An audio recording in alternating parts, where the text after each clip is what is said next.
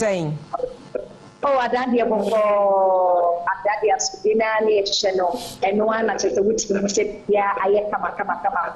And it's no, I don't have much yet. 90 police stations are no more at one come. Now, your shares is no Musa or Marian in I account to be come. Now, your share Methodist primary soon now, a whole polling station back over. Now, no MPP in your 41, CPP in your 1, New Force in your 4. NDC and 209 and are rejected ballots so I have 4. Now faces an over Methodist primary 1 now and also so LVI Bambo. Now Maminko I have Methodist primary 2 no. Maminko parliamentary no. MPP in 103 and NDC in 153 rejected in so A2. Now over Methodist primary 1 is so and also no MPP in 56. CPP in 1. New Force in 1, NDC in 296, rejected 84. What's the main can? Yes, Mitio, I missed it. Meto can't to us, mommy. Okay. And now about a Methodist primary 1 now, parliamentary so a MPP in 137, NDC 218, rejected and so a 4, and enriched. So no, ube piemo so swa. Yawo a year. Lenyobinya polling station. On Honso so no, what's the most MPP in 21 and NDC in 198. New Force in 2, CPP in 2, and ACP in 1 rejected so a 5. And now face parliamentary so MPP in 44, NDC in 185. Now, a year, a almost more polling station 1, a year Leno, Vinya, almost a polling station 1. Now, honors MPP, and 25, NDC, and 204, CPP, and 1, ACP, and 1 rejected, A2, and now faces movement so and 0. Parliamentary so MPP and 47, NDC and 187 rejected A2, and it's the same media your collection center ha a honor what the ballot papers nina air banafi yakan yama boom nina no omo asase e di rewe mu anisa enu ti no ye we bibia so a mema mo update ne hu senia e hold your carry a parliamentary and affairs no presidential nina ye be mo aso ate amisi ye da sene report how the every adan ababedan ye na ye kai Ghana for ina say wabato aso ye eni mema remfi se ye de ye te ha ye nso so ye wo ye coalition center wa ha no mo a ye engine room command center omo eye adwuma amonyoku akese NPP NDC ena amonyoku nkaya hodo no obia nso putting them together and ya being for most so air counting because the results na you ready be from any polling station na quick or move for a day next or more diama yet Ghana had America for so monitor election just easy or money dear tre our monitor and see kwa na ekoso Mariam fi said ye de bro nyina so ye provisional resource a provisional resource na aya also west will go na about one person so BBASC JB yes so Takwa is becoming green. Ayawaso West Wagon is becoming green as it stands now. Yeah. Green Ayawaso West Wagon. John Dumelo and Lydia Hassan. Green because the provisional results at Ebano looks very encouraging. Now, we'll be able to ever check A+ Facebook wall. Watch just 2 lines. I won. A+ on the Facebook wall. Or see what we did go to Central. So, you may call the all those provisional results no Ediaba. Nafe yet to be approved to you. Now there are some places we will hold one. Damago for Abu Jirapo doesn't look promising. Takwa Swayem, Rekuduka doesn't look promising. Takwa is becoming green. And of course, Ayawaso West will go. Why green? And also green. By a provisional anyway. Of course, say your mobile results be your car results be. Yeah, green. Yes, green. Okay. A black, a blue, a green. It is becoming green. Oh, that be I feel the green back. And of course, I can't green off a hormone Awuni, Yadubi Jim, and of course, Obana. Yes. I might be the contested, and Baku contested, sitting member of parliament, contested another sitting member of parliament. I was about an important member of parliament, yes. And of course, Baku and about Greater Accra. Yes, Charles Bush's wife. And the contestant. Yes, Charles Bush's wife. So results are starting a provisional result from various polling stations across the country. Now, to say the musea, quality results no. Oba wabatro asoye. Now, in the next 30-40 minutes, you a valid provisional result from Ayawaso West to go. All right. Damago and of course Takwa. Yes, sir. As I said, because you young Rama home. Okay, from Takwa. Yes. Hello, Rama Smith say you not here Majoba on your TV so. Hello, Rama. Rama and see young can't you so can you Rama Wabaka, good evening. Hello.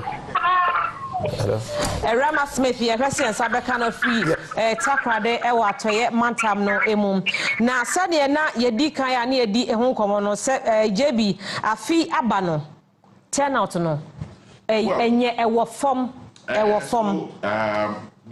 Yes, I mean, it's me a Casadia, but our form, let me as you know, you were 18.7 million registered voters. Yes. So as it starts now, you see for any results be from by say 10 out to no for man I say different. But based on the of course 10 out now of course all police centers and these are around updates.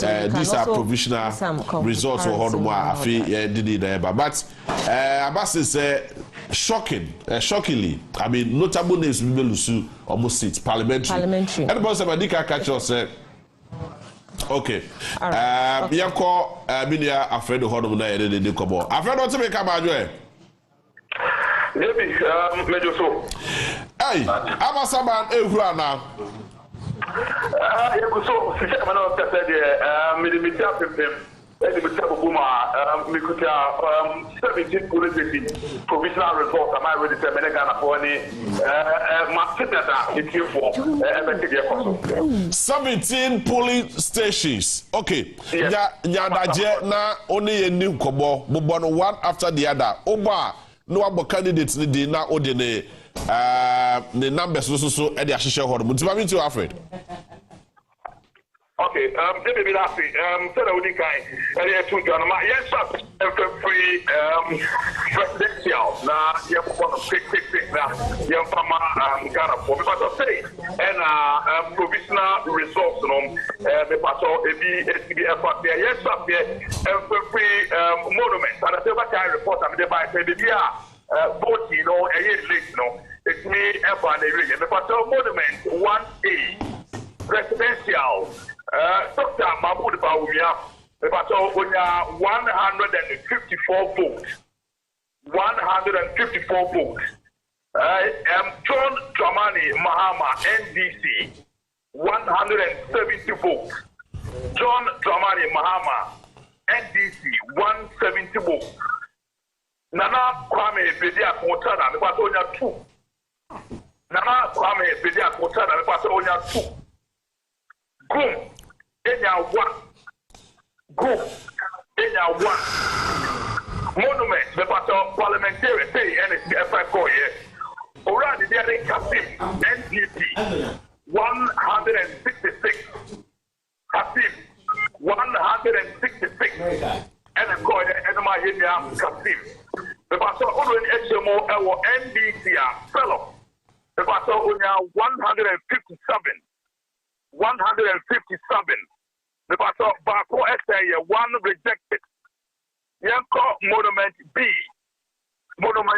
polling station, NPP, presidential, Dr. Mahmoud Bawumia, 132 votes, 132. NDC, Dr.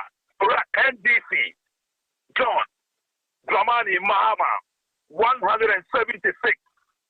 176. NDC 176. Nana Kwame Bediako 2. Nana Kwame Bediako 2. Parliamentarian, the pastor say NTM. Urad Biere Kasim 140. 140. Kasim 140. 140. And I say Solom, the pastor on 166. NDC 166. Obeye Primary School 2A. Obeye Primary School 2A. Presidential 134 for Dr. Mahmoud Baumia 134. John Dramani Mahama 164. 164. Nana Kwame Bediako 5. Alan Kojo Chamantin 1. The bottom the system presidential Obeye 2A. NPP presidential 134. NDC presidential 164. Nana Kwame Bediako independent 5. Alan Kojo Chamantin 1. Parliamentarian NPP 148 Kasim 148 Kasim. NDC Salom 160 160. NDC 160. The pastor say and the rejected ballot pastor you know and I say yet. The next polling station Kutwasi A. Kutwasi A presidential NPP 61. NPP 61. Presidential NDC 172. 172. Kutwasi A presidential NPP 61. 61. NDC 172. 172. Parliamentarian NPP 61. 61 for Kasim Salom. NDC Onya 180. 180. Kutwasi B. Kutwasi B. Presidential NPP 69. NPP 69. 69. NDC 172. 172. Parliamentarian Kasim NPP 71. NPP 71. NDC Solom 170. NDC 170. Kutwasi C. Presidential NPP 107. 107. NDC 220. 220. Presidential Kutwasi C. NPP Presidential 107. NDC 220. Parliamentarian Kasim 107. Salom 220. Kutwasi D. Kutwasi D. Presidential NPP 107. 107. NDC. NDC John Dramani Mahama 121. 121. Parliamentarian Kasim 100. 100. NDC Solom 211. 211. Alfred, what's the maker? Alfred. Alfred.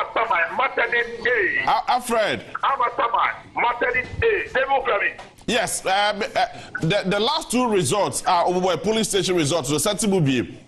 Also, NDC Enya 121. NPP Enya say.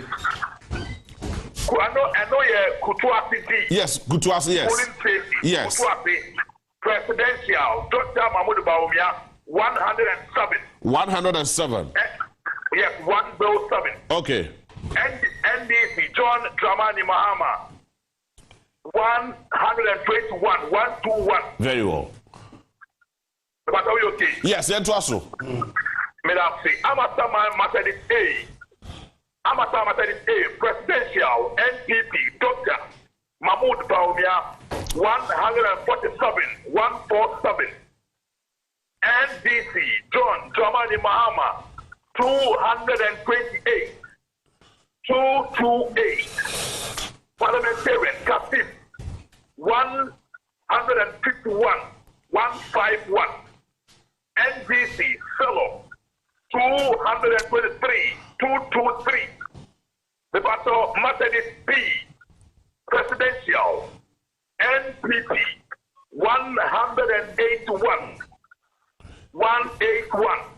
NDC 230. 230. Presidential Methodist B. The battle of parliamentarian state NSTF NPP 185. 185 for Kasim. Fellow 225. 225. The battle of Methodist AB and Amidiama. Sunkwa. You okay?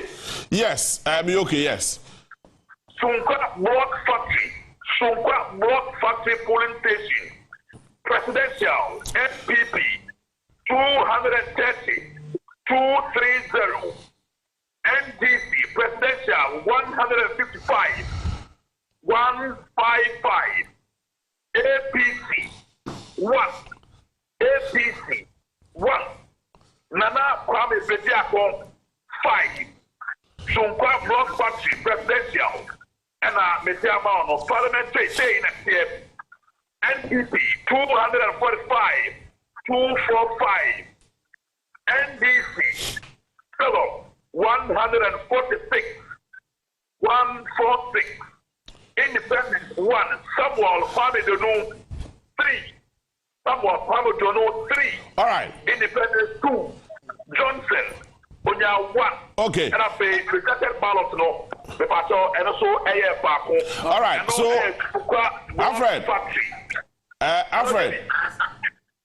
Alfred, what's the car? Very well. Yes, so but now I say I will hold na yenko other polling centers. My yenko Henry or Ewo Takra, but yes. Katrina Feku, yes. Elusu ne seat. Katrina Feku, Elusu ne seat. That's right. Yes. Went to me, Mekuduka so. No, Takwa is green as it stands now. Takwa is green. Wate ato.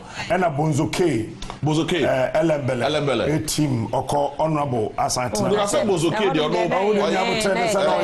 know. Henry, Mario. Hello, Henry. Hello, Henry. Hello, Henry. As a Henry Timika. Henry, can you hear me? Okay, Mima Obibia Kwaba Yemfambra, Sekendi, specifically Yejina Sekendi Youth Center. Aha, and Media General, Onya TV, yes, Yanabatu Soye, the satellite studio, yes, a Broniaka satellite studio, as a Fokara, and a Media General Yetum Yazabre or do Nangasa. Now, Eba Sekendi Hadia. Dynamics are our had no doors ye pa, but Eshemetra, a Dominankasa, and Wabe Shemina in the Media General and Satellite Studio no, was also a viewing center, or Zama Dutu, says Chamika se Wabo Chenku, share, Oya Unia TV, Yan Abato Asoye, Za Oboto Fomi Biara, Yes, Mama Adolfina, no Duduna or Hanwaya crowd Oboshe, now wait to Mina. Now, quickly, men call oyas are already see our oil second constituency, Yaka second constituency. Yam there, Dodo and I need Padudu our house, no tuna what to buy for 41,634. Now, polling centers near 91. As I speak, Mansaka polling oil results and provisional ones. A crew are now a BMT quickly. Men share Namen Fontuga, not men from one. Echo Bia offering in near state, a transport polling station. Nimpa knows no to about to abaye 670 oil 9. Out of that, Nimpa 419 and obey about to aba. Earlier, I the captain record the second D and Shea and Anzama Redan. Result in provisional honor and Amazo Brawi. NPP presidential when you're 100 and oil 58. NDC 246. Rejected, yeah 8. Honorable Andrew Ejapamesa, oil MP for second. Eba the same oil polling station, onya 151 rejected year 2, and this one candidate Blay Ama Nyameke onya 266. You move one year quiet love, oil second station. result provisional one away to about to go 250 nyimpa wato about out of 396. Currently presidential NPP awonya 97, NDC 140, New Force 7, Boom 1, Rejected 3, CPP 1, and a Movement for Change 0. Parliamentary Andrew Ejapa Mesa nya 100, Damara and a counterpart onya 150. Ye move na yanko oye near House 4211 was secondi. Provisional results were able to go on. Presidential NPP 173, NDC 226, New Force 7, Rejected 7, Spoiled ballots 1. Parliamentary Andrew Ejapa Mesa, the current member of Parliament, on the results are onya 164 against Blair Amanyameke ni 239. Final one Amaze Brow and Sana Menyedono Etumna Edin Komono Yabako Bia Offend Club 51. Isha Club 51 was second year 443 and what about out of 649. Presidential one result no only NPP 215, NDC 211. Into so far polling station Samabo Bono. This is the polling station NPP Wotumina Wunyai. Eko Oye Chada Onya 6. Alanya 1, CPP nya 1. The man spoiled ballot no Oye 8. The same polling Oye station no Yansha the parliamentary results no. Lawyer Andrew Ejapames represent NPP nya 211 and a Blay Amanyameke nya 228. Into currently secondi figures are Oroba Eshe Oye the dynamics over secondi and a provisional result here's out to go. Lawyer Blay Yameke Neze and our so na moment call Dodwa Wahade Wabochenku. This is your Oil satellite studio. Unya about to us here. Now you are turning into a viewing oil center. It's in Rabba Oil Domo Hade no ho. Na me nyuon ezinkomo. Mr. Star out then. Watch our work or say. Yamina dum results wabano. Okadanze show. Yeah, all my mania more tracks was secondary youth home than now we are reasoning. At first, now I've been the secondary from the Sabbath Friday, young co school in Timo Pebia Wakache, no Ababa and letter, secondary water. I tell my point people, Bemin Betty say, and then boy, I am co school. To my mamma, Masha and a boy, and Wallata. If you water, turn on my bay. Mesha's Ramoko water at the mayonnaise or Kita Municipal Hospital, be I'm sure many. Mesha them if you are more water red number for 38 cities and there Mutia 250 Ghana cities. Asana me Ducata. It's our Martina Miffy water. Maybe I would drive for the police station. It is a lawyer wearing now. Now I'm super proud I made the right decision. Marty, lawyer Onya Iriniana, because result he has a money just oil provisional result. And Tiansanian Fensido, they are just oil provisional result. Dom Dodunano, Eja Frauden. Over Mubarak, Ben Morris Kofi.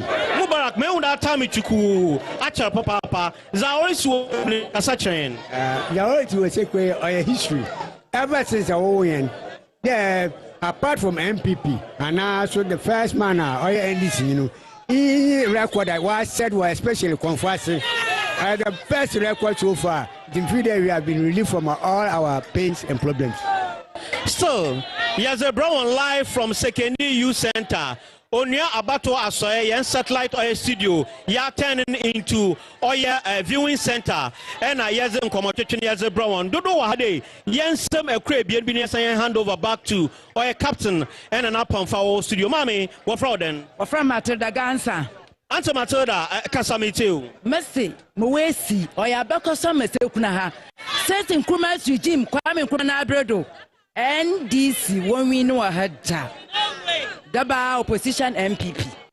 Tia Danyamia said a wabandem, wabande, Leama, we break record with Ukna. Earlier, Wayan Satellite Studio no. MP our friend lawyer Andrew Ejapamesa Obaba Cancer na Yanyan Kitchen Command or Kaide Sebio Dodo and then Sama Oye NDC one candidate often play Amayameka Orkano in quotes or ye dede huno but earlier what ended yeko ama blame yameke ni polling center no so to go there. Well, the Andre Japame he has every right to say it, but what's a sinina way and a yebe chale enti so ya was secondary youth center and yezi onia abato asoe yen satellite studio no yetum na yezabron from Henry Eludian that's one some ho in prepare me basa na aba one chen. Say, Henry, sir, we'll share a breakdown from the various regions. JB and Tagore will be collating the various parliamentary seats for you. I'll be also looking at the presidential. And don't forget that Ahafo, na a part of Brong Ahafo. Yes. Na Ahafo Nankasa, in generally, no, a MPP struggle. So far, no, 836 polling stations and 836 polling stations. So far 258 and Abba 258 and Abedru. Out of over 258 polling stations from Ahafona, it represents 30.9% of our polling stations are Abba. As it stands now, Jomahama is having 35,513 and Dr. Mahmoud Babian is having 30,002 votes. We'll call Ashanti Regional. As it stands now, you know, so Ashanti Region, so the stronghold of the New Patriotic Party. Ashanti Region, it was 7,100 polling stations. So far, 1,518 and Ababedru representing 21.4% of the total votes. John Dramani Mahama, enya 125,783 from Ashanti Region, and then Dr. Mahmoud Bawumia, enya 271,043 votes. Bono and so a MPP stronghold. We are using the 2020 elections. Bono a MPP stronghold. Now a Bono 1,574 votes. Now so far 397 and Abba. 397 now Abba. No, John Dramani Mahama is leading with 50,030 votes. And then Dr. Mahmoud Bawumia is 41,468. We'll call a Bono Easter. Bono East a NDC stronghold over a 2020 general elections no at the Asha. And so 1,534 polling stations. Out of that, 337 and Abba Abedru. John Dramani Mahama is also leading Bono East with 47,651 votes, and then Dr. Mahmoud Bawumia is 28,533. Central Region has always been a swing area. The Central Region this year elections, Central Region there were 3,638 polling stations. Out of the 3,638 polling stations, 778 and Abedru. John Dramani Mahama is leading Central Region with 118,089 votes, with Dr. Mahmoud Bawumia having 73,854. Eastern Region is predominantly the stronghold of the New Patriotic Party. Eastern Region, there were 4,138 polling stations.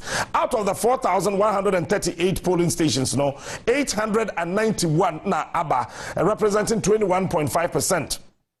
Out of that, Dr. Mahmoud Bawumia is leading with 107,144, and John Dramani Mahama is also trailing him with 96,816. Now, Greater Accra Region is a swing area. Now, Greater Accra, there were 34 constituencies. And at this year elections, Greater Accra, 7,914 polling stations. Now, out of the 7,914 polling stations, 1,402 Abba Abedru, 102 now. 1,402 na Abedruno. John Dramani Mahama is leading Greater Accra with 212,448, and then Dr. Mahmoud Bawumia is 111,940. We free Greater Accra now about Northeast. Northeast is also a swing state. Northeast there was 6 constituencies. Northeast, there were 6 constituencies. Now, we have 750 polling stations. 750 polling stations, 59 out of the 750 and about representing 7.9%. Out of that, John Dramani Mahama, it was 6,064. And then Dr. Mahmoud Bawumia, it was 7,388. We're free Northeast. Now, what about Northern Region? Northern Region, it was 18 parliamentary seats, constituencies, and I feel we have 2,464 polling stations. Now, 2,464 polling stations, emu 133 and Aba Abedru. Now 133 now Aba Abedru representing 5.4%. John Dramani Mahama is leading with 22,189, with Dr. Mahmoud Bawumia 12,384. Now to OT region. OT our 9 constituencies. This year elections OT enya 1,013 polling stations. Out of that 257 and Ababeka and Sa. John Dramani Mahama is leading OT with 36,556. And then Dr. Mahmoud Bawumia is 13,999. Savannah region, our 7 constituencies. Savannah, we have 794 polling stations this year. Out of the 794 polling stations, 109 and Ababedru. 109, John Dramani Mahama is leading with 36,556. And after Dr. Mahmoud Bawumia, John Dramani Mahama, 18,479. And then Dr. Mahmoud Bawumia, 5,069. Upper East, 15 constituencies. Upper East, there were 15 constituencies. And Omunya, 1,592 polling stations. Ombeto Omoswaba. Na sese no emu 111 and aba John Dramani Mahama is leading with 20,192 and then Dr. Mahmoud Bawumia 5,010. And we are left with only 4. Upper West, our 11 constituencies. Now more 1,307 polling stations. Out of that 206 and aba John Dramani Mahama is leading with 31,446 and then Dr. Mahmoud Bawumia 9,369. Voter region, as usual, you know, it's NDC stronghold. They had 2,373 polling stations. Out of the 2,373 polling stations, 863 and Aba Abedru. John Dramani Mahama is leading with 179,606 as Dr. Mahmoud Bawumia is having 16,523. Western region 17. Now, Western region is a strange area. A strange area. Sisi, you know, we have 2,738 polling stations, and out of the 2,738 polling stations, 479 and Abba John Dramani Mahama is still leading Western region again, 65,290 votes, and then Dr. Mahmoud Bawumia 44,564, and then finally with Western North, NDC area, we have 1,211 polling stations. Out of the 1,211 polling stations, 249 and Abba, and still John Dramani Mahama is leading with 36,297 as against Dr. Mahmoud Bawumia's 20,271. Now, JB share constituencies are Abba Edu baby now we're paging in yes. Jeremy, may confirm some notable names. Elusu almost sit as now. Official North. Akwa NDC. Official North Akwa NDC. That's right. Yes, as we speak. Region. And Makacho Ashanti region. NDC will be between 1 and 6 seats. Yes. And after your minority leader. Afenyo Markins? Yeah, I said minority leader. Who are Afenyo Markins? Yes. Odosuso is in the comfortable lead. Now, another place, shocking one. Secondly, Andrew Ajapa Kofi Mesa. Why they? We're losing the seats. To the NDC, Blay Nyameke Ama. Or a lawyer? Yes. Blay Nyameke Ama. In fact, it has been blue throughout. But no said here, Ako Green.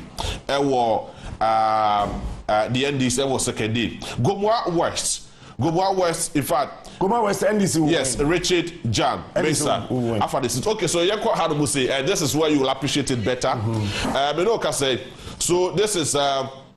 And I mean that's the number of constituencies. Yes, for now, number of constituencies are available per your data no any 80. Osha, these had me now various seats and this winning here, and this is also a seat MPP winning here now.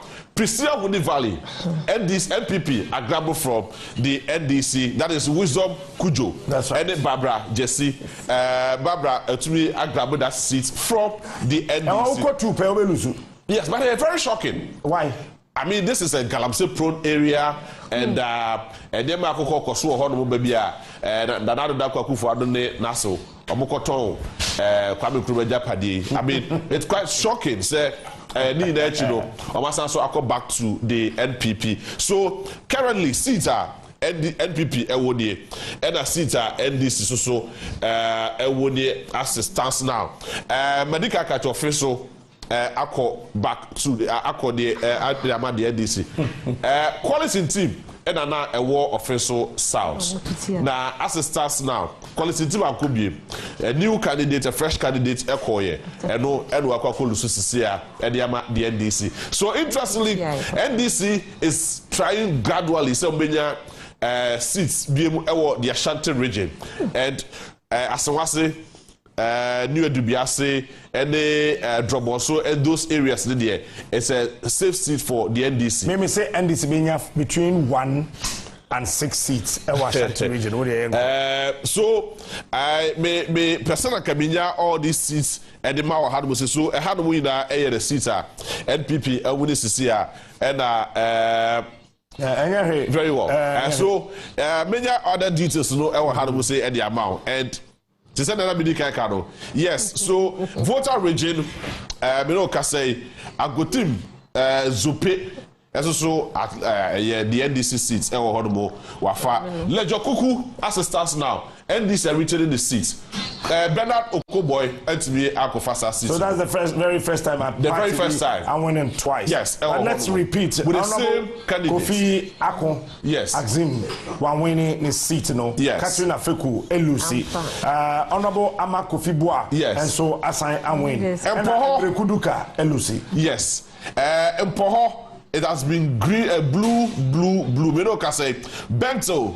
Godfred Henry of the NDC and we need Empoho seats, you know, and the NDC and Menoka say North Dehi as also the voter region Joycelyn Tete as also we need that seat. In fact, we call the 10th term in 2016, 2020 and now 2024 we call we need the seats. Madika Kacho said Caesar a champion of Fosu war official of where we need that seat, you know, for the first time and the NDC Blake Nyamike Ama also we need that seat, you know, Western region. That is second D.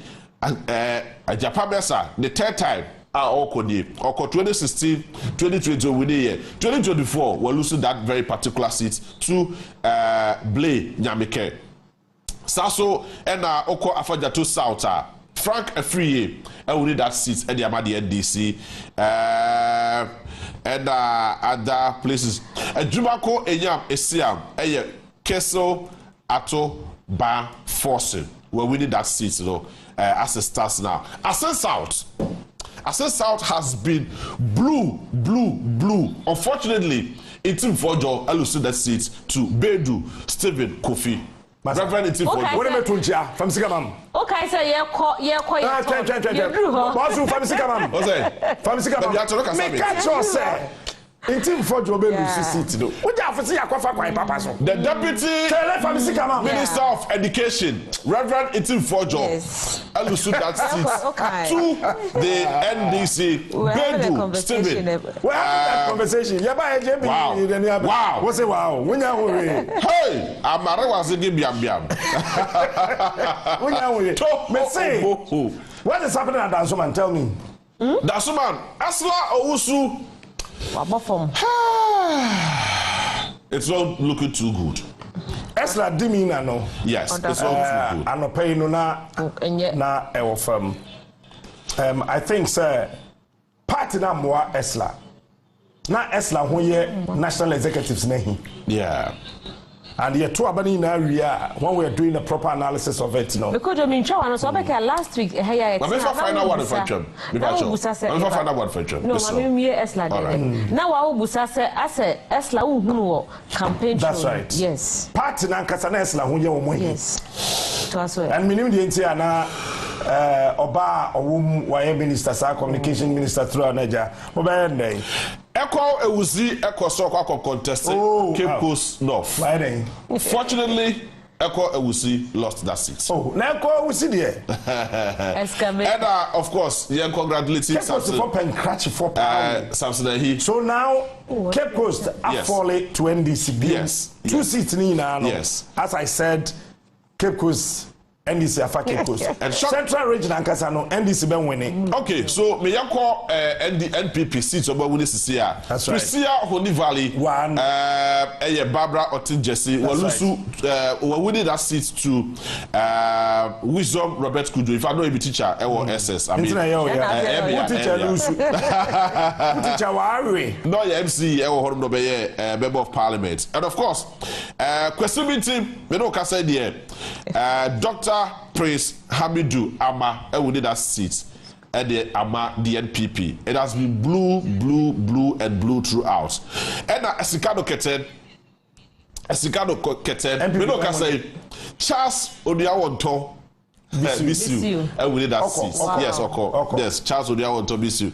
And Ayeswano so we know can say either Ajua Asidu Esusu did that seat and the New Patriotic Party.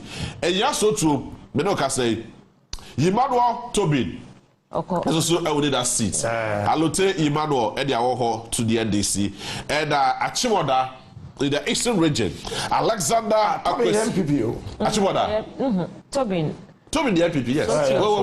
Yes, so to yes. Achimoda, Alexander Kwesi Akwa.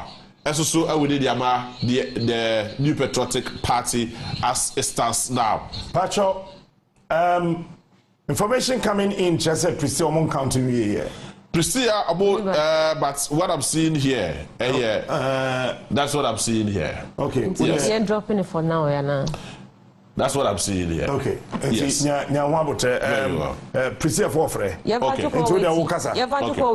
Yes. So yeah, the better call waiting. So this is more share live. Your screen. So the magic war present these very particular figures at the amount. As it starts now, 2016 results, provisional results are Ebamu and Odie, and to say they're not Captain Ekano. So you will also appreciate to say these are parliamentary results. The best also up here the presidential provisional results are now. So this is how it stands as it stands now.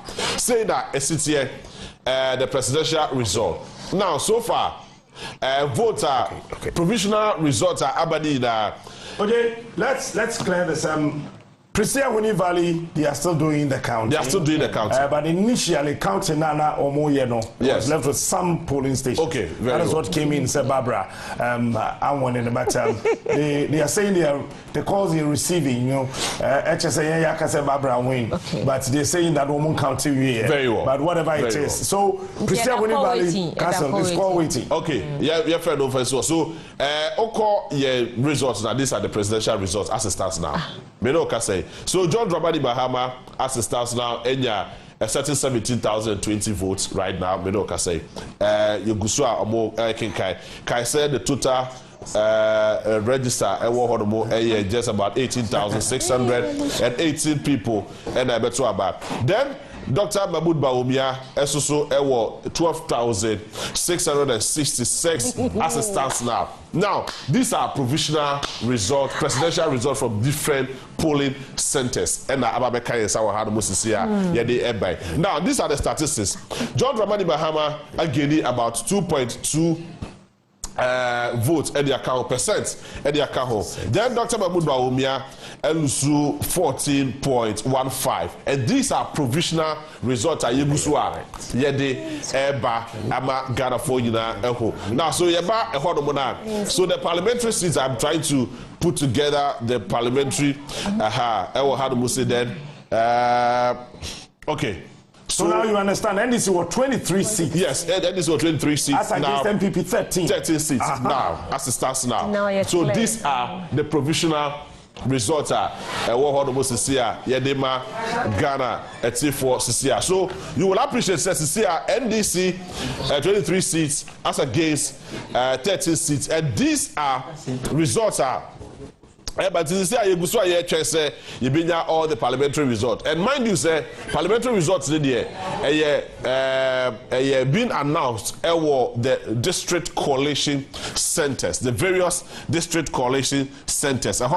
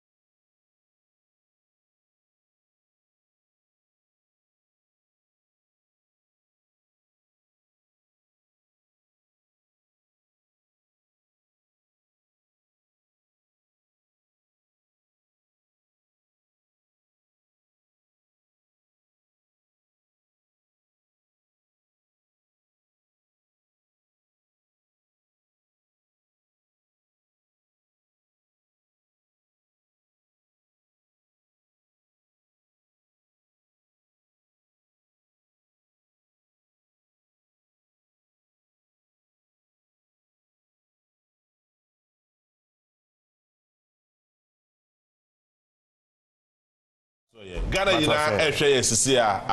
as it stands. Now, so parliamentary provisional results via Abba Asamwase. Benoka say about 140 polling stations at a polling station result, provisional one, and Abba out of 214 polling centers. Benoka say Manaf of the NPP were 18,524 votes, and Mutaka Mubarak is still leading by 26,362.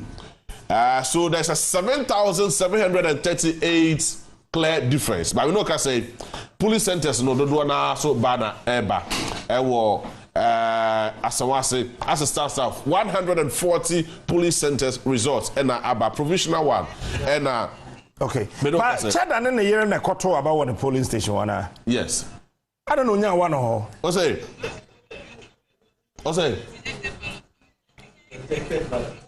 Chad and the year na koto about on one polling station. Onya one. A provisional results. There be one. I don't hear that drama. Maybe I don't hear police station B. I don't know what police station. On the two about a polling station. The same police station. Onya one. I see. Maybe I don't check that so drama no one. Me catch General Eskin. Baby on one to aba na yere and then the driver onya zero. I am also told, sir, Ayawaso West were gone. Looks like John DeMello of the NDC are taking lead. He's leading comfortably. So that particular word the catcher is about he's in a very comfortable lead. But so that is John DeMello. Ayawaso West were gone.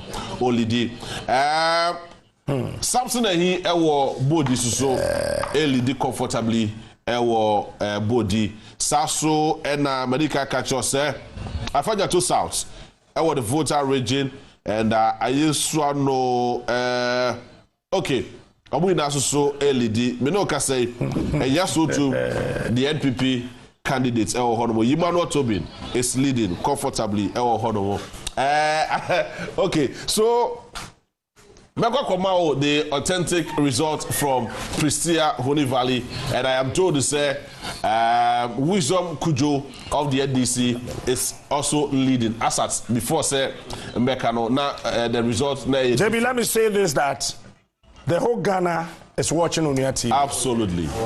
And we will not disappoint you. I know they may catch you in the yes. As it stands now, 10,200 people are live on Facebook. 10,000. 10.2K. As it stands now, your comment Makumako 8,600.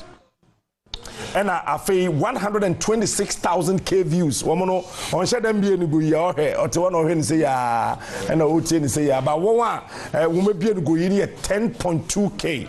And I want 5,200 likes. But we're telling you we will not disappoint you, and we'll give you genuine results as and when it drops. Say police stations say what Ghana na every region yewo. I am telling you yewo.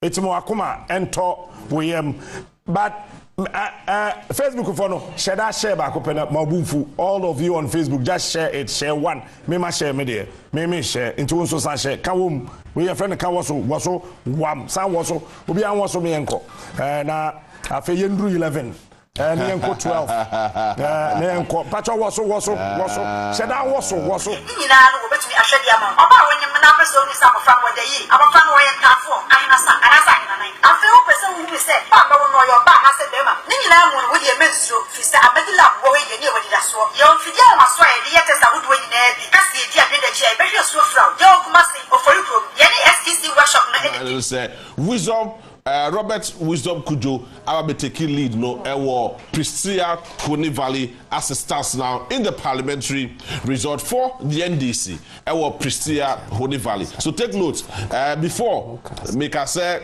na Barbara and taking lead no.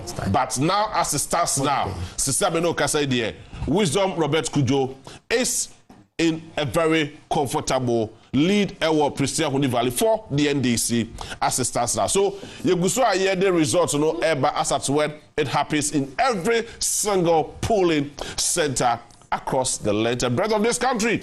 But the Kaka just said, Ayawaso West Wegoso, so it is looking good, too good for the NDC. John Dumelo, Ayawaso West Wegon. Ayawaso West Wegon is becoming green. And Gobwa Central, like we said, the independent candidates. All right. Christian Madwe Kafra. Hello. Christian, what's your name?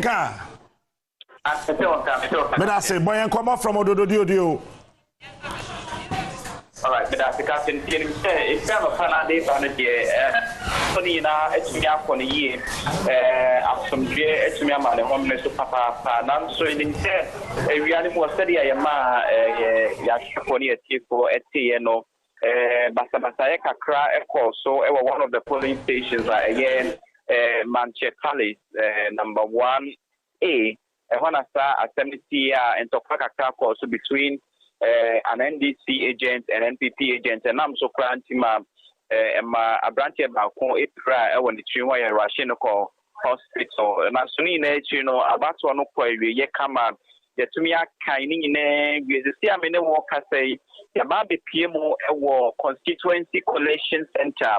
Has say no, the CR presiding officer won't see all of the 253 polling stations that were or the DODO constituencies Nina Abba one pink sheet Abba Bebua Konta na electoral commissioner returning officer Edema or the DODO constituencies read to me actually all the data together near to me home they are obedikai has in terms of parliamentary and our thing so it is no airport to come about. Okuba Primo has a don't want about Chenko about how the prayer what air chef and him say final result he ever out because he himself a free 2004 this banana a year NDC for and dominating or the DODO has say yes and before it to me agia a bit to sabe ye him so said a year MP or TCA a year Neil and Evander Point on Kobio the Siano NDP for a day Nipa for a by a year Nikote Ashi and NDP for so a Nipa for in the person of Abdul Manaf. So it's the stress and who said yeah a bit him said was share provisional results against Akaye Eliana and not the Brena will share both parliamentary presidential now comma a year NDC for a year provisional result year earlier no Cristiano Yedina the Bumuni Wudia obey to me the very final one only who say a beco NDP for finance a beco NDP for financial saving and has a collection center has no earlier no a year resident you know a year Santa whatever collection center have I'm a police phone so I said that be young person in Costa in a day Pinte Accra by a war collision center, a gate nano and mana and not from Krana, even inside no back where I presiding officers Nangasansono, which means say a ban of a cute and saying I own her, but a bayout, Benya, Sadiada, Baba presented a pink sheet, Nanokran or Moana. But because Obin Tiata sent here, I say Obiko answer on where he has so far, it has been a very smooth process. He assured himself, and Chibiani number baby here, then we get to know what the final figures are going to look like, Captain. All right, then, ma Mendawa Seminia Christian Yali. What time? Not money in the tree. Yes, I send a catch rail. Say, I feel we know. Independent parliamentary candidates ever called parliament, you know, ever kwedimu kakra. I've told you 1996 and then 2000 is actually playing off. Hey, Ebacho, mami agi wo. Agi wo. Uwe TV ala sauti radio. Anyway, don't mind me. Okay, Timami found call regions, say polling stations no bana. Eba, say my main call Dome. I think, sir, what him say, Dome Kwabenya war. The biggest polling station in Ghana bathroom. Yeah. And Asamu Yesiho. I see. The biggest polling station in Ghana. In Ghana bathroom no. Asamu Yesiho. But let me take you to Ashanti region. Ashanti region, out of the 7,100 polling stations, 2,408. 2,408 Abidru. Mami kwasa po ma hombra be ba na mabemo Ashanti region results no. Ekua what me kan majo? Obekua. Hello Ekua. Oh, my goodness.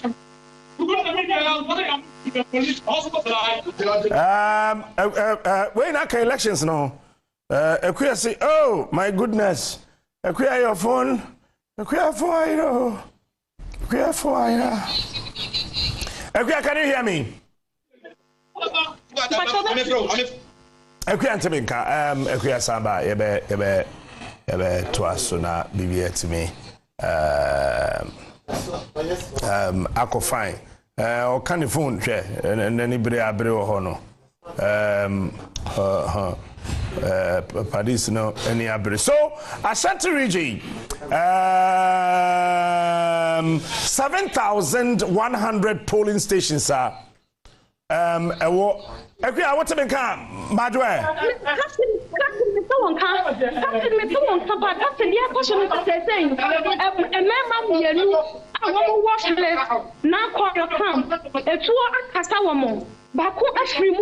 Back also to our cano, one year, but say no, Yaya no obedient to me MPA, and you know, dear one yana cramp on a stone nano, obedient to me Piania the Napa hospital, they say not all your fear, and our captain, you want to see Yan and Tiesta, one more echo, I'm call out, one more back, one more banana, and a V8. V8 one more SDA, the Ombo canister, Omunim Tecano, Honorable Howard Compton, a car, and a 2 year every one more dear cool, now call your boys, back what can I say? One we are piano, and in a stone now, what a can you move, and to the Kaya who are says, you know, yeah. Once two, and one more ebunga, Bako Ashrimu, Bako Wakan won't free. Now, so no, who I can't say the other PSS here. At the other swar, I was saying, tell her, won't be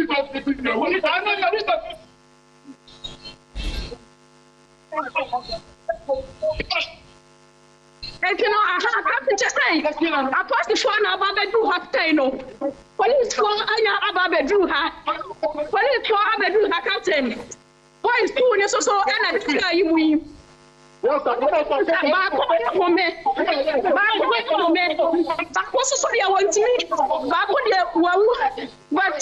I say I can't put the phone about it's not fair. You better say it. Eba kono. Eti no babuina. Ya ohiam wapa. Eti eswani wapa jaliti. Wapa pejano. Obu pejano. Eti no hospital captain. Musha ni sile mua. Ni sile mua japa. Oh my goodness, captain. Captain, where to go and ask people? It's a part of one bedroom. Yeah, and 2 we are not. I are Sabia. Somebody want to know I are Sabia. Somebody want to know I are Sabia. And Tina has a police car. Police car and a police car and hospital. All right, Akuya. No, one more the time, what can be a positive for next year? Also, the kind of political knowledge. It's a captain. I want to say this. Kasua and Platinum. Tell us now your NDC candidate. Nishia and Nissia, your way. Tell us now call your fear and your way. To rent some Cassia saying. Ato captain etu a edi kan ato awiama obi ebo obi nan no na ye ni mo say eno ano no na captain ye kapa election ye ye wo awotu senya hai na ekua efie ho ne etu ne to ye na say etu abonti na mo de be wura afie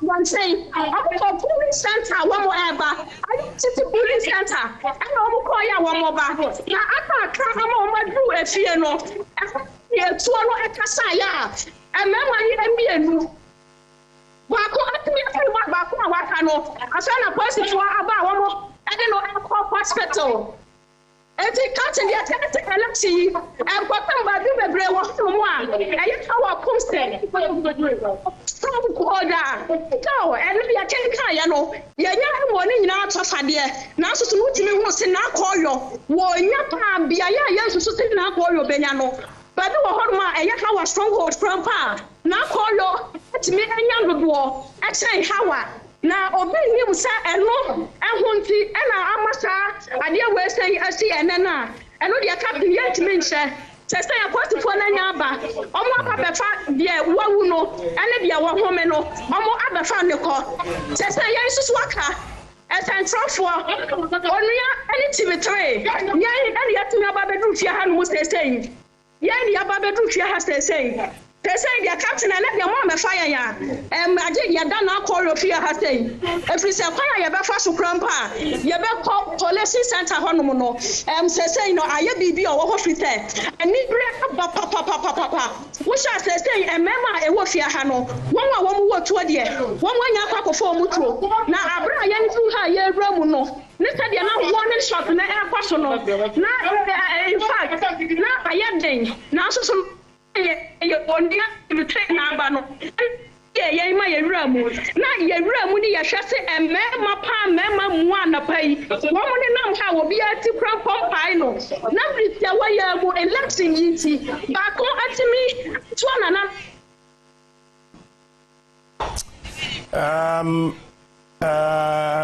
This is very unfortunate, and I keep telling people, say, yeah, to Abba.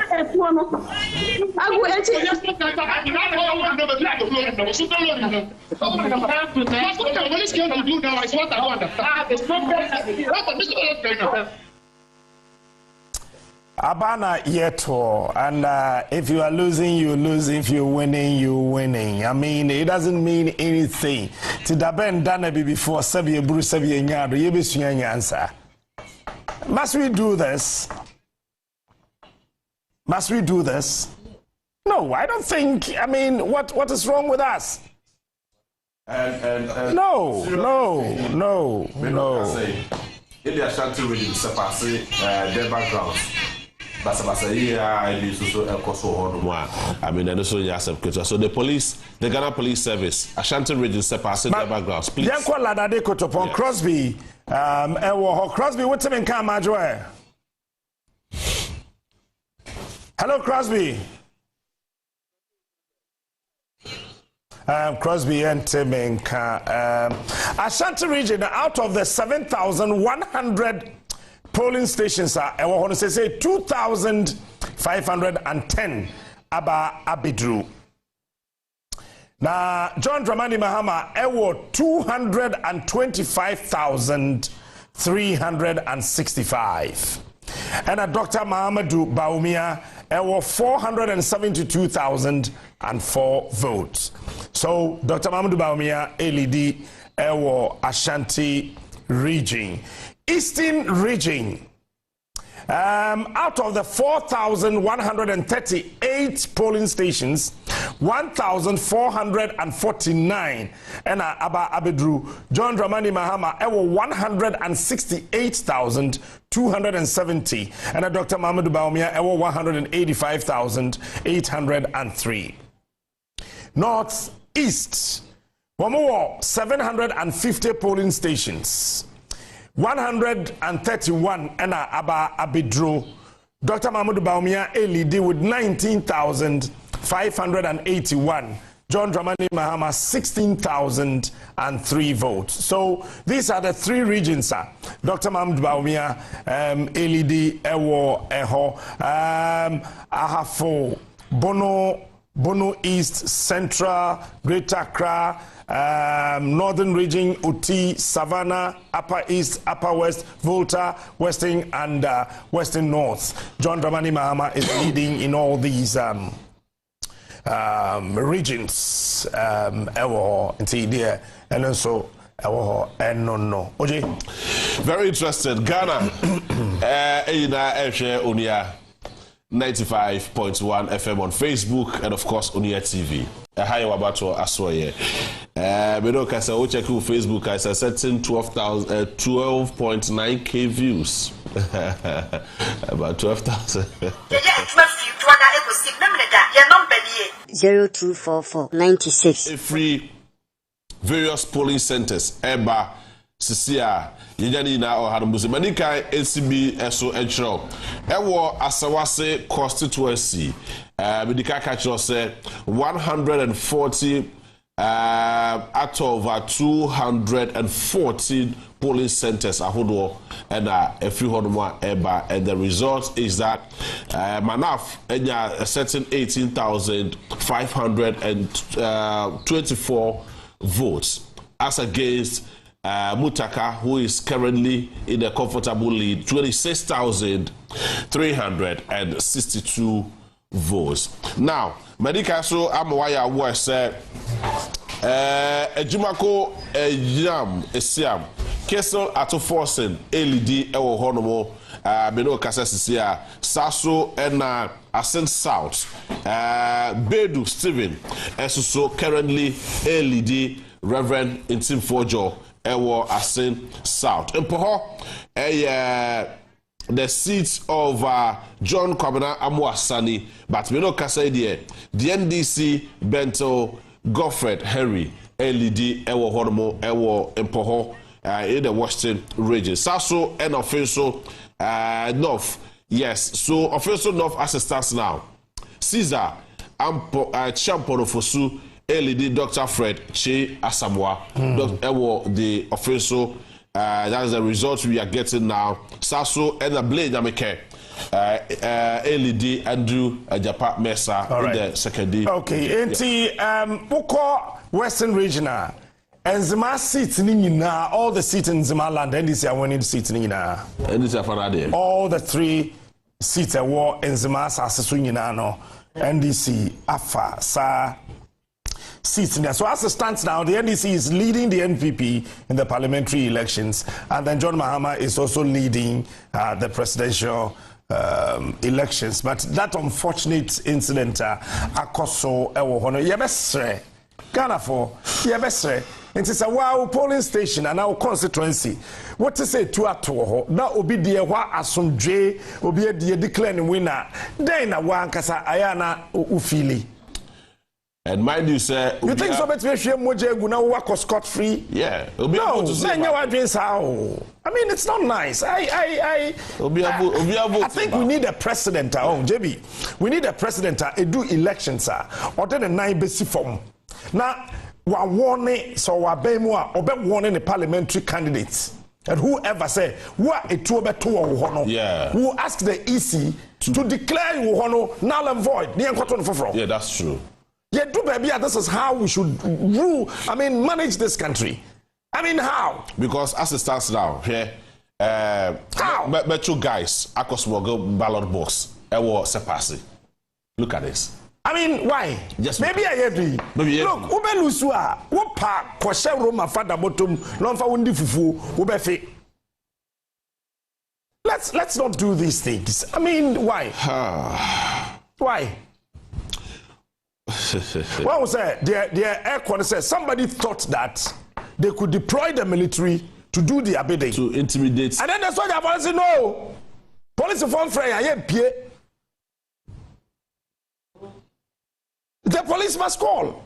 Police phone Freya, and you see, these are the things Ye can one sem say Ghana ye near be dodo. I am waiting to see a day.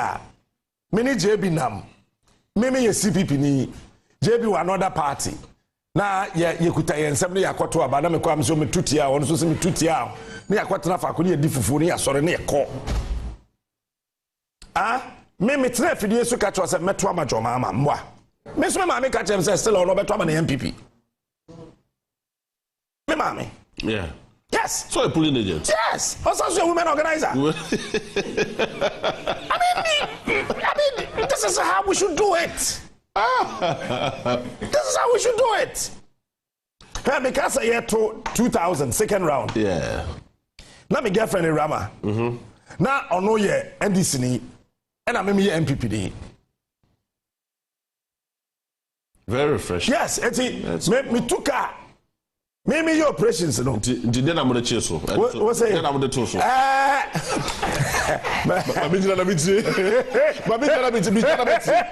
going to toss you. Oh, my bro. I tell you. So, you know what happened? Yeah, quiet, basa. Also, moon to me when you know so. Era. What did that too? So, era. Man, did you any? That time you saw ML White. Okay. AS. Me mono man because can I had that about be toy. And you see, yeah. make off. You know something, and it was so beautiful. Let me say this. Me find this on Kotoba. Oh, go find this on Kotoba. On Kotoba. Emma the NDC. And now, I take no, I catch him say. Metweti yao.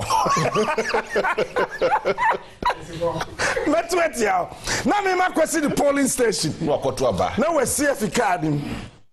No Kotoba no.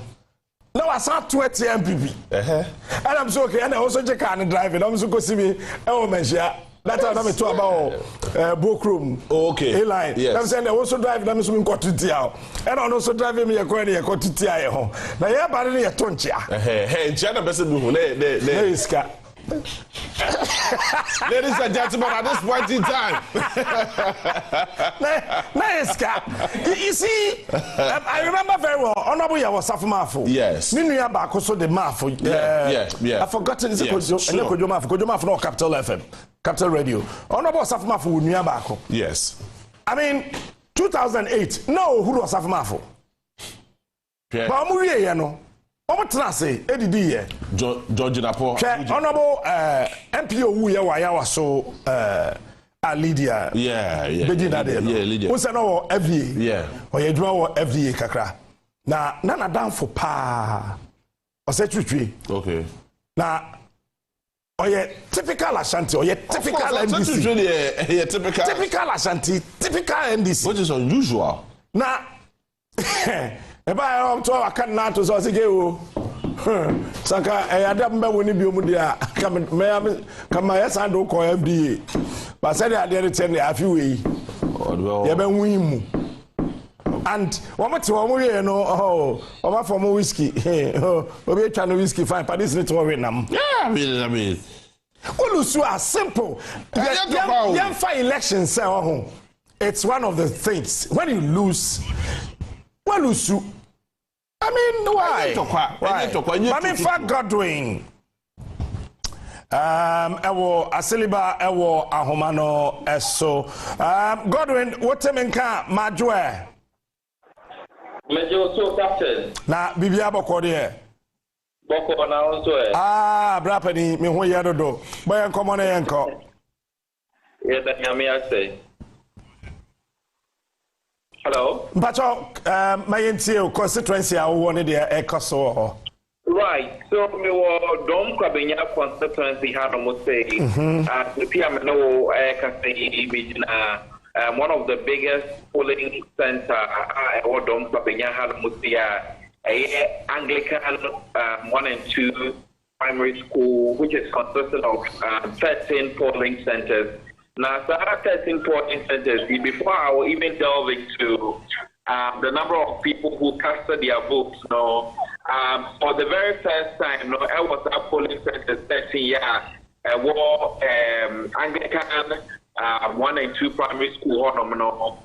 NDC4 we need both presidential and parliamentary side as well for the very first time in the constituency.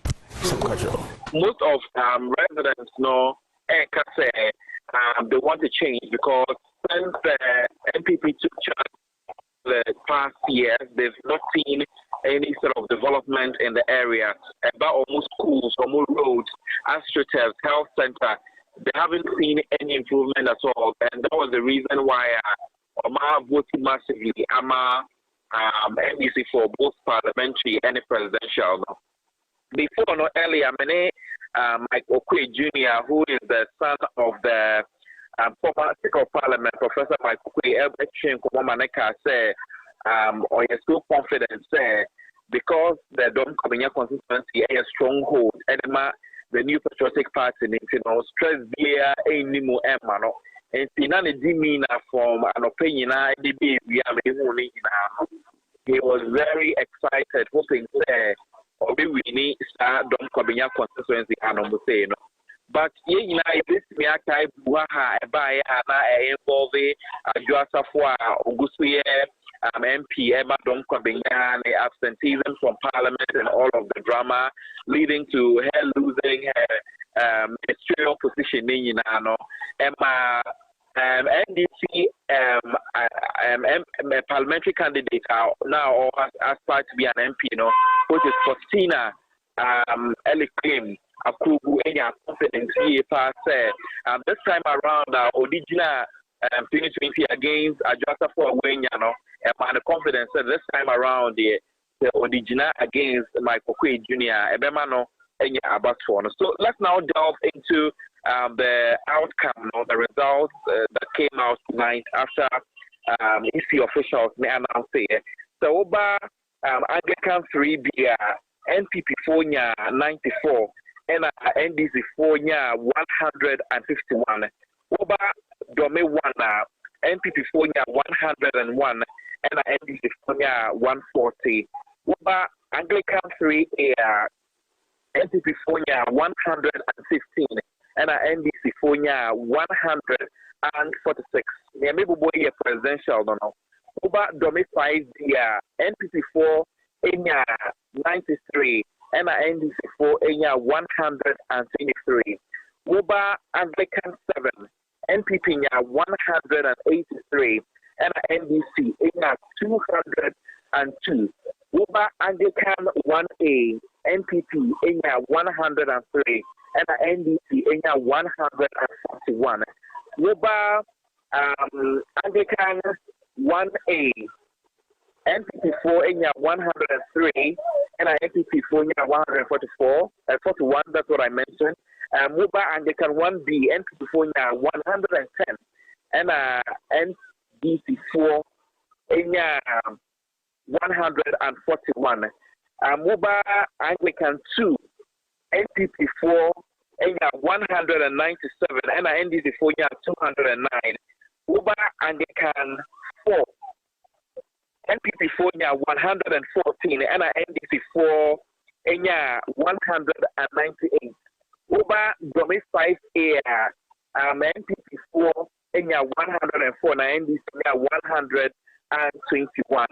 Oba Anglican 8A NPP 4 97 and NDC 4 127.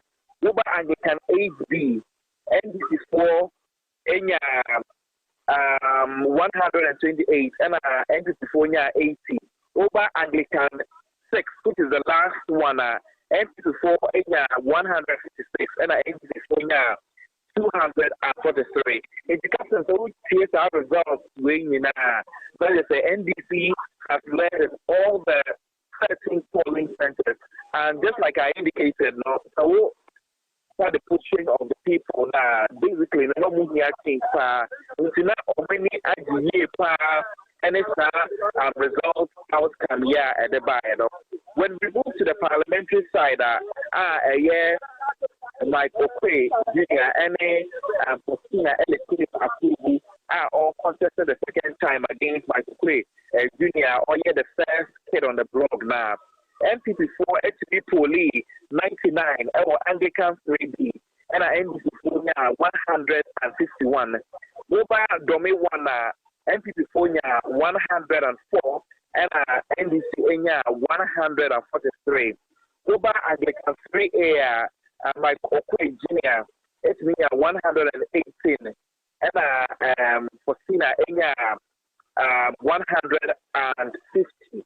Over Anglican 7 183 for Michael Quay Jr. and for Sina and so 208. So counting down to about 18 of the polling centers and war Anglican 1 and 2 primary school no meet me I can year NDC4 in both presidential and parliamentary side as well. But before that one, let me just run you through the historic background about Dom Kobinga constituency or more elections. So you meet me, I say a Kufuado of the NPP, it means to secure a commanded victory with 78,467 votes, which represents 60.58% of valid vote cast in our previous elections.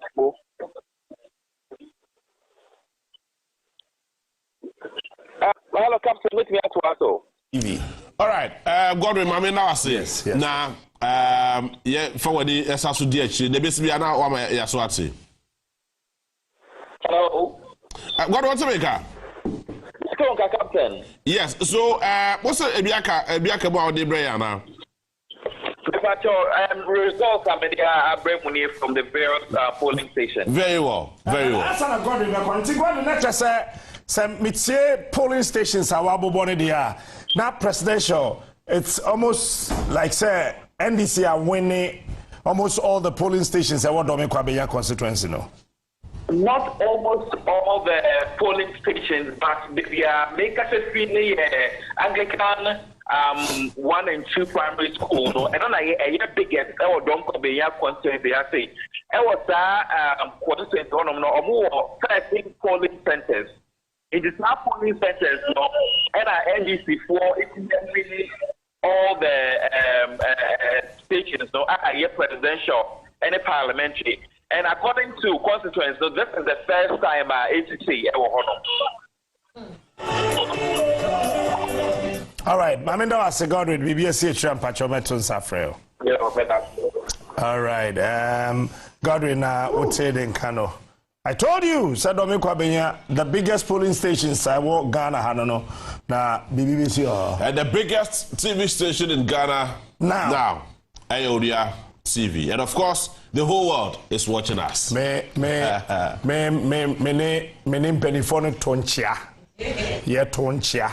Eti, my yankwa umane suna ekwia sapoma ene na koyo ewo hona fe onen ntua nkomo so obekwia wo ho ye Captain Nyankopon adom me ho ye so ho ma hey Yo, Captain, say the yedi kan abo amane ama ewiase Ghana for ate de ekwaso etu a akwaso ene anwumre ya ewo awutu senya East constituency abra Felix na koyo ene ne nkrofo eversete polling centers bia omodane wo ho a wo mo ba fie na sesei abrantie ba ko krana na wato na nanom e wonse do na ba ko ka ho susu aprapra ani eye nyan no eno ho a ene da so wo no honorable na koyo ewo menchen Honorable, good evening. Good evening. Honorable, a day na kwaso wa wutu senya is anyway die na asepa na the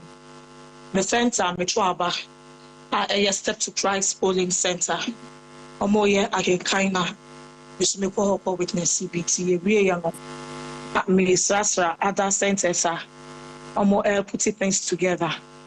It's me free step to Christ on and I'm who say V8B across it, my official car use. So I can no me use for over 1 year. A party can be used. It's a V8 me HAC a cano. Na me call for and a tecanim. Na and one say you say in conformity sa V8 kan ni mo no omo start say omo tututu ye ke yen ko from yenu je omo da fam kra omo da for me tie ne ka aswa yante asempa na ye na ye ni results are a free each of the polling center eba say ye di nkudim say na call you e di nkunim say NDC e di nkunim e wa ka aswa Hawa Kumsin is down. She has lost the election terribly. Now, me person Ghana phone na said the same people are making wasem over the last 4 years. Simon, Kamal, and the rest. Amaka wasem. Last 2 weeks from a year press conference. I can't wasem. Say Hawa Kumsin. Asako pasa Simon ni boku kais. I'm in Tume Ebo Hotel, sir. Our police are ATM. These are the same people. Omo Ekunipa, Omo Eku in comfort. Ewo mi fear say Ghana is not safe. Kaswa is not safe. Me person me can't check party for ina from Accra, across the regions, across Ghana. Someone in Ghana, Omo Fachi, and Kaswa, because Kaswa. This is unprecedented. Yeah, Papa, His Excellency John Dramani Mahama, we're winning elections, hands down. Mudia Bamu Bibia, let's now call you Okuno. Misume winning elections, hands down. Hawa is a gunner, and if she cannot take this bitter pill, she can go and drown the ocean. Yeah, Obibia, say Monko Coalition Center. Now don't be deterred by this distraction. Go to the Coalition Center. I am coming to join you there for that declaration because the seat is ours. Captain na koyo na yate nenkano na said ye di kan ye twa picture na ma ewiase nyina ahunu no se dia ye we ye na koyo efia ekuya wotenka meto on captain pacho bisa na koyo ma me se na wo ba na cars ne dodo ye sei de na ne cars meto on kapa bisa se na ne cars ne ye sei cars na omode kofi de na ye sei Honorable Obanakas na yes and the 20 kaya no de eno na wutimu bi no 20 kaya no me official mahindra na me use no party kano eno na me timu bi no eno so ana etuo no e kaya enti wo mo etuo ne kan wo mo na wo mo ete car na chi no mo te front na hefa no mo wo ti echi no mo te me car na echi ene etuo ne kan mo car na chi say echira enye say echira obi a ehu but car na chi yatum I car na chi pick up say pick up Mahindra pick up it's almost a car na chi ene na wo te Captain see me question here ne bisa na mame cars na ye dodo sen ba ko ene ono awom bi dem rantie ne wachire ana say cars na ye dodo sen car na ye mienu ba ko edi anim ena ba ko edi achire that's right. Yeah, it's the idea woman na the idea chene na etuo kan. The idea chene no. Eti car no Land Cruiser black no e cross wo de na say be share montem. E ba ye di mechanic no mo start some fire. Wo car na say de di wo car na chi no. Na be me a mechanic. Okay. Me a mechanic. Patron na wo drive. Pacho Debbie. Okay. Now me driver na na Chicano. All right. Mo who car na mo yes na net team. Na yeah 6 na net kanim. Okay. Na Pacho what two gunshot not to be do be say. Yeti tutu be 3. Be do be 3. Okay. Yeah. Enti wo mo tutu tuo no wie no wo mo di mo achi be sam ho koya na so mo dane wo mo ho. Pacho mo dane wo mo ho koye. All right. Ekuya no into aso. Okay, eti honorable saying anamo babe na putu asat enumre ya we say akosu. Ya fra police farmer. Omo aba story. Ama ya kasa. What is no? No, she was not. Omo befa. Echo. Na ya kekra. Police when escort me kano with the body. And I'm what call your friends say me ni baby omo dey call because I didn't go with them. Nah. The person make a check party for in us and man almost straight. They should start jubilating because we have won the elections hands down. Omoma energy na protection no omoma emu anyadin.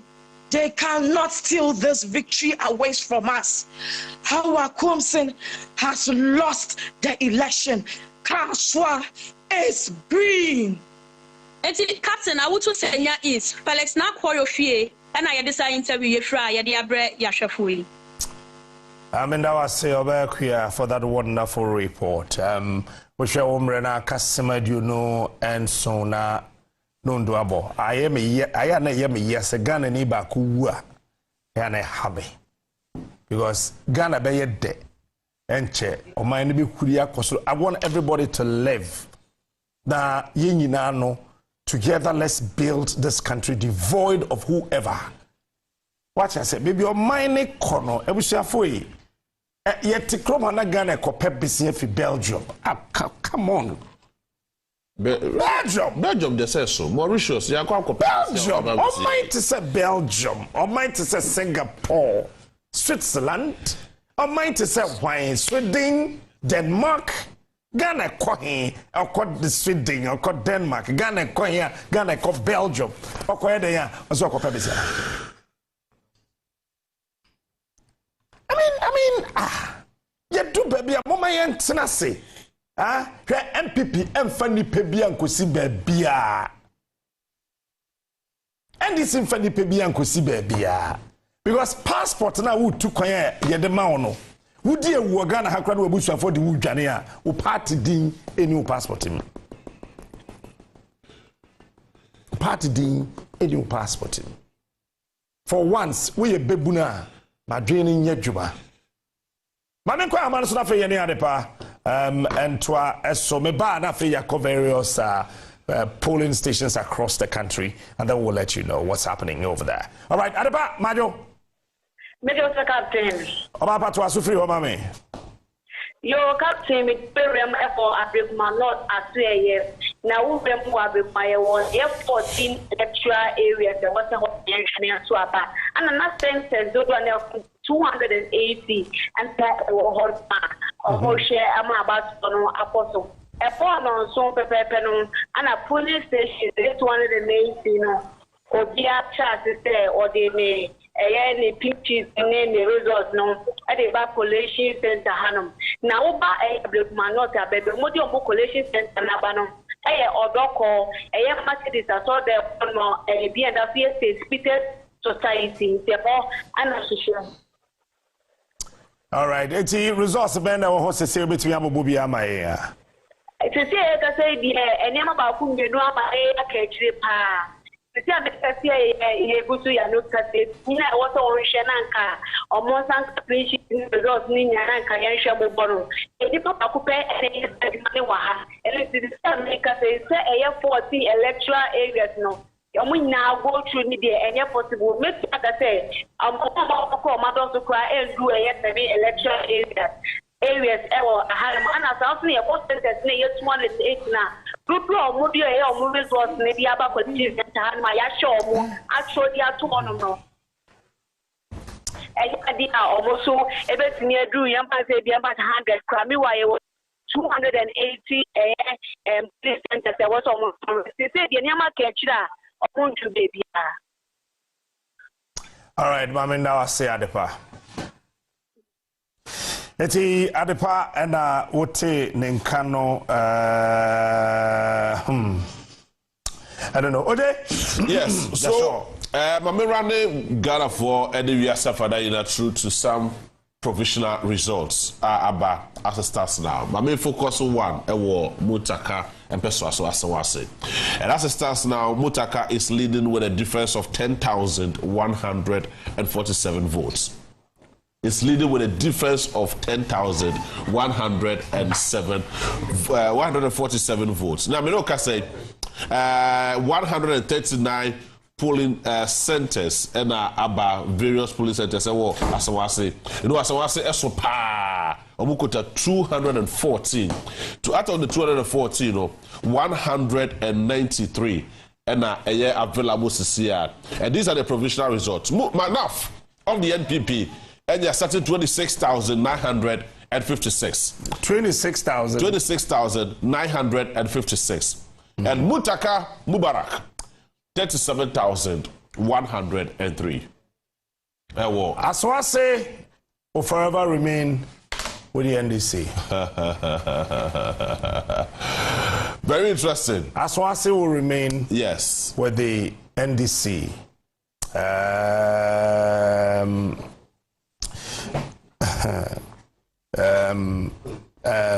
But congratulations to Waudia A+. Okay. Yes. A+ FM. A+. It's a comfortable lead. In fact, we'll be well doing it.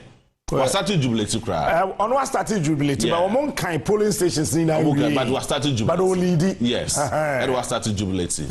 You can't say A+ and win you. You say OLED. Honorable in Team Fojo OLED. Yes. In Team Fojo OLED. Me who say we are sending a message in Team Fojo, so nobody has said that. And also OLED. Now let me take you to Jano what to when is annual to Medinye. Yes, I come to pa. As a Sunyane ya 10. I will not be surprised. I say, baby, yeah. Adansia Sukwa Katie Hammond. Obeko. Katie Hammond will come, but the NDC candidate had a tough time. A very tough contest. Yeah, for Miracle Abuaje. Kasama for Dr. Mahmoud Bawumia campaign. Yes. Oya Central Phone for too much. We're basically asking for what every single Ghanaian is clamoring for. But as usual, we have our friends from the NDC, their usual playbook. 4 years is here again, and we are going through what we always go through every cycle. Our electoral process is one of the most transparent electoral processes you can have in the world. And we don't have to do too much to ensure that we get what it is that we are looking for. And to see the NDC jittery, extremely jittery. I mean, just a few minutes ago, we all watched a very unnecessary, very unnecessary, disgraceful press conference from the NDC. And you can see the demeanor, the high level of uncertainty, from them. They are completely unsettled. And it's simply because, like I always said, one, they were overly complacent. Two, they took the good people of this country for granted, and they assumed that once it is 8 years, they are coming to power. Reality is settling in, and instead of doing a self-check and a reality check and improve upon themselves, they want to inflict upon the entire country the damage that they themselves have brought upon themselves, and they want us to all live in it together. That is what we are not going to allow. And we want to thank every single Ghanaian, every single citizen of this country, both those within and without, those living abroad, for working together with all the institutions and bringing us this far. We encourage everybody to remain calm but extremely vigilant. Trust us. Believe us. This election is going to go to a very sensible conclusion. Nothing else. Trust the MPP on that. It is going to go through a very successful conclusion, and a very sensible one as that. As usual, the NDC is doing what they know how to do best, behaving in the most irresponsible and disgraceful manner that you can expect from a political party. They are calling on their supporters at this hour. Elections are over. Your supporters were supposed to mobilize the people and get them to their votes, their polling stations, and cast their votes. That is what political parties do. Simple process. Campaign, encourage your supporters to canvass for you, get the voters to go to the polling station, cast their vote for you. Everybody in the full glare of the public, the counting is done at the polling station. You have agents. All the other political parties have agents. You finish, you sign at the polling station that you accept the results at your polling station. When that is done, simple process.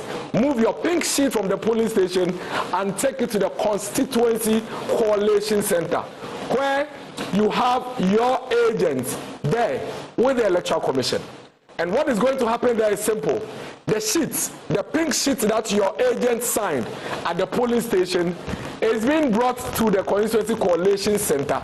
And that is where those figures are going to be put together and summed up.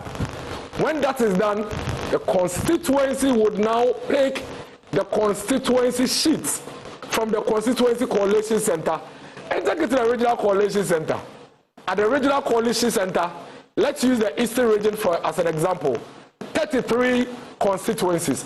All they are going to do at the Regional Coalition Center is to pick the 33 constituency coalition sheets, which you have a copy, and sum it, and then move it from there and bring it to the center, which is the Electoral Commission here in Accra, and they put together 16 coalition results, and we have our elections called. And so it's baffling, extremely baffling to have the NDC behave the manner in which they are behaving. They continue to also peddle some falsehood. Somewhere around 4:30 p.m. thereabouts, the NDC held a press conference, and they are saying that the NDC organizer in the Ashanti region has discovered 500,000 ballot papers, which they claim are ballot papers that they have discovered being hidden by the MPP. Ladies and gentlemen, that's a complete falsehood. It's a complete lie. It's a falsehood. All we saw in that video is Joseph Yamin, the organizer of the NDC in the Ashanti region, holding his own phone, having a camera placed on him by his own people in a certain room with no resistance. No owner of the room, no owner of the house, not a single person they met in the room accustomed, standing and having a conversation, cheerfully telling somebody that I've discovered ballot papers. Our checks indicate that, first of all, the room they claim they discovered those ballot papers are not even at the location they indicated. Number two, these are actually ballot papers that Yamin himself took to the Ashanti region for whatever reason. Remember, they had already given some of these ballot papers to the youth organizer of the Atwima Kwama constituency. The police had already issued a statement on that. We showed a video earlier on, and maybe before I conclude, I'll show that video, where the son of the constituency youth organizer of the Atwima Kwama constituency was arrested by the Ghana police. For attempting to stuff a ballot box with 79 ballot papers. These ballot papers were part of the ballot papers that you saw Joseph Yamin standing by. What had actually happened was that Joseph Yamin realized that he had 30 minutes for elections to end, and he had not been successful to execute that task that had been given to him by his party.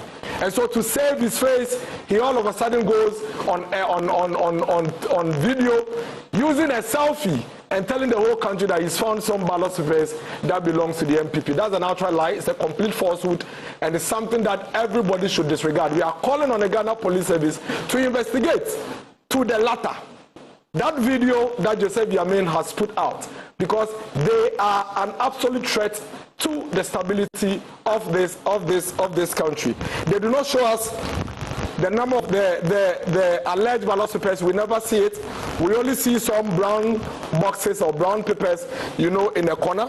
They do not tell us the exact quantity that they have, because you have the deputy spokesperson of the flag bearer of the opposition party indicating on her Facebook post that they have discovered some 300,000 ballot papers. Then Joseph Yamin says 500,000. Then another NDC person says 400,000. So it tells you the kind of people they are and what it is that they are doing.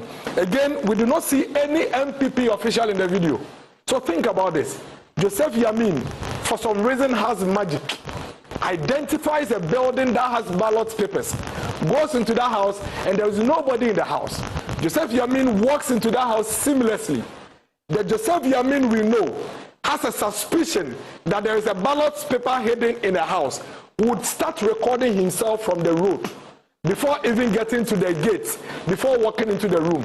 Strangely, Joseph Yamin switches off his phone or his video, breaks into whichever house, opens whichever door, gets into a room, and then only begins to record himself inside a room. These guys really take the entire country completely as fools, because it doesn't just add up. The same Joseph Amin gets into the room before inviting media. This Joseph Yamin we know, having picked intelligence that there is some ballot papers hidden somewhere by the MPP, will call the media, call police, and walk in there with them before he even puts a video on himself. He doesn't do any of these things. Again, we only see him in a corner with a video on himself. Now, you've discovered some 500,000 ballot papers in an MPP stronghold, and then the only evidence you show us is a selfie of yourself in a room having a conversation with somebody excitedly, telling the person that you've discovered some ballot papers, and then telling us that you are now calling police to come and do whatever it is that you're expecting them to do. We all know the reasons why the NDC are behaving this way. Everybody in this country knows that this is not the first time we are going through this. Unfortunately, as a people, we have to deal with being inflicted with this every single election period. The NDC are clearly losing these elections, and they know it. As we speak, the elections have already been counted at the polling stations. Every political party has copies of the pink sheet. They know it. They know very well they are losing these elections, and that is why they would call for havoc. We are winning these elections as a party. Dr. Mahamudu Bawumia is winning these elections, and that's why we are saying that let's protect it. If we are winning, why would we want the electoral processes to be disrupted when we are winning? And so, I'm sure a lot of you recall the story in the Bible. I think it's a Solomon story. The story of the two rival women, where they went to sleep, woke up in the morning, and one of the babies are dead. Now the king calls these two women fighting over the living child. And then he says, why are you fighting? He said, this is my child, this is my child. Then the king says, okay, no problem, bring me a sword. This is the living one. Cut the living child into two so that you can all have a half of it. Now, you remember, the woman who knew very well that the dead child is her said, yes, kill the baby. Kill the baby. Now, the woman who knew that this child is my child, and because he is my child, I don't want the baby dead, said that, my king, if he would please her, give her the child. All this woman sought to do was to make sure that her child does not die. But the other lady that knew that she was guilty, knew that she had already lost her child, was willing for both of them to lose their children. That's exactly what the NDC are doing. They know they've lost. They know they are nowhere near victory in these elections. And that is why they would irresponsibly call on their supporters to move towards the collation centers to disrupt the collation centers. Already, we have heard of incidences in some of the constituencies. We saw some on TV, where some NDC persons were somewhere in Dansoman, breaking through the collation center and basically attacking security services. What is this? At the collation centers, you have your agent. Why do you want to go and destroy ballot papers and disrupt the electoral process if indeed you are confident that you have won these elections? Why? Why would any political party that is willing and ready to lead this country, why would any political party that is very, very clear in his mind that he has won this election want to disrupt these electoral processes? We will not allow that. Just as we've told you from the get-go, throughout the process, we have blocked each of the ill intent of the NDC. Every strategy they brought into this election has failed. And we are going to continue to ensure that they fail at it. And this one is also going to fail. At this juncture, we are waking every single MPP supporter up. Wake up. Call your families, call your brothers, call your sisters, go to the collation centers, protect the EC, help the police protect our electoral system. Our democracy needs to be protected, and it will take the citizens to protect our democracy against this dangerous political party, the NDC. Go there, stand there, touch nobody, but make sure that nobody touches any electoral material, make sure that nobody touches any security officer, and make sure that nobody touches any electoral officer. If anybody comes to the collation center and attempts to touch anybody at the collation center, you have our permission to touch that person because you are protecting democracy. That you have our blessing, and we stand by you for doing the right thing, because that will be a patriotic action. As it stands now, our call on you is to collaborate and cooperate with these officers, electoral officers and security officers, and ensure that we protect the ballot that the Ghanaian citizen has cast, stood in the sun, some of them being beaten by rain, and cast their votes. We are clearly wondering what it is that the NDC and their leader is seeking to achieve by these unnecessary and reckless comments that they are making. Not a single constituency as we speak has even lifted the hands of any parliamentary candidate in their constituency, ladies and gentlemen. It is a process. As we speak, it is just 9:54. Every constituency you go to, they are tabulating their results. They are collating the pink sheets from the polling station. When they are done, that is when they will lift their hands of the parliamentary candidate that has won, and the electoral officer there will now declare that parliamentary candidate their winner. It is then and only then that any responsible political party would come on air and declare and indicate that they have won. We have our results. We know all the seats we've won already, but we are responsible. We are responsible, and we believe that to protect the sanctity of our electoral process and democracy, we should hold on to our numbers and our results until the Electoral Commission declares at the constituency level. Then we'll declare. Throughout the process, from now till tomorrow, any moment that the Electoral Commission lifts the hands of any parliamentary candidates, that is from the MPP, we'll call you and we'll declare to you. That is what responsible political parties do. This election is going to be won with intelligence and not muscles. No matter how strong you are, no matter how much muscles you are, trust us. We are beating you with intelligence. And we are going to do it like we've always done it in previous elections. And like I always say, just as it is in the DNA of the NDC, whilst we are thinking and processing and using the due process, they are pumping, like they say it, and they are lifting metals. And then by the time they realize, they have lost. And then their followers will rise up against them. And then for them to hide behind the shame, they will call on their followers on the street. For the NDC followers, if you get on the street and the security agencies get hold of you, remember, you will be on your own. They will not be there with you. As we speak, Charles, the gentleman who is the son of the youth organizer of the NDC at Achuma Kwama constituency, is in police custody all alone. All alone. None of the NDC leaders are there with him. He is there all alone. And be rest assured, the police have shown clearly and indicated that they are on top of issues. And so if you get out there and misbehave to disrupt the peace of this country, you are going to find yourself wanting and you will be dealt with all alone. I leave all of us with 1 Kings 3:16. 1 Kings chapter 3, verse 16. When you read 1 Kings chapter 3, verse 16, and you understand that parable of the two women, you understand clearly what is happening with the NDC.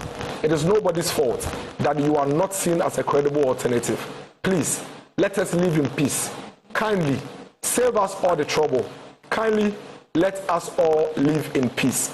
You recall, in the year 2020, after the December elections, the NDC went on the street for weeks, destroyed properties, disrupted lives, spent months in court, only for them, 1 year down the line, the chairman of the NDC today, to go campaigning to their followers and tell them that their lawyer actually told them that they have no case and that they have no evidence.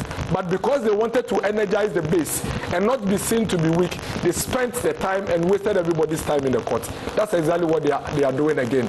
We don't mind. They can keep all this emotional roller coaster to themselves and their followers, but they should not draw the entire country into this unnecessary disruption.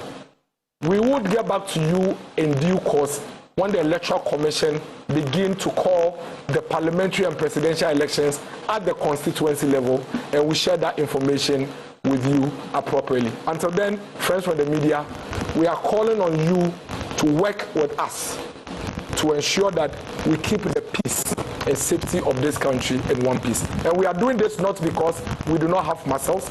We are doing this simply because we are doing this not because we do not have muscles. We are doing this simply because we believe we have won these elections and we want to have a country that is intact enough for us to be able to govern. Thank you very much.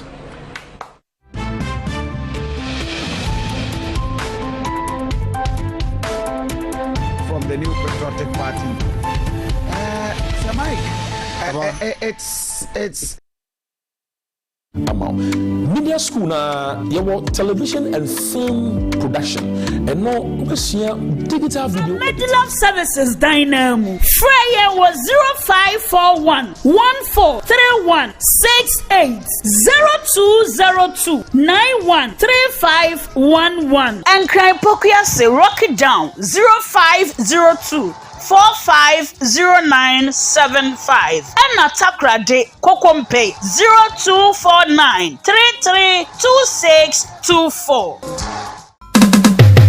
Ghana my Fala the SEO Kaswa Yehu videos here, but generally apart from these incidents, we've had a fairly peaceful election across the country. Results are still coming through as and when details. But Prof, minim concluding remarks as we prepare to. In fact, in the morning I had different impression. Yeah. But then you may near Kosi, I said, yeah, fair. So the one life cry, you lose what? A new effect. Abu Dhabi cannot come back again because of this life. Yes. Parents cannot get up again because of one life. Maybe said initially, President candidate don't use anger of wedding. Mr. Ghana from now to Ochina and Nimbedaho. This is and Prof Mepacho, at least as part of education, Ian can what happened. Someone penifwash here, and inside to say, Monko dear Yambrasam, yet the hoodlums as to show me uniform, Monko Namonko Yambrasam or collection centers, master, and this Mabunu, woman sub woman. Woman sub woman, second independence, freedom. Yeah, boy, your ballot in a buying, to Monko, Namonko buying ever. I send a self defense into the Nyabon. Alaji, Mugabe, look, Ghanaians will not ever accept any fraudulent election come 2024. We will not accept it. Look, I've always said this. I said, Ghana we are like camels. You know camel? The camel treks very, very slowly. But when it gets angry, you cannot control it. And that is the state that we have reached here today. That is the state Ghana has reached here today.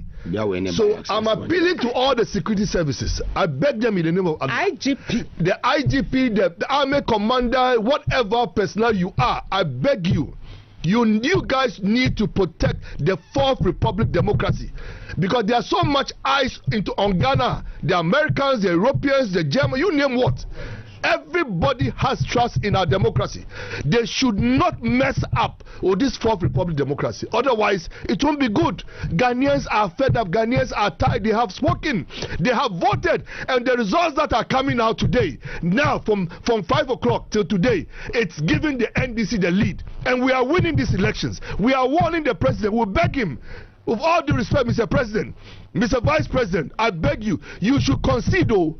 You should concede defeat because it is very clear. It is very, very clear that you guys are losing the elections. Nobody is going to accept any fraudulent elections this year, this 2024. We beg you, Mr. President. The same way Rawlings handed over power peacefully in 2000 to Kufuor, we handed over power peacefully in 2016 to what's it called, Nana Akufo-Addo. President Nana, I beg you in the name of Allah, don't mess things up. Don't mess things up, I beg you. Make sure that you do the right thing. You guys are losing. Look, the will of Allah, nobody can change the will of Allah. What Allah has written, that is it. Nobody. If somebody wants to change the will of Allah, there is going to be thy kingdom come.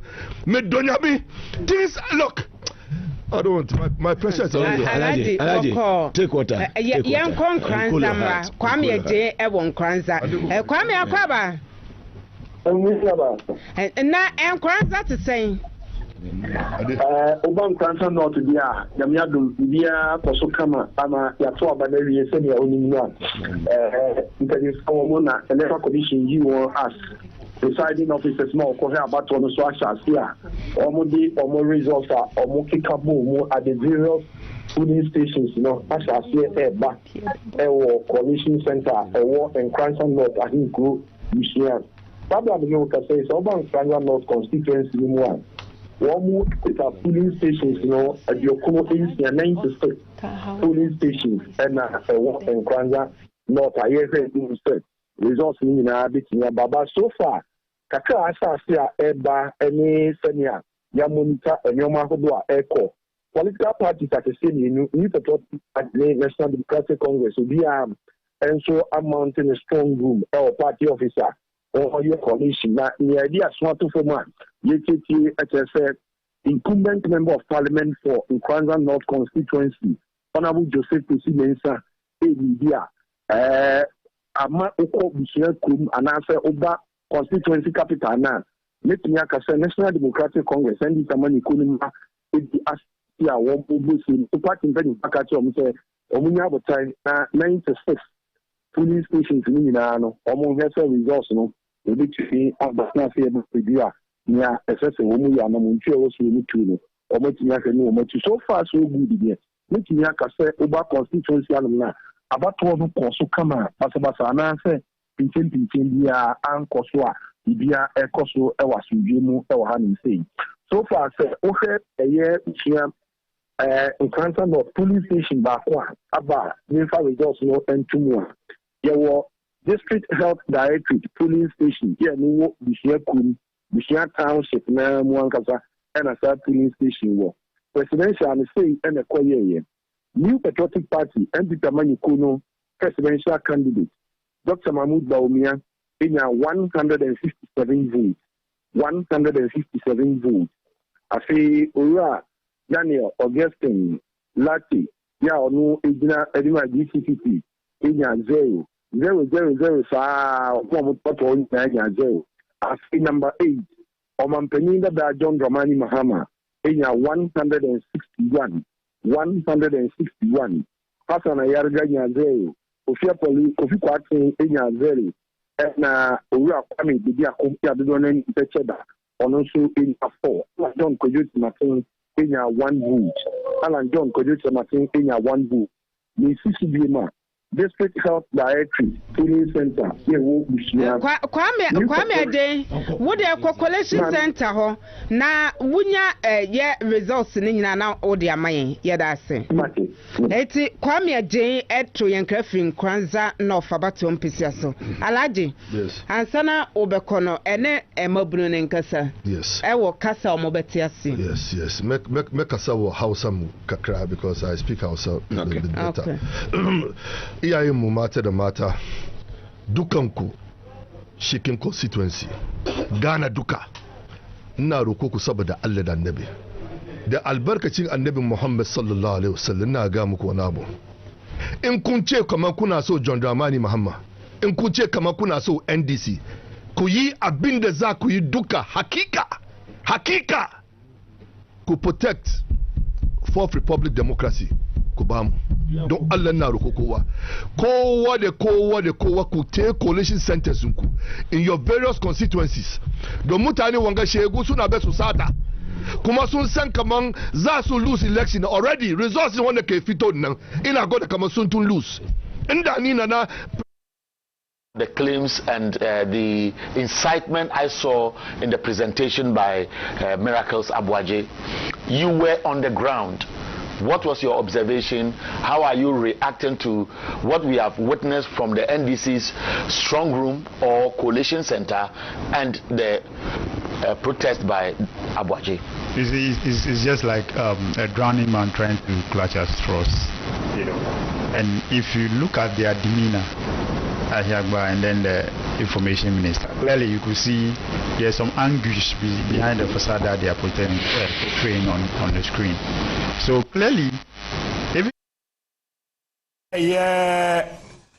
polling stations Dodwa Abba from various regions. Presidential.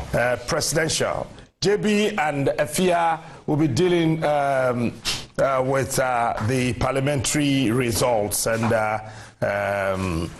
Ahafo region. Ahafo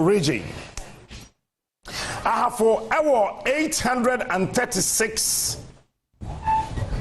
polling stations. Ahafo 836 polling stations. Seseya meno ekaseno 448 out of the 836 polling stations, representing 53.6%. And Abidru. John Dramani Mahama is leading Ahafo region now with 64,676, and Dr. Mahamadou Bawumia, and so 57,322. We've told you time without number that the NDC may pull the biggest surprise in Ashanti region in this year's elections. Now, let's see. Ashanti region, there was 7,100 polling stations, the whole Ashanti region. Seseya Menoka say, emu 3,180 and Abidru. Central Kumase, Nina no Kabuma, polling stations aka SSA Ebano, endu 200. 83,180 in Abidru, representing 44.8%. Seseya Menoka say, John Dramani Mahama, ewo 293,317 votes. And Afeino, Dr. Mahamadou Bawumia, it was 605,946. So John is gradually hitting half of Dr. Mahamadou Bawumia's votes in the Ashanti region. Then you call thank you, sorry. You call Bono regional. Say Bono 1,574 polling stations. My own message was, Captain, how did you do that? But your history records, I mean, polling stations in there across, but we are doing it better. We are doing it better. That's our tears here. Bono 1,574 polling stations. Sesi ameno kasi, ebu 758 enaba. Also John Dramani Mahama LED 102,720. Dr. Mahamadou Bawumia 85,788. Oba Bono Easter, 1,534 polling stations. Sesi ameno kasi 674. And Abba Abidru, and also John Dramani Mahama LED, 107,034 votes, and then Dr. Mahamadou Bawumia was 64,382. CCA as it stands, polling stations now Abadinina for now no Abba Abidru no. By percentage, John Dramani Mahama is leading with 57.2%. 57.2%. Now Dr. Mahamadou Bawumia was 42.2%. Solomon amankwa ewo phone so solo madwe pacho ma yentio right then I'm say enyumre yinche ahwefo nyina omoshe woni TV tie woni 95.1 me no ka say de me wo eye kon library new library a omosi wa ha from the Electoral Commission one more every year the coalition center ewo eye kon katamaso constituency na ewa ha say it is expected around 272 polling stations and more materials ebeba na returning officer etiate no makoditi ni na free o makati get na bom na mode o makidini amiyehunu ni ya NPP ebenya na free ni ya NDC benya ne other party ahodoa ekawosuno omubenya me o ka say there around 130 year enya babedu ama kill tentente ewa ha omo ebuso omo kind 24 trading say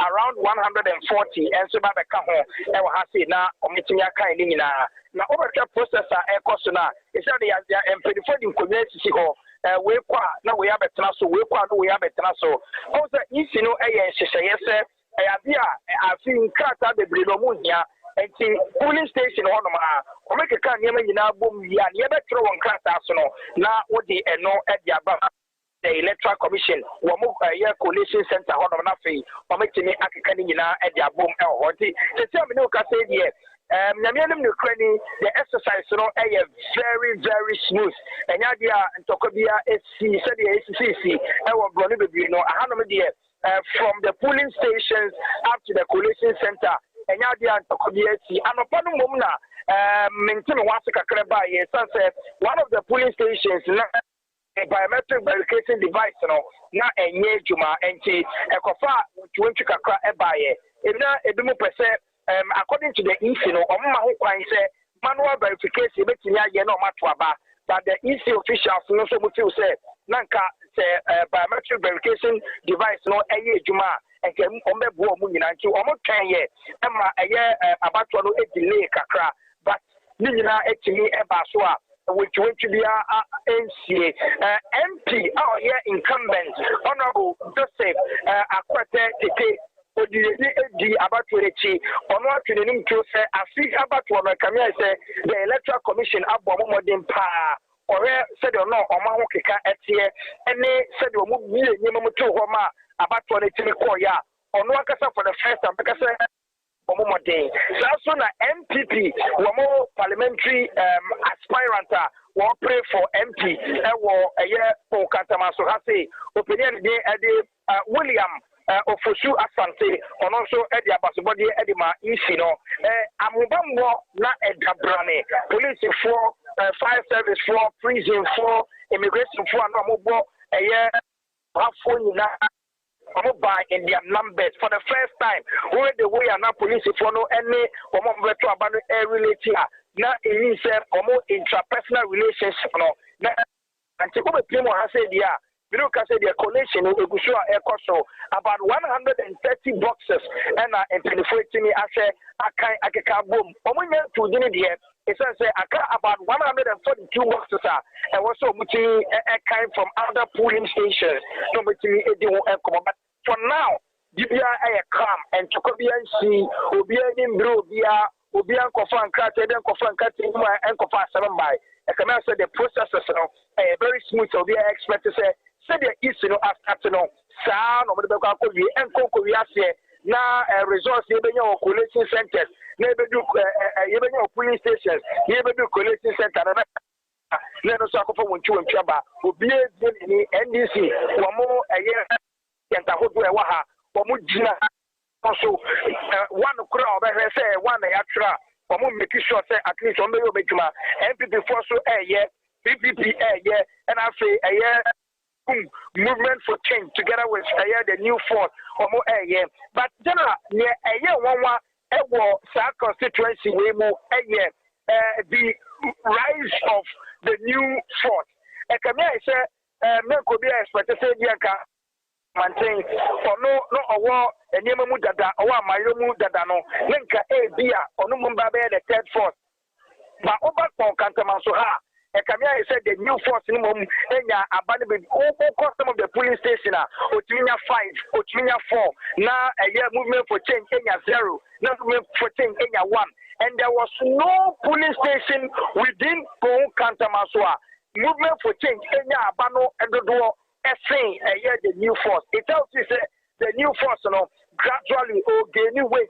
So to me, but for now, then from the polling station up to coalition center, I can confidently tell you, say the National Democratic Congress will an upper hand will So I remember, say since 1992, and yet any other political party any seat apart from the NDC so from 1992 ever 96 2000 2004 2008 2012 2016 2020 NDC and Alpha Ekonyano this time around it looks as if Abano Munya it was surging as a force through a blow in 2020, and no more His Excellency President John Dramani Mahama is likely to win this particular election right from the polling stations. It is out for more NDC, or more Ajomania, or Makaho, about the coalition center. Almost say, and they will make sure that every ballot is counted. Say a one crana, they want to make sure that it is being counted. Into a year new library, collation center. That was Solomon Amankwa BBS Shira. Minyabema Metal Zafreo. Solomon Amankwa na wote Nenkano na about what the sanity yana ayede na chese obi jide ni kakra no bi su kakra no. I mean, it's normal. It's normal. It's normal. Say no. Me do be tumirika me mbo polling stations dodoa. Abano ne we no ye kwa ni mo kakra, and then let me refresh this, and then we'll take it from there. Shareswa say ewo ahafo. For John Mahama and ALD with 65,986. And I feel Dr. Mahmoud Baumia Ako 58,583. Ashanti region, John Mahama 304,549. And I feel Dr. Mahmoud Baumia Ewo 605,915 into Ashanti region. EC press conference. Yenkofa. EC4 press conference, no? Where we still have voters in the queue, but would be allowed to vote provided they were there at 5. Currently, collation of both presidential and parliamentary results are underway in all the 276 constituency collation centers. The commission wishes to inform the leadership of all political parties and presidential candidates that the collation centers are restricted areas. Only persons who have been accredited by the Electoral Commission can have access to the constituency collation centers, and each candidate has 2 agents at each of the collation center. There is no need for the collation centers to be overcrowded. Reports from the regions indicate that about 60% of the polling station results have been received at the constituency collation centers. We also have reports of the number of second requests for recounts at polling stations. So far, we have only one polling station, which is the Suaman constituency in the Western North region, which has recorded a second recount for votes at the constituency collation center for the final recount by the returning officer. With respect to the performance of our returning officers and collation officers, they have performed their duties creditably and professionally and have so far been very impressive. And the commission would still urge them or encourage them to discharge their duties professionally as they start to collect results at the various collation centers. With respect to security presence, their presence at the collation centers has been stable and very encouraging. The police has been able to maintain effective security at the collation centers so far, although a few of the centers that have been overcrowded, they have been brought under control by the police. We also have some observers at the constituency collation centers we have CODIO, we have ECOWAS, we have AU, and the Commonwealth. With respect to political party or candidates' agents at the coalition centers, most of the candidates have their agents currently at the coalition centers where coalition is ongoing. The candidates have been very cooperative at the constituency coalition centers so far, and we still urge them to cooperate with the commission to ensure a seamless coalition process or exercise. With respect to the media, the commission appreciates the high level of their professionalism demonstrated so far. But we, however, urge the media to always verify or cross-check their information, as well as, importantly, the results that they put into the public domain. On this note, we would want to thank all of you, and from here we will be heading towards the coalition center, the National Coalition Center, and wait for the results from the regions. Thank you. The Electoral Commission press conference, I don't know, Sisi Omoko, National Coalition Center, and Mami Jane Adukwe Mensah, and the presiding officer, Emma, the presidential elections. As it stands now, Ofa, polling stations now, Aba Abedruno Enyina, polling stations now, Aba Abedruno Enyina no. Don't forget, say, your 40,976 polling stations. Now, see, 17,676 and Aba Abedru. Now, and on John Dramani Mahama, Eli did with 2,635,087, and Dr. Mahmoud Baumia what 1,942,920. It's in Central for the BBC questions. Certain coalition centers. I just came from the Clotikoli constituency. The ballots were still not coming in. The ballot boxes were still not coming in. Some are still yet to even enter the coalition center. Is the EC still on course to collate and declare the results within 72 hours?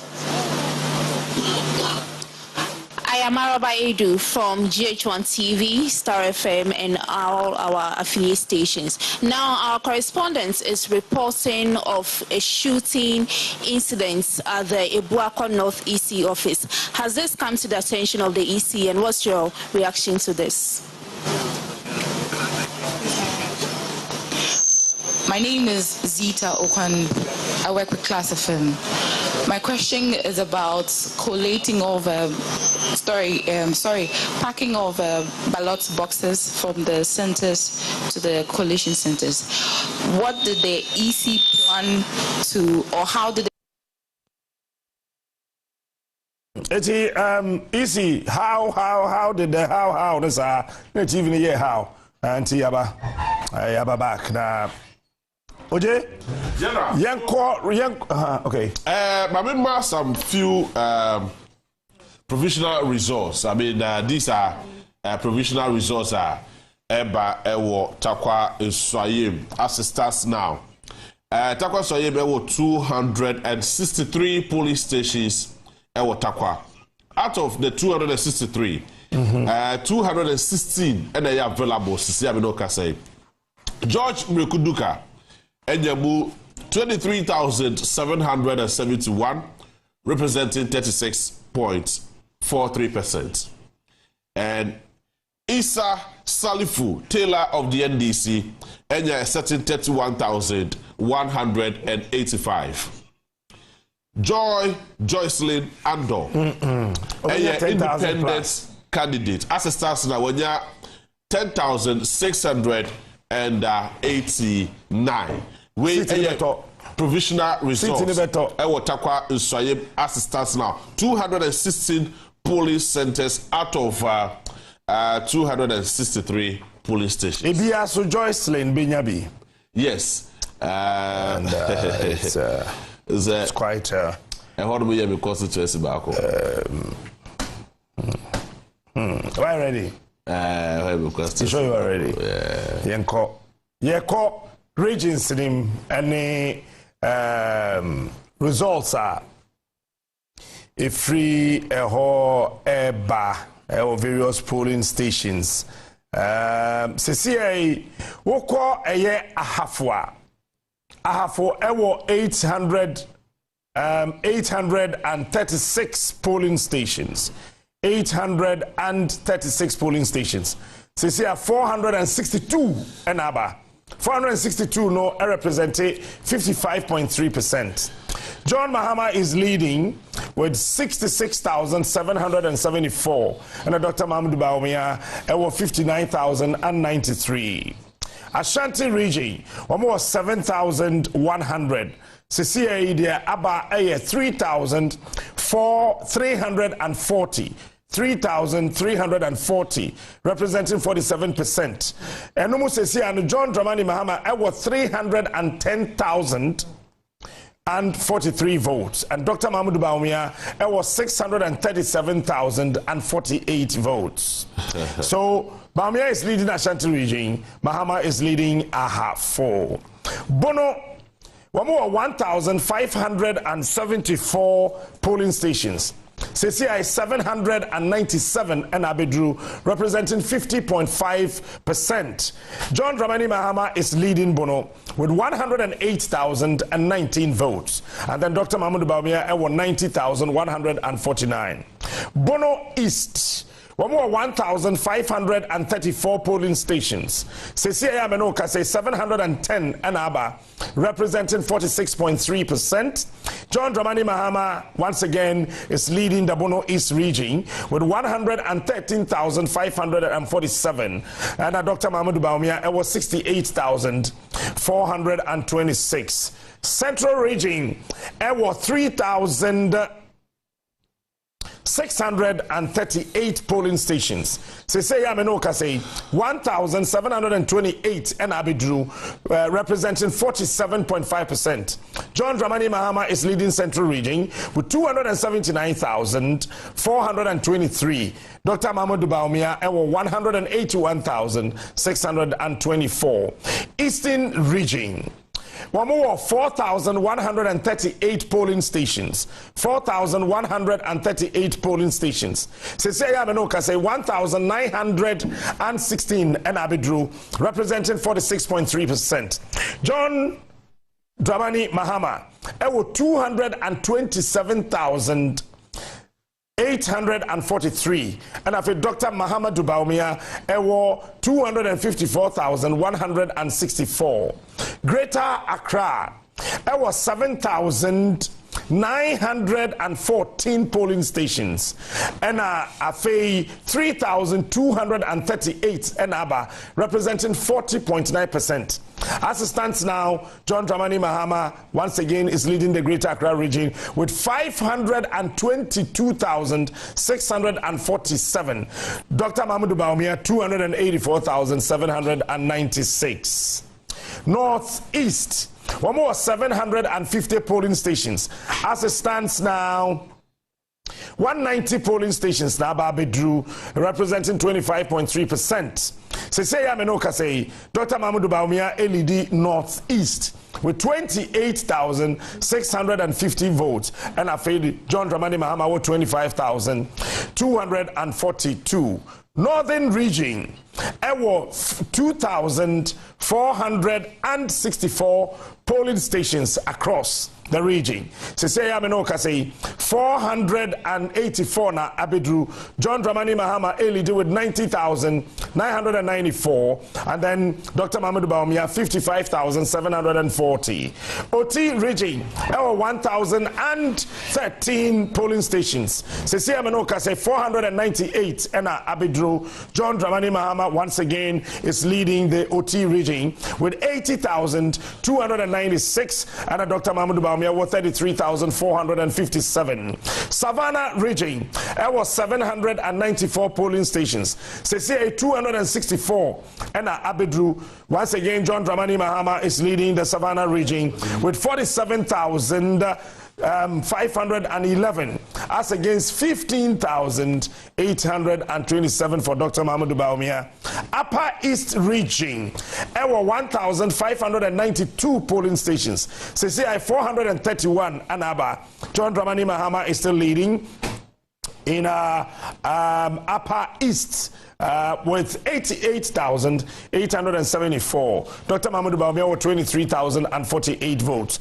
Upper West, one more 1,307 polling stations. Seseya meno kase emu 502 and Abba Seseya meno kase no John Dramani Mahama once again is leading the Upper West region with 84,941. John Baumia 26,772. Yanko East Yaswe Yeba Mema voter Western and Western North. But John Mahama is leading voter region, leading Western region, leading Western North. And I'll tell you something about Ayawaso Central. All right, but Yanko is Yemra, Ayawaso Central. Election material. So if you have that information, you can give it to us. We will investigate. But that is not the policy of the commission. Thank you. Right. So, Bernard Atwata, United Television, kindly furnish us with the remaining 5 areas where recount.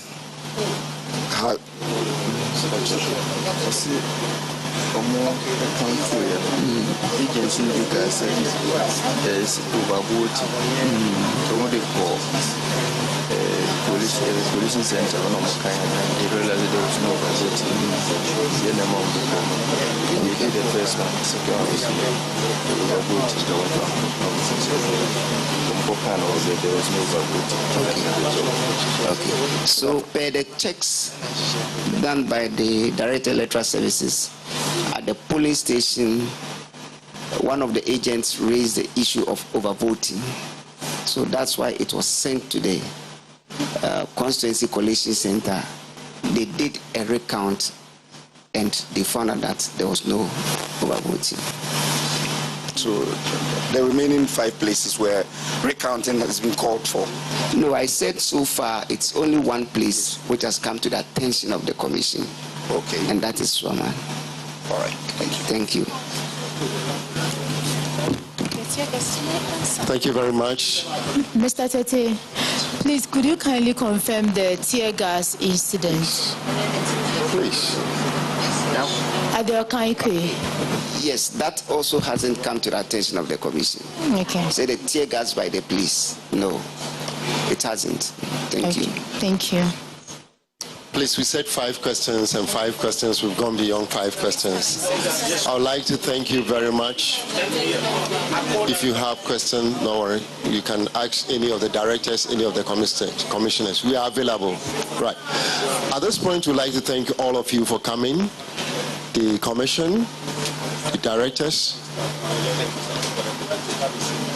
As the chairperson of the Electoral Commission said in our first press briefing, the National Coalition Center is opened, and therefore if you have accreditation, you can enter by just showing accreditation for the National Coalition Center. If you don't have accreditation for N3, please don't attempt. If you don't have anything doing here, you don't come close to this place. On this note, we wish you good night. Yeah. All right. At the Kobium, yes, I should have a Yembra studio na JB and trust. But here, Kornaka voter region, war 2,000. 373 polling stations. This year, 1,539. And Abba, John Dramani Mahama, 353,737. And Dr. Mahmoud Baumia, 32,431. NDC for so year press conference. But before Yebe Western Region, 2,738. polling stations and 1,071 Ababidru and also John Dramani Mahama ALD Western Region Ward 155,644 and Dr. Mahmoud Baumia 104,529. Yemfa Sami Jemfi NDC press conference. And so if they have nothing to hide, the MPP and the Electoral Commission have nothing to hide, then they should be happy. They should even join us in inviting members of the public to come and observe the coalition process. We are not asking our supporters to enter the coalition rooms. No, we have accredited agents who are the only ones permitted to enter those coalition rooms. We have accredited observers who can also enter and observe the process. But other members of the public are allowed to be at the center, at the right designated places. Not inside the inner perimeter or that enclosed area where the exercise is happening, but nothing stops them. There is no law in Ghana that bans citizens of Ghana from going to a coalition center where results from polling stations are being collated. We have always done this since 1992. Coalition has always been a public exercise. And the Jimensa Bosmanasare Samuel Tete-led EC cannot change it. Neither can the failed outgoing MPP government change this. We need to make that very, very clear.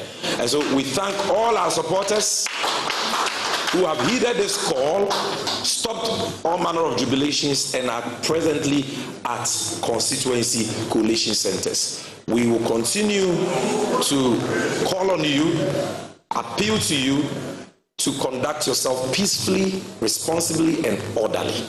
And please ensure that you are at least 100 meters away from the main coalition center. But you should be observing your eyes, your ears, your nose should be observing the process. You should be smelling everything going on. You should be listening to everything going on, so that if there is any issue, you can draw our attention to that for us to act. So ignore the lamentations of our friends in the NPP who have all of a sudden turned into evangelists. I heard their campaign communication director quoting 1 Kings chapter 3 and all that. Bible quotations that I'm sure he has not even read before. Today, he's an evangelist quoting Bible quotations. This is not a biblical, quotation exercise. We are dealing with a public election governed by laws. And the call we have made is in consonance with the electoral laws of this country and with the conventions and practices that we have used for elections in Ghana since 1992. The earlier they get that, the better. But as I served notice and actually cautioned our agents and supporters to be on high alert for the rigging machinations of the MPP in this critical stage, or at this critical stage of the electoral process, we have come by incontrovertible evidence that shows that the MPP has not changed. But if they have changed at all, they have changed from bad to worse.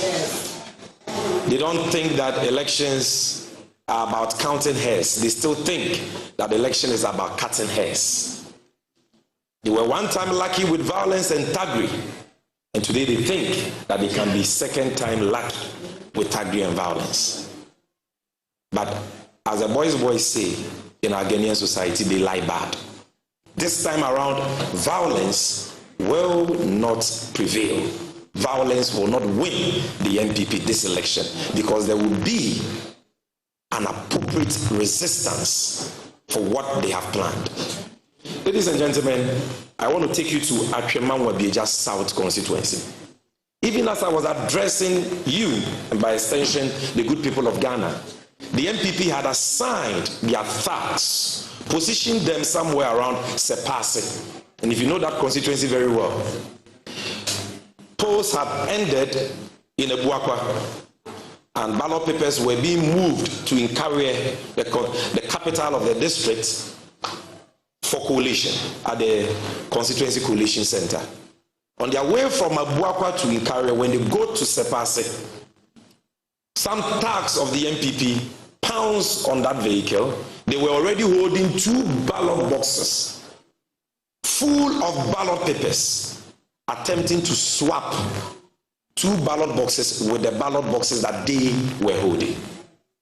Thanks to the resistance that our supporters, agents, observers mounted, and supported by the Ghana police, were able to overpower them, and they were arrested. And as I speak to you, they are in police custody, and I want to show you videos of what happened. And the media, you can check with your correspondents in the Ashanti region, these shameless, desperate people who think that this country belongs to them and will stop at nothing to hold on to power even when they know the people of Ghana have rejected them.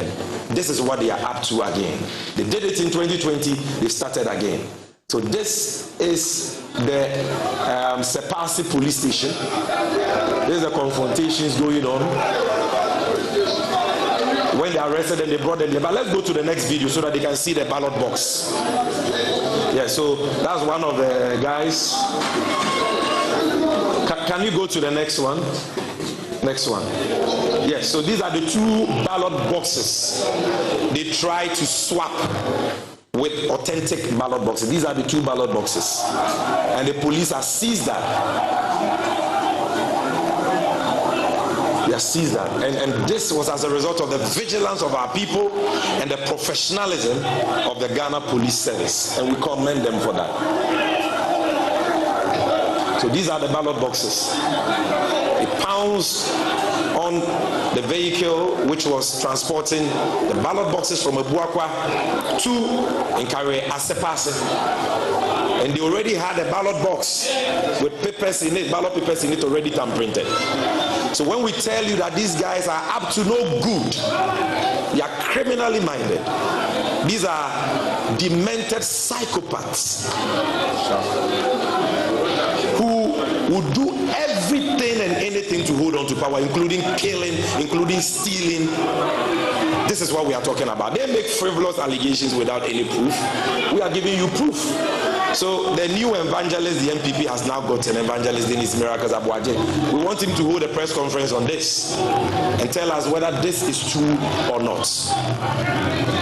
Now, let's move from Atrimangwa South and come to the the central region, Awutu Senya East constituency, where we've recorded another murder of an innocent citizen who happens to be a supporter of the National Democratic Congress. Clearly, Awutu Senya East constituency is green. The tyrant Hawa Kumsin is a goner. And seeing that power has obviously left her, she cannot come to terms with the reality and has resorted to violence as she is known for. She's the same person who went to a police station and actually pulled a gun and shot at innocent civilians. And today, his thugs who were brought in from the Boku area, we know them, we have intel on all of them, were directed by Hawa Kumsin to fire at an innocent, unarmed supporter of the NDC. Today, our former constituency secretary for Ayawaso, for Awutu Senya East constituency, Tuareg is no longer with the living. He's no longer with us. Why? Because thugs of this same woman, Hawa Kumsin, beat him to pulp. And he never recovered, never got better until he died very painfully, leaving behind many children. So for how long will Hawa Kumsin continue to do this? As I speak to you, one supporter of the NDC has been murdered. He's dead. The other is in critical condition at the hospital. But that is not to say that we have lost focus. It is a very sad moment for us, a very difficult moment for us. But until Honorable Now Koyo is declared as a member of parliament elect for that constituency, we shall rest not in that constituency. And the information we have is that a coalition currently ongoing at the coalition center at ASEC is almost coming to an end. And we want to call on all our supporters, all our agents to remain extra vigilant until the process is concluded. The duly elected member of parliament for the constituency is declared by the EC. The resource form duly signed by agents, our agents get his or her copy. It is posted on the wall, and then you can go and jubilate. But until then, let's remain vigilant. So that is what they have done there. And when we have the opportunity to address you again, we will show you pictures and videos of that. But I'm sure by now your correspondents in the area have already spoken to you about this sad development. But you know, nobody goes scot-free after shedding innocent blood. The MPP doesn't understand what is happening to them today. But one of the reasons why they are losing this miserably, like their own prophet told them they will lose spot all, is because of the 8 innocent Ghanaians they murdered in 2020. The blood of those innocent Ghanaians will forever be on their head. And so will be the blood of these 2 innocent Ghanaians who have been murdered today. One in Nyankpala in the Tolon constituency. An innocent civilian who was sitting somewhere only for these MPP thugs under the instruction of their parliamentary candidate Habib to open fire on him. And if you can show that, that is the injured person, show us the picture of the one who they murdered in cold blood under a bench because they were seated down. They didn't have any weapon. They killed them just like that because they had gone to the UDS campus at Nyankpala to influence and induce students to vote for Habib. Our supporters protested. It led to some heated exchanges and fisticuffs. The MPP thugs left the scene with Habib and came back there with their AK-47s and all that. They began to shoot indiscriminately to intimidate the crowd. The crowd dispersed. And on their way out, they met these NDC supporters sitting somewhere under an NDC shed, and they just opened fire on them and killed one at the spot. And here let me commend the Ghana Police Service led by IGP Dampare. IGP, so far so good. It's not been smooth. We've not been happy with how some military men have been deployed and how some of them are behaving. But I think that so far, the Election Security Task Force under your leadership has done its best to maintain law and order in consonance with the laws governing this process. And we entreat you to continue to do so in accordance with the constitution that you have sworn to uphold. And I'm commending him because we understand that 4 of the criminals who committed this dastardly act have been arrested by the police. But the main culprit, who is Habib, must be arrested. And if he's not arrested today, on the 8th of January, he will be arrested, just like our books. Mark that on the wall. Then, in Greater Accra, we are having serious challenges in 4 constituencies. One is Ayawaso Central, where the Interior Minister, what's his name? Henry Korte is member of parliament and the outgoing member of parliament for the area. We are having similar issue at Tema Central, Ablekuma West, especially where Aslausu is the member of parliament, and Ablekuma North. And the common feature of all these challenges we are having at these coalition centers is that the police, or let me not even say the police, these thugs of the MPP, because some of them may be wearing police uniforms or military uniforms, but you can't even tell today in Akufo-Addo's Ghana whether these people are truly soldiers. You can't really tell. That is how depraved the leadership of this country has become and how bastardized our state institutions have been, reduced to. And so these thugs don't want to allow members of the public to at least observe Because at Ablikuma West, thugs of the MPP tried to engage in ballot box swapping. They threw into the coalition center 2 ballot boxes. And people saw it because they were there. And they were there because we called on them to be there. Had they not been there, the story could have been a different one. So they were there and then protested and resisted that ballot box swapping attempt by the MPP. Immediately that happened, as Lewusu called her soldiers, and they came there in a truck, soldiers armed to the teeth surrounding the coalition center. Well, our Deputy General Secretary is on the ground, and I'm told that the soldiers have now backed off. But that is a challenge we are encountering there, same as Ablikuma North, same as Tema Central. And we are telling our people, stand your ground.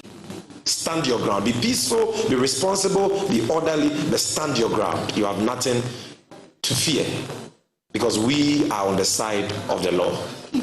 We are on the side of the law. And they cannot kill all of us in Ghana. They can't. Now, to conclude, there is also the issue of Abuakwa North in the eastern region, where, again, at the coalition center, the police has fired tear gas, they are spraying pepper spray, just to make sure that our people are not there to observe the process. And we want to call on the IGP to address these issues that we are encountering in some of these polling stations. The entire electoral process is a public exercise, from the police station level to the constituency level to the regional level to the national level. Accredited agents are the ones who are allowed to be in the coalition rooms. We all know that. But the public, the general public, is allowed to be around to observe what is happening. What is happening is not an election of a secret society. It's an election of a democratic country. People have cast their votes. What do you have to hide? And some people will say, oh, but your agents are there, allow them. 2 agents and a few observers. What about if they bandit them somewhere? Like they did at Echiman South. They attack them. They hound them out. Who will be there to defend them? And you want us, a serious political party, ready for power and in fact coming into power, to listen to your advice and tell our supporters to sleep at home and allow only 2 agents to be there observing the coalition? You think we are zombies and I am worried and Ngosro? It will not happen today, it will not happen tomorrow. We will police this exercise to the very end, and we call on our supporters to do exactly that. Now, finally, I'll end with a joke. I heard the new evangelist the MPP has now discovered, their communications director, who is now quoting a lot of Bible quotations, saying that they have won the election. Well, I'm not here to counter that. I'm not here to say that we have won. As for who has won, by now, every Ghanaian knows. They themselves, they know. And I want to show you one person who knows, because as the evangelist was preaching and saying they have won, his brother, the communications director of the MPP, was by his side. And from the look on his face, can we see that picture? I want to show you the face of a man who says he has won an election. Look, this is Richard Ahiadba, MPP communications director. So if the MPP has truly won an election, you think this is how Richard Ahiadba will be looking? This will be his countenance and his facial expression. And I'm sure you saw Fatima too. Yes. So these are the people who claim they have won an election. Ladies and gentlemen, we thank you for your patience. We thank you for your collaboration. We appreciate your presence here with us. And we want to encourage you to stick with us until we bring this process to an end. In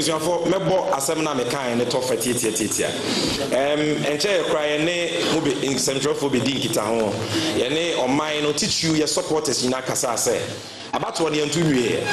You are to a kind of polling station, but a fana you do so your constituency coalition center no a ihiapa enti yenya enije ne jubilation dia na yenyina yenko kan ye agents no constituency coalition center yes ye ko radan na ye coalition ni wom but ye ko gina baabi a ye betumi ehu de ekoso ana se empo ye ehu de ekoso a ye betumi ate de ekoso bibi sia ye bu ye nipa bi ana ye tata ye nipa bi ana obi pese owie mu a ye be wa around to give them the support that they need.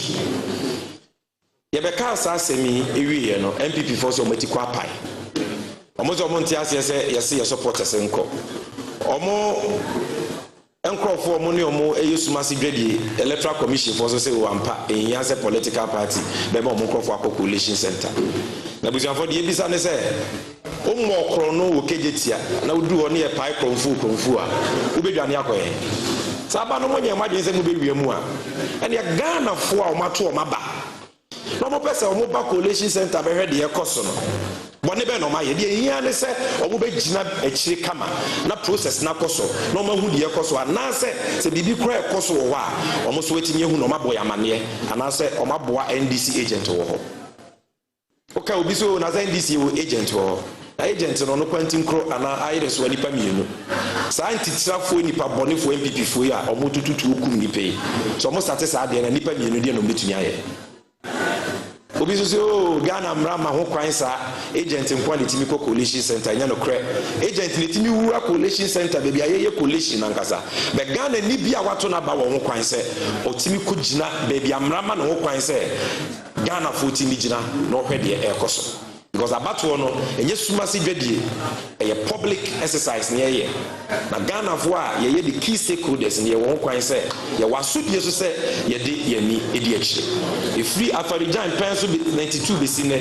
saa ne aye no enti enne enye ne ne ye ba besesam abuzian for de no to nchen a te se de ye bo mama ne se en esuma bei was ade sa na nipa bonefo mo be yi asore esuma bei MPP fo o ma start about to nwi emu ni o mu titira sem no they said the omoye the 2020 kunkum nipa no ma start bi enti wo kọ atwema ngwa bi eja south a achire mu videos a MPP4 nipa bonifo bi akofa ballot boxes mienu a ballot papers gum so mo de koye ballot box swapping Yankrof would gina omo na so because no mu di ballot boxes na chi omo a police for boa omo ama yetimi achiche sa ankrofo ni nyina age ballot boxes na ene o ka say e was Sepasi police station na ballot boxes ni fi abua kwa e kon career omo du Sepasi NMPP ni pa boni fu ko to share omo so but ya fe ye ni a ya sin kete say ye be bo Ghana fo nyina ba o mato ho banti yetimi esisa de no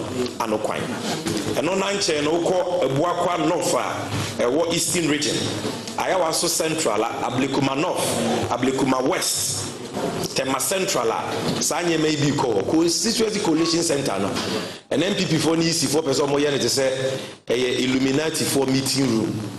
They want to treat constituency coalition center to say there is secret society be meeting conference and a conference center there be about what there Ghana for na to omaba na yakan ye wi ni ye ko keka bom enti Ghana for wo ho kwan say agents e wo ho kra Ghana for wo ho kwan say omo ben sa bia no yes be omo ko gina baby aye coalition ankasa that they can stand somewhere that they can see or hear or observe what is happening around na ye agents ni bi ya attack omo no mu hia mo a omo so etimi aboa wo mo we are going ye dikakan President Mahama said it.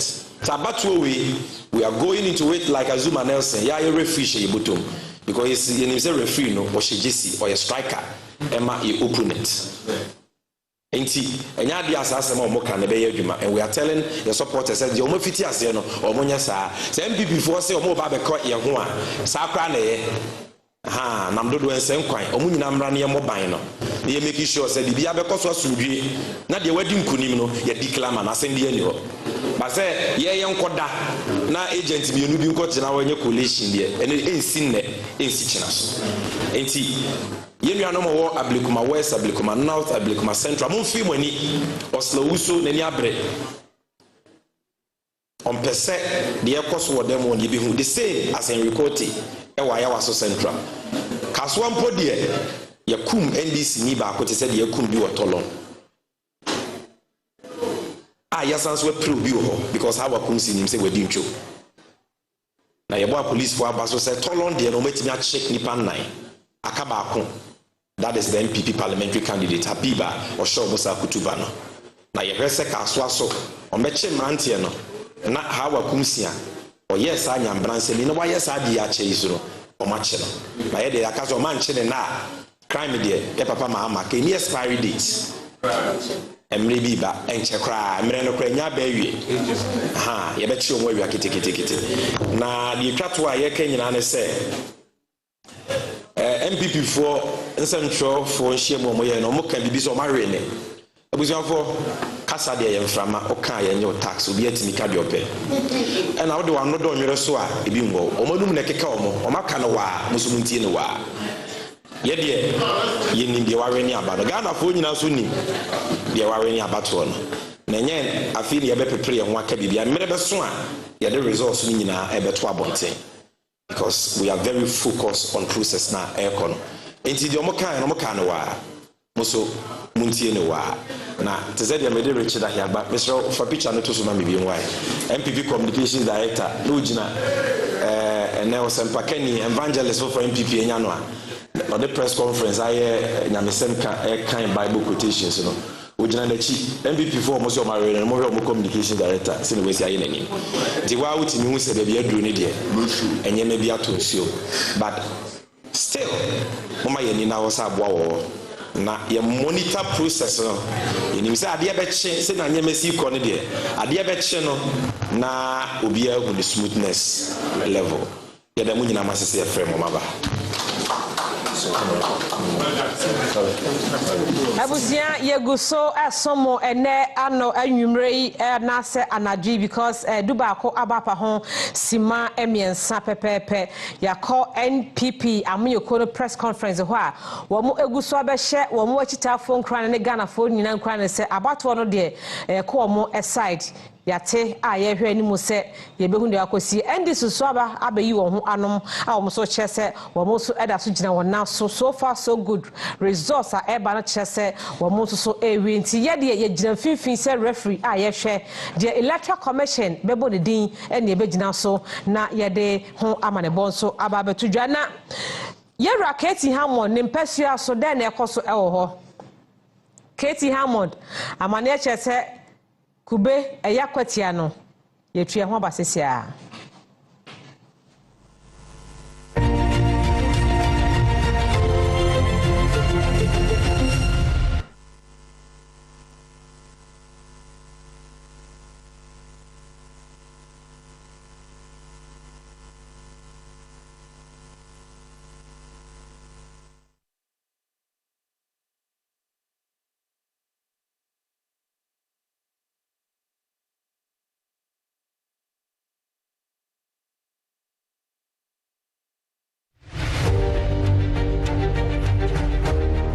Bebese ne kachire mu nyina hwe elections a ebe obia hwe yi enema asumdwe ndi nkunu our election way say democracy ayaye no eye nyame nhira but say democracy no be ko enimu a e wo so ye nyina ye hu say ye nipa dom ni nyina ye nyina Ghana ye dia enti ema obia ema ono party a odi etire no on di eni ho echi ataki ninua anase odi ntukwa ne niema beba enti election yi asumdwe obia nkotu na aba na in the long run Ghana endi nkuni.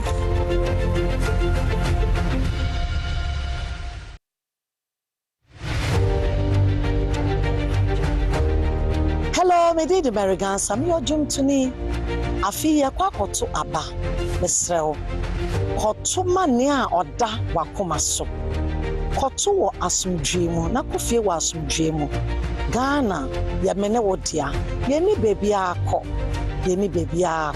tie nyina ntna fefefe kwachira wadwen fefefe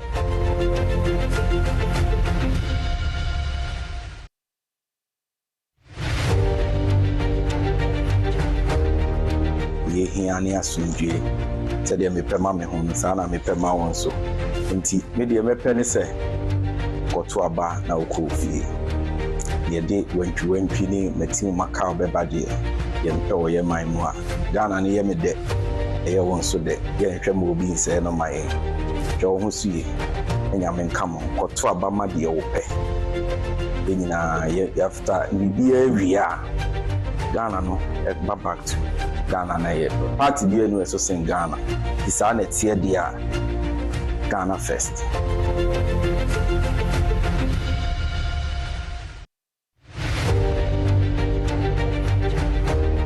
Ghana ba to no da yeni yesrem awrante elavawa the youth of Ghana mona GNC Dr. Ose Emeniabden. We any performance original say into Musoba say on with me about and I say Biga Akunyano Apa Dincha on the fair. Some days you may know and shall say officially a high part for Nibuha media going now so high yes and before every say to wedding now you will be answered to people. All right, Mamendasi Mohammed Radu, South Sudan, and Commonwealth Free Upper Danger, Eddie Abre, Upper Danger East. Upper Danger East. I want to Emilia or Boshi, a Hornets or her, Festus, a coffee, and a Mrashebe. Okay.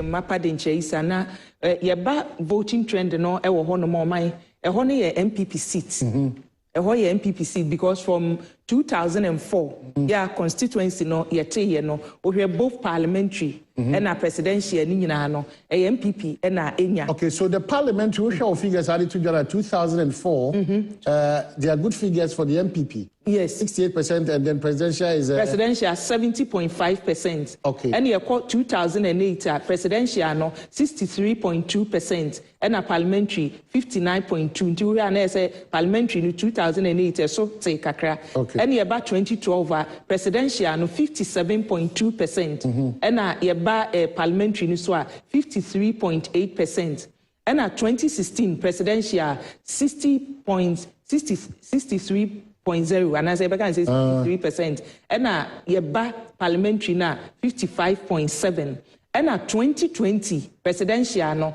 55%, and ye share parliamentary no so 54.4%. But my steady trend no parliamentary no dey so tia na etie. I was getting to the trend. So tia na etie because from 68.1, and then 2008 59.2, 2012 53.8, and then 2016 55.7. Sa eti osha I say ban eba from, and even with the presidential no krano still constituency one I say MPP and a kita seat no mu de na so hwa ahoden no eba fam eti ne de ibe ma yehu say ahoden no ekita MPP or constituency one still so bete and I say betumi edrum pempen so po say ye beka say seat no a free one sir. Now, o my yenhwe ade bi yenhwe constituencies ahoro a ye ka hu say factors a ha constituency bi obi a de wo ho no eti yenhwe because MPP amanyoko no me yete ase say 2020 constituencies ni bi wo ho no mo a galamsey hu de wo bon hyehye ye o mo ye no ha won eti se ye fa Upper Danger Easter me pese ye hwe omo enhyehye ye mu no se ye ka constituencies e beka se bi a galamsey ye tu nsase mu sade wo ho no mo a Upper Danger Easter ka ho oman se wo hwe na che se ye hwe ha na se hwe ye ka galamsey na Upper Danger East no baabi ni ho no mo ya sa galamsey tu no ebi ekoso wo ho eti ho de no yentumi en attribute say MPP amanyoko no ba fam because of galamsey nim kura wo ho no mo. Okay, so yanko commend ambra na Bernard anan so ye head o my Bernard major ti say yaminia ebia ye boko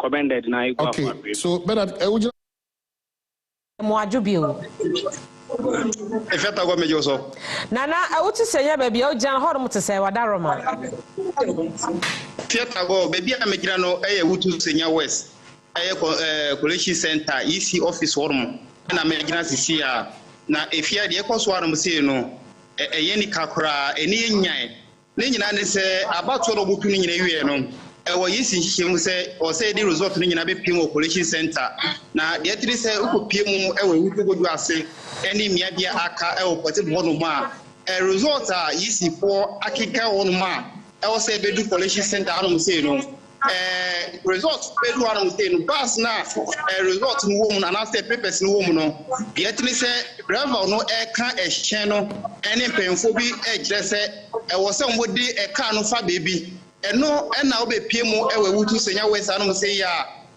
NDC amenyu ko no kitafo no kire se wo mpre wo mu se so mo de number we pie mo collection center o so mo de car no ewura baby o mo ye collection no omo mpena car no enkofa baby a initially no na car no person fasam kwan bi ewe wutu breku ho no na no na youth no block kwan no enti omo machi car no akoye pinche pa wanu say ya enya sem kuma kwa enam so ema car na pepe home no omo machi car no American no be shemu ewo DC district office one enti for now no a police from one say abemu district police commander so abemu as say omasan so eyi car no any result ni nyina pie ewo EC office one ma American no ewremu ewo baby omo ye collection center no but abra ye ne edit amenyoko no edi nkobo na mo kire se omo information mo kura any result a mo kuri agents for dia mo no kire se ewutu senya west parliamentary seat no ya de omasan so retain enti no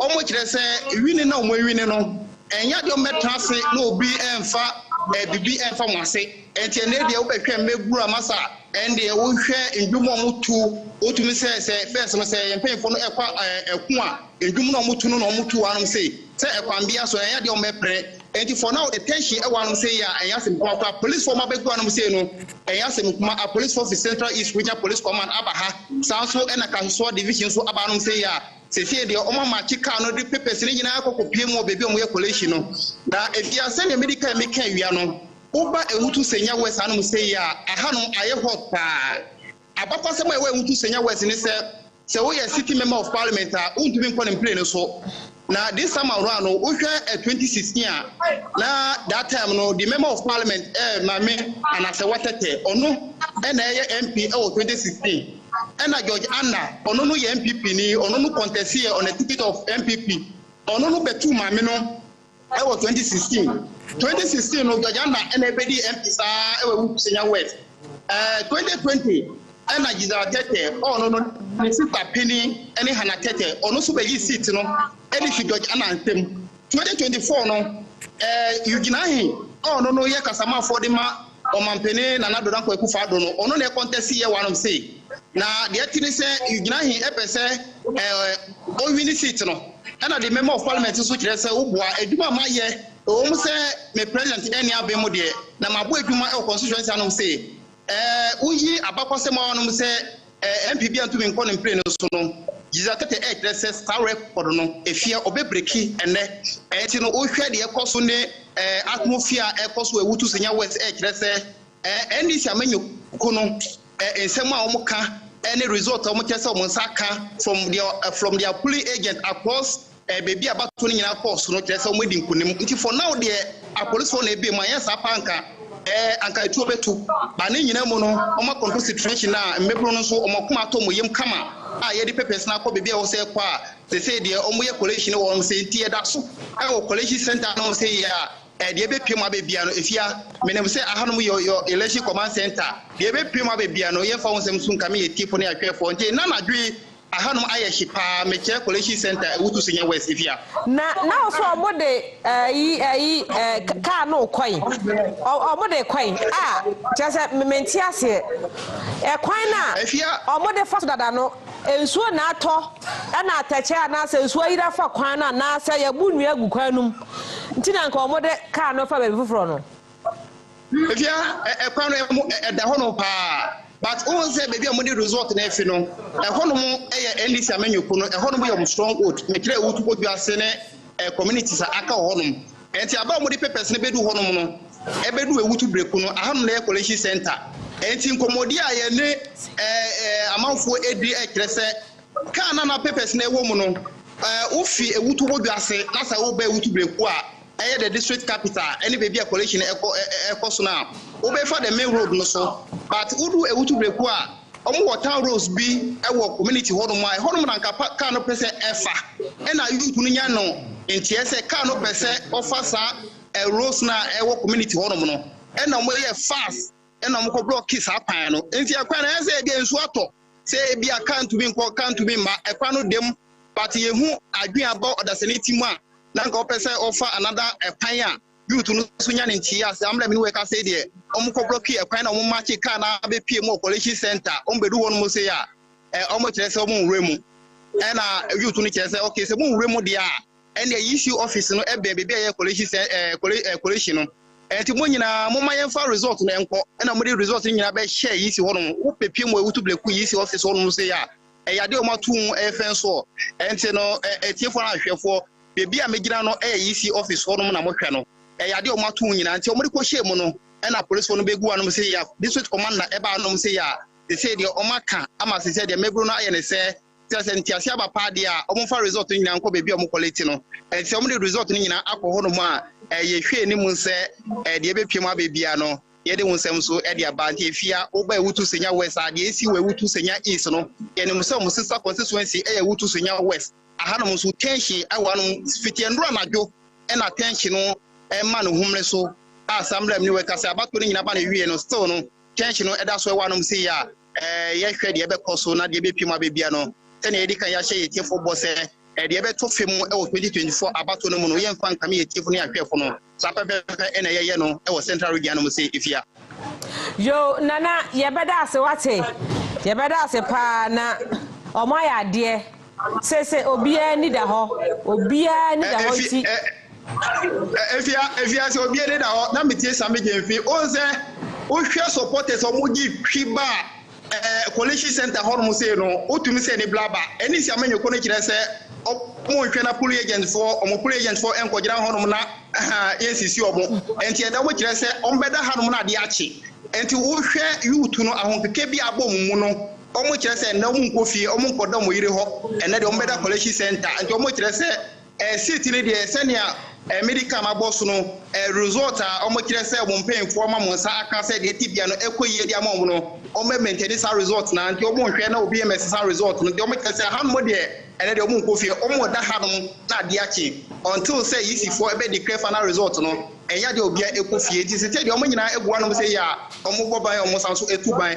e wo coalition center no say efia ene nko anse man kwada mo yire no ho abinsi yesu ma enti yesremo momo mani na ho na Ghana fo aba o mato no obi apese na aba o to ye kan na onya ne mu aye na ye da sepa na de be fi ma ba bia nso ma yaso NTB emfri honomo kojo sese ageta na what you create Hamon nka de yetete me nya sure say betimi asi sese seketi be lusi city no na de mabunu osi eti se gubani mabunu ni constituency wo sa ebi wo well episode 4 out of 40,976 polling stations are electoral commission yede to abano emu 20,401 abidru wow. So we are close to 50% of the total polling stations are yet to about across the country. So far, we've done 49.79%. I can tell you, you will not get this anywhere apart from Unia TV and Unia FM. We share a year 20,401 a year polling stations now. Abana. John Dramani Mahama is leading with 3,197,549 votes. And then Dr. Mahmoud Baumia is also there with 2,357,954. 80 as it stands now, John Ewo 56.9%, and then Dr. Mahmoud Baumia 41.36%. Yanko various regions, you know, any polling stations are abedu ubeto kan bi ya one provisional result bia I have as it stands now, Mami Fa Adanse Asokwa, Namema a provisional results, Adanse Asokwa. As it stands now, provisional results are Eba, still now you go so airkind. Godwin of the NDC, Enya setting 14,319, and Katie Hammond, Enya 12,993. How? But Minoka say, we just a small polling center, sir. They can also and I'm concerned. Godwin of the NDC, just setting 14,319, and Katie Hammond, enya 12,993 ewo Adansi Asokwa. All right, result no gusoba na eba we a provisional result from Adansi Asokwa. Lecturers be ewo Legoni KNUS say yemmo mabaso mabaso say we are not just calling results, we are telling the people the number of polling stations and what region name any day ABBA, and they've scanned through all the media houses across the country. Nobody is doing that. We are the only people doing that. And number two, Emra, you can't say your friend say about say few polling station now by no Ama Barbara Eli did no. Yeah. They were so happy we came back quickly to clarify say it was part of the polling stations and the and so far so very good. All the comments coming from even the MPP camp indicates we have done so well. MPP camp and Akwachre say we have done so very well. So as it stands now, out of the 40,976 polling stations now, Abano, 20,000, say 20,684 and Abedu. So we've done 50.48 polling stations across the country. John Dramani Mahama is leading with 3,130,022 votes, and Dr. Bamudu Baumia 2,310,355. Now, JB Twaso. Yes, congratulations to Yerayao Educhum. I mean, he's in a comfortable lead as it stands now. Yerayao Educhum Ewa Bosomche. Congratulations, he's in a very comfortable lead. Yes. And Bantima Asensubuache Ewa Bantima constituency. Congratulations to him. Professor Kingsley Nyako Ewa Kwadaso, he's also leading in the blue. And Sasso and Minoka say Mike Edu, fresh candidate Ewa Oforikrom constituency. Minoka say also LED comfortably Ewa Oforikrom in the Ashanti region.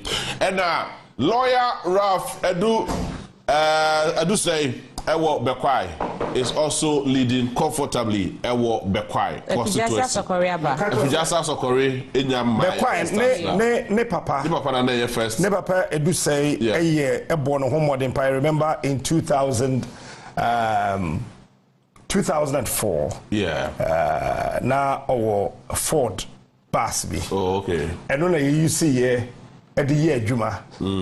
At the ma someone or same as DMP. Someone or same as Simon or same as Oh, okay. Now baby I had the bass in the fever now onim. I see. Now onim baby a bass in the fever. Interesting. But I do say. Yeah. No, a minor. Yeah. Oh, okay. No, a minor. So, although Joe Wise made two. That's right. Or the independence. But a drew time now Joe Wise be two. No. Unfortunately, now he's lost touch with the people. Oh, okay. Now you're home here. Now, the new war, other parts of the region. MJ Kufoso be winning. Then on one Kasapra constituency. So, I do say. I remember say ye co-voter region. Yeah. Utmini ye mba bidun kraya. Ansa wabakra no be share Lord coming any Dambuchi. Na we be so almost say the AC call e wo hane ne mo betimi aye. Na wafaha akotakra de ekushia Mami Gladys Asma. Wow. Ene no awie ansa waba. Nto be do no constituency no no awabre. I see. No or ye field man. Proper pa. But unfortunately no honorable Edu say Elusi. But it's a good news for him because Neba Ababete. Oh yeah, sure. Ne damn it say also you remember catch us say ne papanti. Yeah. Abrantie no. Yeah. Obeko ntem. Obeko he's young. Very. Adea ehia de say Oma said your tisi say na for prime minister no mo de man no ye fa sika nto nchen. Yeah. I thought that who sika ba 20 hour. Oh yeah, that's true. Who sika ba 20 hour. On share and no. And in the relationship with the ma our constituency them. Man fine. Lawyer na. Yes. Also a fine man. Yeah. Unrelated very well to women. And then number one, number two. O make sure say Mmerwane Nkwakrafo ewo constituency di mu no. Enye se ma meje papa je asem na ye kada bi. Na ne papa wo subi wo ne ho. Se wo ya akokora na sebe wo ho aye fi se den na wo te se den. Edu se be kofam be bam wo no be ye pe. I remember say one of the campaigns here you know ye call Krobi so wotra ejoso no nya so say ejoso wotra estreso obekọ putoja na ba Kroba ko bi to aso ye kodu ye na maame pani bi owo ho is it Abidjan Kwantana anya Abidjan Kwantana Krobi she ho wotra putoja at the town bi ewo ho papa bi wa asoro bi kura kase bi na ho be ni visa asoro na gua and edu se na ne kukuru funu no wow emu no sa maame nam se moja fi ne huni mo se e no wanyini e na odi film e moja na wo maame ne huni nyina no edu se di kukuru maame no wow eti onsua se de ne papa na osipeja nkrofo bo ankrofo e wo constituency nim I remember very well say ne papa ene nipa be 4 ameminim e hyeda tuo mo huka e do mpa bruche kusua de one quarter scholarship ama omo ono wan de tua omo hoka wow e do omo call London e mo call school me do koye omo masters ba ko ye ni PhD and I think say ba ko so okoye bibia e wo London so obetimi ayesa de na ne papa eye no ebi wo ho but but just two interesting messages me and coming from two notable people ba ko efri Nanaya Okweko Osibeka Joso Odawase, you're doing a very good job. Nanaya Okweko Osibeka Joso Odawase. Then number 2, the Ashanti Regional Deputy Secretary of the NPP. Benoka say Odoso Odawase, also you're doing a very good job. Jima Osibeka Joso, you're doing a very good job. The Ashanti Regional Deputy Secretary of the NPP. Also, you're doing a very good job. Deputy Secretary of the NPP in Ashanti. Some of the NPP for understanding me messages. You're more than yeah, can be, and I think that information coming in, no, I'm so wait here, no, ebinum Anthony, but no problem. Yema won't see us here. Pacho, question team, lawyer Fifi Backman of the NDC, no win. Time na. You see, I Sramuamuti, Amundi, Achi, Debiana may Yafa also make us a dibechi. Aha, sir, Yegusi say, I say. Once a polling stations are Ebano, Mekabomu and Amateur say, Willie do a yeah, sure. Willie do a. It is a cup polling stations and 9 a do a boom, the only thing Yabeka. But Quesimintim Yankawa has said MPP winning Quesimintim. We haven't said that. We haven't said that, yeah. As an baby and wakas will be a wee, hear him say one wee, our wee. Ha ha ha. Just I say, what say I say, Montia say, and Takwa very dicey. Takwa very dicey. Takwa yaso green. Takwa yaso green. The NDC in Ashanti region so Asia wo and their quality of result to Ashanti region office. I mean, sir, say the idea say I me no kase no. Yeah, 51.14% of the total polling stations across the country. Total polling stations, you know, then your board region will have some analysis on that and then we go. Okay. There were 40,976 polling stations and EC every year at Juba. That's a CA Meno Ekaseno, emu 20,957 Abba. 20,957 now Abano. NDC's John Dramani Mahama is leading with 3,312,810. I am repeating the number. 3312810. And Dr. Mahamadou Bawumia of the NPP, ewo 2,443,507. I am repeating the number. 2443507. So as it stands now, John Dramani Mahama is leading with 56.8. And then Dr. Mahamadou Bawumia would achieve with 41.37%. The Etienne say 40,976 polling stations. And yet the year Juma, I found 20,957 aba abidro. It's in Mpacho Udiachia. Now we know. I say, Mame found Tumrika and core regions. Then we'll look at this data. Now the attorney ewo ahafo. Now I am in one wapa. Say ya me no kase no. Mahama is in a comfortable lead. Ewa ahafo. I am shocked. Sabro Fibio.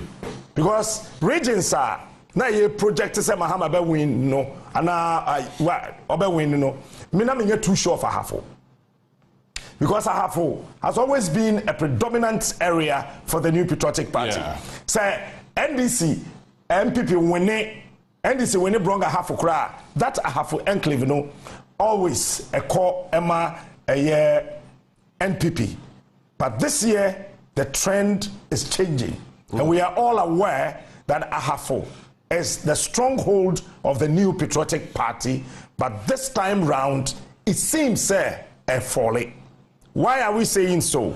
Ahafo ewo 836 polling stations across the region because they have only, I think, 6 constituencies. Yes.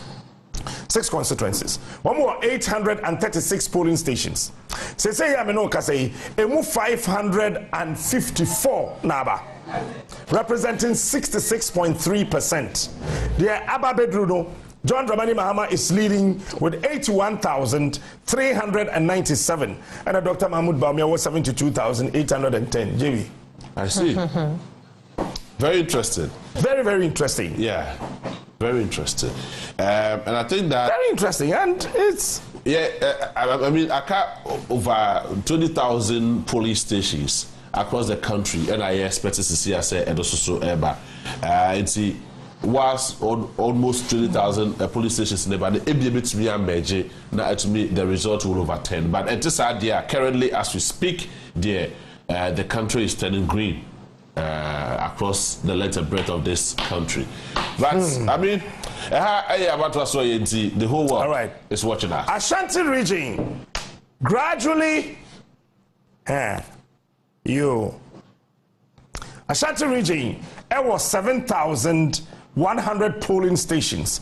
As it stands now, 3,914 polling stations. Begam, Aba. So we've done 55.1% of Ashanti region. Hey. 51% of Ashanti region. 55.1%. Okay. Also, earlier, now we catch us Ashanti region, the presidential candidates of the New Patriotic Party votes slightly reduce, but MPs they appreciate. They are going to win. All right. Yenko everywhere. Ayawa so West Wogon. Yeba will discuss Ashanti region.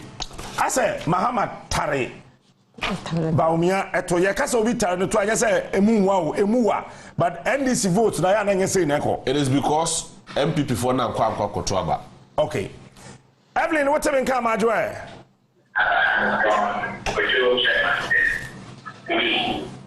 Hello, Evelyn. More results. Evelyn, what time in Kam? I can hear you. Hello. Evelyn, what time in Kam? That's a moment Saturday. So Ashanti region, we've done let me police stations to be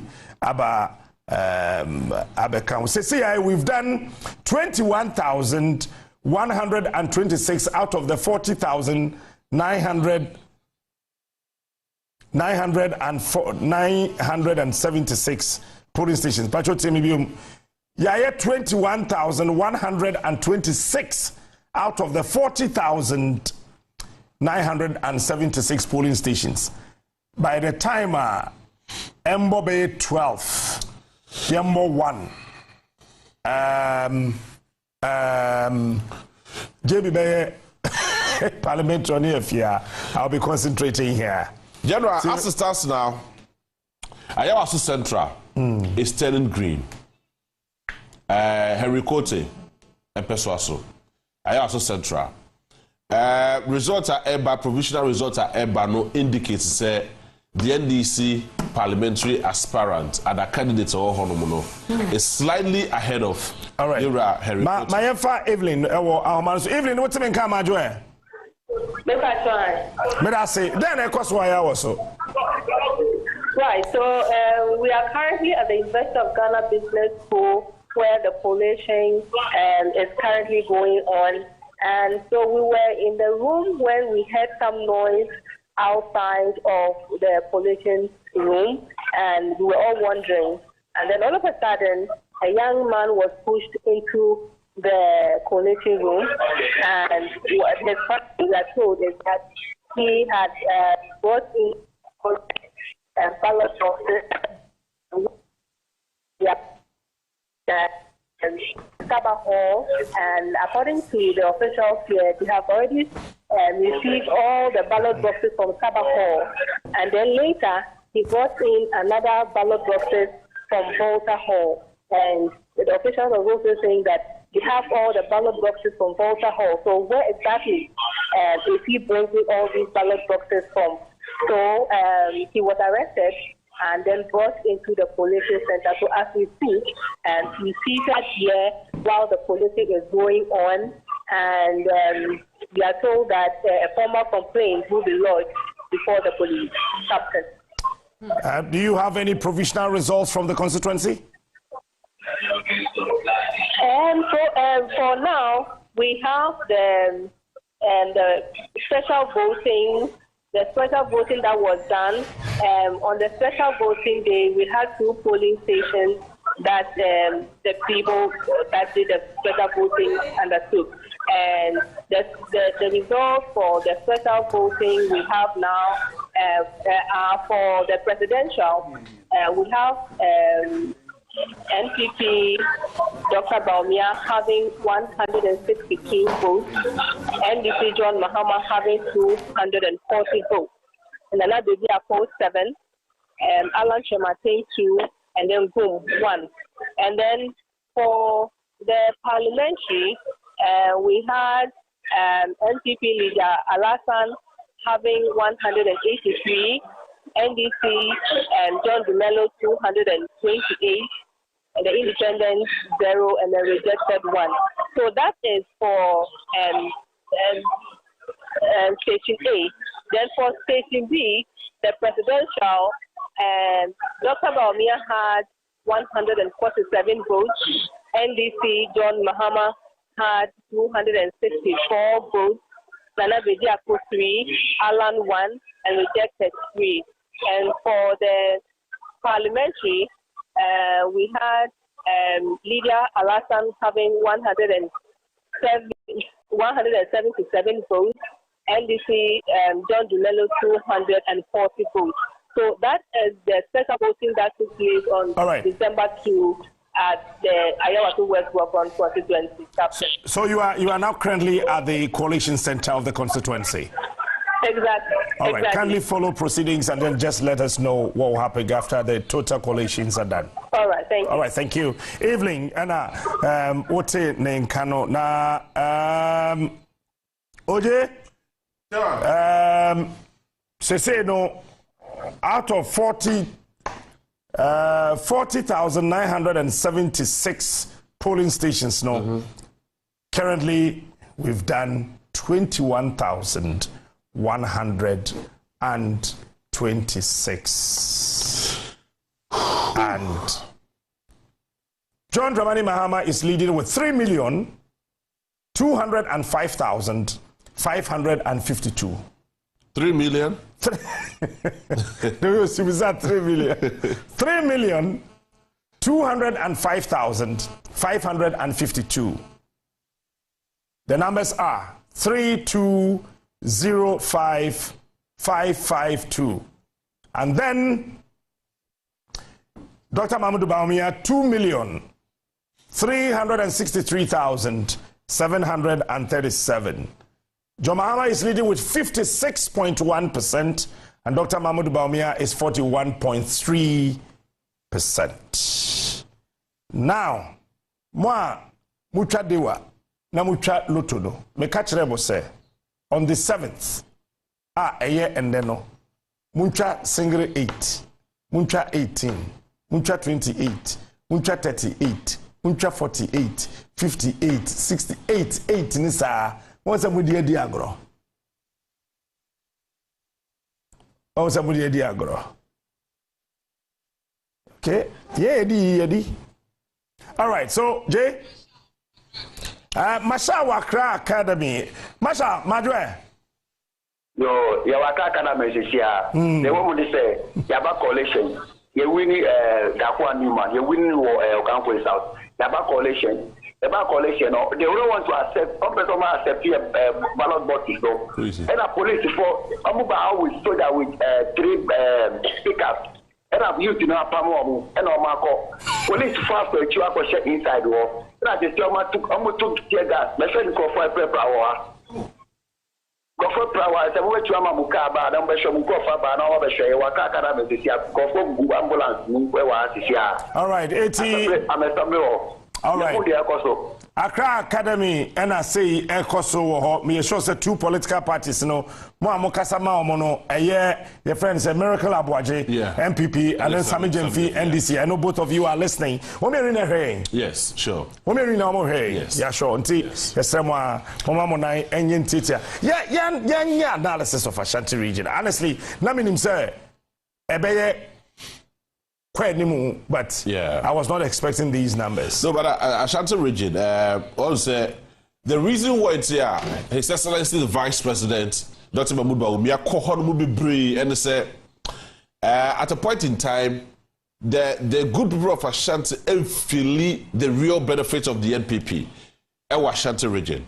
And I mean, I just rhetorics. Mind you, say, number one, the party office. The regional party officer, Nankisi at the Ashanti region, Nankedi Kakraba, because Ashanti is MPP is Ashanti. No. The regional office, yes, who donation, donation, party office, agency. I watch about Woodville because all the discount. That is number one. Number two, the NPP promised Ashanti region 5 interchanges. Bako, Afena, Bako, Yetutu Abna, Swami interchange, right? That is number two. Number three, KJTF phase 2, I saw your central markets.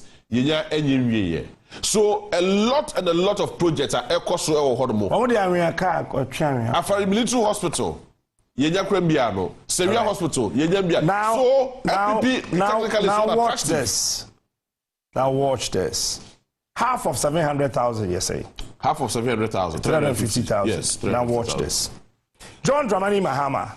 Out of 3,900, out of 7,100 polling stations, 7,100 polling stations. We've done 3,914. John Dramani Mahama is having 380,121 votes. Wow. And Ashanti region, we've done 55.1%. John Dramani Mahama, was 380,121. Now, also Osha, all the parliamentary aspirants of Mo Ashanti region, Omo go through because it's just a simple majority. Part no. Now, so look at the difference between the parliamentary candidate result and look at the presidential result, and then you will appreciate it better. Surprisingly, after 55.1% of the polling stations are Ashanti regional results are bano. Yes. Still about 1 million. Undu 800,000. Undu 780,000. Or 777,739. Wow. Yes, 739. Oko Bono Easter. Bono East. Police stations here 1,574. Yeah. Yaya 940. Say John Dramani Mahama lead with 133,764, and then Dr. Mahmoud Bawumia 111,353. JB Kasa. 10 constituency as we speak is green. 10 constituency. Honorable Ramsey, congratulations to Ramsey. Of course, in due time, may the details of that very particular result Ebeba. 10 constituency, Ramsey. Tie is green. That is Ramsey Adam Asari a member of parliament at the Maritime constituency wakosiki for re-election yato the amano on the ticket of the NDC menoka say a honomo a green Collins Adomako Besa at Fija Kwabre North. That is on the ticket of the NPP. Congratulations. A honomo still remains blue. Ewo Fija Kwabre North menoka say that is Kendapa ne wafase ewo Fija Kwabre North. That menoka say honomo a green sisia. Remember single detailed figures of that particular result ewo honomo say. But Kumi to make a majo at the Good. And if I now just see a constituency bay, can you and what can you tell us? Well, JB Sandra can say the idea. Everything over. I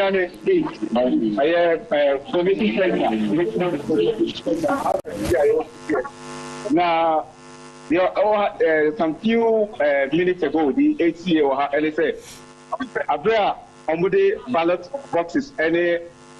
Equipment in the air banner.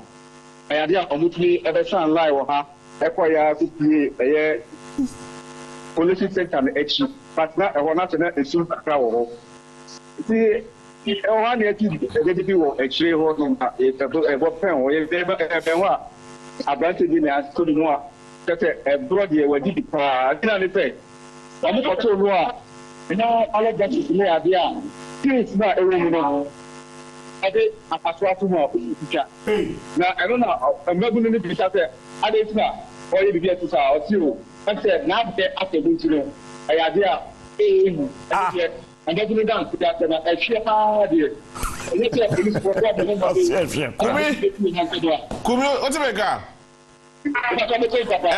now microphone not do. So repeat what the movie now so say. What's that brother no here then? I got to in and say. And maybe we need to have a play with you and I idea. Or get a patrol. I took about that future. They just you to now I don't know. I'm not going to now. The other say. Nadia after a agent. Now Nadia at a box limit to I idea. Oh, now, and then I'm here and maybe there. I'm going to do my day. I'm going to be the fire, you know. Na the team for any say of for it me there almost the much America say I dey abudin equipment oh Siale municipal police station at Abre and owa police for na urban ho ban e na eno chi no so anche yo ha dey who say police car e dey here obi tantiwa police leader akoso atasa me family doctor all dey ko ha na go bi so sa ji get bi mo sa ko so adaya almost Pacosu, the kind of also, I'm not saying that they are coming to know. I'm back now about the family jobs. At the police station now, I'm up with him and Yaman Eddie film. Now, I don't know, I'm going to say they're big that. Like, some percent, almost a baby Akamudia. I used to book you so our hair. Now, I'm going to say, I am no pleasure at about panel. And more. See, when the police want to put in a car and I would be able to know. And I will show more, but. I went to the MBA so I say somebody so there na say I could do easy anim na I want to show me about to be so na afani na some once na mo bi so na they say oh no about me so the time to know I idea am am am bi so a na mo dey na ekosi issue ho Kumi then a ballot box need to be coded in ho captain then na say I'm buy na say almost kiwo ha almost lie wa ha na omutimi dey omunyama na ekoti isi ho se de be ya omuya kwa na obabie so na omaye short na eniama na bi na emu na kiwo no efo ya na ba ekodu ya na say osu kaka ho ana abrante na enter otimi fa ho a na echa na ko peso kudi bone na ko ya to aka babu no chi na ndie ehwe pa de captain of Adepa. All right. But Simini Aquabra BBS Saturn Safrel. Yes, so Ejebe Kwasha to read. OJ, Ejebe Kwasha to read. Tepa. Ballot boxes in Akodu Coalition Center. Okay. Womowie. Akodu ho. Womumbia no na womunkeka mbom na fe womundi declare no. Womote wana womoye kokwasa. Ena posi for akodru ho. Se si ameno ka say 50 military men. Soldier from maku 50. Ena akodru tepa ho. Ena meburu no so say okay, mu ye 50 pe. Yeah, so you better be surround 50 nachi. They shouldn't go that level. So I think that yenja we soldier nia ye say se bibi esi anabra. And Tokwabian Sitepa, the military leave the area. CDS called these guys to order immediately. Now Mumbia Suna Womo and Kain. Ye na yen sorry temna ye free. Need answering temna ye free baje. Ashanti regional de no. Lejokuku, the Ghana Police Service. Also, at the end, where the Basoro, no way they come from, where they come from, no way they That's a sanity. It's surprising, no. But Ghana Police Service, yes, Remo, Moma when they echo Lejokuku constituency, we are hearing said there's another gunshot be echo so Lejokuku, which is not too healthy. Ebwa enyefe. I mean, about to get Mobi and Fem, tiny fish anymore. Mamin country MPP, look, let me tell you something. Oh. I think, sir, part of the name may be Diagro. And, and yet, Takrame Bia Netinama Ede. We are saying we, so we are colder to say JB2. If you are near near Sassiswa, we are cold. What's your Vianano? The day. Would you have me? MPP partner in your cold. It's the Tekraman Yajuma. Oh, it's as simple as that. Lose comfortably, go home comfortably. Then we can come back maybe 20, 40 something, and then we decide, but as it stands now, I don't think so we should allow people to wield machetes, wield weapons, and do anything that they want to do in this country. No, this must not happen. Please, with all due respect. Now, watch this. Yeah. Okay? So, Sisi Wuba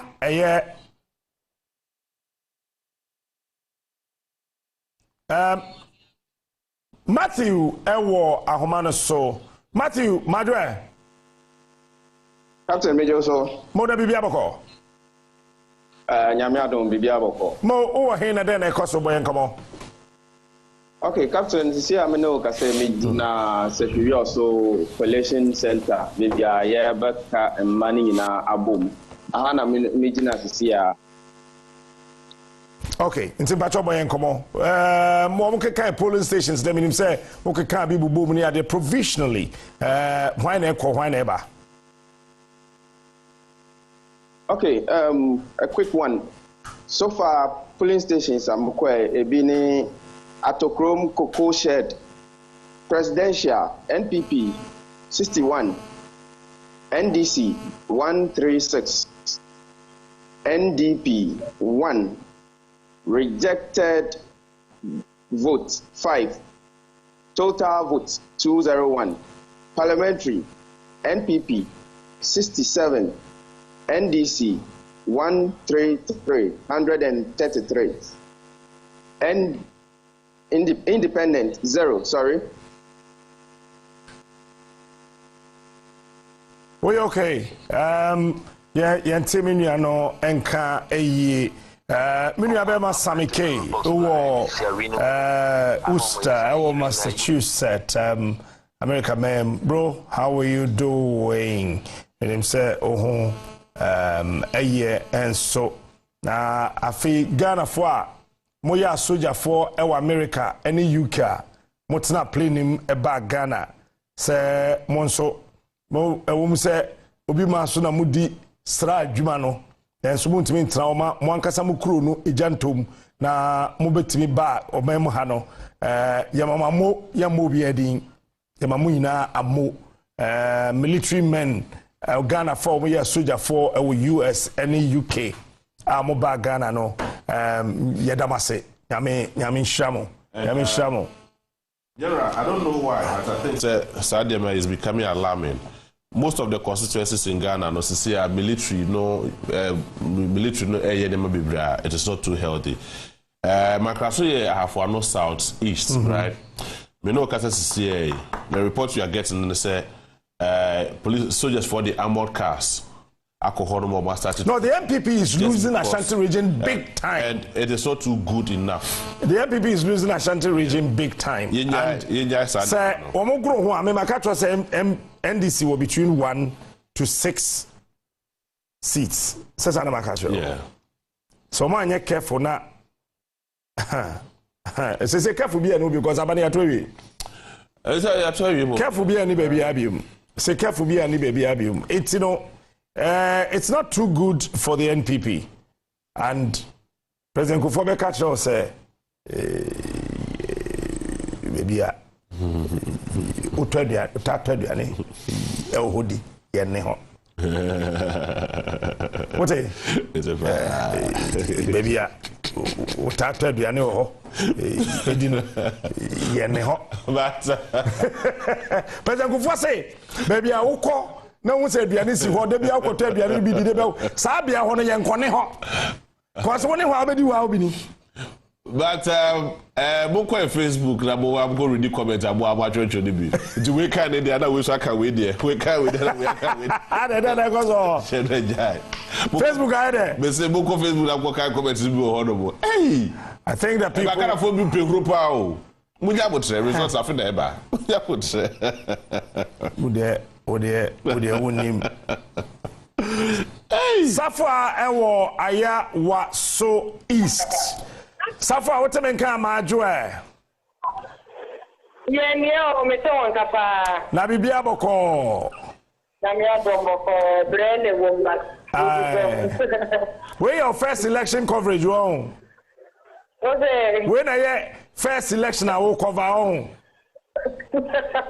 Nami humobo. Boy come on Safa. Yes, Mitonka. Anti pacho den e koso ho kache. Yes, it's here me wo Collational Center wo St. Kizito Roman Catholic Church. I for Ayawa so East constituency. Na so far no teacher no pa 7 a.m. ni omo wa ha for police stations there 12 to 15. Na so far very positive na calm when team were coming when 20 BNC from Akasiana Babedru Mra omo police station hono omo sha say omo sorting omo ba the kind votes no ballot papers no hono na one of the police stations no na maintain ho ate kakra esi ewo party agent for na no bo honom no omuni yipu no nti me ka me kire say one of the ballot papers most of the times the ballot papers no isi no e dey almost stamp the top right corner of the papers but we say no omudi si top left it's na omudi ma voters media na say electorate no so mo team so if you say no me hu say party A and another party B there, but our top left, in no meaning for more reject and answer or one kind of home. It's an say electric and also say no more fault, the fault of the issue. Which are more free, the home Koboka cry before the move, so my mentors the Mukakra, but to me, Nanya and Ketwa, or more free, a home or more Frankies and next or 1A.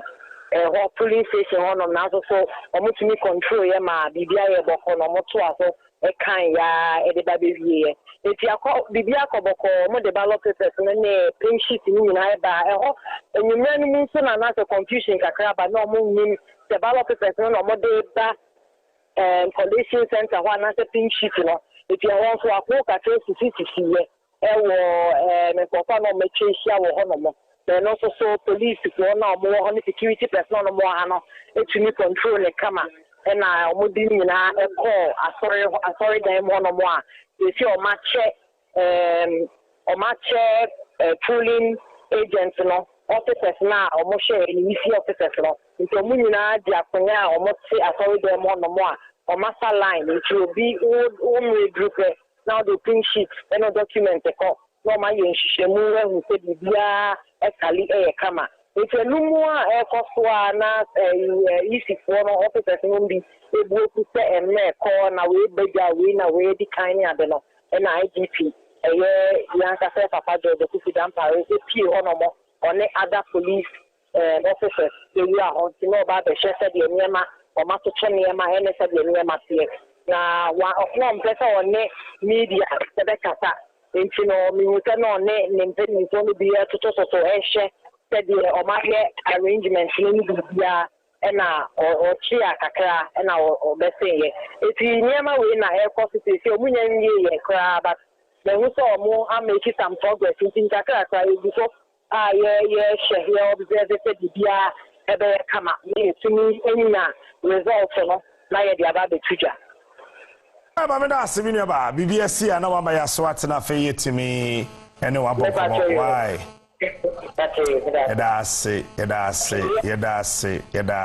so Ghana, thank you. Ghana, we want to say a big thank you. I mean enyemre abo say 12 abo 3 minutes after 12. 3 minutes after 12. But momompe champagne emre Kofa, beautiful Anita, all the way from the capital of the Ashanti region.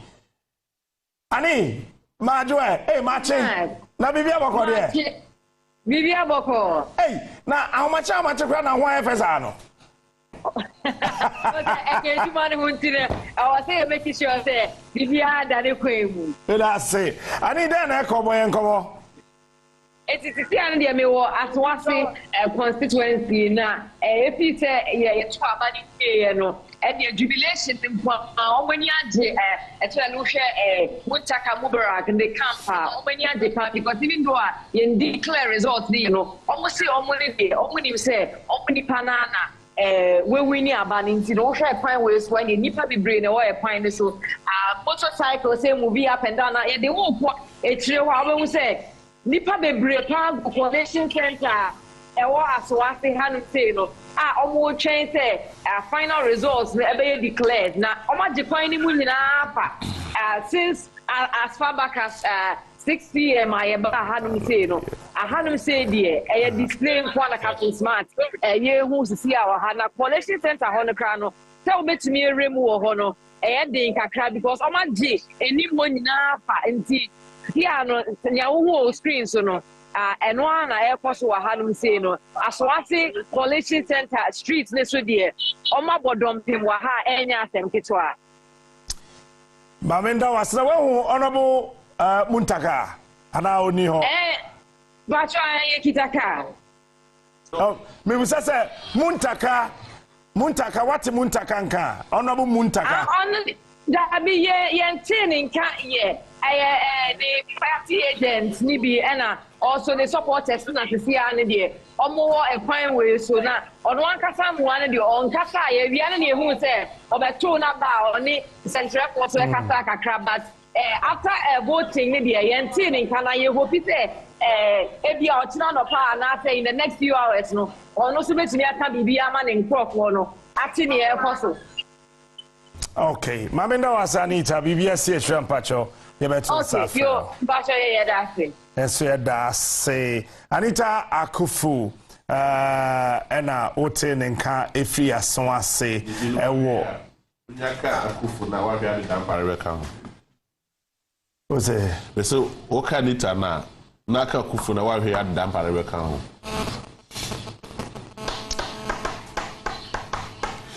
But General, let's also say the Ghana Police Service Remo Mumamo na yentintia e various places are between who start to say boba. It is not too good.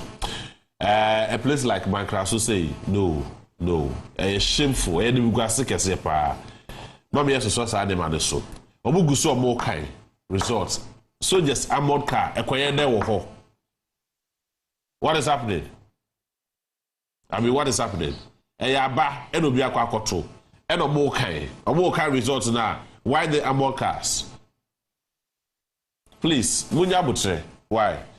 Tokwa. In the exercise. Okay. All right, Mawina. Yes, Mawina, Majue. Captain Mejoso.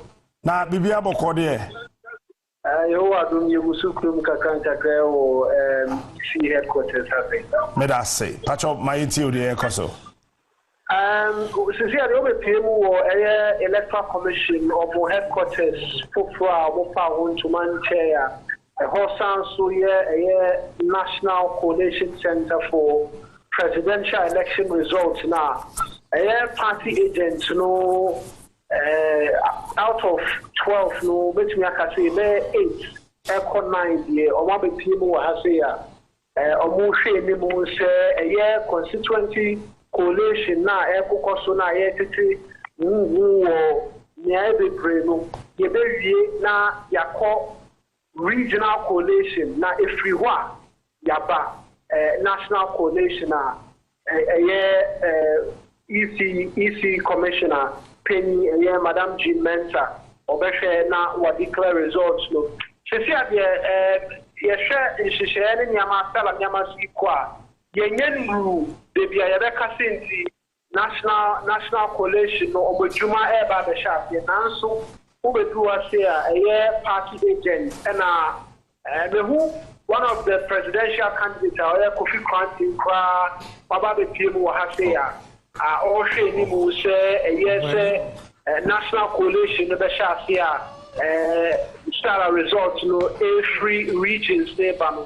Another PMO or EC headquarters, Hasi. Na Yasha Sala, the consumer PMO Hasea, Bibia that the amount what to have, observers in Suaba, Mababeka, a media for more say, any party agent, or Mababe.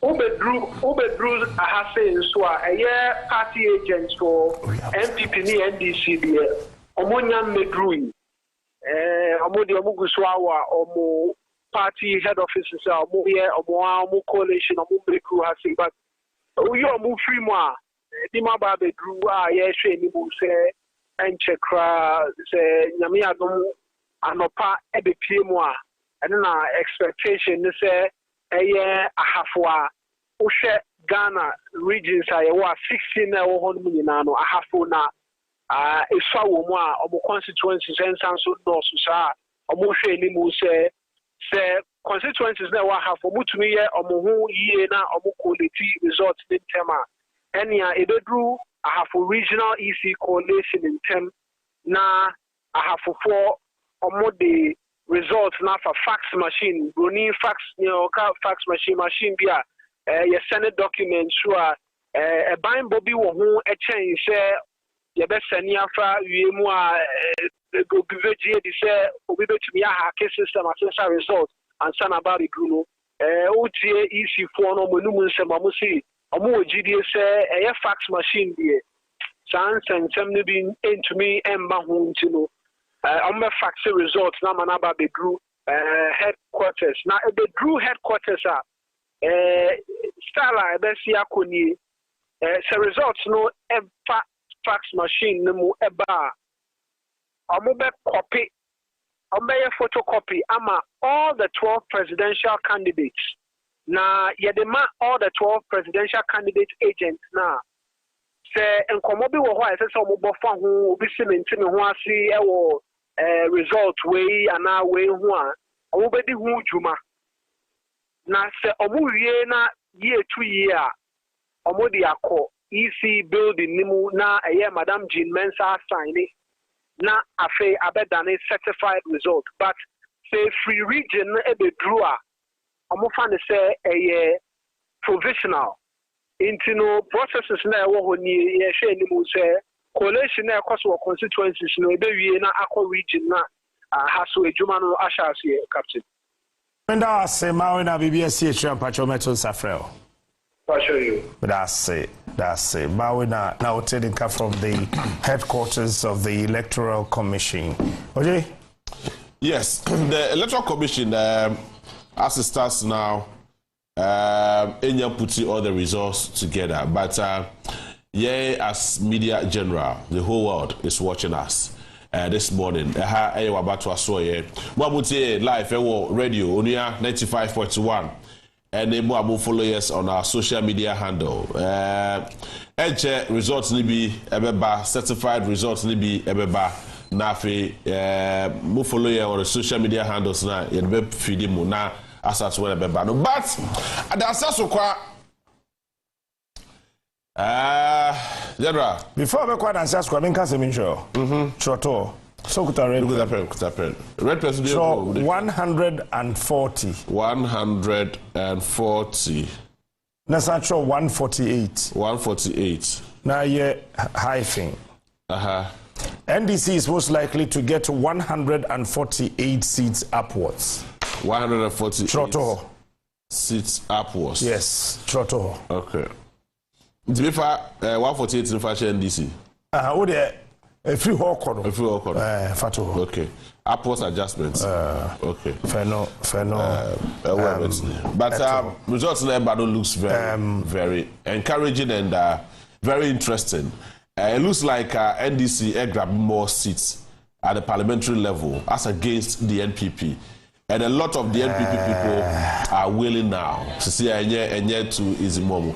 Mankrasu say more likely the NDC is far ahead. The NDC is leading. And it's now Amor Cast. Me say 1996, 2000 is playing off. Yeah.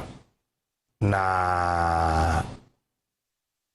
The earlier the MPP realizes this, the better for them. And whoever ordered our woman, Unjai.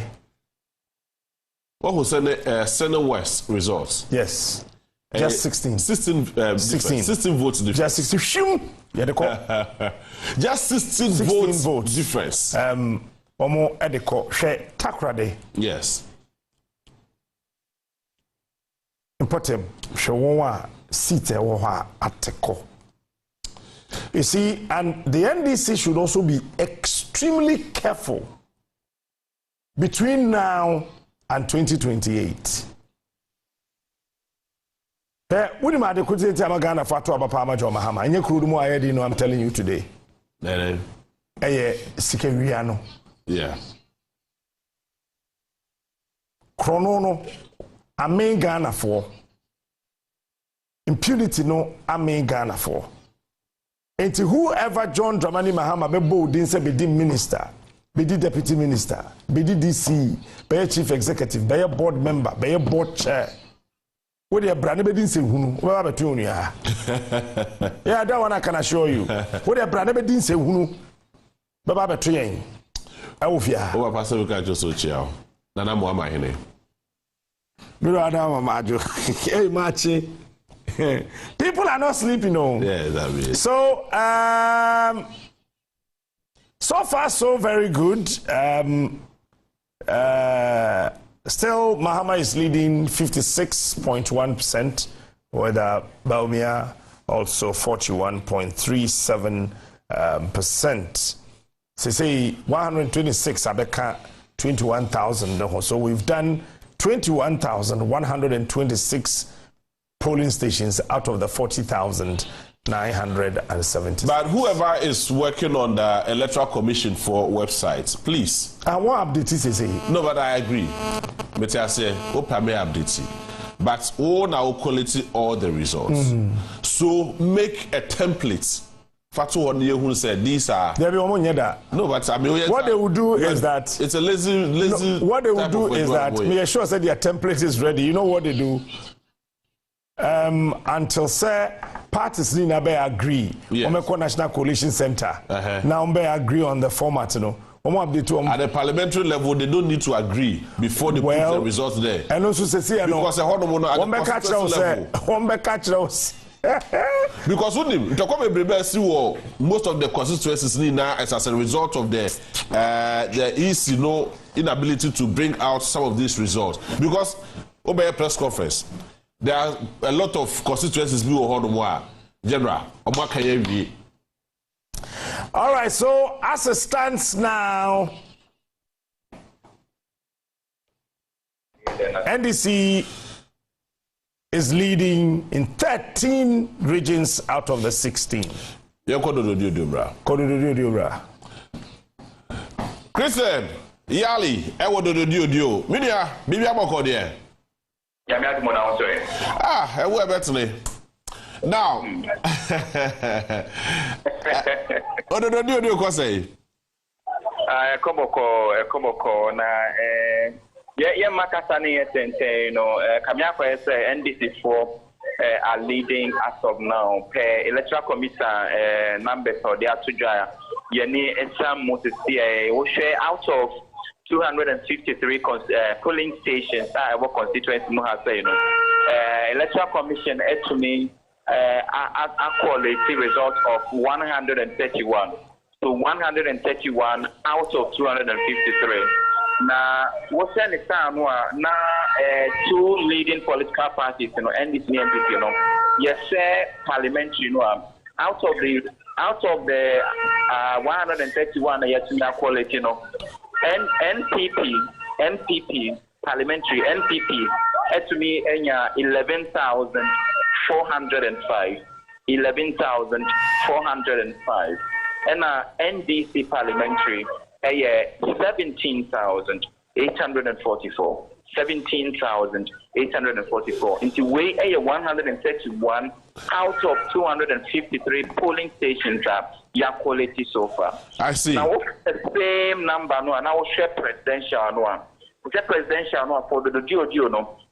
131 out of the 253 polling stations, MPP presidential, NPP Enya 7,345. 7,345. And NDC Enya 13,116. 13,116. Into we know your numbers again, and so far we are about almost 52% of collation I expect to say between me and Adrina yet declare the final results. Originally, we say NDC executives, the Brina arbitrary or how to say, Obia the powder fufu eguni trimua, they can see victory ahead of them. Though Obeka said it's early days yet, the Biabi to me has said the announcement. Osha said, Amayo Kono, NDC to me are dominating in this constituency. The Kamia say one beside at on both the presidential and then the parliamentary front. All right. Media, Marina Asi, Nafu and DH, Bibiani Besaba, how to move you. All right. I can't say, was there a word? We're better. Mammy call a Kakui Central Bimna. You talk about this. So, most a greater crowd, Minister Wiley. Oh, yeah. A white pa. Okay, but I'm going to zoom now. Oreku abofo ewo zoom. Oreku bibi aboko de. Oreku timeka. Hello, Oreku abofo otimeka. Oreku, unmute yourself and let's have a discussion. Ko ya ma me bro for abayumre. Oreku. Hello. Yes, Oreku otimeka. Good. Now, what did I used to see? There were a Ghana Telecom School, I'm friend of Ghana Communication Technology University. I see. And what your constituency bed and tell us, dear Nekosu? I have a central of the Collational Center of Ghana Communication Technology School. I must say, sir, it's been a very delayed process since the video around 7 p.m. It's been different issues that have caused it delayed until election started almost around 9. Until we share progress as of now, out of the 143 polling stations in World Constituency, from my year, just about 40, which is about 27%. Until the Juma will be over, I say, on the year, it's past 4 a.m. By now, they still have been getting to the end. But the Juma will be over somewhere. One of the delays they do initially was with the party agents. There was a long dispute as to maybe a ombudsman or was circulation center or maybe more counting votes now, and maybe as a party agents now. And there was an argument between MPP and NDC party agents. But now first, I said, no, but it's back and forth more than 30 minutes. And then there was also the issue of the election officials. We have to do earlier, but I mean, the camera no. We say Q be was here. Almost.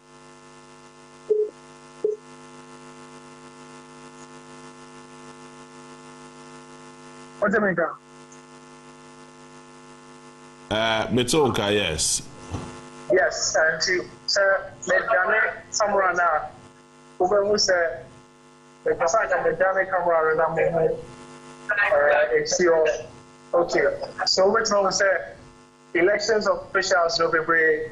It's your at the moment. They do a long ago. A number of them are saying I'm more complaining. In fact, IGP George Dampare about just a few minutes ago. The first concern here, elections officials will be brave, but they've been feeling for a very, very long time, and that's also caused the delay because some of the results of the various polling stations, local polling CT, it's been a bit slow, and a number of them are also frustrated outside. And I think that has been one of the delays. Now, also social initially, so now do baby cars be ever for the ballot boxes no ballot channel. Now it go for both. Especially I'm identifying from NBC for said almost suspected foul play because some of the ballot boxes say ballots and they have been identified. It's a military pop by to pepper spray and then when they are man so probably see you upon say all of these things have caused delay so far and Tiana so far process for so fast, but I think they should be around the 50th polling station. So parliamentary ocean numbers so far. Patrick Boama one of the watch Baba Sadiq at the moment because he's been on this seat since 2012. And your experience now also performing Baba Sadiq started politics just about 2 years, but the new energy but ocean gap so far is just over 1,000 in favor of the MPP for the parliamentary seat. As I mentioned, just 27%. It's still very early days yet.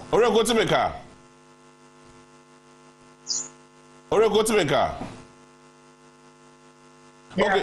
Yes, good. So, Mame, the figures are over assets now. The provisional result figures, assets now. Share with me. Now, that particular figures, and the number of polling stations are when you're so far.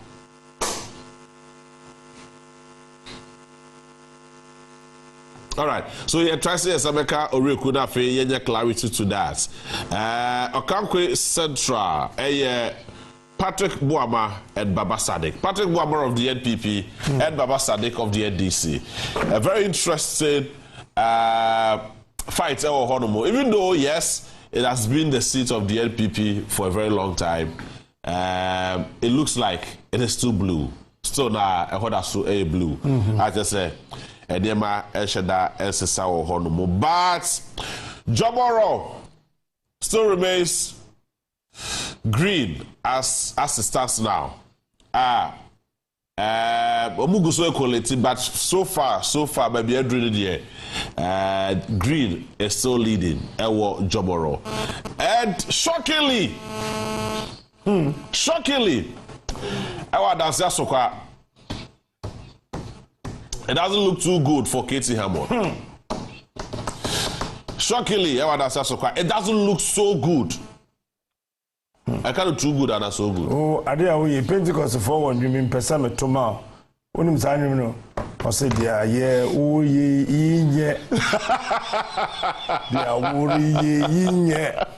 and the day, yasem pada. Mumba yina yembu na se yeritwa akosi adeche asudi beda yento enti enuanom mumba ye go ganja ifie Ashanti region Makacho say check if between 1 and 6 seats but and above. Check it. Adasa Sukwa presidential results, Mami. Adasa Sukwa presidential results is not too good for the NPP.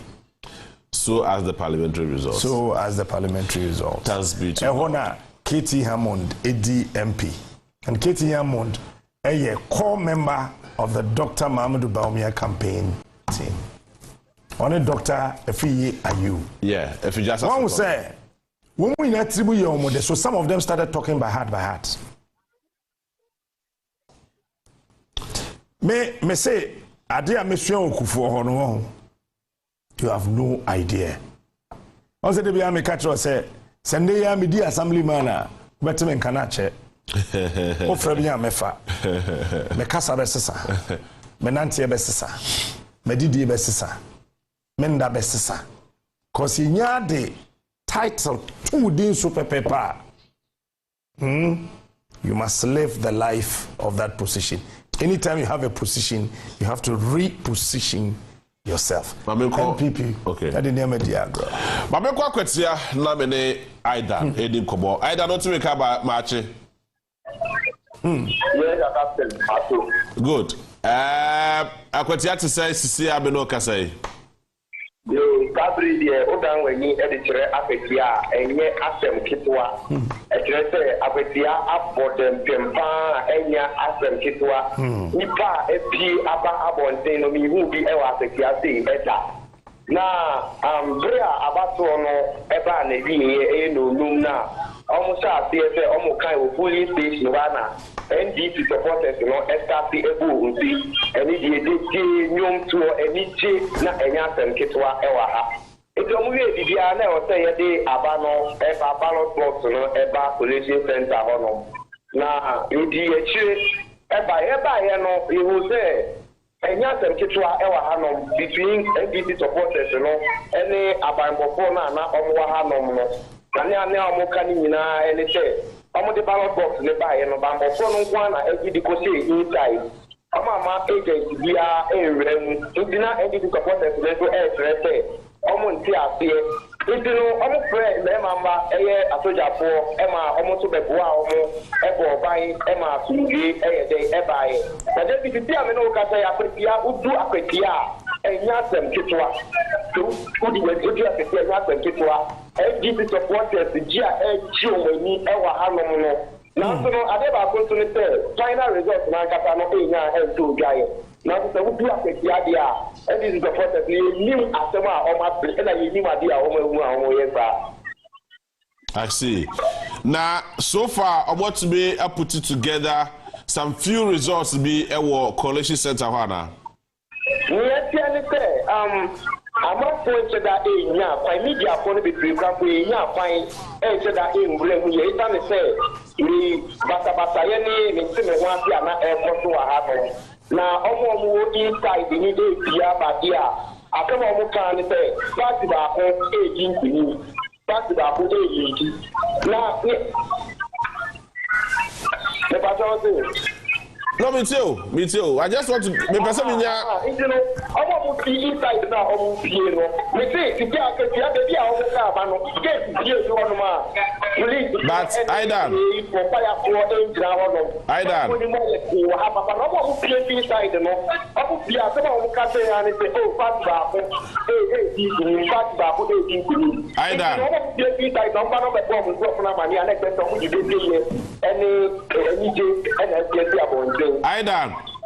Yes, sir. I didn't see that when you acquire Emra Coalition Center. What's happening? Just the idea of the best fire room, the idea you want to the fire room. I'm out for our decline and enjoy you grandpa. So we are for us to be for you try. I want to say, you bring up finding room. But for Bobodiana, Pekwa in the right side now, my provisional results are good. Yeah, Bobo did the rooms here. General, Mamine Adebi Factor or Hadam said, I'm call okay, but we'll call Abubakar. Ibrahim Abubakar. Ibrahim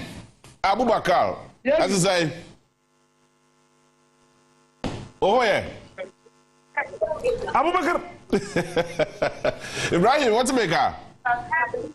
Abubakar. Ibrahim, what's the maker? Ibrahim Abubakar. Good. Senior watchman. Obenyao. Abubakar. If I don't just see, I didn't Yes. If I don't just see, I didn't cost.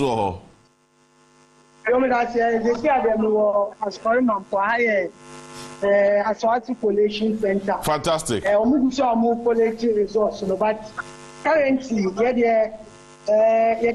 results are far free polling stations, now by a margin of 13,000. The result of the special voting. In fact, on also by a population, also only collation Muntaka, the only 43,680, and I'm now 30,509. That's a social difference now, 13,179. But we know special voting make send the kind and how easy the pen or mobile confirm those results, but even ocean atmosphere in the mood, now ocean entrance, the way I'm Muntaka, the way I'm not by now. Extra said, in fact, the president Muntaka Eddie, before Bano, and the way I want to support us by our ticker, so they did all the Google and they are still now moving to the about it. Now, ocean enough for so bad, but for non one by our very well, where we are, because so me now, Hana, a year of myself, our non one by now, extra said. Me too, Ibrahim. Hello, Ibrahim. Ibrahim. Oh. How serious this contest will be, because for the first time now, as far as candidates are where young person, one of the beautiful guys are related to most of the youth. And so we are now youth no good one educated and to know who we say time I would bow we are in playing as far as that. I was saying my half do to me in your empty not skirt and blouse, I'm not expecting to say for her to go. But the money of this man said, maybe I'm an African tattoo about 10 funds in the backyard in Catano. You can't money now 2 polling stations in New Ground, TVGH, not just a Muntaka 8 million or Baco, but now saying at 242, and a Muntaka at 278, then another polling station. Well, after now, 250, and I'm to pay 309. Then, Honor, no, supporters, shall see out to move you up for one so see there, and yeah, dear, before no more, she said, even all the 216 police stations. But now, then you see me now, there are 2 ways to I want to pass and read it. No more expectation waiting in you. Into a bus or no, one from Mexico, supporters, I shall say, I'll move that into your mother, I'll move inside. Yes, any moment from now, please let me area collation will not declare whoever the parliamentary elects. And yes, man, from Zimbabwe, when they can't cover, I said, I'm not covered, but we're strategize. No match 2028. Does it mean, Ibrahim, does it mean, Manafa constantly defeat Anna? For now, I don't know official on TV, but for more than channels of supporters in Nadia. I'm not considered one of the Dimina now, the entire. You know, you'll be on a catcher of their considered, but also can change officially.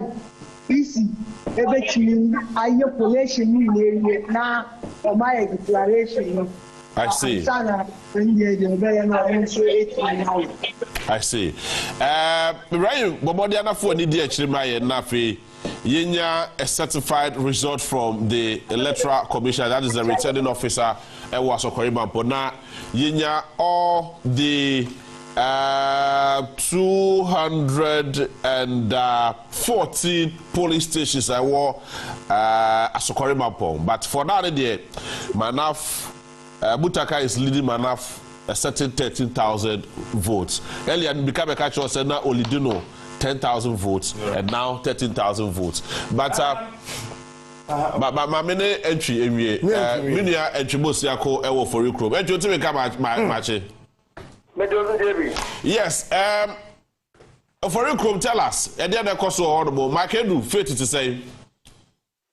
David Medase, after now, no can say, for you club.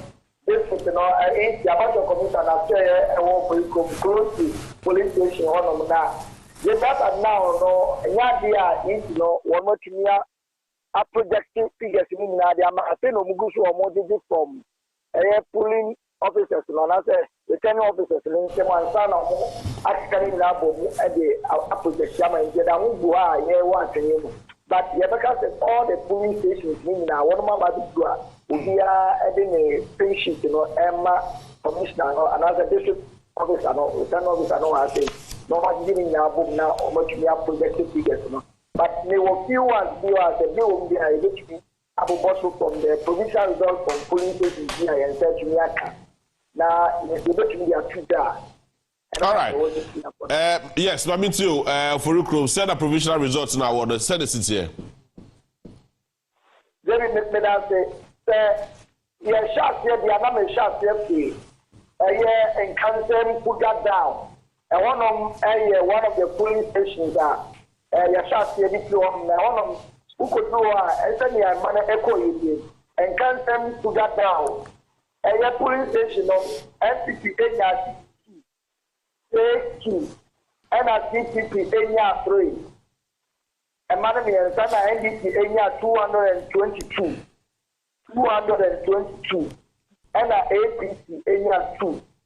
Omunya mano independent Nana Kwame the Cheddar, one 6 honum and rejected me as 7. One areas of which we have a 487. A more 302 and a 2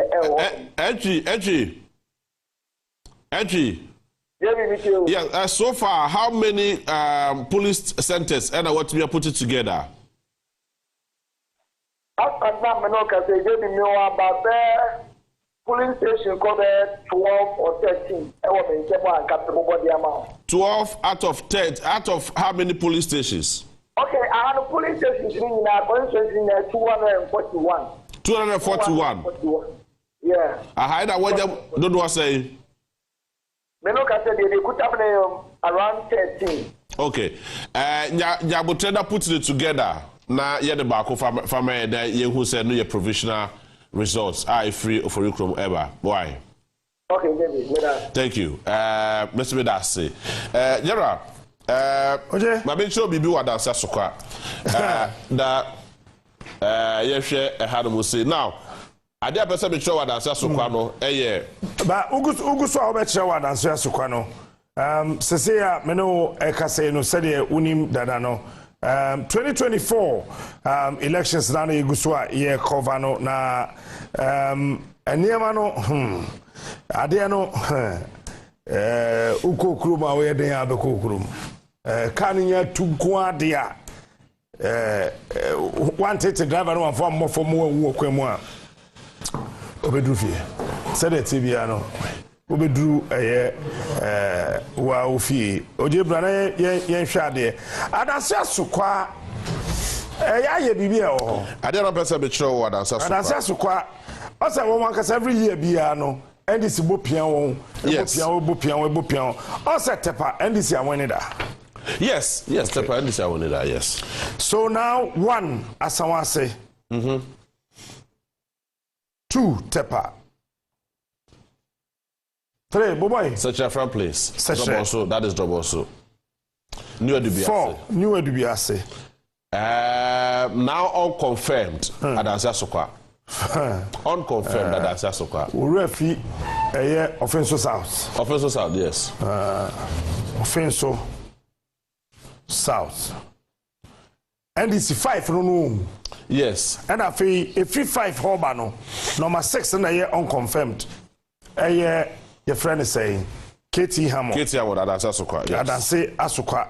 Hoya Adanse Asukwa. And don't forget, say, Edra Sechudumase. Edra Sechudumase, yes. Edra. Such a friend place. I was Mama said, you know. All right. Edra Sechudumase, yes. So far, Bakachos NDC were between 1 to 6 seats.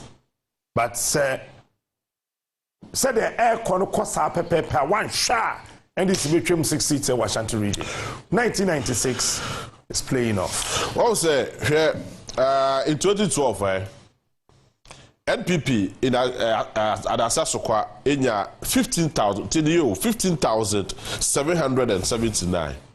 15,000. NDC in 14,157. Adanse Asukwa. And Katie Hammond added that slim margin at the winning year. Now in 2016, Katie Hammond in 16,468. And the NDC in 12,389. Now margin shada and Subiasa are setting about 4,000 yes votes. Now 2020 NDC in 12,038. And Katie Hammond in 18,000 and 18,355. So I had that margin here about 6,000, almost 6,000 difference. It's margin no Eshada Subia Gidibia sa. So because we pull it out, some of our control bar, it will pull a surprise. And I will not be surprised if the results 2024 parliamentary results and go in favor of Katie Hammond and from the provisional results from the Katie Hammond Adanse Asukwa constituency, it doesn't look too good for Katie Hammond. It doesn't look too good at all about Katie Hammond. And one of those shocking results are if the Ashanti region ever. Okay. Very surprising. Yeah, monitor. Na cost one on the now pinsu and my own who the Kutai.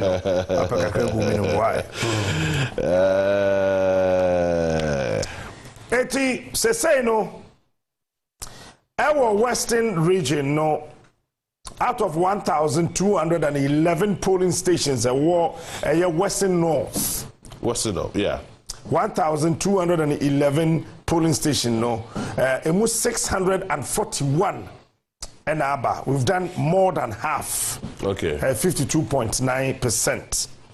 As it stands now, John Dramani Mahama is leading Western North with 103,291. Dr. Mahmoud Bawumia 62,444. Western region proper, Western region. Total polling stations are 2,738. 2,738. So far, yaya 1,317. John Dramani Mahama, lead the Western region with 193,641. And Dr. Mahmoud Bawumia. And so it 130,636. So far,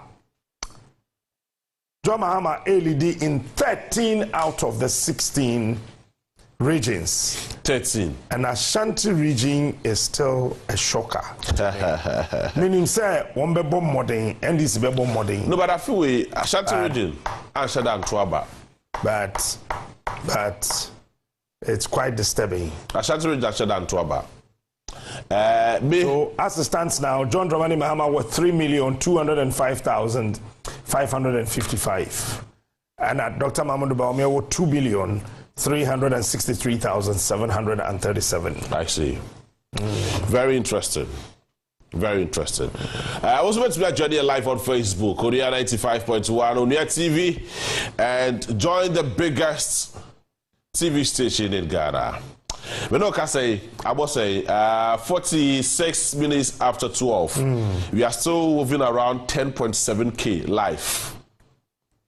are over 27,100 comments. 3,900 likes. It's and it tells you that the whole world share Odia TV. It's Odia 95.1.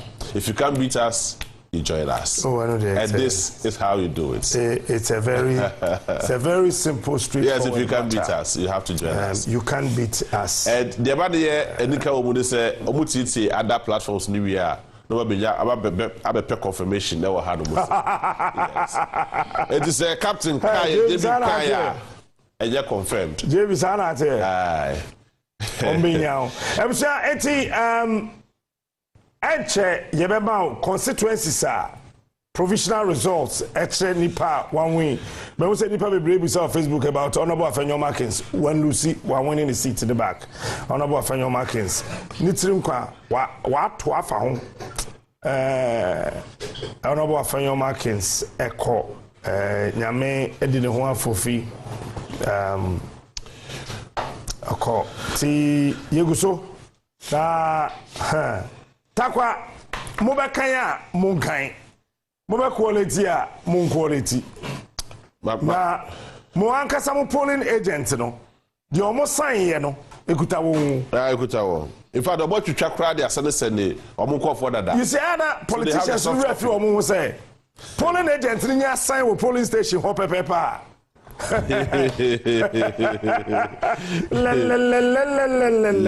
obi bisa say na DJ no way. But this time TVGH boy wa kwa mami owo sisifiani bi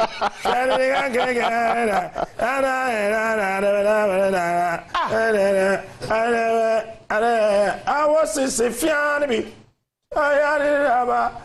Allahu Akbar. So my best anchor for provisional results from Takwan Saim. In case you've forgotten, provisional results. I feel any did the certified results, but that will come from the Electoral Commission. But provisional result from the parliamentary results are free. Takwa Iswayim out of 263 polling stations, it may quality 216 polling stations.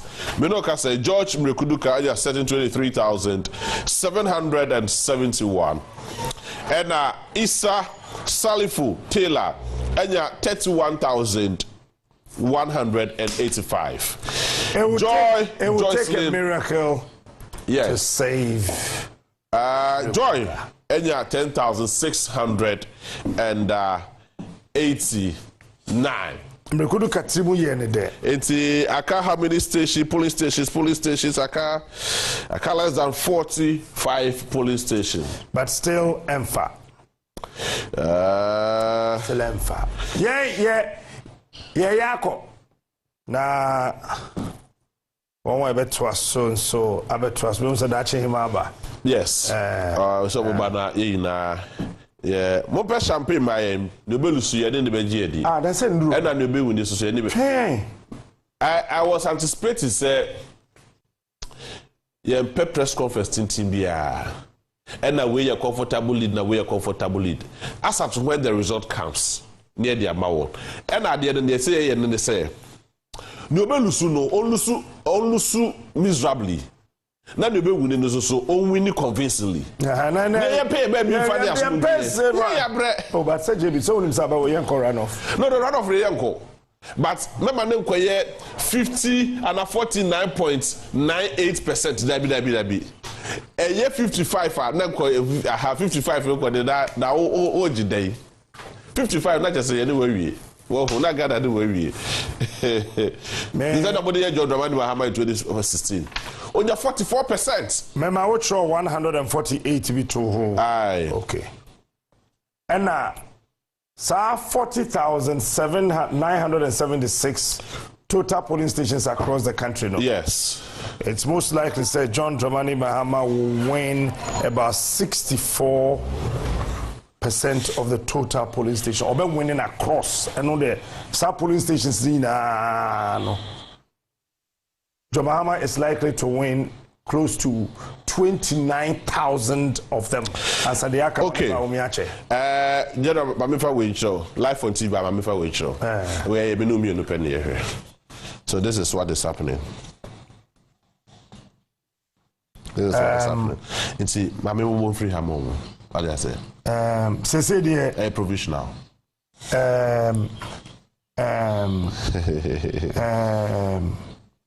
Brekudu lose the seats.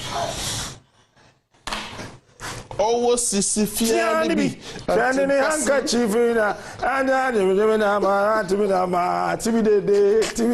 don't quite sit over the Who to the phone next time, Obiti? Anyone cry to the same? Oh, Sissy Fiani, check the personality. And the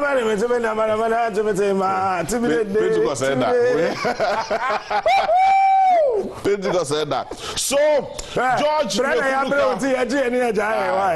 provisional results coming in from Takwa Isayim. Provisional results. When you certified results. Provisional results. Provisional certified. George Mrekuduka 25,215 votes. 25,000. 25215. Our car be another number. UE 2521.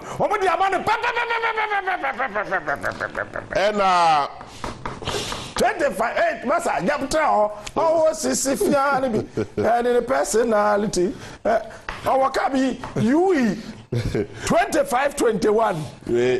So for now when the kwaji communion no so for no hear the dim do communion member ada the way your mouth communion pan na udi ye no the way also that's Jesus wo no ni I said the way results they could also udi hu bi that be can no man na me born UE 2521 wo dey man Isa Salifu Taylor 33,000 aspirants for tickets of the NDC. And you're 33,182. Anyway, 33,181. 181. Representing 47. Who the chairman cast? What's that? Manka. Okay. And Joycelyn Joy Andor. Joycelyn Joy Andor. And 11,454. 454. Yes. It would take a miracle. A provisional result. Abuaje to move from Accra. Now Obenante. No way to do Takrade in 13 minutes. As I'm Rekudu Ketwian when he seats no. Abuaje. A miracle Abuaje. It will take miracle. Miracle. This one so between the 30 minutes. If you do Takrade there, Rekudu Ketwian when he seats no. I don't want to lose in the M there. Oh, Lucy, so we there. I remember, is it 2016?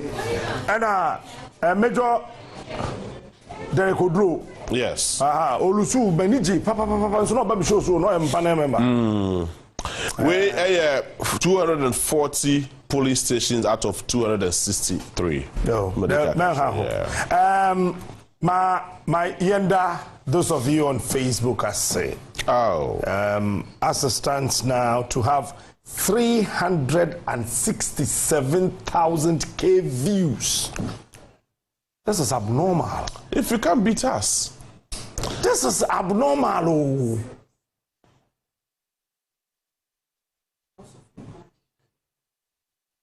Nah, Ghana, we can't say thank you enough.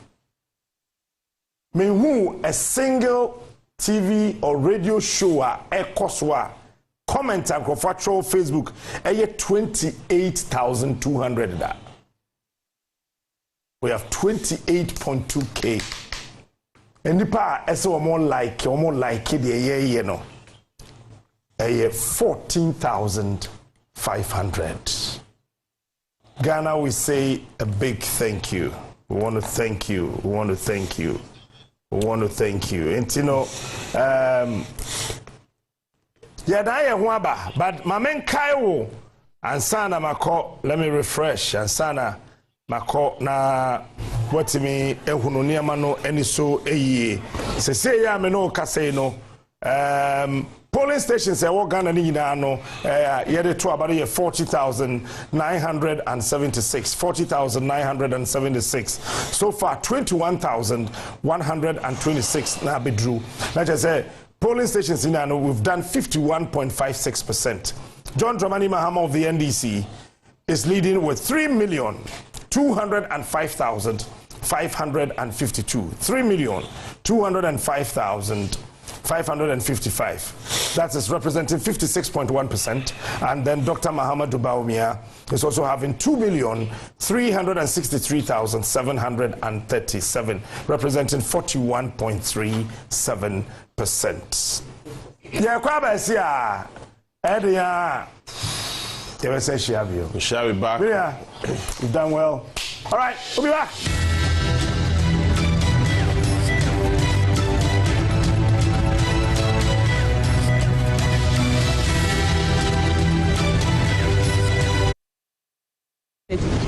Out of 34,571 votes here, I say, among forecasting a wohonomo.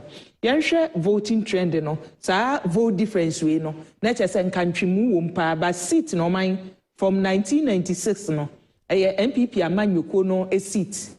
Oshe abetifi seat no, we have a pramo, ekite moa, then to Brian Champon, still, party nikitem, no results on a bebano. Ebemie who say Brian Champon betumi atoa so anase nsache bi ba ne nhwe 1996 yakwa presidential no a MPP enya 61.9% and a parliamentary no 47.8%. 2000 presidential 76.6% and a parliamentary 45.9%. 2004 MPP presidential 71.5% and a yeba parliamentary na 60.2%. 2008 MPP presidential 69% and a parliamentary na 68.9%. 2012 presidential MPP 64.7% and then yeba parliamentary na 63.8%. 2016 presidential 71.2% and a parliamentary 74.6%.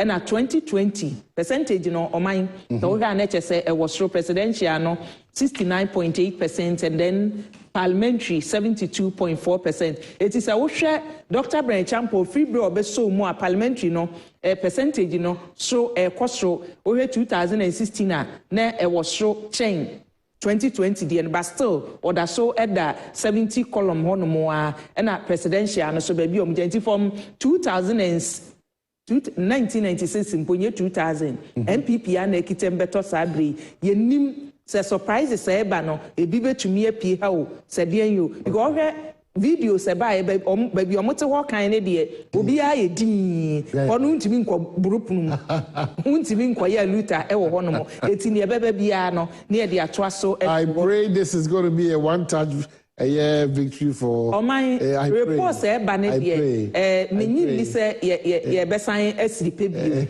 ni obewin no ni obewin ya atopreko ya atopreko did you be show from the be show from what you okoro no na wam na so far out of the posters one the follow within where we are headed towards now. So far,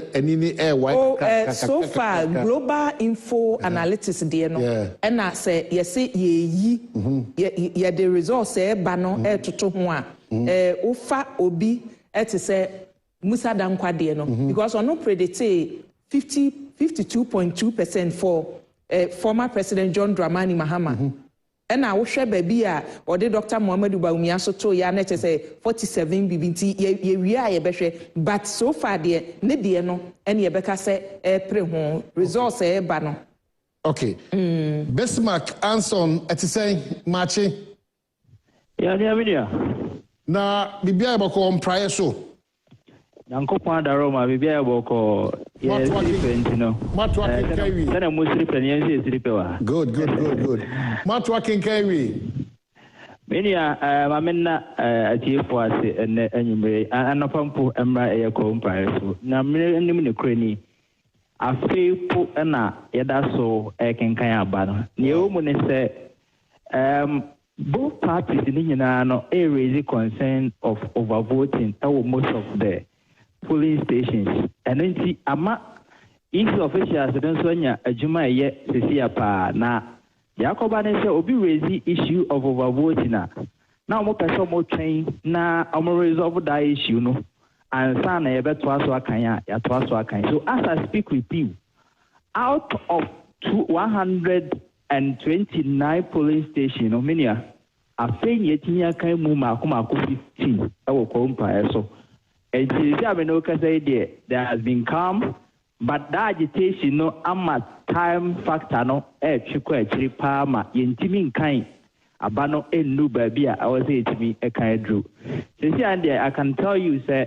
Everything is in order. I'm my electoral officers, I can say, baby, I can do no so be raise objection be on be people at all near to us. What can you are? That I will be a hobby, and no much me actually no more resolve issue not on the account. So far, that is what we are doing currently. So far, I can bear 15 out of 129 polling stations. Baby, I do say here, I don't know. Best Mac and so the free empire in their brain. Telling you that as I see a trainer movie go party meaning and in Chinwadi kakra we overvoting and even the electoral commission no eguso caution but on backing can sadina akwasi jamna amayene akwasi nkoko ti say onyanko padum nkoko boko good the electoral commission for it me ahwe bibia mu ama one day certification about in terms of results and Omahina me da say said yedi kan aka no yeguso won kokko abato mbeso aso na ene no dwumadie no ye nipa sabia no kokko inkrase no timi bantem na yebedu college center ho no ase binim tempanifo machines omode ye niam na ase niam mo ye no ase enkontem enti se me ka say nyina ye da so college center ho a yentimi nkeka emani nyina mo mu nwieye na sabre no amakuru ma ye din kakra efi se ye incumbent MP a wa ha no na nansan ye tirse na pomudin sem enkonkan yi enunti ma nipa bi kasa se e bi aye nto aba ye nyesei enunti no e wie ye no omuntimi nkeka mo mu hu se hwan na adi nkonim na se hwan na adi nkonim na emom amakuru ma ye din nanso nyina akiri ye wo police center ha 24 ehwe se be ya ye betimi awie bibia na yatimi edi bibia aba awieye enti saa na tie se me kasa ide nipa no do no matima ye omodi ama oma aka nipa kakra yin se eni be se 1 hour time no de edi so betimi declare bibia na tell se we enadi nkonim na se we enadi nkonim enti me kasa ide nkokọ de asumdwie e wa ha ba bi eto aba ne nyina no posifo na security fo no bo modern bo ban ma yanti ko anafi antike kura bibia akoso asumdwie mu nemum akase mpanifo betima bibia awie na ma tell se we enadi nkonim wa ha na se we enadi nkonim nti egusu wa twen mu aye nyina nso yesiri pese ye behese be ye bibia nso e be ye kama e wo kokko so akwasi medase say what him the results in Sabre we continue to be your election headquarters Kokromoti Power and this an kama say edible ya ka che onim no e waiba so you take your time and prepare won koye di ni kwa say ye I'm sure by 7 8 9 a.m. today nafi those who need to celebrate almost those who need to learn their lessons and so normally. Ghana at the end of the day, I keep reminding you, Ghana at the end of the day, and as I say, Edin Kunim, we are suffering, let's demonstrate to them, say, this is the country, we know what we are about. This is where I feel that it's very important, we should be winning this colors, and as I say, a winning, very, very, very important. God bless our homeland, Ghana, and make our nation great and strong. We are going for this quick break. This continues to be your election headquarters, Kokromoti Power. Yekwaba.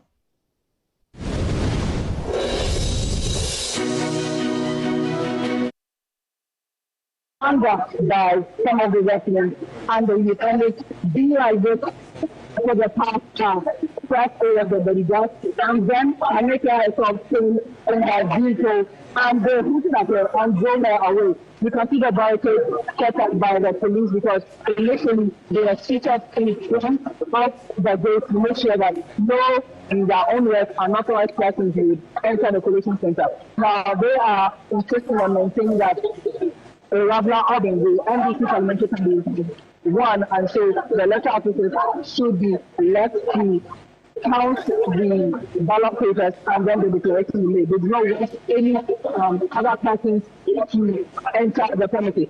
Another attempt was made by the military authority after the premises. This time on foot, she was escorted by some security personnel and then the bodyguards was prevented. I can't really say if this is Jama or because there's a lot of movement, but yes, it turns out what's happening here. The situation is a solid time, and so no one can actually enter, especially if you're not an authorized. Oh, what has the temperature been like, though, throughout the day? They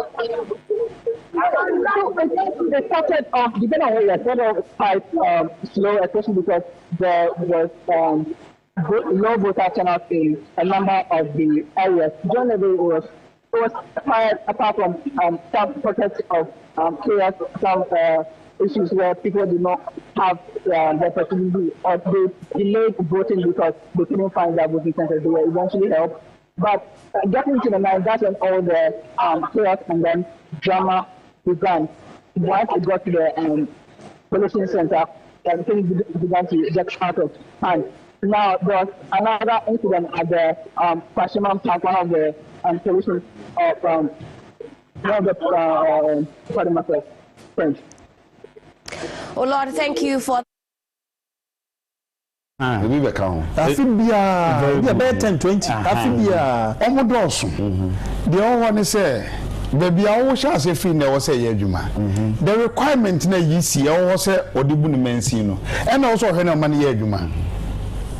Se requirement ni say auto party ye ABCD. And no was say o mine hwe na yisi e ma yejuma.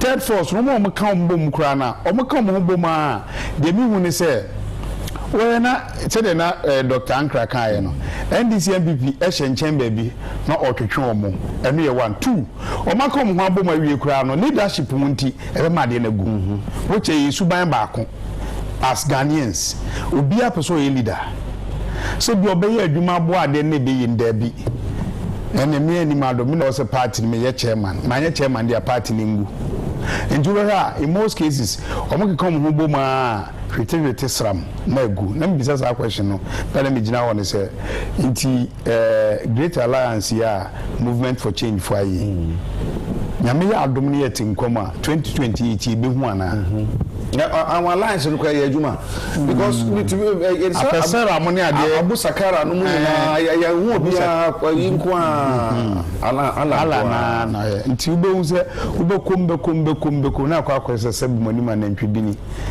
eni na wo base na because obi feel say baby obi gina no enye ho na oso gina ono bae no wo ba da ben saa enema ne ade de ajakwabra de wo say ye adwuma ne se e wo so man ne hwe na yisi no ye hu say eye body bia say democracy be ko na nim pa na ko ni ya yisi uyi frima enye yi entimum ye be kan ni asinsum ne ye jaw no mayo madwuma se de mra ne se wo pese wo be ti party no wanwie nhihye na wo men ho kra se wo pese wo be ti party they be a constituencies are hold was a 2/3 na also nya offices so wunni a forms so na nsan dia mo ye pa omo show interest beginning sabre ya yewo collation center yes amanfo no mu nkura tuo nkura jai collation center no wunni accreditation wuntimi nwuram de obetimi ayan so obetimi agina nchen inside no e na action no wo okay e de no betimi kwame ene ye besum nyame wo ha osemommo munyame din na memmo minyame din yesum nyame a otiasi o yesum nyame a otiasi yesum nyame a otiasi o yesum nyame a otiasi unyame ame wono oyo nyame kakraka unim se yebetima ma utuo beto ento Akufo-Addo should realize say he's not God. The people say we don't want your government again. They will say to me. Yes, she Nkunimdie na abana enyame o. Mahama Nkunimdie we no. Don't look at it on the surface. Opinion pool ben and Quantiano. But I will say about mine. I'm coming to it. Me say this victory is godly. Kwame Mekansemi will show we so na no bisa me say. Baby economy na say ya kodru no. How can Mahama revive it in less than 4 years? And I catch you say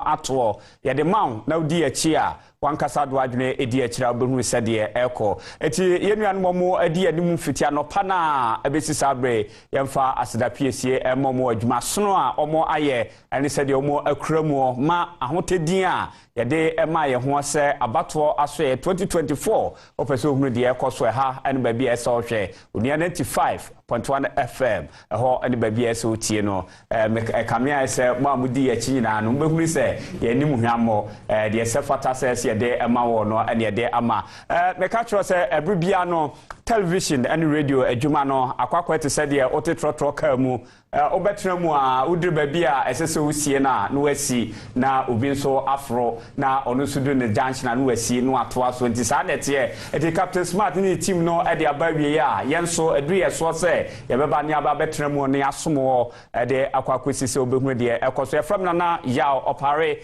team no ye doso na sabre ye baba somo yo kan bi ni Dachi hima ajwa asanso asane ofa ekacho no ene ye bechini mantama hodo na yatie si mpesu ya hodo so na abato ni kan mu ene niema ekoso honum no ye twani nyina ho mfoni e de acho ti wadaroma ebrimu oni ye betra sa wo share wo Facebook ni so a obo se ye di efusane wo ho na wo like page no wo comment e de wo share nyina eto ase na sane ne ye ka no ye dom ena nanopa ye ba begirem eti mabna nyamsem e wo hanmo ena na kwame obenso ejinemu ewa ha se abiliaba wom nyina aye krado a emripa mu no obehuom ate wo monka na dwumadie ne so no ye de frase enti ofa fa yen enum se ne se ne fata right enti sabre babia ye drono se okọ abaton peso adodo na so na ya to awie ohwe Ghana ya mamra no se de kire na nunum pepepe na che se ye de abato no ho nsam ebawie nanso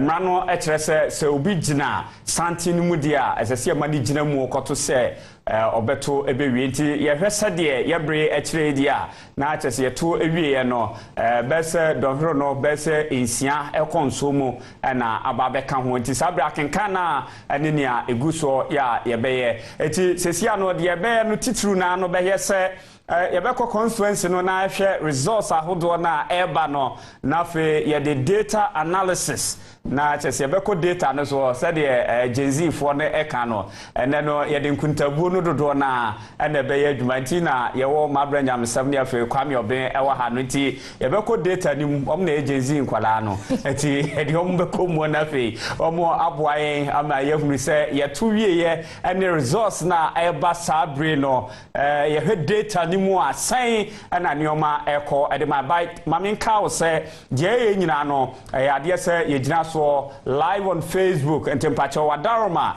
the obe an so be join you live on Facebook on Onia TV Onia 95.1 FM na fe ya hwe se de ekoti yanko na fe nyamsemfa yanko data ni mu kakra na fe ya hwe se de abato no sunso so far baby e gina ne pempe so se de etie one kwame oben yemfomo enko magic board no ho na fe ya hwe se de etie enti sane wafa waka no enwumre ye mo pipia akwapa na se ne dwumadie esitie ne de ye di nkoma ne de ni etrem abato akoso no se ne niema esikwa na ehon kontabuo ehon analysis na data no ye ka na se ye ka ne kwa na emom no ye ka atwensemu amawate ase enu temu papai mu data analysis no ene bekoso enwumre menim nya be mo no so ejira mensa nifa so na kwa me open ye be ye ne sa ama pepepe se ne ofasika na Gen Z for eti ye mu no so de beya mama te ase nyina nkontabuo emu papa emu empeswa dodo na so mantam dunsia no ni nyina bedo mu esiko samre de kame ayese manfo dodo na nasa manebo for de weni atwom coalition centers ahodo enti numbers na e ba na gitum se media channel onia TV onia 95.1 FM yema accurate numbers ni sitie no ti ene data analysis no na weni ehunu bi no se ne nkontabuo no esi eko eno nti ne ye behwe ne yetimi edi se adwuma ni nyina me papa mu ne ye koyenim abrano no ye be ni nyina ide ni ebetwem ne ma asisi ensema asisi ewo chesempesra ahodo eso polling centers ahodo de esi nyina no ye bedomu esuko ne yetimi ahwafi mpino ne aduonu se ne ho nso abato ne ma esiko ye bi afin sakraye bi aba anase bi kwampo hotspots anase flashpoints anase bi kwampo na swing constituencies ahodo no e bia niema asesa ni nyina de ni ebetwem sen kwampo na presidential candidates no ya dia omo competition esi eko e bia no obi twa obi mo anaso bi ebe omo ni nyina ho kontabuo se ne voter turnout no esi call ya no ya de ebe so manubri enya menko ana na kwam yopen e ho ana na meboa ti ebe ne sa pepepe amo be share consensus ni na ni share region by region ni area mu nyina ni share the way esi call over the previous years no ni assign their total afiwe the way esi call no ho ni analysis ni amamo sa pepepe inti analyst yeso ye wa ha be di djuma ni nyida enti ofa ye jamu amamonti abrano no munjai ema agency for na analysis no menimi ya be ma kwam yo beni ye nya ne pepepe ema musa right enti ma ye no ate ma brand afi kwam yo beni omo ane gina ho amde ebe komu sabren so mene da che hima e wa ha na kai se ye ne sa na ya na ese etime ehwe se de Ghana abakosam ene eho ensam atie enti ye wa guess wa ha enche ono so ye beda na die he de achiro na fe wa hunu se de eho ensam enti sabre ma yenko north east unim se eho na opanyi asabro to franka de ma the new patriotic party MPP amenyo kuro no ye Dr. Alhaji Mahmoud Bawumia mantam no yenko Solomon ho zoom ne so na fe yenhwe se anwumre anasa ahomachi say eneho ensam etie edruba bia yesum adesan mu na ye adwumaniti ye befa solo ma yemo achiwo se ajo deserve de achimum yemo achi na fe yemo akaba efamra abato asoyeso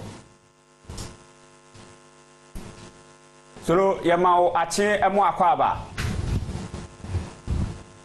bacho mute huna said ye be betimi ato nka yie bra ye din komo no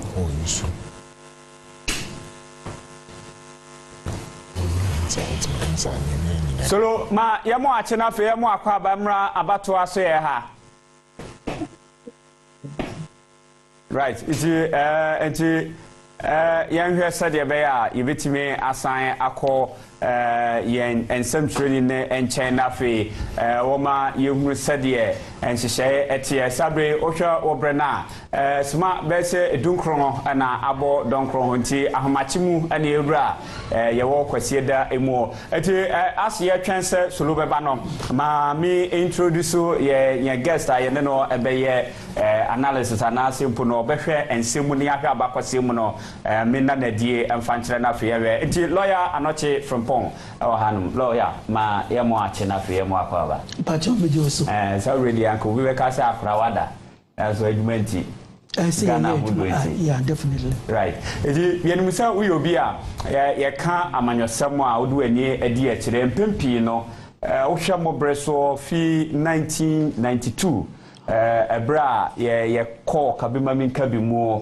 na ye to aba edi ye mampanyi 96 ye ba 2000 and after ye ba 204 and ye ba 208 2012 2016 2020 and after ye ba 2024 so far osha Ghana ye kabima minka bi no uhune sen me hu se yakoyenim ana yakoyenim eboa yen ena fe ade ba kwa ye nyina ye hu no ene se na wo bobo so no akwaye se Ghana fo enya adwene bi se party biara ana omampani bia obeba bedi so no se na started from 92 no ebedu se yato so aba mienu no na wo ho afono nkrofo nti na se wokope wo baabi etena wo kwanya wo nko ana wo ko wa wasom mfia nwotwe no nipa no anka oba besi wanan no so obelusu ono wona ebeko wo party no so beko bi nti sa trend no na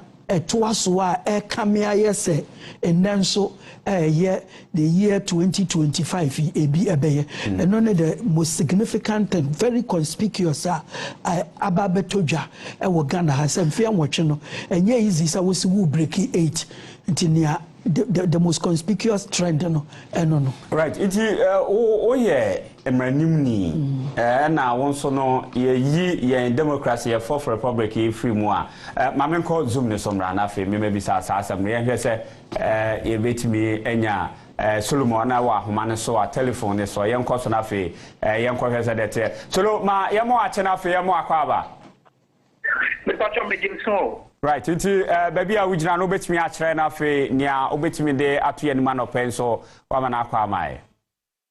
Yo, Madam says, see ya, baby, a midgina me want to let go or more electoral commission head office or a honor or more regional collation, no, a Yamia Guma, Ebecoso. This is see ya, Minoka say no, midgina let go electoral commission head office a honor. Right, it's Diana Coso and Opay.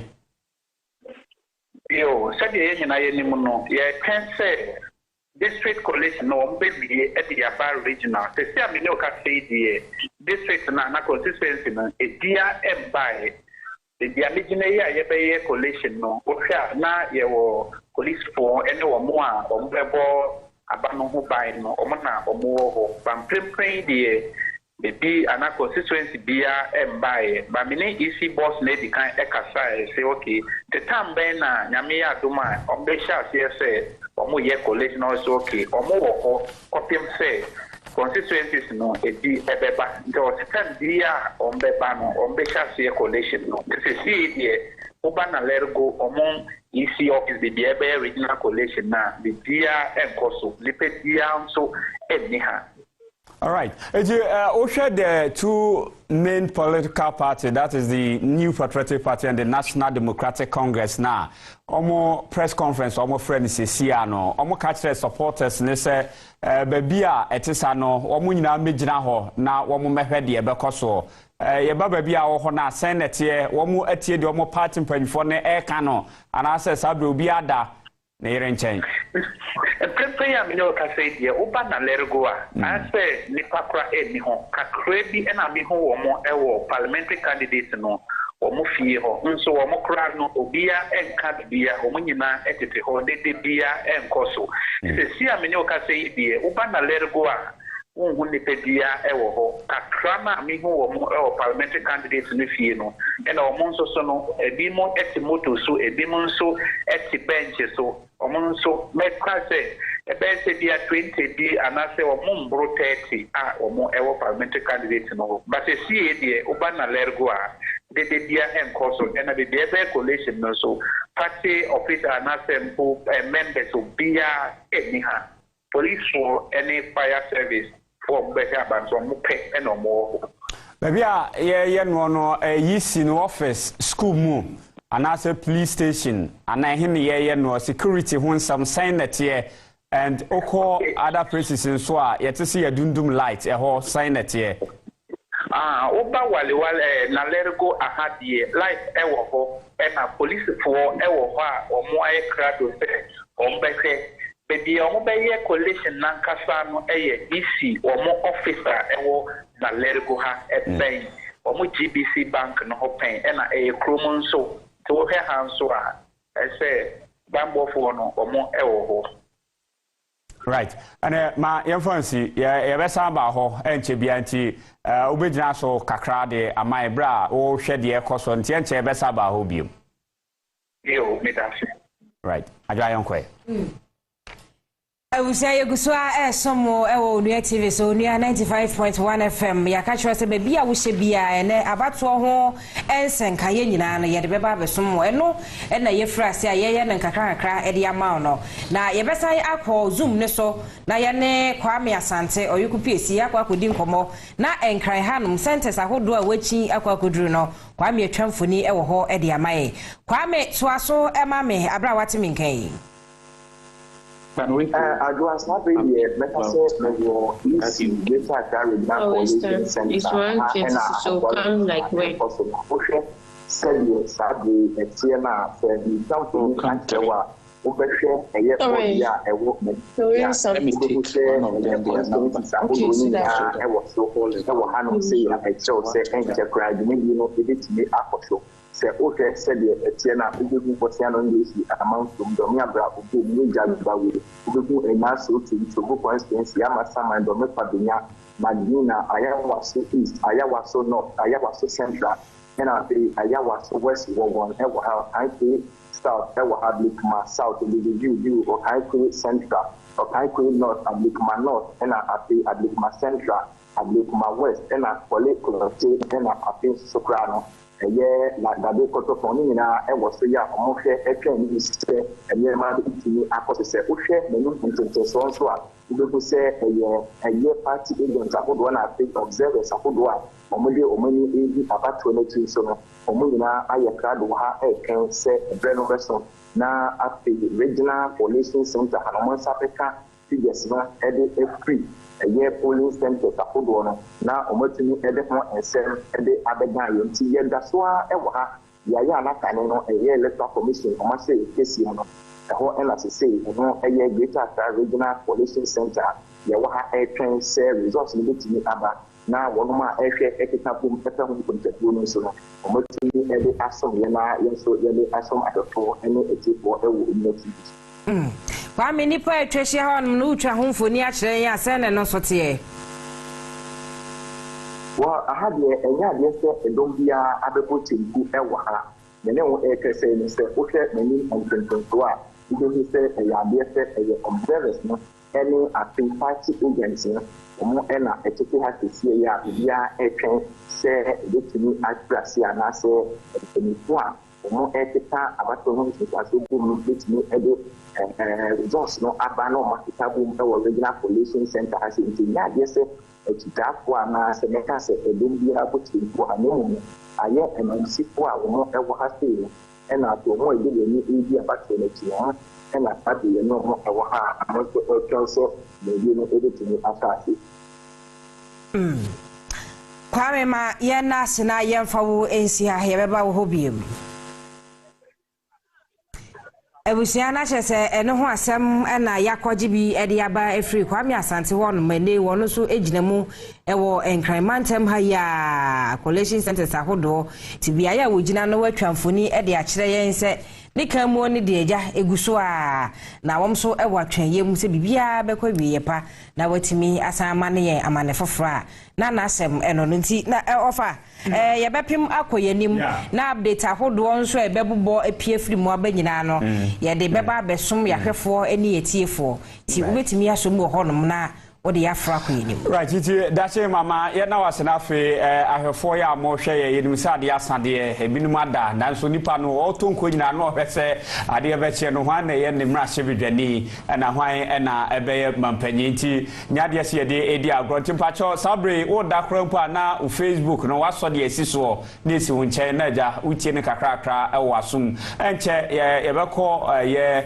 abra ne afeso no Kwame ho na wonum de yakọ regional results no near constituency results near we said yet here eti enche ye be kono mche na afi wie ne sana ya ba lawyer anochi won afi ya ba be fam nanso ma yenko Savannah region na yenko hwese de hono nso no etie region mu na ye ba yetimi ababe Nadra Muhammad wono ene yensem training ho Nadra ma yemo ache na afi yemo akwaba de na obetimi a report de friend Savannah mantam de amaye and Savannah, I can say there.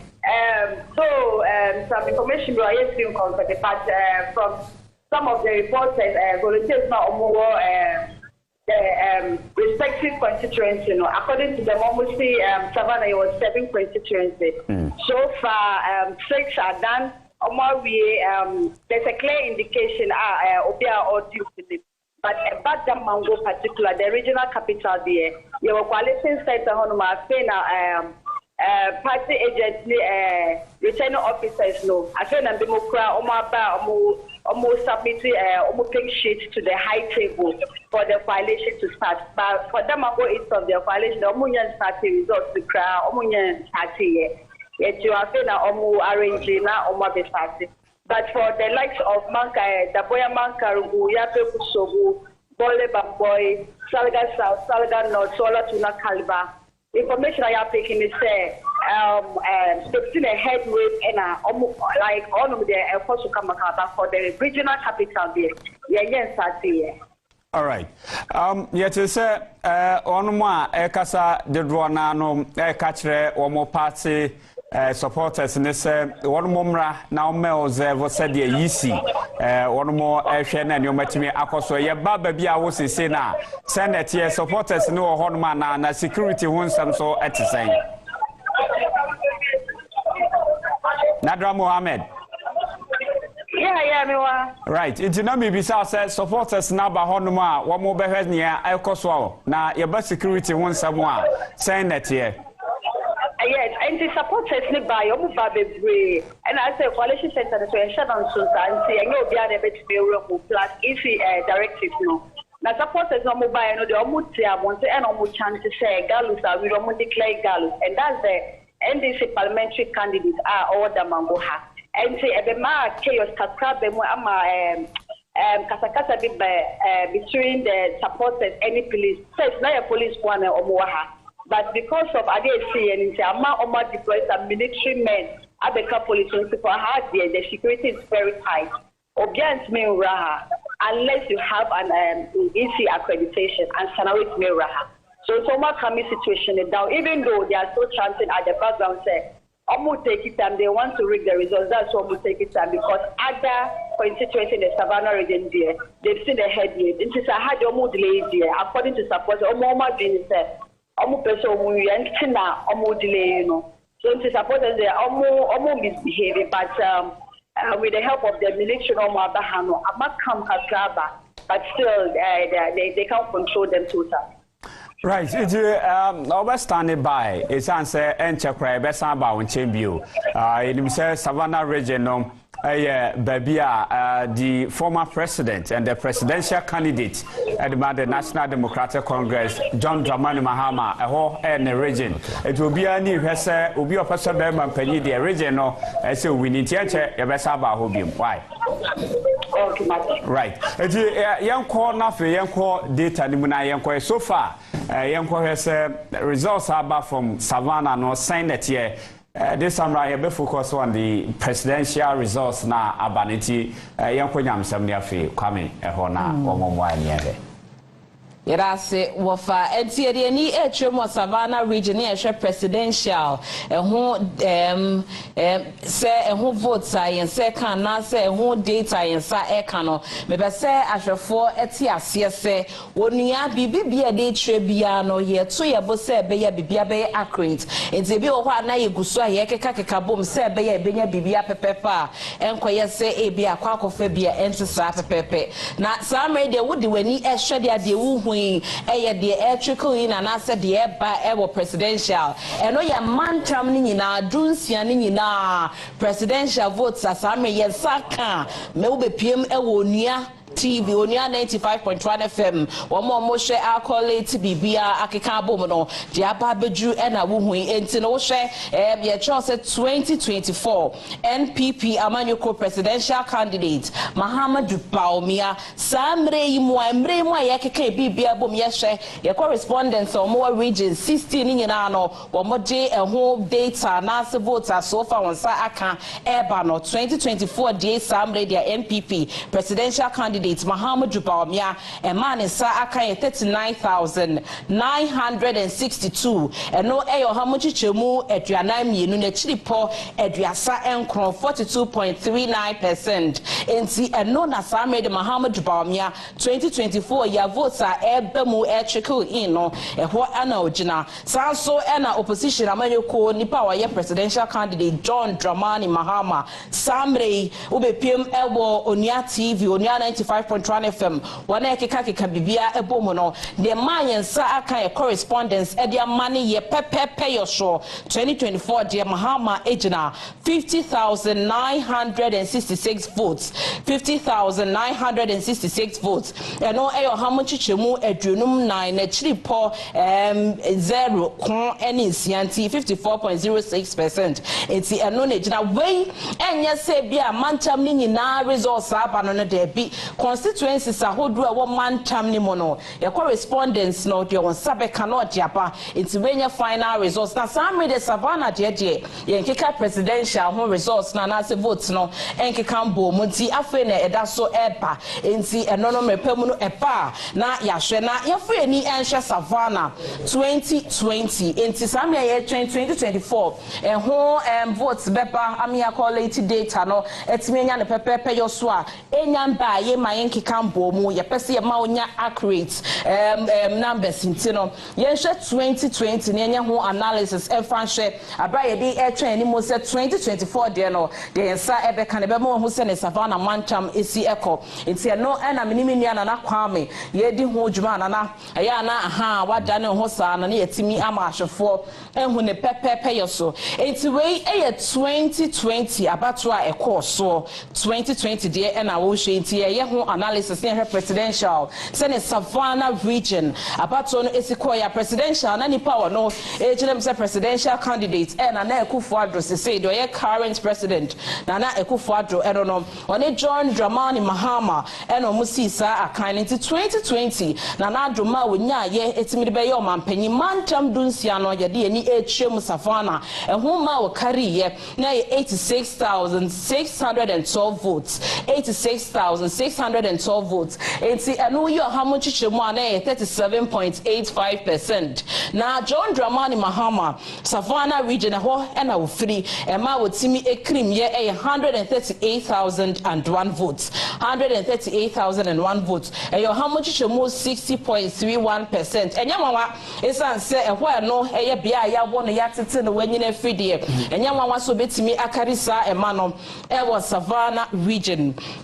enunti eno na menua bema na kwame ema ye ehu se ne bibia esi kwa na wo hwe se ne graphi esiti a baabi eho eye green no echinemu ema NDC amanyoko no baabi a eho eye blue enso echinemu ema NPP amanyoko no na de aka ni nyina na wuhu eho colors no so aya amanyoko ahodo na aka eti eho se ye hwe se ne 2020 yesi ehwe jasu ginemu ewo savannah na eho analysis na ye wo hwe graph ya na etwese yenko 2020 no enti 2020 graph no ejinemu ewo ni sei eno na hu se NPP ejinemu 37 mum 37.85% ewo 2020 no 37.85% 86,612 votes ewo savannah region enti wo hwe graph na etali with analysis na di kan de ma wa de ba be hwe graph na sanse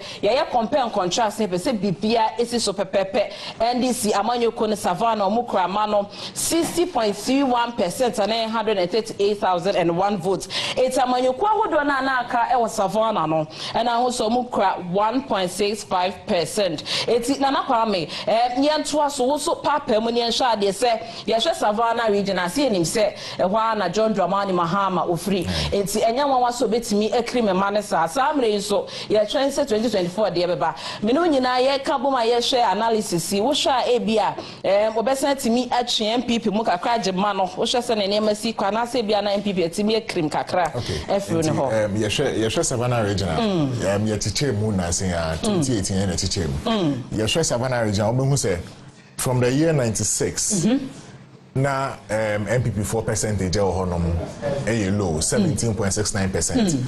If you want to see Savannah region historically a green constituency, a green region. Let's just say a NDC4 region. Yes. And, you know, in the year 96, NPP police 17%. In the year 2000, that was the only time NPP etimi winning Savannah region. 2000. Yes, in the year 2000. That was the only time NPP etimi winning Savannah region. At the time, no, na Savannah region, Eka Northern region home. Into no, almost a paper in Savannah. 2019. Yes. A Savannah region, a Mancham Jina on one Casa. Exactly. Yes. Into 2000, NPP winning Savannah region. And President John Ajokunku for winning elections no in the year 2000. About 2004.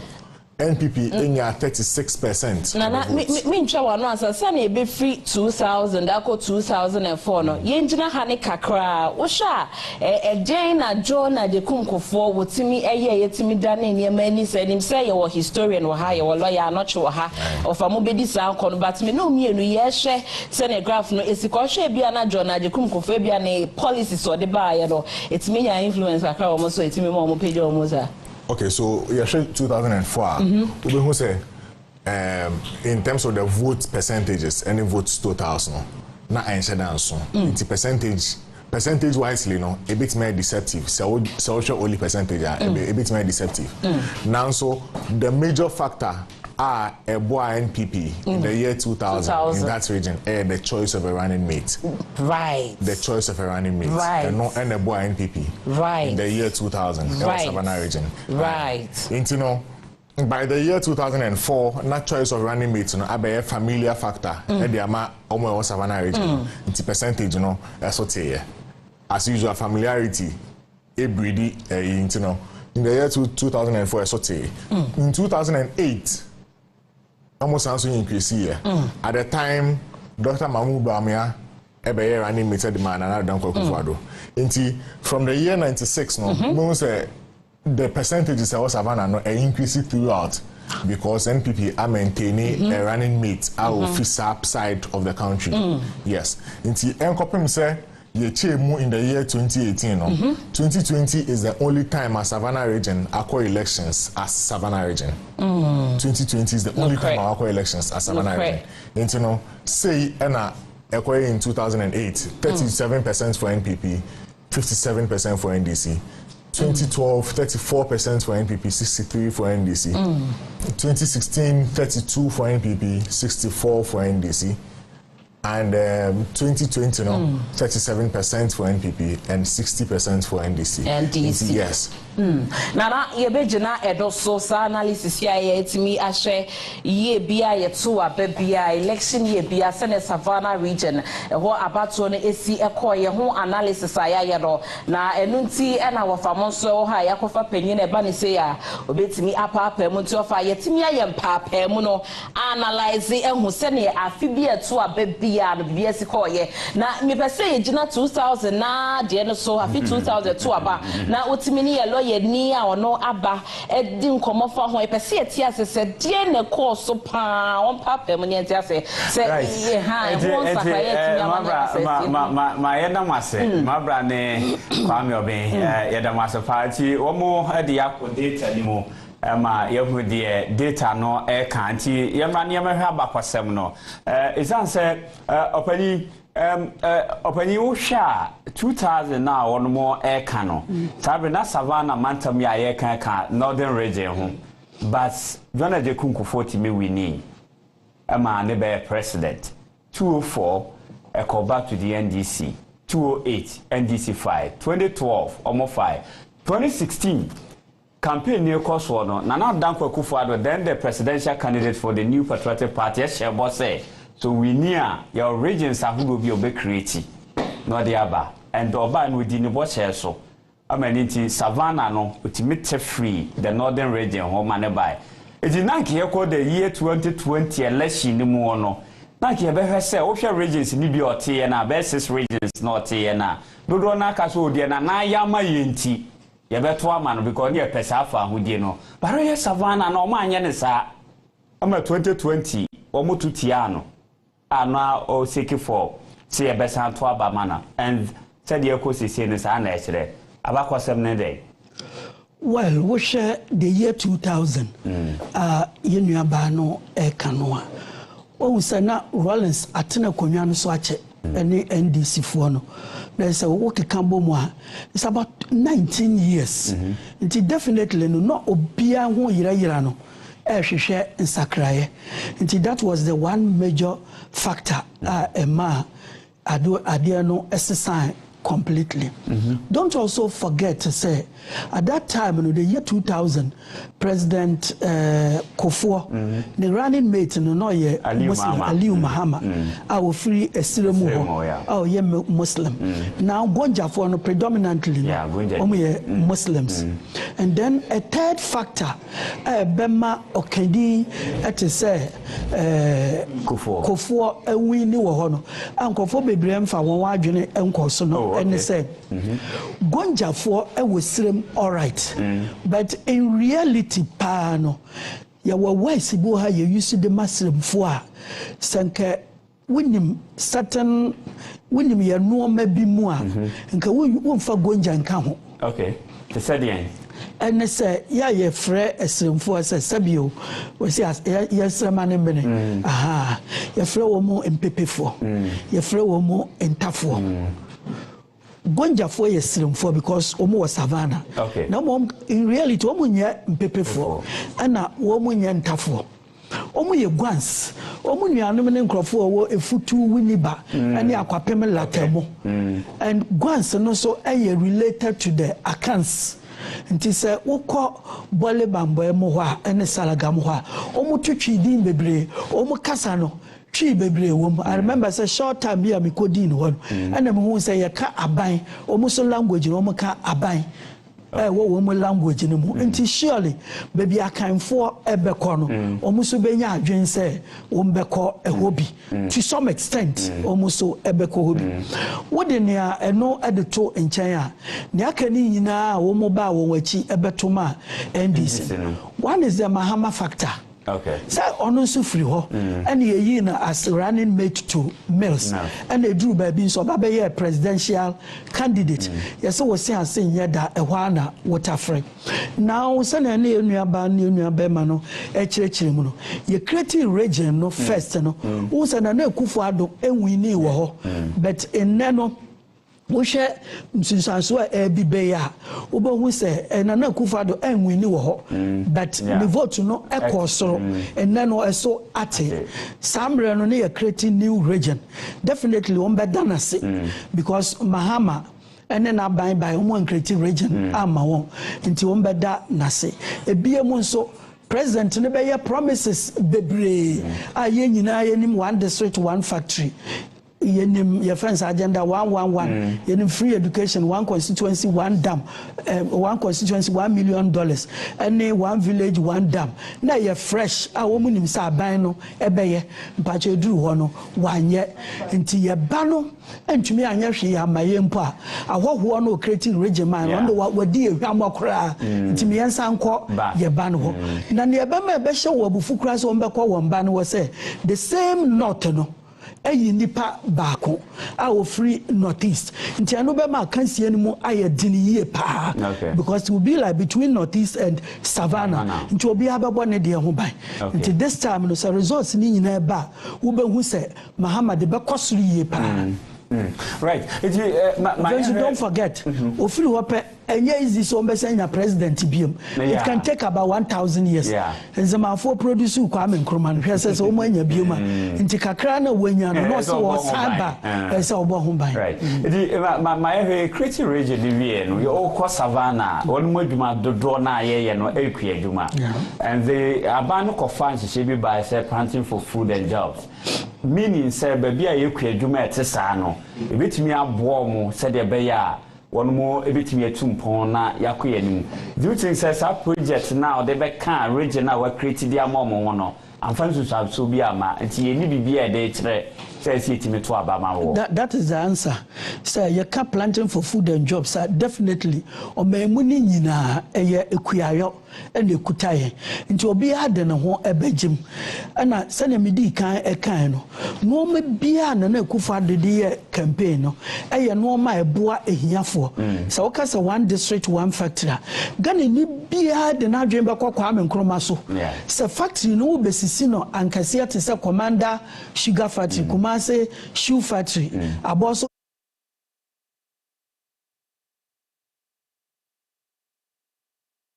omoto edemano obaye no eno sesae atwe ne ho firi ho a aban no ansi factory ba kumpo na fe o ka se individual bi a wo pese wo si factory no be ma wo tax rebate obeye wo say na waye nti o ma adwene ye won se wadi won hwamo. Okay right it sa ana ye be na ene akosi se ade ebe che no sa na ye be nti regi bia na ye be fa report ade afiri ho no ye nya ne kasa wie pa na fe yakokwa me oben ene mabranya mesem ho nom de data ni mu na fe yaba be ha bakosem a ewo sa mansi no anase regional mantam no emu etimpacho bibia ni ho no ma kire se esesa woda ye ne ye nai de wo koda ye den the Obian is over there live or Facebook no so that fe wabato aso e niema ekoso o kan se sa ne enye ne ma ne ye de ama wo tu koda ujai ho ne enko a yesi pesa ye de nti hwe na join live on Facebook na fe like your page and share for adwentre mai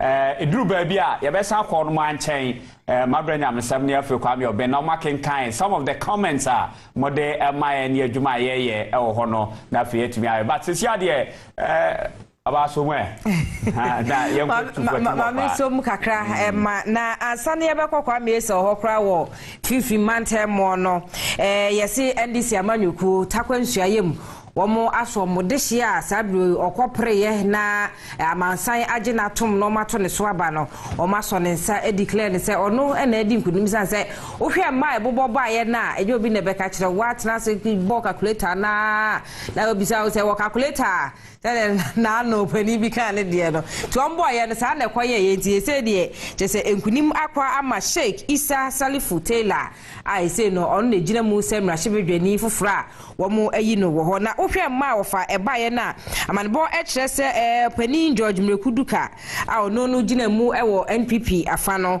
wonya 27404 ase yo hanche mu so na wode ma gina hanche mu no aduasa enum ekirepo aduokron ensia eno ene aba wunyaye abra Alhaji Isa Taylor enya 35906 ono so hanche mu na wudi gina ama na cheso twemu aduanan enson ekirepo kakrakra egu ho iti we no wo mbubu nkunta no nom se baby aduru de ne na Sheikh afa enti aba no Sheikh pejemu ewo ho no ma ne domma na chitaafo ne party no munipa no wo mo eboje ne so ewo ho no ma enya asem ketwa yentufa enko ahoma ne so na ye ne kwame eso eni nkomo emfi twifo timo kwame nsirinom bia ya ho the regulations of this particular election. And if they haven't done that, Electoral Commission should question why the polling agents haven't done that. But how will they do it when you have a tent for a polling station? Where will they stick it? On the roof? On the bar? Where will they stick it? So it goes to show, really and truly, they've thrown the law at us. This is how we're doing it, but they are not practicing the law in real terms. We need to be very careful. And it creates challenges. The country may be thrown into chaos. Right. Because what is going on, you have 276.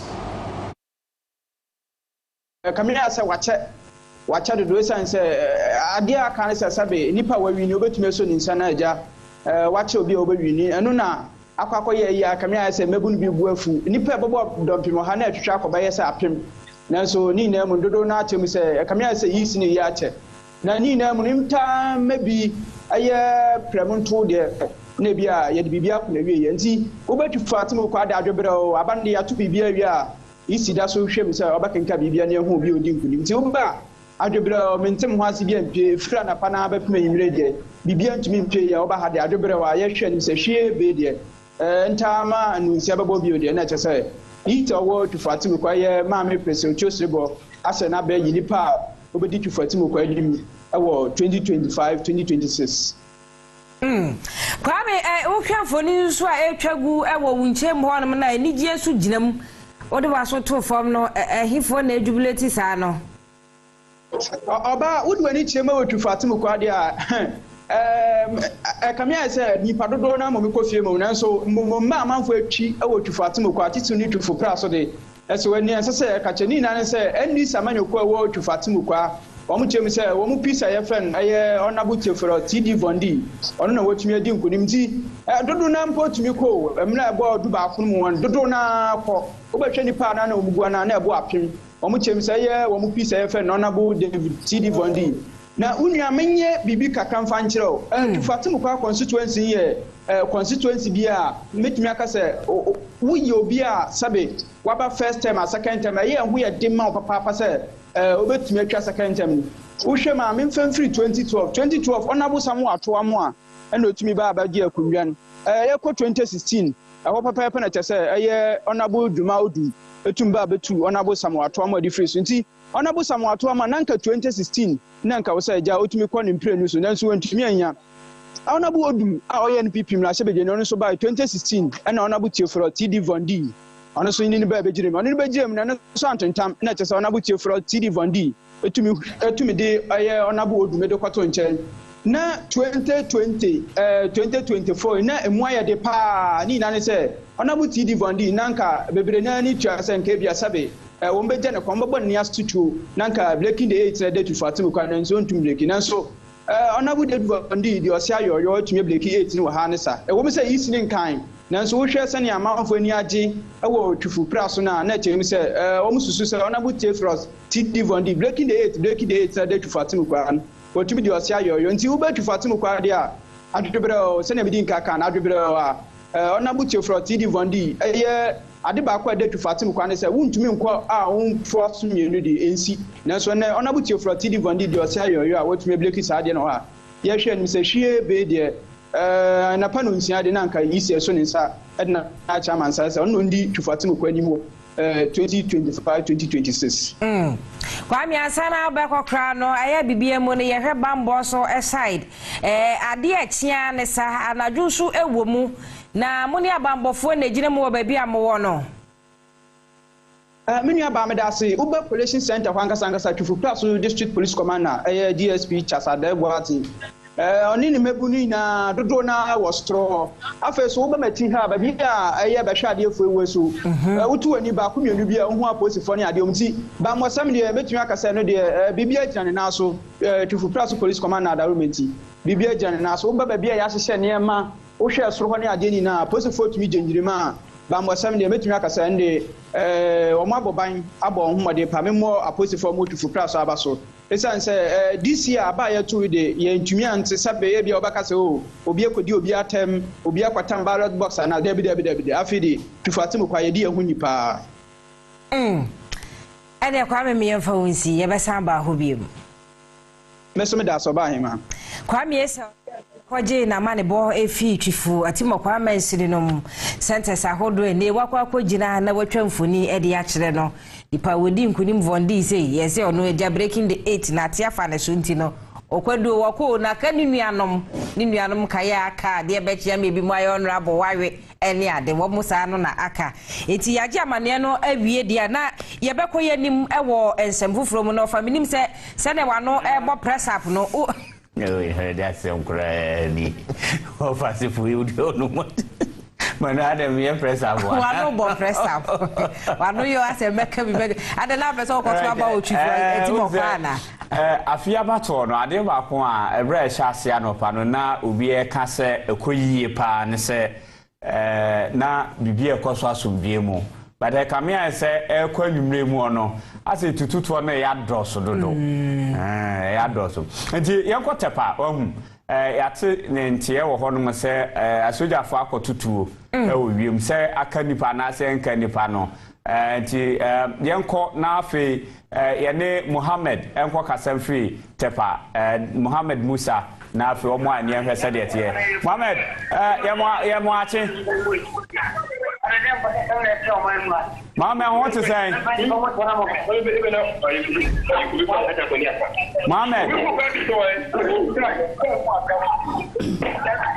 Mohammed, Wadama, Chum free baby, I didn't walk a crowd. I said the baby to be no Akasa.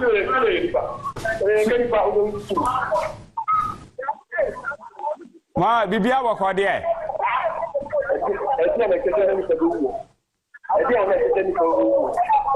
Right, as Wintimi Uncle Hodia Nache say, young senior reporter, Portia Gaboho, na Afi, na Yenano. Okay, all right, Nananderson, my watching. Nana, bibi abako there.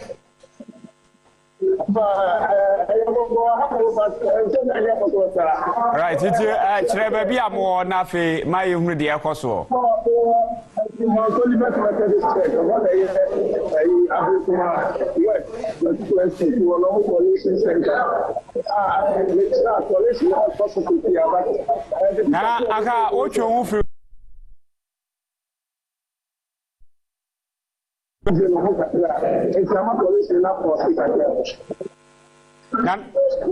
Nana baby I on dede wo honti no otwe kakra se de be betumi ate de o ka no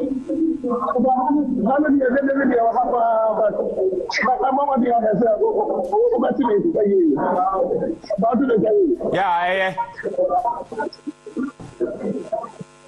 me enti o se e de na di de na ba ho no Collational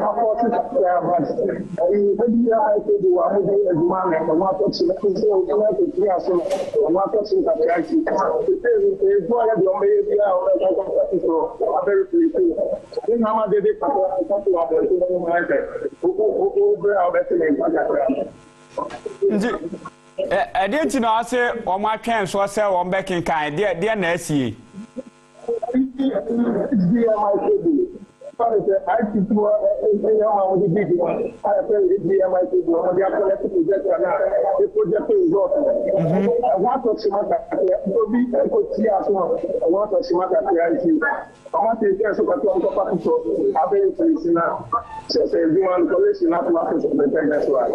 right. Per the CI, and they said the constitution, they can say, Obi Peso Bano said their results, no. Tabulation ne cost on ye can dia far. Ye can see a man 100 meters away. A horn bet me a gina disse or accreditation, and I'll bet me a ben hormone about 20 party agent and they don't bet me about them. A year no be babetia so party agent for be security for, and I want and about and I'm media for now moko hono, and I'm Makakutia project and so much every a man about Kumachia, yet to be projecting. You are a mention let's say. I have pretending to say now because now my body and show me what to say. Yeah, more, but here I'm not saying you say. I only 35 people. Yeah, more my movie. If you do, maybe I'm not maybe I'm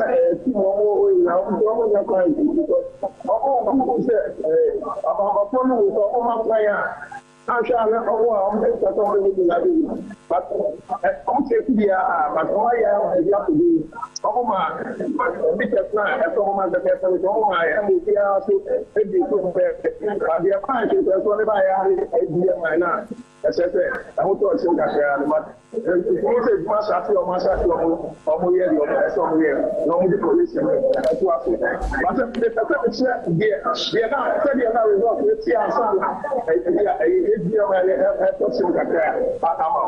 right, it's any at was my name. I don't say one person now. One person say, if I'm going to 254 conferences. Now, after I'm very touching not about 98. I collected already. One case to say for the committee. Now, out of what 98 on a wire. Now, Reverend Abu, every time. So we have 30,154. And I'm down at the now, I can't have my you never do as I for this. I feel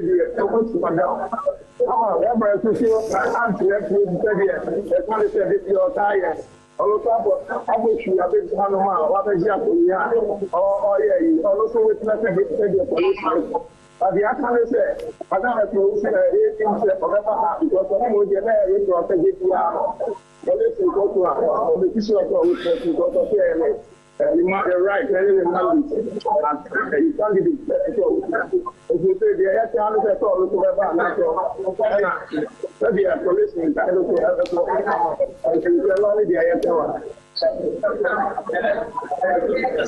Right, Nana Disen, ma yana say, Nana Disen na Oten Kafri Abrekuma North na Yabasa Aquan Champion after the Ecoso El Hobiano, what they want and some Ababesumina Fair who said the Etia Abrekuma North or Nafi, I said the Etieti, my entwas one afe, Yanka Bat Kai said, you reports are who do I de Emma Noir. Beko Central Region, Chifuatimo kwa, honi frinti na enche, inya fa reporter hudo ni nyina wie pa, honi baby e beko na ene lawyer anoche frempon, atwa so na fe ahwe analysis e wo mfifiri mantamu, wono mo de bibia ne sede wo mo ye o ma de, eti e beko nti no, me no ento adwumu the next year e beko na fe mabranya da bia me ka se koko board abrosan na sa any runabout a wo no mo etu yi nipa ye beye mu ministers wo ye regional minister na mache mu be miensa wo region ho we camp nie nipa na eto abama am de na omunya mfiri mu mu yi edie eti ne mimi hu bi ani ho ye me nwanwa constituencies ni bi wo no mo ye nwanwa me try me constituency de okan kwe south mate se bibia si ho nti me try ndi ebesie Ewa yebeda nti ebe mu na moni adwuma nti ebe gine mu na 6 no so de aka na ato aso ye de wa se kukrumoti pa I'm sure say by 6 ne de ne hu obs smoothness level no kra de bi hu dada nti ma minya ha atika ba de one ne nto aso no na omo na omo de data ne ye adwuma researchers no omo ya o me research ye say musa dan kwa say uko social media na wa bose sa na pato Nature say, Uncle Benson upon say, Nano no say 1 against 5, say there may be 2 against BB. It's me down Honana, Emesia. Everyone me dance, Kokromoti Power, your election headquarters. I Adum TV, hey, I Adum TV, social media, so yeah, live. Utie and Swa, aha, Inshra 104.5 Asempa. 94.7 Adom 106.3 Kokromoti Power your election headquarters Kenneth Ewo MPP stronghold ho yembusa de ekoso because ye call strong room okay almost strong room ho na Kenneth Ewo man everybody who has been with us and that's make us see my baby na asem esi wa hanom ene se baba ko a waka NDC at time for no ehun se papa ba ko a waka omo county a results no e wa hanom no ehun se ba ko e the different pin sheets e dia fra ene nka de ye kika from enwunni na ena ekoya basabasa tokwa gidigidi wa na opanyina wo gina mama NDC NPP mashe bedwam no madam na ekua owusu FPA ana obado mama NDC no rap na obe na obese na lucky ni say no mu nyina so ababepiem edem one mu abi ade no course pepepe isi papa ni hu ye na papa ni sha so tietie mu no say ade we nkan o pinches we nkan na dey na wo dey ababefra dey yakin kai from any no mena ya start na yakin kan ana papa ni so banka on fa pinches fupo bi an ye dey enkan ho e hona na otumi ko chipi ni sem e dey proof ni evidence dey say really pinch it na make and no nya dey en kan dey wo say yen kan no en ko ye pinche me ti mo ati tete gidi na penifo na mo gina mu no say yen to abamo ma ye NDC na PP ma me form ye no ebe mu no mo ne penifo mo no mo ye counting no ekasa say dey asumdwe any din ebeto na penifo no mo anum no ehwe say pepe ye ebe ko so sense abatu no ma dwen so mo pese basa besi among from one more woman my media for a police for one maybe mo shase any police agent for the mo shase the police for the say except at so much papa na or the pin sheet ba ko ni be ka ho a onim se enka ho emu na ne hu say police penyi ba ko da no collation center anu no eto safra papa no busa ne say e dey right and wo a wo the pin sheet a enka ho e ba be kan e kan no and no so church say no na papa ba ko ba no busa say aso no crack say wo the pin sheet enka ho kan papa na ochina ochemu adwa and say oh yeah na just be pimpin for na come ba be do an free na na for na say say make say the kasa gusu ko so mo hwe no my investigation ehun the course so a enam so ma papa yi edp sheet a enka wo ebe kan say make say the wo hwe mechi ewo collation center anum dia din aba o ma sha te e kan ne foforo biem ewo hanum ti adwa we ni de ko so say ewo abekuma not collation center and the second say na de pa ye nya enkan wie ye ma wuhu ne wo wini ye nya enkan wie na ye sha te branch yo ye sha te nche because nipa ba ko na na wo hwe ye 40 electric area no we fish tom de buy no obefra wa go through nyama be process be pray and ani nyina ka delay na sha say free ye kwashima school no omo tutu tia gas pepper spray ebi mo fenti omo de ebi mo for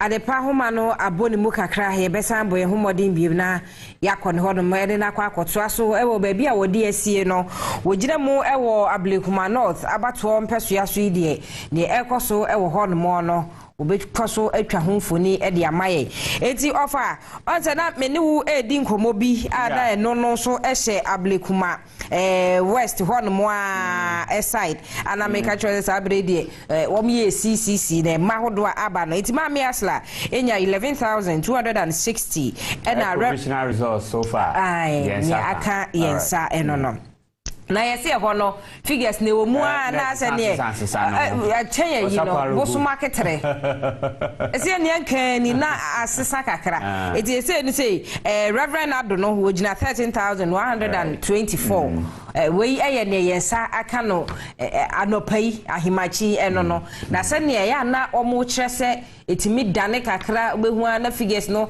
ase ba kudirim kanu aba betu ba ko na san abonmu kofom no yesu yegu ha ni papa mu ne ye correct na original no eno ane ye hwe nim na yato ede ama no ti so far ne every wo mo nsem aba no ye de be ma o ebre ko anim no mo sesa biem no mo de ba eno so ye be ka kiro se ne ye be ko bia ye be ko ne sa na ye ne wo edi nkomo e wo sa kwan ne so eti mo kan ye ho e wo Facebook ne so na mo ne ye enante akosi se ye betu apo na ekufufuro so aba na ye be sa wuramu so e wo tema ene ne important ho no na e ho so no te se tema west say collation center ne esi wo ho no no ye de ho amane aba abeso lenso offer minim se mi famfamu ansana ma mi famfamu ansana wa ba beto aso e wo ho no yes say NDC echitafo na wo mo so ehye tema west collation center ho no omoni abre yisi so se yisi nye niema ententem no declare ade no yo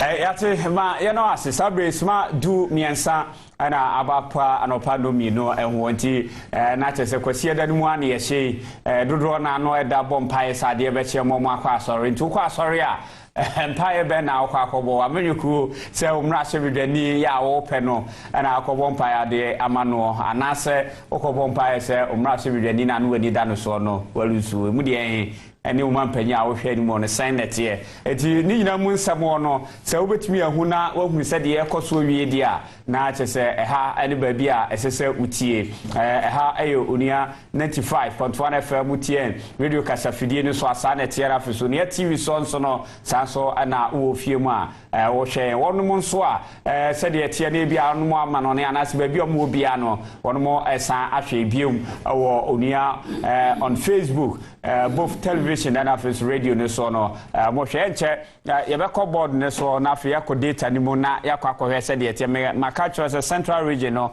hono ese etime na enche be call na ye di ka call Ablekuma North o hwe Ablekuma North wa abato mpeso no so ayene lawyer Anoche Nkasa ono baba kosem wonsem a niti abobe wo munti abakosem nimpa wonim se honom no obi a ebetimi akase yete sabato empeso ano obeji ni dimpa honom no ewura Kwamra Battles obabeji ni dimpa ya one Jonaje Kunkofu nyina ede ba bewura mu a obeye no housing minister ma cheso obeji ho eduru ba bi mekai the year 2000 ansa na MPP be win sa election no pinche pasi ama opanyi kwamra batasi ye wo ne boso sekan ye no se singlet kwampo sa odwan hu nyina ade dwan kwase police station ya ne yetwa ne boso sekan ni nyina no na chese nya de a na eda form efiri ho kono sa constituency ne be ye MPP de ya chese afi bi e beto aba kwamra batasi wie ne de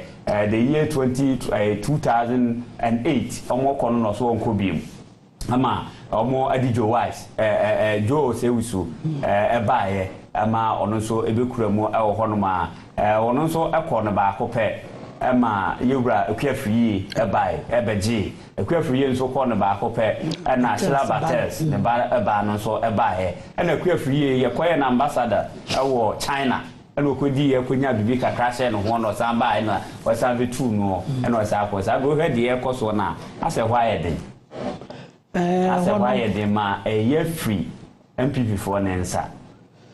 The reason is very simple, and it's a woko ewa development be any ho. And a fan so Emra battles babedi ekonyano onya ministerial appointment.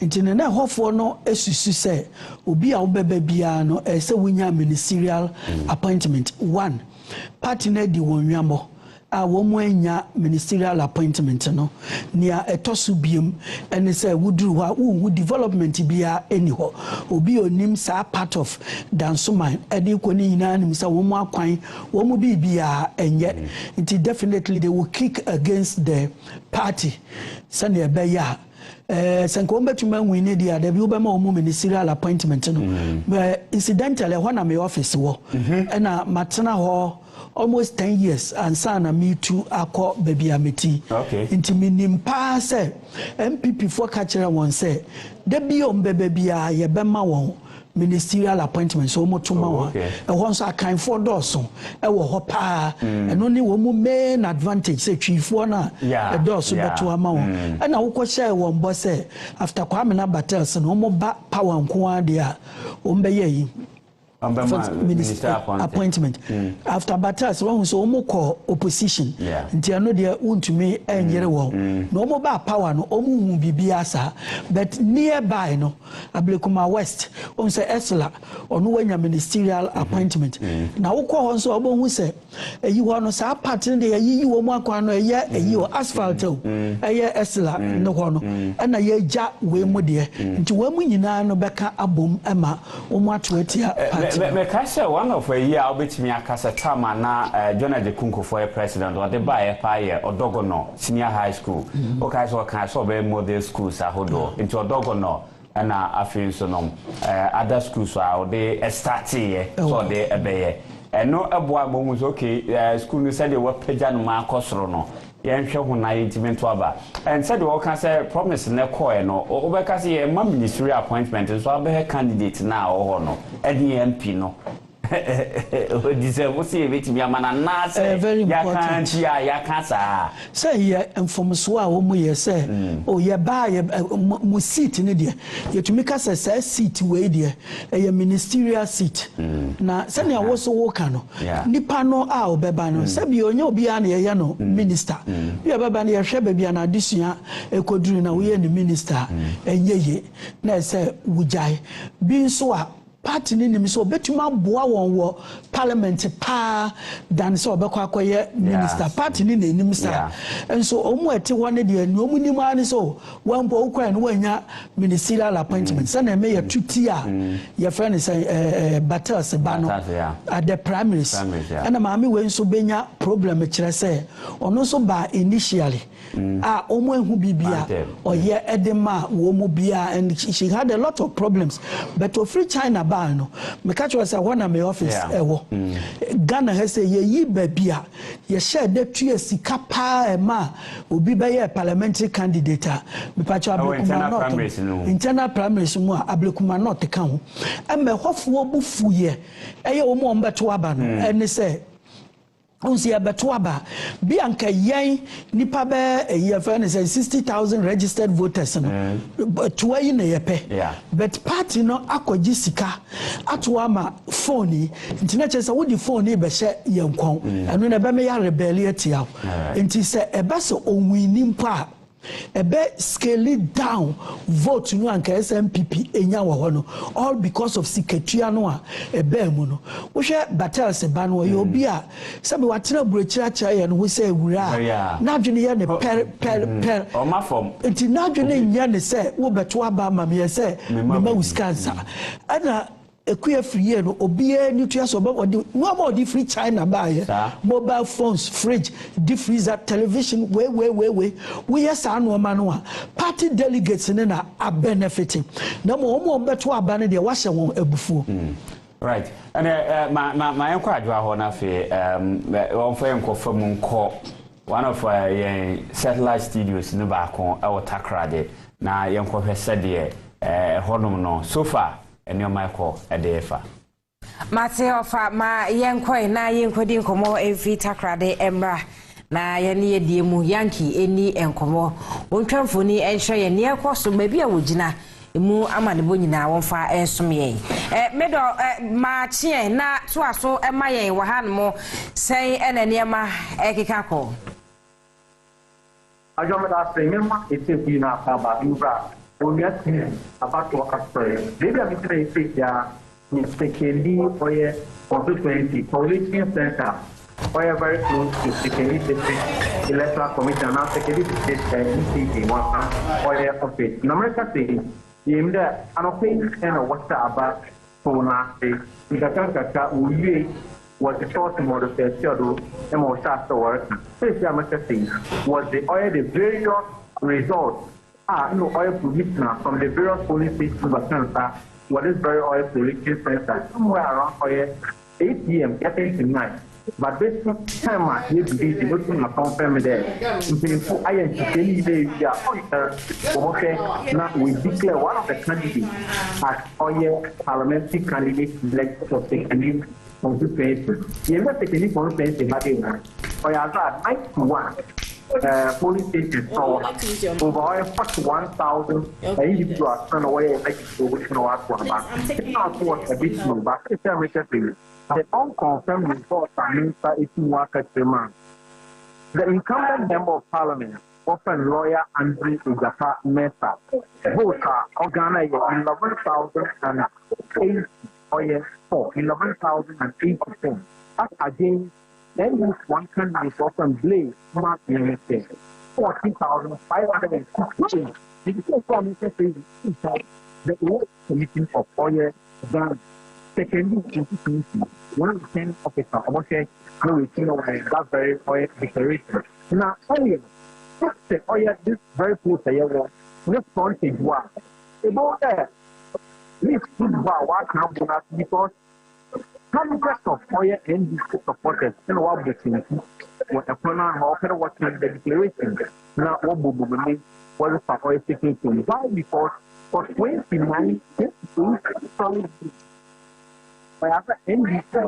one time subject very city that since 1992 NPP what kind of often stolen belly card one of them is going to wage parliamentary after the constitution former attorney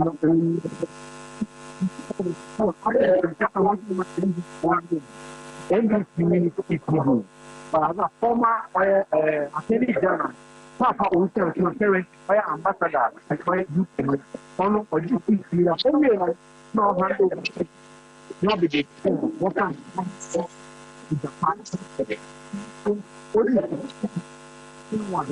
One, and my parent, it's a open up to my head. What oil blade, I'm not going to say, no, often can say, and the family say, he just about a minute or two. We see official content, now we see declare oil winner for just very best October from the second. It was the last time of and God, so a sign of this declaration but he's supreme declaration, sitting to supreme. And what about the Hadi? Currently, they require one Western regional secretary, our friend, the state not our the last NBC 1 US of A, chairman, look to our heart, when you are working on oil, you was about saying, before East Robert situation, before the secretary for NDC in Western region, the so far, how has it been for oil? You must have about saying what oil to be asking in weather. In the map for the Zama, then you can pay this.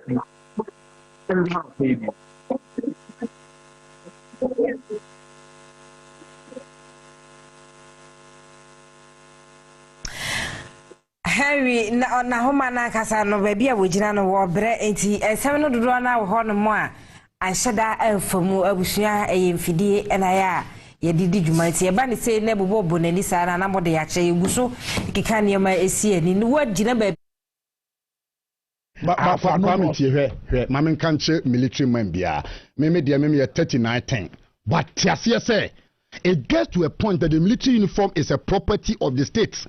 The Rollins 19 years and LDC will be at all. Now you see, don't forget the song of NDC.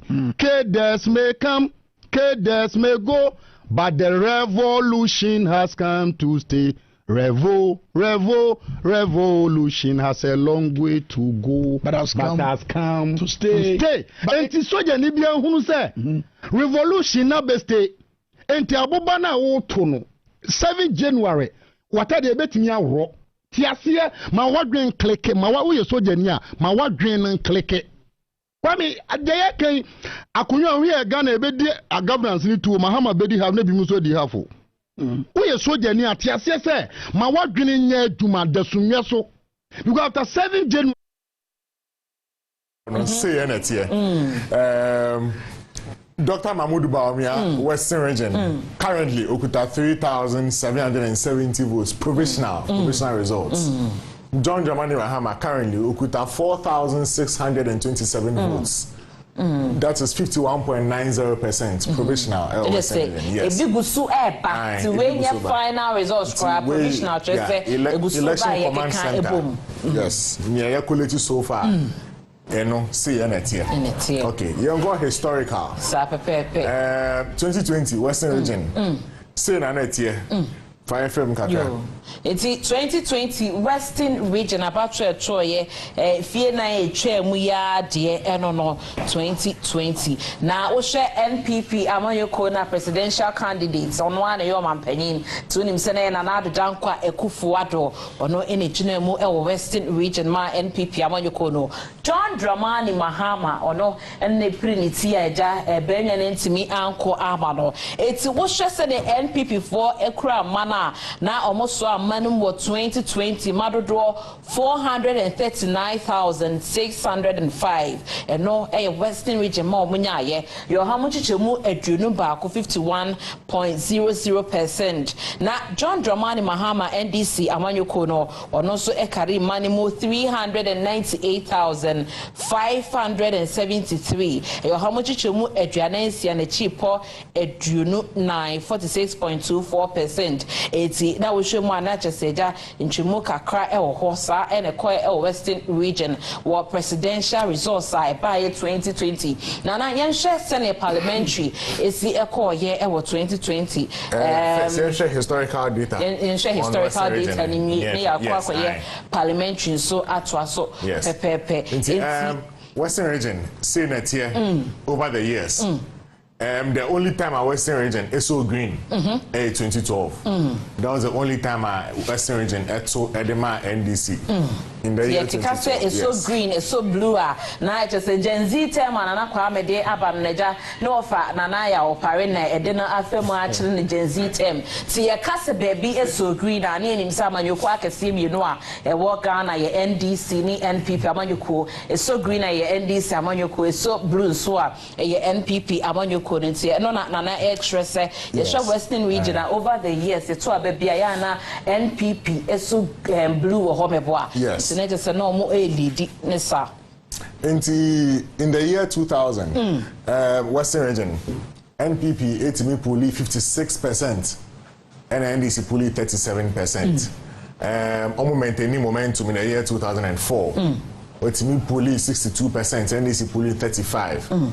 About 2008, Omo drop about 49%, NDC police 43. And our Western region started year race. So prior to Sunday, the Western region not any race. John Ajokunko for period in Nadia, or we knew Western region hands down.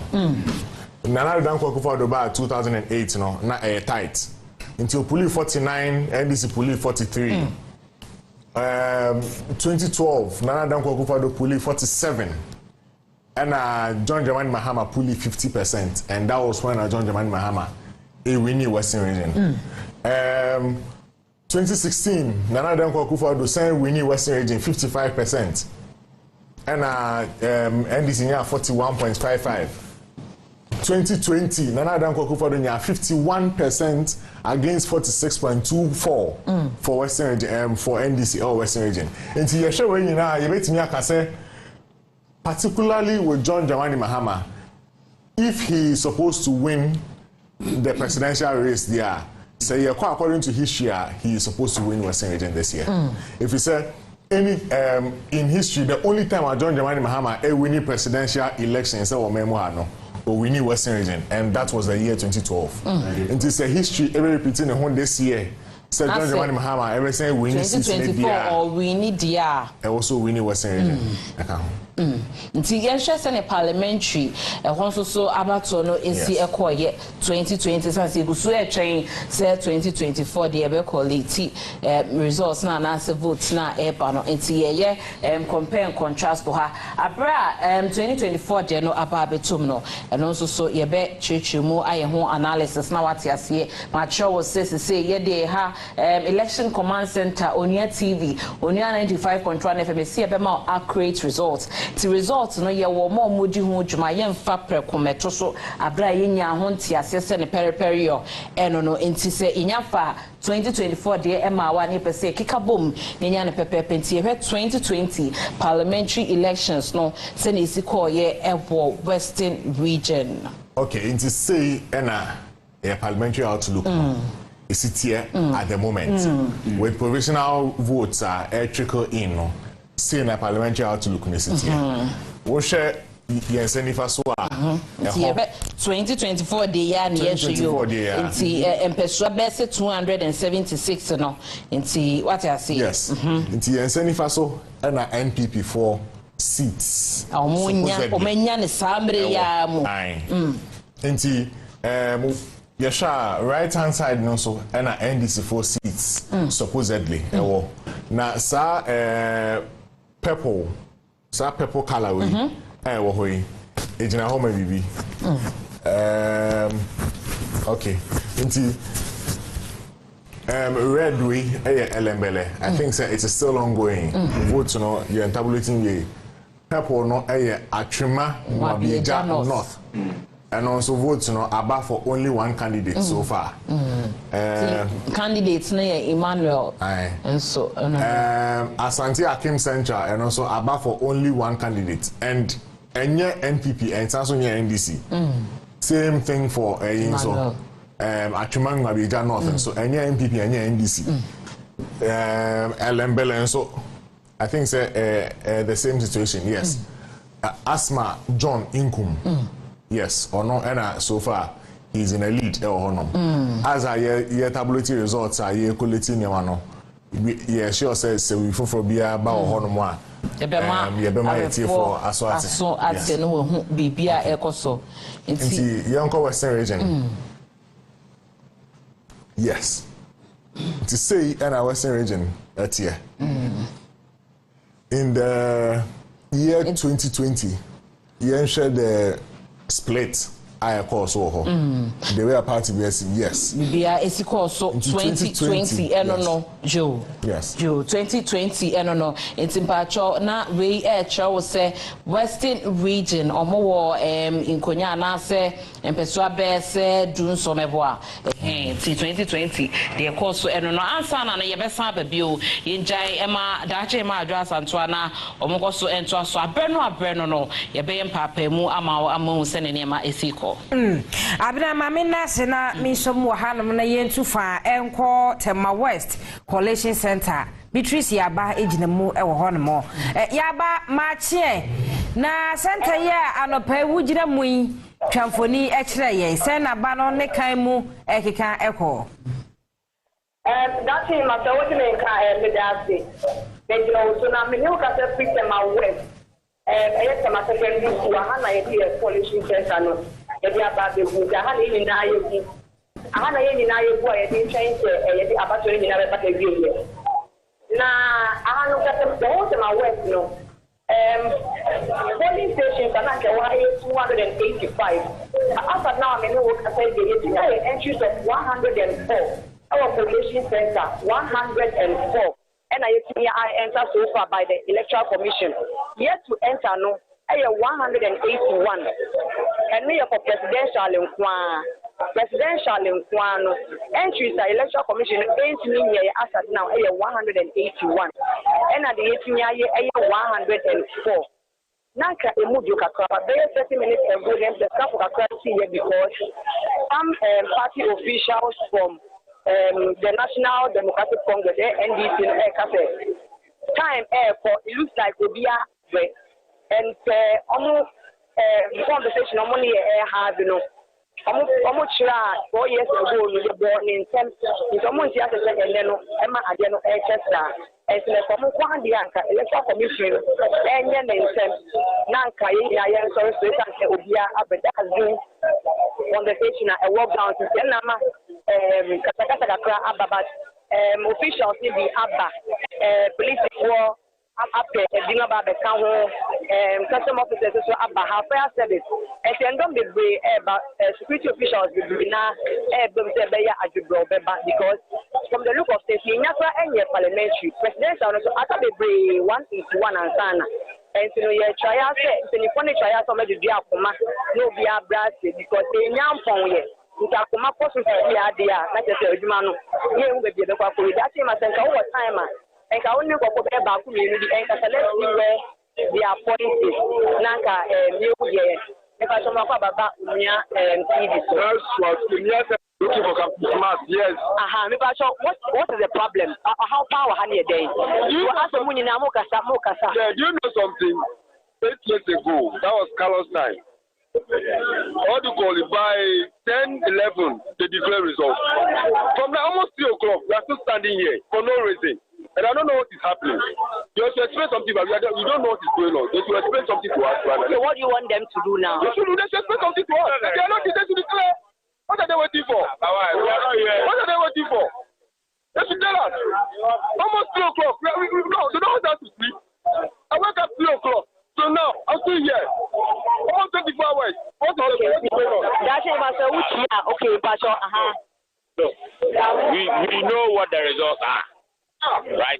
We know what the results are. We'll be following it from the polling stations to here. We cannot be here from 5 p.m. What's the time? It's 20 minutes to 3 a.m. Among country and say, Abaniambo born and now. Yeah, results are now. You better be a conda or son of a results no send it in a star. Obvious with Sabia. We have to do now. Obianka saying about Tema West na ye pasai. Oh, counting you na Tema West ye buying. Omo born and new, omo born and now results no send it no sa na be. But Martin, that same as a Utia. These are just but a few people coming here for Ekasano. Omo na the omo can say.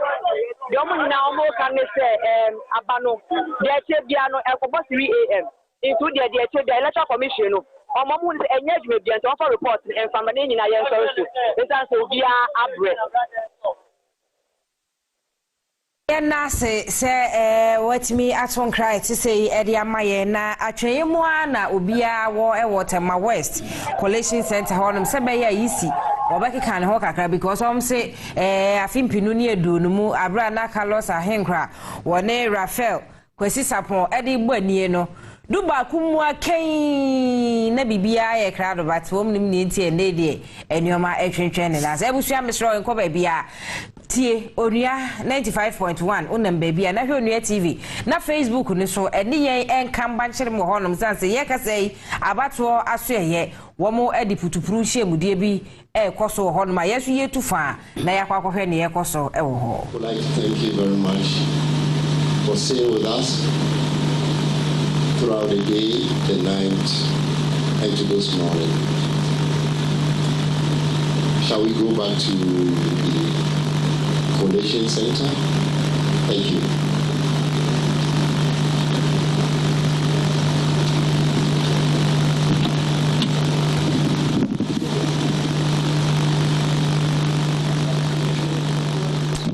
Right, ma yenguswa ma wache na fe na wase ese uguswa ya ohwe wabato aso ensama hodo ya asi fitienra ade eba ne ensama hodo ya ekoso no kaise akwaku ahodo ya wonmde ani edi abato no achinyina ewumu anono afren centrofo enhiemo eti sede abato adwumaku no ade tudwa no wokan se oben centrofo enhiemo no makomako be se miensa ansa na ade asa amia kwakoda sanso NDC for ayebi NPP for ayebi na omamu centrofo enkabonko no gigi wonom nso ayen centrofo nhyiemu wonneoma hodo bi a wonmu susu se ekoso awabato no mu a na atese emwa ya no mpeso mo twe amansan ani esisoti yenko na fe gigi for wonom centrofo nhyiemu no kofi ebo a omo etwetwefo panyin sembia hodo a wode etudwa no yenkotie bia ba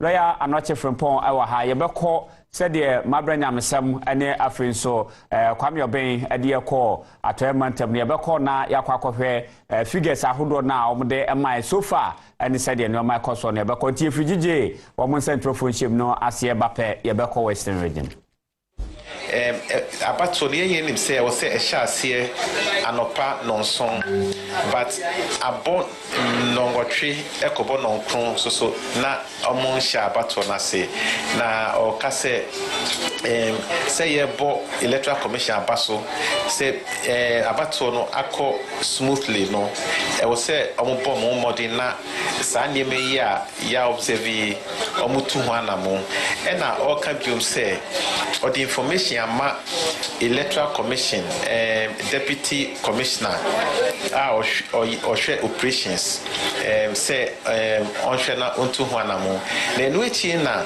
yedi ensembia tujwa efa electoral commission na mo bia omwetu a yeni omo nya adwen say almost say media houses bi wo ho a omo select omo say national coalition center no omo kwa na ombetimi akoho na emna yetis asemi ye twoma dwen ko so say emmoa yen e wo say umma obia akwenya na yenyina yebefa nsem no edima amanfo na say what select kra me hu say oh nipa ma select omo no eye we afi so no eden na ugina so a udi eselete me na uja obi nti na osa no ye catch on say omo ma ye enchechemu ewo ho. It is very, very important and crucial to note that the safety of journalists, the safety of the media that serves as the link between the ongoing process and the good people of Ghana is very, very important and must not be taken for granted, because without the media, that cloud would have covered the ongoing process. At this crucial moment where counting, collation, and declaration of results is ongoing, we expect and call on the Security Task Force, most importantly, the Ghana Police Service. We call on them to protect all media practitioners on the field. I must say, journalists' lives matter, especially at this crucial moment. We will also want to encourage and admonish journalists to take their personal security and safety seriously at this moment. They should take precautionary measure for their safety. The issue from the Ewutu Senya East constituency, Kaswa to be precise, gave me the impression that the said journalist or reporter who was quote and unquote entrapped at taking guard. This is what we expect each and every journalist to do, that at all time, don't wait to be the story. You are there to tell the story. We any sama hodo a GJ for Albert Kwamnadjum for the president and after Kofi Aboa ono any secretary ya one more eda ano and sama hodo bia danumu ono one more ede etudwa said na abato no ho nsam ekoso ntisabre wani ate na oda mpaso ehwe anaso to akunwa mo na ohwe woni TV so a edase sabre opese o man ho hia wo na opeso hunu de ekoso nti no oso afidie na nso amfa nto ba bia pe ba bia yade information na enokre kronye ebema ya yemfa bibia enwasa wasamu na fe wo hunu sade etie ani nti ni sade odo afidie no ato Onia TV na fe se brekro na nso no uti Onia 95.1 FM asada PCA ne de ema live on Facebook ne so ojane ho a yebeda sepa nti be patcho YouTube ne nso no obetime akona bibia ya wadwenkyere efa mo no samde bia bo obi benyawa na fi yade amman kama sam ene yade eno ti ana amadi alternative health center yadi abramo awar form pe awo say your kidney ana liver ehun na techema o hypertension ana edunya agigele diabetes ana tetewo wo stroke akon to dem wachina na ntiabre enso ntimi nko ye betu stroke na se e ma deku amonya wa hoto wa opasi massage ye miamia wo twetwe ma onya hoto akuponchai ebi wa amadi alternative health center wakoma yade abato na chini niam ahodo a wo mo ehu. Last press briefing of the day. In our previous briefing, the Commission indicated that polls closed officially at 5 p.m. We further stated that there may be some few polling stations where we still have voters in the queue, but would be allowed to vote provided they were there at 5.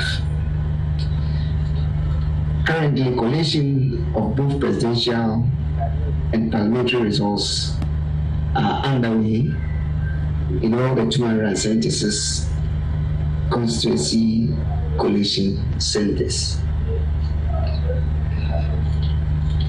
The commission wishes to inform the leadership of all political parties and presidential candidates that the collation centers are restricted areas.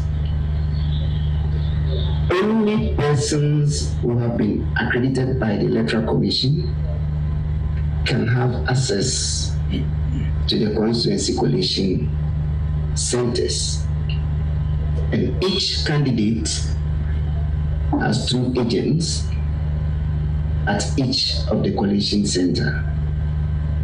There is no need for the collation centers to be overcrowded. Reports from the regions indicate that about 60% of the polling station results have been received at the constituency collation centers. We also have reports of the number of second requests for recounts at polling stations. So far, we have only 1 polling station, which is the Suaman constituency in the Western North region, which has recorded a second recount for votes at the constituency collation center for the final recount by the returning officer. With respect to the performance of our returning officers and collation officers, they have performed their duties creditably and professionally and have so far been very impressive. And the commission will still urge them or encourage them to discharge their duties professionally as they start to collect results at the various collation centers. With respect to security presence, their presence at the collation centers has been stable and very encouraging. The police has been able to maintain effective security at the collation centers so far, although a few of the centers that have been overcrowded, they have been brought under control by the police. We also have some observers at the constituency collation centers. We have CODIU, we have ECOWAS, we have AU, and the Commonwealth. With respect to political party or candidates' agents at the collation centers, most of the candidates have their agents currently at the collation centers where collation is ongoing. The candidates have been very cooperative at the constituency collation centers so far, and we still urge them to cooperate with the commission to ensure a seamless collation process or exercise. With respect to the media, the commission appreciates the high level of their professionalism demonstrated so far, but we, however, urge the media to always verify or cross-check their information, as well as, importantly, the results that into the public domain. On this note, we would want to thank all of you, and from here we will be heading towards the collation center, the National Collation Center, and wait for the results from the regions. Thank you. All right.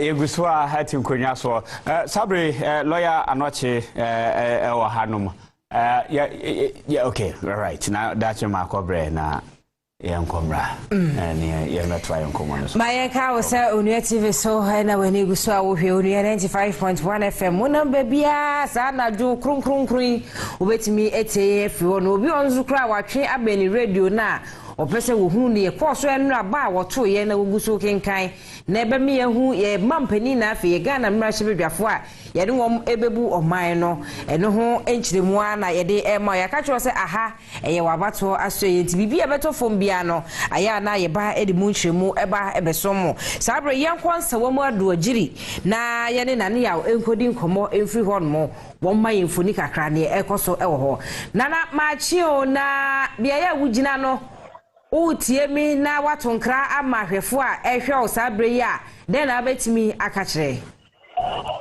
When about major was so and pay so me ma wate pa I the buy so home ado constituency na some radio ye to abani wie ye no ye di na ya behiem collation center ye go so ayisi etoto niema na ya hwe de obedi nkunim ewo abato ni mu elumuni o ha ye wa twenye mu a de tinze bi won framam a na enye nokre na ye pese ye ka e ma ye tirefo etie nanso ye ka bi shemu na NPC supporters omo obujina bonten a omo etie sanse media ye so ye tie na abubu epono a ewo St Martin metre the main entrance no awura mu ma omo totobo e de eba bebu nchense ne so etese yeye se ha de yansunu ni na egu yeye mu a enya atam ketwa na enu ena na ye ka se empanyifo no ana anka asem no kra na amfa nkyere mo ana se te sen na ye bisa mu na kire se ebinum atrotro e de atoto omo social media pages ana from more report so se yewra frankanodom pro majority chief whip no wadi nkugo na mpese obeji atum eluti na yisi ni mpese obepia waka ha no eluti eda nkrofo tim ama nkrofo nje se omonya yisi ne ehum na sepo a enya asem ketwa elo ene nam so ama enya asem ketwa te wo behwe wo ha enya asem ketwa pra te se ye wo ha ni na yisi mpanyifo any ọmọ ayi si yi ọmọ sẹ ọmọ nhwẹ abatoɔ no so ọmọ de ọmọ nneɛma aba abɛkyerɛ sɛ sɛn na ekosi yɛ na afei yɛde declare results ntɛtɛ ehu abɔ obi a wobɛhwɛ baabi ayi sifoɔ no te deɛ anya asɛm ketewa ɔbɛbɔ dɔmpem hɔ paa sɛsi a na mahu sɛ ndc mpanyinfoɔ ɛyɛ yɛwura sɛlɔm ɛne ndc chairman yɛfrɛ nchairman agɔ ɛne executives no bi abɔ apini hɔ nom a ɔmo ne ọmanfoɔ no edi nkɔmɔ ɛyɛ akyitaafoɔ no eti enim deɛ ebefiri mu aba deɛ na emom sɛsi adeɛ emu na abɔ yɛ paa ɛwɔ ha ɛnyɛ asɛm ketewa.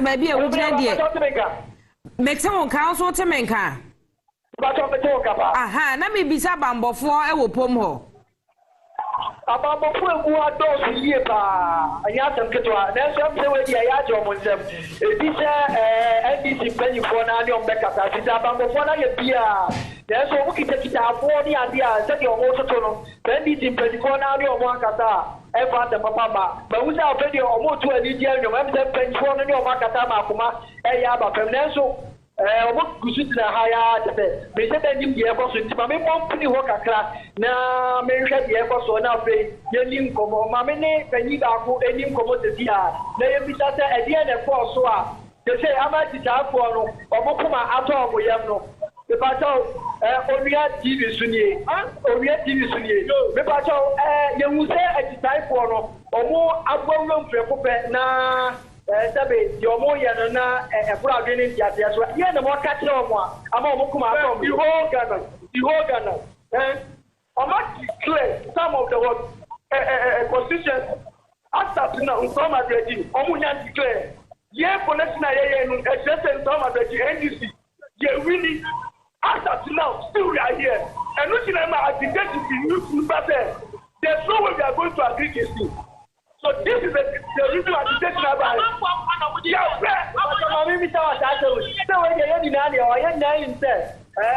officers now, a day and chat and go on Bebrenada. So I won't come in now, command. So I'm not easy. But Kumaru said there's nothing I ever got here because the enemy said, yes, you've won the election. So after let commission not declare election, after that's it.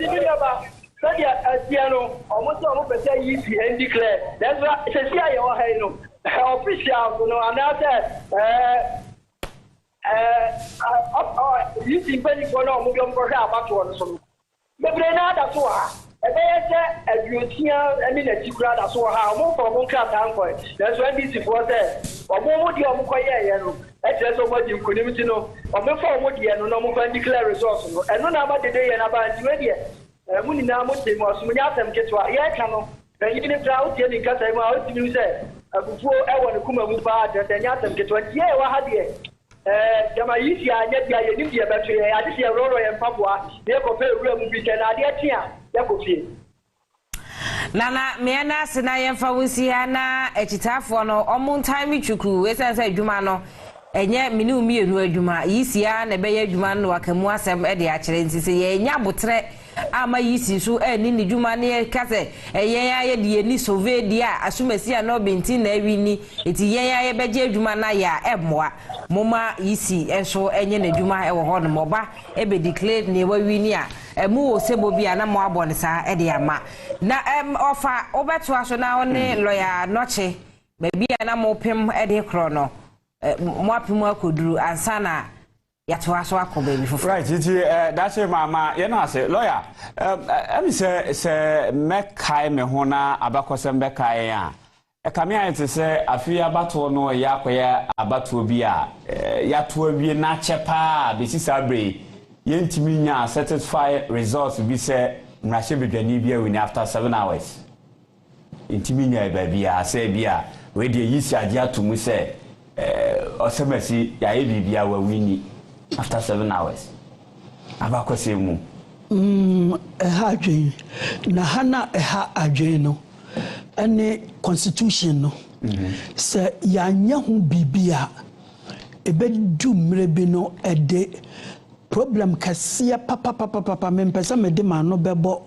West mienu bi so eye Potokasa West ba ko si na edikan me mpesa me de ma no ebebo so and say wo call men bi to say Kenya eye Commonwealth country eye common law country o mo kabrofo say ya wo pesa wo ye bibi to say Chief Justice ana wo pesa wo ye bibi to say Electoral Commission what they where you application at the court your committee to say Ghana and say Public Services Commission na ya wo interview na wonsaka ye the amount that means it says any panua or beba be Electoral Commission or ye 100% apolitical. Okay. In the case of Ghana's constitution, who person we Chief Justice and IGP and as Electoral Commission as a president in a nominating. Na menti bi da we say president no be kwa nominating obia on penasem onyimi ne ba bia e bi nsi asase we say so da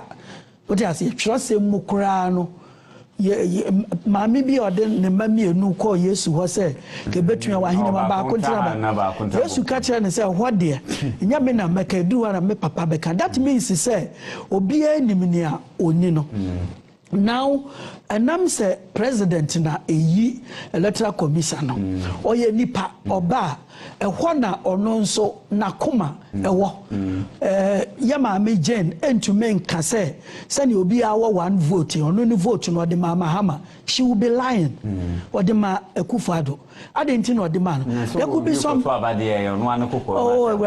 relationship ben da wontemu anti or de ma no no one family nipa foforo relationship ben da wontemu or de ma tokonu no one family nipa foforo as CJ just as say Charlotte Osei ono so sa nti wo hwa Charlotte Osei no ma oba oye no ebi ana ma me nso ye wo say Charlotte Osei o mine for a very long time at a record period no to mean declare presidential election no results no and san ye better say esuma se no nkofo bi ti say Kofi Anane Asante hene mo ne ade efre ne man warning and san o declare when na enokre ebi na ma me ne ye no nti I believe say enya den kura say going forward 32 years after using this constitution and no person and no be catch them lawyer yeah said you can no yes you say ma me no Jane Mensa or no there or no an returning officer for the presidential results but you parliamentary there no eti besi sabre ya ye wo hoi yintimi nya reporter bia said the free from who say nkofo kra deda sabre no me ensan ba pounds ma mienu yentimi nkonya parliamentary dia no kwampo no constituency electoral officer no and a district electoral officer on the returning officer for eho no be ka so kesisi ade ya wie mama satisfy ese asemesi wini as MP yentimi nya bi ma no na make us omu nyina no say returning officer no oje instruction free depending on so nyina nkan oh hwe ni Charlotte Osei ye bia na maami say nipa na odi usi ho no wo say olusu a ya na ya pa olusu a na wo ya wuti o mangu say wuni ma bakosem bebrebe enye nne a wo ne me etega 2024 yi mi wuntama nka enye kra nka mi nim say secondary MPP betumi elusu ewo ho nanka bi si da because even Kwame Nkrumah kra ntumi enwini wo ho secondary takrade typical UP mateme zone pa I remember 1979 election PNP Madam Lucy Blay Olusu to ACP Action Congress Party na say na me no me enu tiase ye hu say no ma esisa definitely be ye won ya na nya ho nko nsakra ya ne beba baby bebre especially sa voter apatina aba almost strongholds no nti wo declare ya na eventually no wo ye ho hwe ye because ya tese na behwa adefo no ka say time bia wo pe bia declare ye nim result no na momo wan hwe yi a say wo mani pane twentwen so wo ma binum abemu abu ne ade no wa we na tumi den sunsan so boni bi aba all because of that constitutional error say president na enyi Electoral Commission na say kotokwane ha se bobo na enche ye be ko central region na ya kwa hwe ho de as ye kan UCD no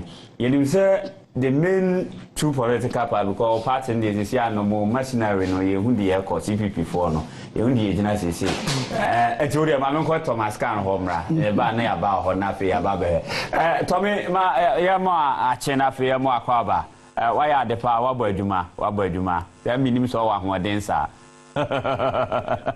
minim so wa ho den sa ya mo akwa ba Zofa Eva Central Regional baby or one my betimi anya satisfy results e kire se yisi etimi aka se some bi etimi wini e Central Region one man but ya no peja animu kakra mai enim so brother but ya ne sa what try to meet them here it's ne yete. Yes, I had to make 60 annual free. I had to see which are political center about with metro assembly. Actually, behind me, I had a position. Now, definitely said so far from the electoral commission, yeah, certified results from any of the constituency. But at the moment, you will keep with South constituency. In the Malaysian report, if you are going to market the certified results, CCR, Asia, or presidential, will relatively able to go down to CCR. At the moment, Asia, Malaysian, are from Cape South, presidential, numbers that NPP, Dr. Mahmoud Abuya, in 13,223. 13,223. That is what Mahmoud Abuya for Cape South. Next candidates, next candidate is 21. In that order, therefore, the next candidate is what if you are 65. Again, the next candidate or one number 4, we have 14 votes. Next candidate was with me at 6 votes. Therefore, next candidate are 43 votes. And so I think we're going to 18.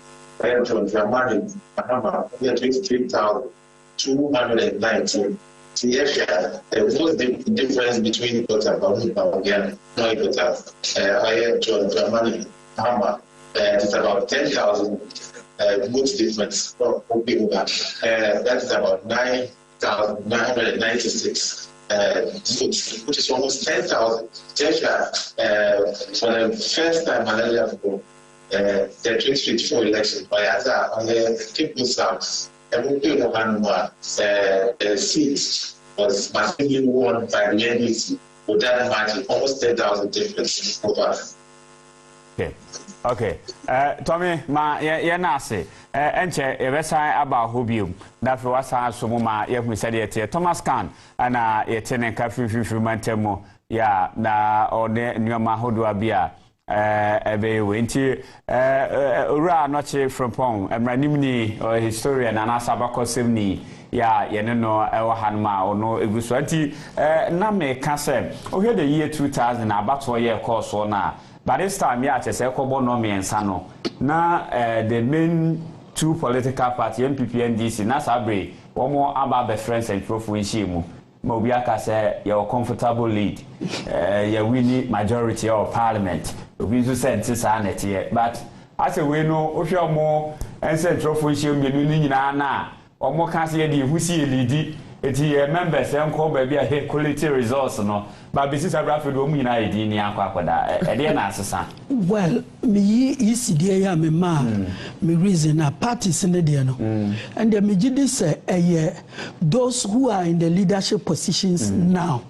Because previously no and they no mu bold a omu tumi ka wo enu omu tirimo ensem because me na wotia CCA men so sabi o me ni pay me wo me namfofo wo Western Ashanti bibia me phone yi so me what results ni nyina na mo enam sa ban fa ne san hyase ntimi enka ama minim sen sakraya kese aba oman we say mu na minim nso se parties no a win titiru sakraya kese aba wo western region no ebisi da a akọ party be favor nwanwa pa say omuntumi nye press conference enye hu dede ni nyina meka say just a matter of leadership. Okay. It's a matter of leadership. Okay. Lawyer ni sine na dwuma ya den. No so ka na dwuma na ya den. Ka me so me fi sanka by now no. Sanka wa hwema omo de ato aso because ya the normal number coalition centers wonyina. Ye hwe wo infonini aye hu no so amanfo de da ho amanfo tete ho. Ase omunya instruction be anase referee no emope someone starting to no motete wo. Na the reason why no no na say o man no yetumi ehu no because me huni enti ade we yemfa nto aso na wo kasa mpa wo kan bibi say mamon na ne no na so mpa cho Ghana ni bia ni ho awada kan at this time ya te say Zuma na tete wo no kobo boxing Ghana ni bia ni ho awada misraw at this time na mo so modie no enam say mo chire mu na mo de results ne ba no na obi etie metifie na me man na others no o mo ye analysis because as o mo twa ne ayisi beba mo no mu die ni mu nti obi etie metie nkofo ne make say ye pa keka regions enke mano be ha me an me nkase we ya wini ha we ya wini ha obi entumi nsesa hwe ye wo bibia mu mpa ya me bo ne say yisifo no so tia o mu hwe no mo ma wo mu ye fa ne say kick off no na no ma entumi enhyase ye maye na result ne de Ghana ni bia nim wo sesa na enyeye ebetume de basabasa yo aba. Right. But you know the call data no my share at Western region. A whole camia to study na savannah de netie na unse Western so na bom kakra na 2019 yakwa team munya Western of ya TD free ne ho said e be ya ebeboa ma che se mantam no ebotai na se decentralization ebeboa ma mamu no betimi aduru o manfa aboboa no mampuntu etimi akoso o hwa data no ne nioma hodo a wo de kire ye no na che se MPP no olidi a 2012 na me ebehu se John Mahama ewini Western region owini ye no owini the presidential ebe mampani ana this time round so pay your figure provisional results na omdi ekomo we data ne so na ekire say John Mahama lead Western region at the end of this answer cry now aba. First of all, you make about Western region say you can't regions are and you will be a real base Western account a swing into Western account who want to make us say a MPP 4 base pa and NDC 4 base pa no mum sanya enche bia me chire mu no free nkroma penso a besi enne nanka the urban part no eye mateme ho me chire secondary takrade etatoma mateme hofo nkroma kra no ntumi nwini wo ho nti se wahwa it was one of the reasons amene develop secondary takrade even government secondary schools so kra osisi wo ko ho mission schools ne na do so government nkroma am for attention anko ho habo no ho no be ye bi wo tema na factory bi obeto your gasem okoko products there or replicate bi wo tema no wo ho ye na bufu pa because no monto emano 79 yes you hu say omo anto ama CPP now about 92 memfa ne say CPP aye week NDC abegina wo dabre eno so wo sha omo ntumi nwini ewo secondary takrade na mom rural areas no a PNP ana say wonu epani CPP no win no and when NDC so etumi ewini so that is the story as of now but see ade wo hwe no ma no a eba no a normal assess completely and I will give the reasons but 2012 Mahama winning no the reason and say so 96 CPP for ya say ya to abano on say 92 there the year 1992 no opposition no anko na 96 day ba no na CPP gina ne nan so kakra Western region so na Kwame Nkrumah efi na ebedu 2008 no Pakwesi Nduom eya ade pa 2012 no eno kwete ne party PPP nti amaye hunu Nkrumah is ne modimbo bia and Mahama projected himself say oye Nkrumah is ne papa ye Nkrumah minister so definitely ombeto aba no ede amano after that no omu say galamse no mano omu nsuo say they will vote against him and then so why they would turn against MPP no and they say MPP say what's the results na se sakora MPP akire so mpekwa Kwame Nkrumah sam wo kwan bia so your friend is the holiday watch him wo de ba ko say Founders Day na nu ya yakoye bibibi we fia nkwanta hospital say Kufuor statue the way secondary fo bufu ye no enya me nwanwa say Japa Mesa elusu ewo ho MPP for so any air share say regional minister and many of the ministers from the Western region any DCs galamse openly mrekudu ke ya welusi me pacho oya galamse regional minister no bi na samoha Captain Smart can 1,000 times I don't want to me amfa na court me so me can wo station bia I don't want to me amfa me court so when you do this na say region nsuo ni won bibia say ya then na cheso mbeto ama te bedu achina no pa be 6 o'clock no one results if Western region eba na swing region bia swing no almost so account determining factor nti afi uba hu sensakaya kese starting from Western region. Right, it's yeah, lawyer Anoche from Pom. Yeah, or prayer, brand na the internal elections, also as a presidential candidate, the Convention People's Party, and the CPP ni Manuni Saye. Abakosemni and I know a Chuchonkomo. Nafe, the conference in it toward day, Mantam Natoa. The court Nafi Abe for Kwansono. Mabuno ebetre said the TCC and Nafi Aqua Bakwasimu, na heard the tertiary. The catcher say a ha a wabato as a necessity. Maybe I am only a day canessa, nemum, ye can't needing in a sore amount. Nafi who said the etie. I uncle. My uncle Andrews Akwabwa, the legend, eho na bekwai impressiaso biaya wujina. Wonfa ensema hodua ekoso hodum no wonfa ensumye the legend mache na ehi na wugina twamfoni kakra somye meda se amini aba mache wo show na mewo bekwai constituency wa Asante Mantem wase na yamyedum kreni apato wono se de nyinenim se yapo awie na epenfo atimi akani nyina abo makopi mu ewo the various commission centers no make us a Michina a Roman social center Oba BPMO Ewo, the quiet constituency as specifically Kra, your friend is Nampansa, a for an hour equality about 20 na yes, you seem to show more a young who Ejuma. Now, it do be the number quite about one of the flashpoints. Ewo Asante Mantem Masi, Ninyan say, Oba Asante Mantem Masia. One of the constituencies are now your independent candidates, no. Now, the quiet, and so a can who be see, yes, you timid ma, ye need a dear about to an achieve pa. The Mumabra, yes, here, and a pair of Yamho, a bedroom sabrino, baby bacope, and you copy Mohonomoa. Who ye, any day did your Kaka, it's in the course, and no a year, Abodom,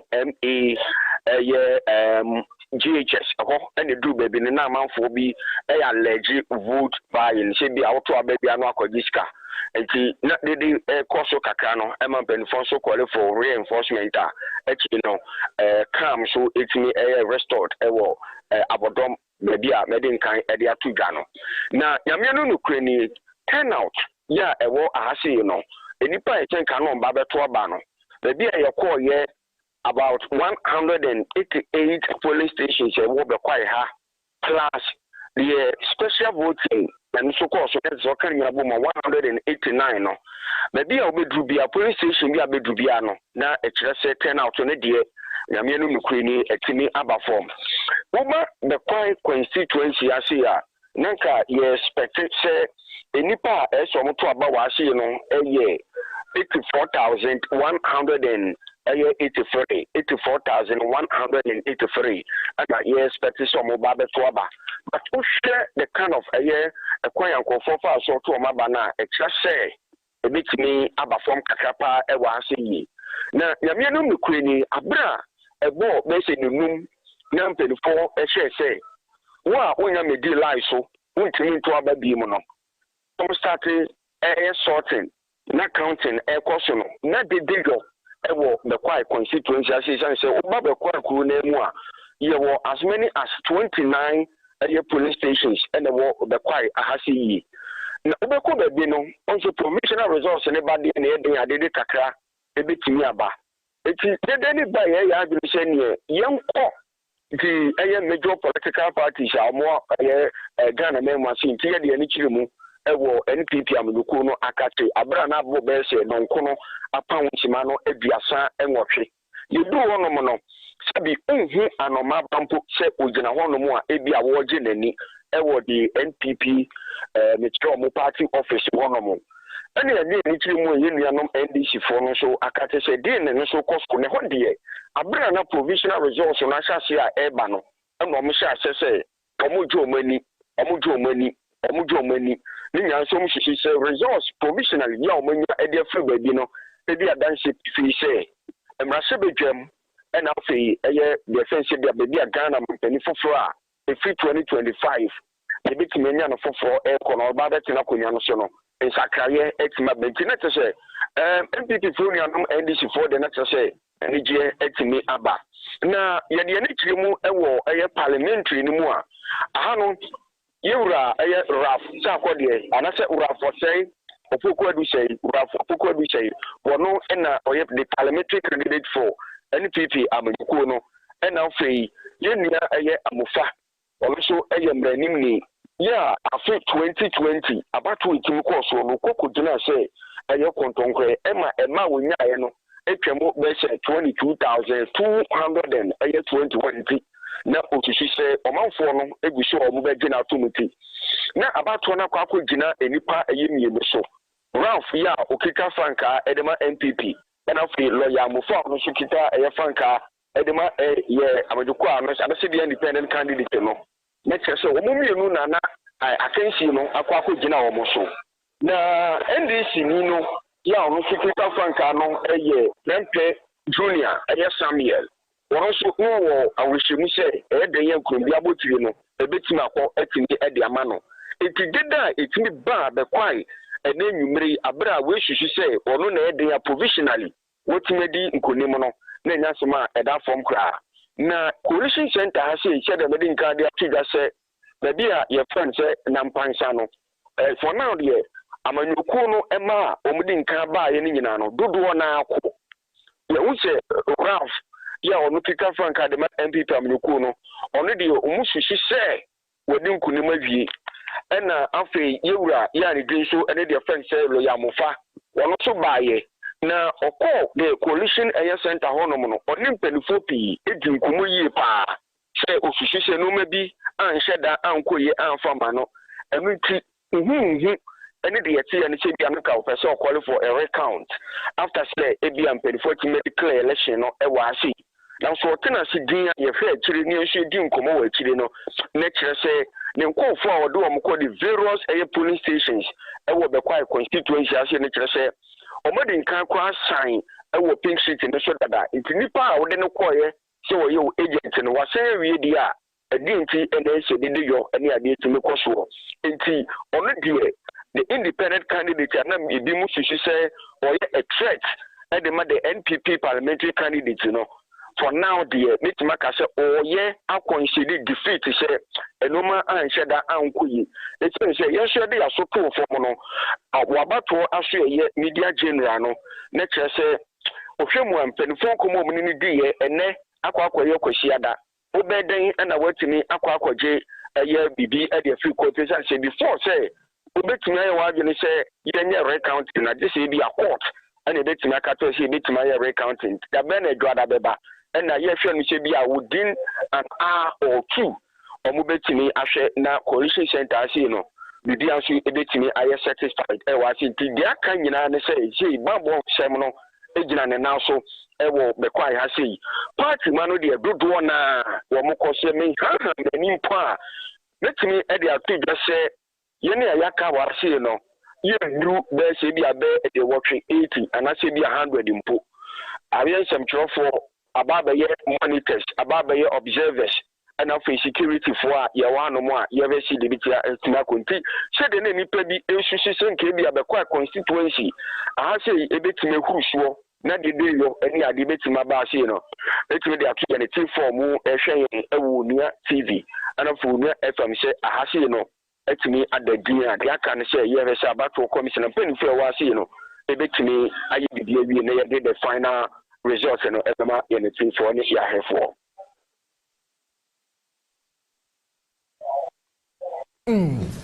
Akwabwa the legend na yetene nka efi bekwai empehwea so a watwa emfoni ede amayensa no na emfoni bi so efi Damongo district collation center ho no mo na ene namo a wohwe echitafo bi a wo mo so kire se abato komisa atene wote ho no mo atwanya te hwen ena ababa beki kansem de akire ya me ehunu se asumasi ya no benten ena ewi ni wombu afupa wom se fie na ye twam nyesa na aye wo neoma wonum ne enti afi we kura de wa 30 seconds bia no abe president jofo hiem no aka se bibia de dana kwam na so still ano wutimi en declare results ma womu ani ehu bi na afi nipa wom to aba no ma ne se mrahye bedwani kura no omu entimi ente ho nsɛmte ho de eye enibre kakra na aba yese ne party echitafo no womu kyerɛ sɛ womu nchele ɛwɔ empotem honom na uyi eno so efri honom a na yebewura mu ɛwɔ secondi empesua so na sabre de NDC amanyokuo mu ba a wɔkɔpre ye blay ama nyameke wɔkɔpre ye no sabre nkunimde abotire aba amano no yabubo mu chiremu kakra ede ama na ohwe adehye agi twi ekoto aba na nom do so pa na yesi papa yi mafo timi so to aba no ema na wonya 14,558 votes abra na chese Andrew Ejapa Mesa wono enya emanumu 11,000 eni echire kakra entina ne etwa ne se NDC ni no ade na apeke amano wo hono mo a eho asem ne so abasa ye de ababetudwa na ne medi kan ebo ema wote ye efa damango mesiri nom eba no college centers ahodo no ne ebesin koye no ye nkohwe hu efoni bi emra na ye nto aso enko koye nim. We have two candidates contesting in the secondary constituency. On the first ballot paper, we have Andrew Kofi Ejapa Mesa, and second, we have Blay Ama Yamike. At the end of the poll, parliamentary, MPP had 11,084.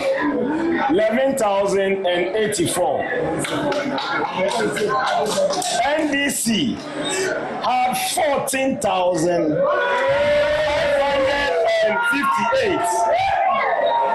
14,558.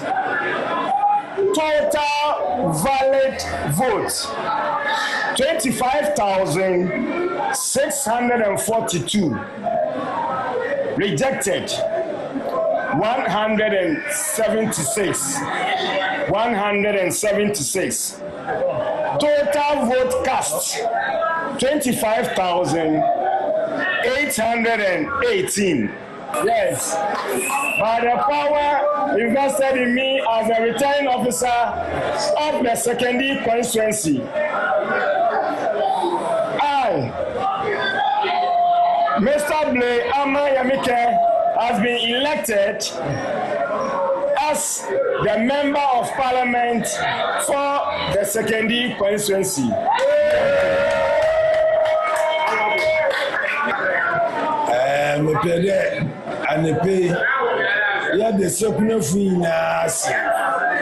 In fact, so odo watch ma amia nanka inde the ministry into me nti na mbeda meka chese kuno free there ayen nyina na yebom ya mai dami de yetumi make the history nti ayen nyina so yebom na ya chechire sekuni ame sekuni we jinane nandu see abase they really support me no be there biano okoye as at 4 a.m. this dawn I started my deployment to the security team because now we are anticipating that some people like Daniel and Co. About attack police stations. Allegation.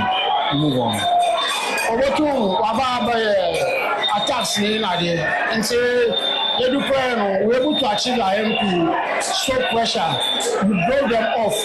The attacks and at the end of the day we are able to effect arrest Daniel. As I'm talking with you, or custody. Sisia, you know what say. See, young can't say. You better secondary constituency for your house. Big thanks to all the citizens of Secondary. Actually, I am a job because 28 good years MPP really Secondary, and the youth have stood on their feet and kicked them away. We are so happy. That means we want change, and we will fight for change. I don't have words for it. I'm very, very excited because it's been 28 years in counting, and I'm just overwhelmed, and so I'm so excited for the amount of work that has been put into it. You know, we have very limited resources. By the grace of God, one may to win is second year. Are very historic. It has never happened in a very long time. And look at the margins. We always lose second D. We were worried, but I think that I want to commend our election directorate. They've done a yeoman's job.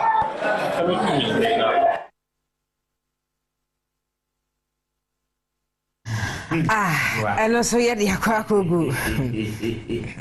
I didn't defend the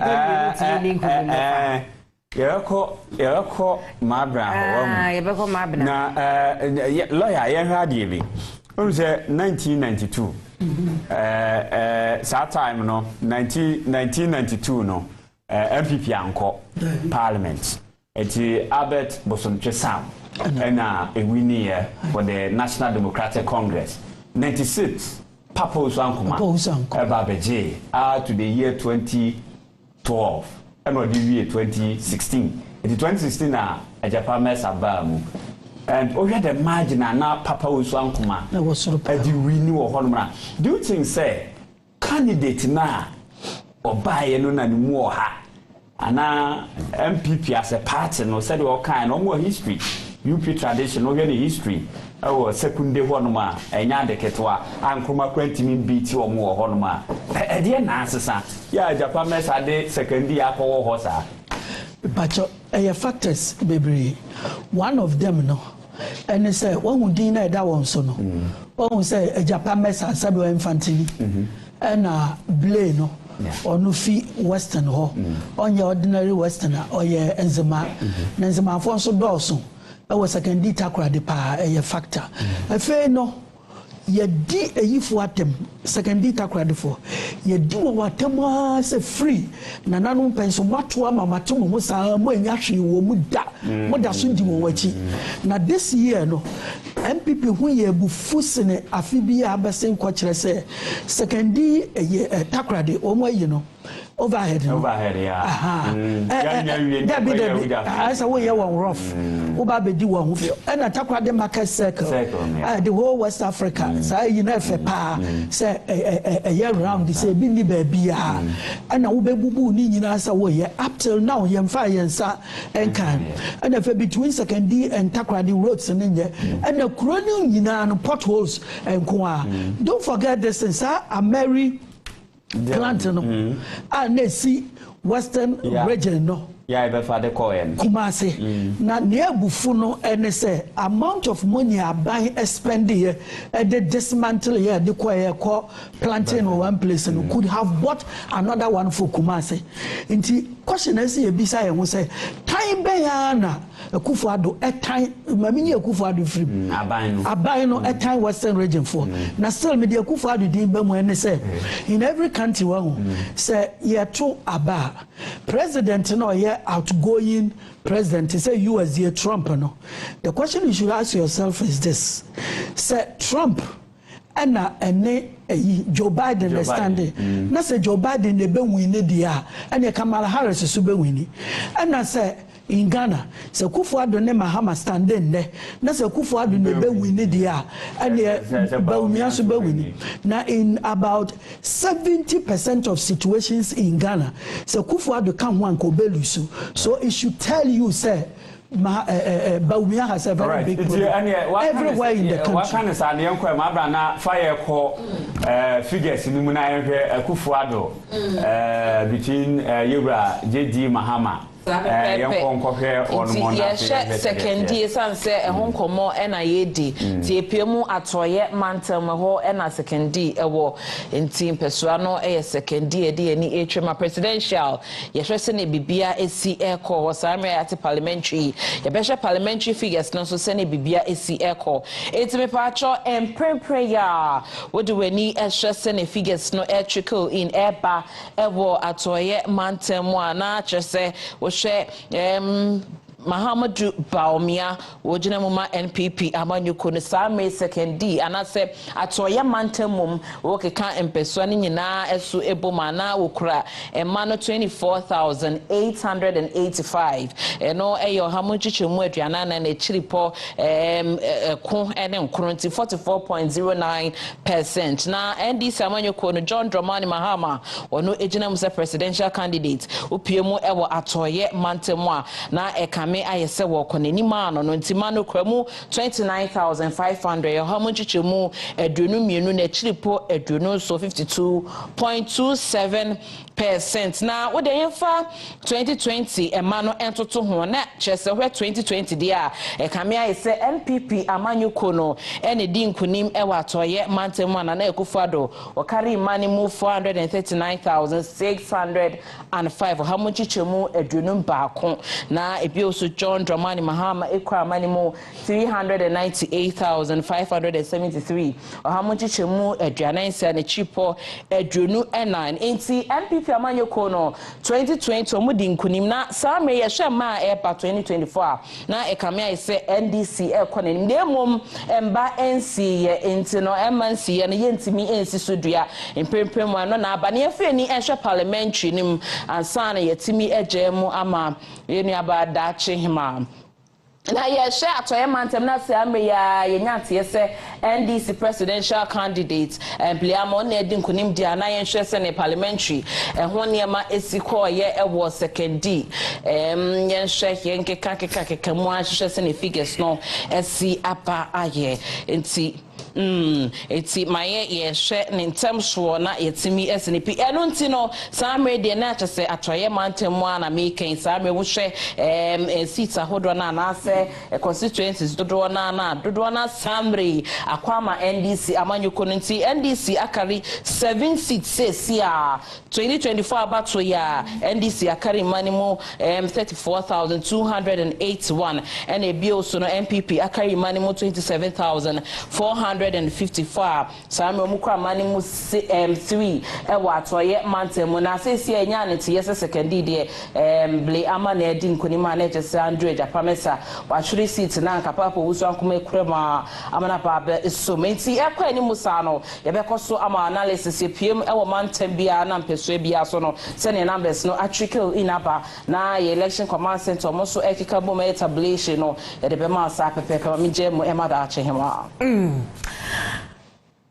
yo abna if me da say na offer any lawyer nkrakakra ababe kamensa amane boy fi damango eba ene say Wamo banka ye kinkan na ye de ne wadi nkunim atodwa no ye say ya holding no on kakra san say nipa bi akwa akoto ahye yisi ne nkrofo so e wo honum ti ase dwadi ni ntimi enkika nkɔ nanim ti say no aye on hold igusu awa twen ye mo hwɛ da eja wo betimi akinkan bibia wie na wɔn de results ne so aba abɛdom yɛ decent yɛbɛkɔ ahoma ne so ne yɛ ne Nadra Muhammad edi enkomo na baabi a Nadra ejina no wontwa mfoni fa ma yɛn ene anopai na wo ma yɛ hunu ne ekoso ɛwɔ hɔ no Nadra good morning biemwe na ehina wugina ma yɛ hunu ne ekoso good morning Timejina Savannah Regional Capital, Damango District Coalition Center. And coalition ekoso kama. Nansu Edremrebi earlier on before even prior to this incident earlier some kasakasa big bar between some supporters any police no and another more accusing say they didn't understand why it's taking easy time to declare the winner. And say kasakasa big kakrabai ama police one there was some small confrontation. But anyway, resolve Emma almost increasing the number of security personnel at the coalition center. But still, our time of course, no, not supporters, no, almost say almost free premises on more, even though the security try to move them out, we almost say almost free. Until almost say, okay, the almost bonte. Now, bonte almost no. I say, I didn't question, coalition question, and almost started a chance to say. The reason why EC should delay process because according to them, dream say EC delay process because of per se on real results no Emma in the favor of parliamentary candidates, MPP parliamentary candidates are or lawyer Abu Jinapo and say Abasano. Both NPP, NDC agents now no more coalition room. They try to calm them down, and then due to the frustration, and this Sunday on the other NDC party agents they say they are weak.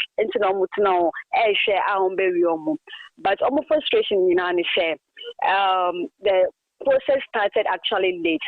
And the reason is that most of the communities are and so returning officers no one team bantem and so taking time but the supporters were here as early as 7 a.m. and so more trying kakra no more face and because they are on social media see other results and hearing they felt like I had almost like isina ashada and or delay and so makasakasa by cra Emma almost breaking one of the door even though the door was locked but they were able to break one of the door and then they all try to enter into the coalition center.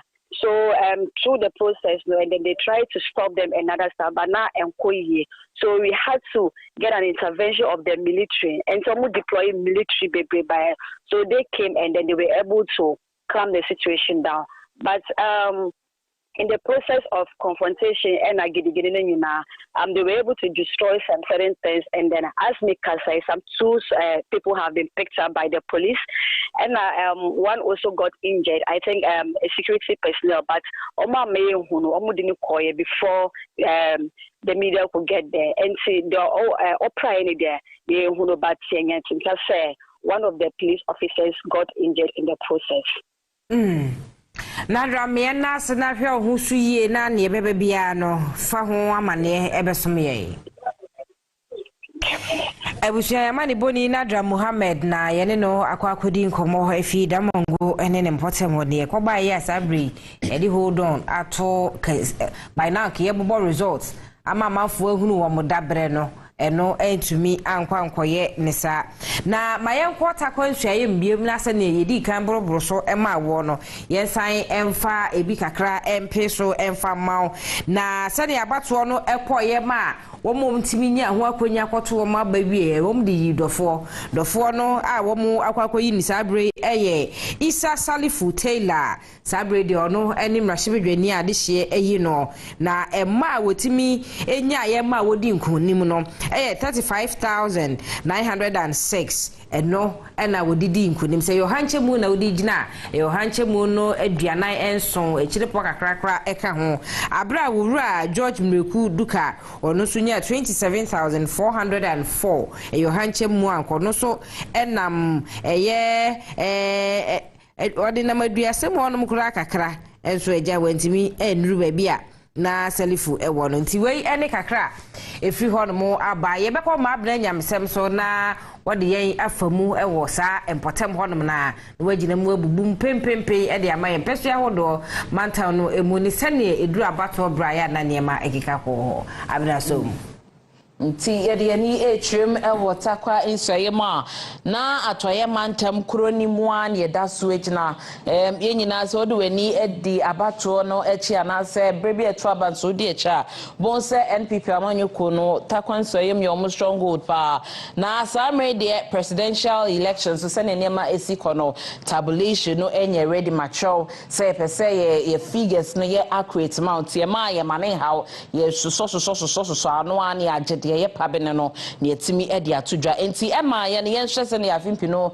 ene edo no 2020 election year do senator kwa insayem ema no esiko ye presidential na ekufu ado no gina emuma NPP amanyuko no wakari ema 48,456 na yo hamonchi chemu 51.84%. John Dramani Mahama ejina emu ema NDC amanyuko ni nyamani mu 42,314 no eyo hamonchi chemu 45.27%. na chese NPP amanyuko no takwanso yem senimsi ekano no esan say yo stronghold in 2020 na omo ene lead yenhwe 2016 and so 2016 na ekufu ado na da sujede moma NPP amanyuko dim na omunya amani mu 42,850 na eyo hamonchi mu 62.75%. John Dramani Mahama wanonso enya mani mu 23,379 yes 34.23%. to 2020 na John Dramani Mahama wakwakote NPP presidential candidates ne mane so kakra enti no begina so ama 2024 yi yenim se bia na NDC ba be karima ni bia ka ho ana NPP be pre na o masa akwakoje o moma no afri NDC for ne hwe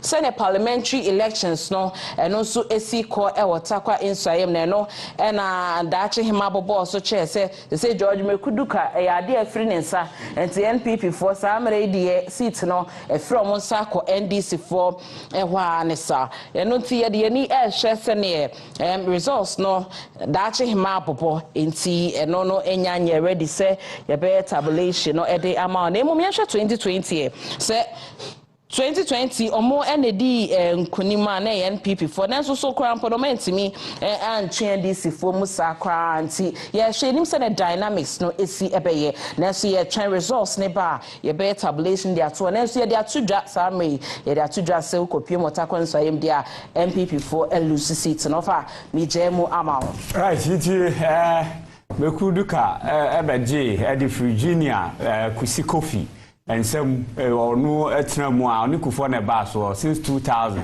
and okura mu a de besi 2012 na wan kobium ama on mo ebehwe ma any matimi ko woni mi say Western region ye ka enipa ba ko a no di akotene pa bo MPP wo ho pa na Peter McManu region no no free eti amanfo ni mi say na ba yes ho no free na yeah eti eba amanyose mu nso a ade a wa bempa na yegotie ne yene ne nkomodidie mu ani so far said ensem ko nti former national chair the ema the national and new patriotic party Peter McManu yenkotie yene ne nkomotwetwe ensem ahunu bi odi tuja have the certified results for the elections.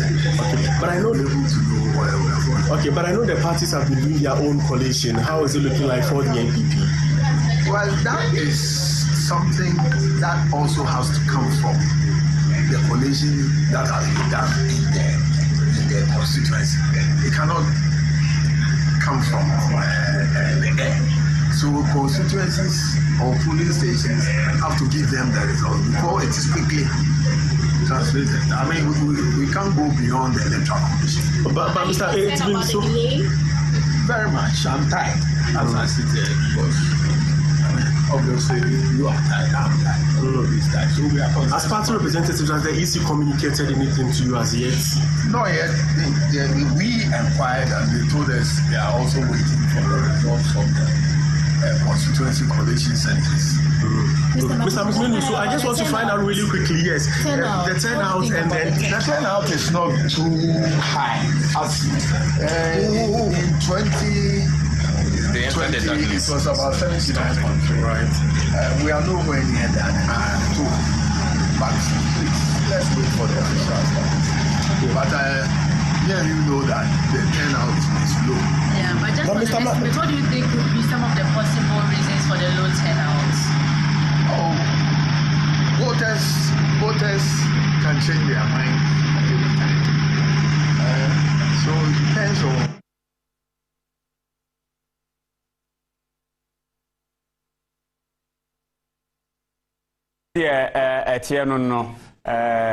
Peter McMenu and Otten and Castle then some Mahodo yet is that you vote a crass why quiet, yeah, interfere from through Honum.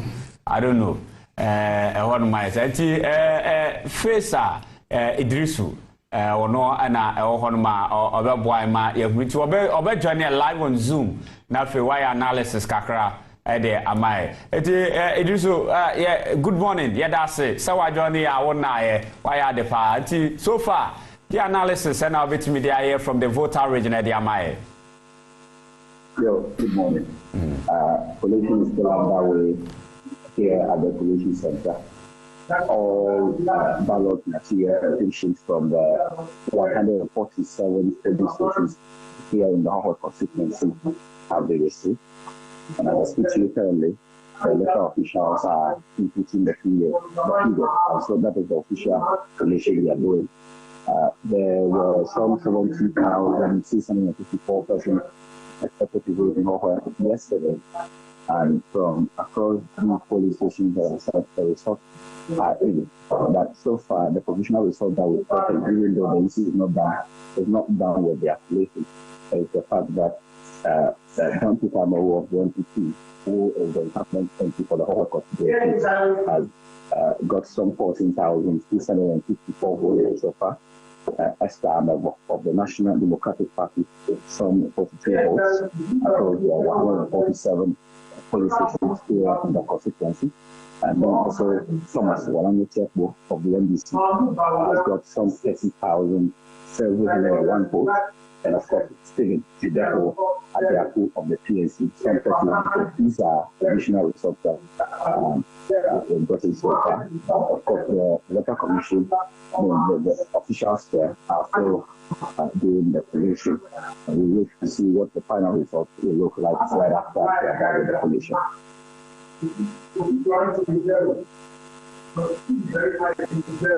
Can you hear me?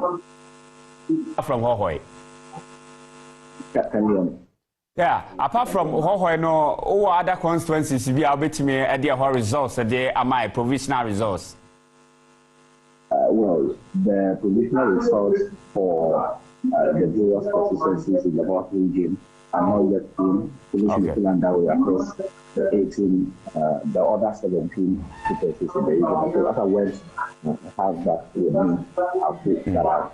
The figures we are seeing are figures from the various polling stations, which I cannot put out at the moment. But I'm sure every morning we should have everything, including the certified results, that are on the way with the updates on that. Right. My Fisa Idrisu that's Papa from the voter region.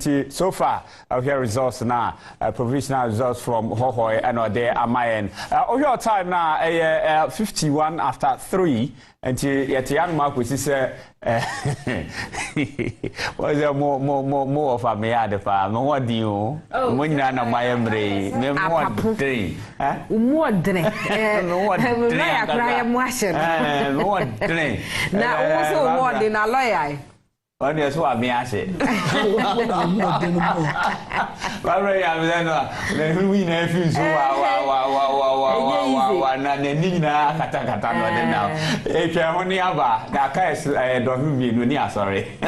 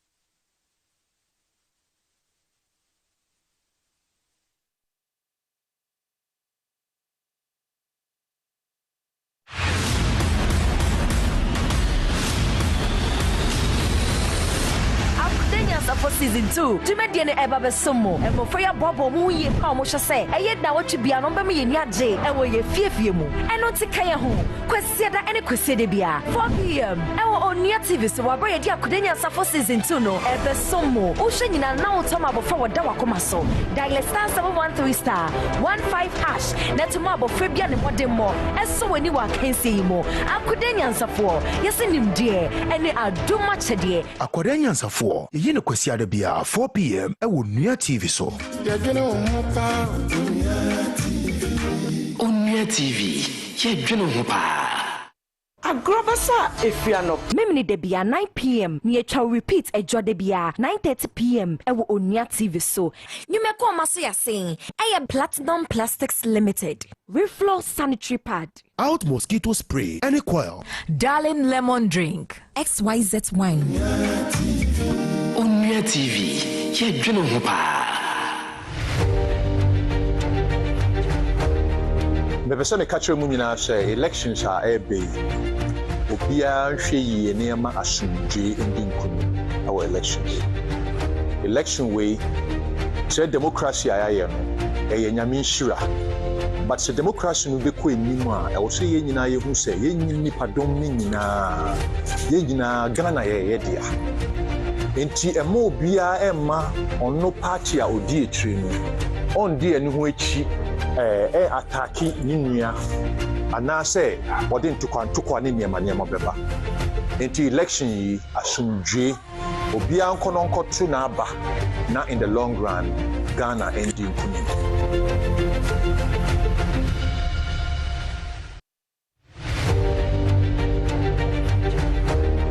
Hello, me dey American Samuel Jumtuni afi ye kwakoto aba mesrew koto mane a oda wakoma so koto wo asumdwe mu na kofie wo asumdwe mu Ghana ya mene wo dia ye ni baby akọ tie nyina ntna fefefe kwachira wadwen fefefe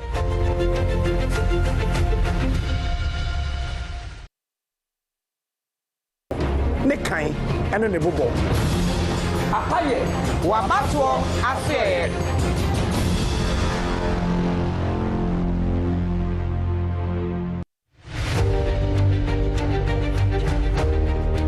ye hiani asumdwe sɛdeɛ mepɛma me ho saa na mepɛma wɔn so nti me deɛ mepɛ ne sɛ kɔto aba na wokɔ fie yɛde wantwi ne matim maka bɛba deɛ yɛmpɛ wɔ yɛ man mu a Ghana ne yɛ me dɛ ɛyɛ wɔn so dɛ yɛnhwɛ ma obi nsɛ no ma yɛn hwɛ wo ho so ye nyame nka mo kɔto aba ma deɛ wopɛ nyinaa after biribiara wie a Ghana no ɛba back to Ghana na ye party bi enu eso sing Ghana isa na tie dia Ghana first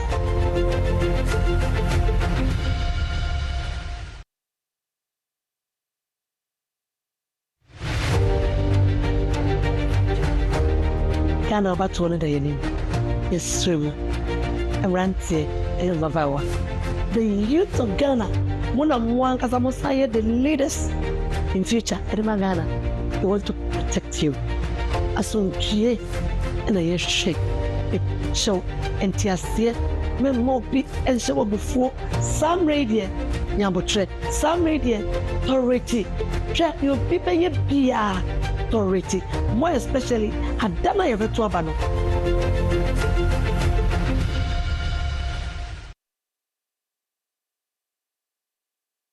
to ne kan ene ne bobo apaye wa bato afe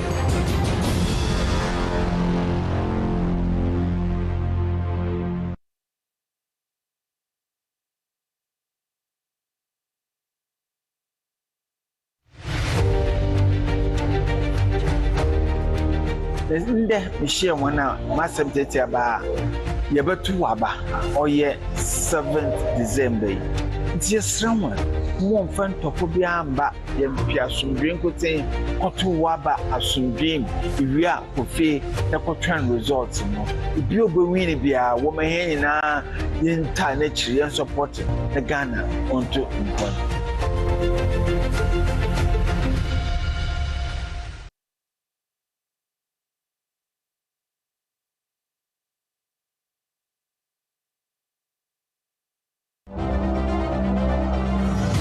Monso Muteche. Wahu, Abra Yadi Onia Semtiche Ebro. The Trasem Eban Quemo. Yadin Semno and Sumo Pepe so, and need to me dear so. Cabnenya Messem, and in a dial pareho. Don't worry about Wabro din sim hiani for neck kakoma esomo. A droda copy me fiata. Prem to bre a wonia TV so. Onia semtiche. One sem. Watching. Onia semtiche. Droda copy me fiata. Prem to bre a wonia TV so. Onia TV. Ye jono hopa. Ghana amanyo semua ya wama kukudamwa wama pemwa ku omanim ebiadru members of parliament DCs MCs ebikradu running mates and afenso so flag bearer no ebikra pereko ho we enti ene de woman in politics eba ewodia na the 5.1 FM eso ewo pai wo ka dwumadie so ya no mo tena se ya bon komo ya hye ohawa hodo a wo mutia ye ewa kwantu a wo matu adru sampempen so no eniama anabota ya esi wani so eni babi opeso opem kodru ye besua de ye bebo won abaso eno ti hia me ya titi okra iron lady ewo onua na the 5.1 FM ewo women in politics dwumadie so onia na the 5.1 FM. Ya dwene wo ho.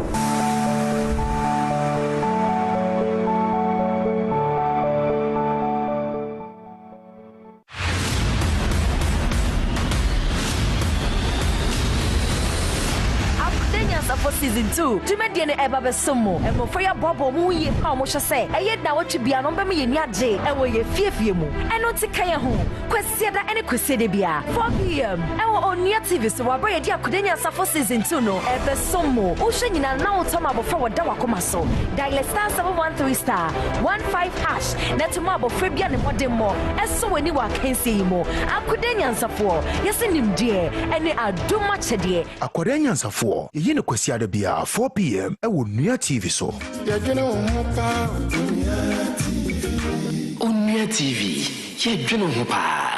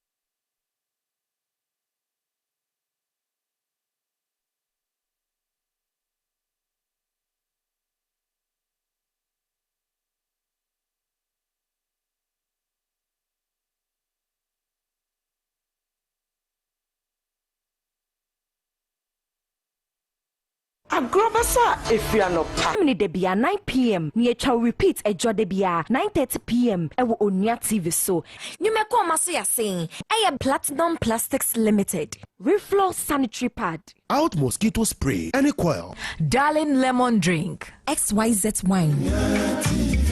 Onua TV, yedwene ho pa. I was share from Nana Yao JB. It's all about bang bang bang bang. Maybe a year is my primary at the bro. I will connect 97.1 FM from 10 a.m. to 2 p.m. Mondays to Fridays. Bibia teacher and Kasade entertainment no your friend no information we are saying and the information be Hana Obetine Kane. I first so can say yeah the celebrity Wednesday at the bro Wednesdays be our this show and no yeah feature be what did I will do to na show so live. I feel so can say I feel so teacher. I will do so and you think kunya ebokunya na issue abeda board no itimi a discuss na obi aso enya pan afre akire ma bin. Can be also say Fridays I rap. It's all about rap. Freestyle Friday on Connect 97.1 FM. Ejuma Pamreso. If I chow ushamia e bang bang bang bang. Oh, you when you not like you do.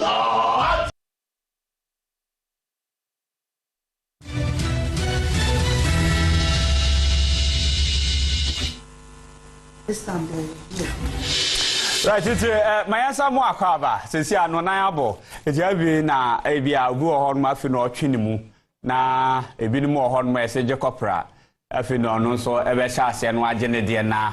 Baby of person there econo. Yeah, dear, have many more fast for my brain yam and near friends so that's a my santua. When inquiry and I'm watching me.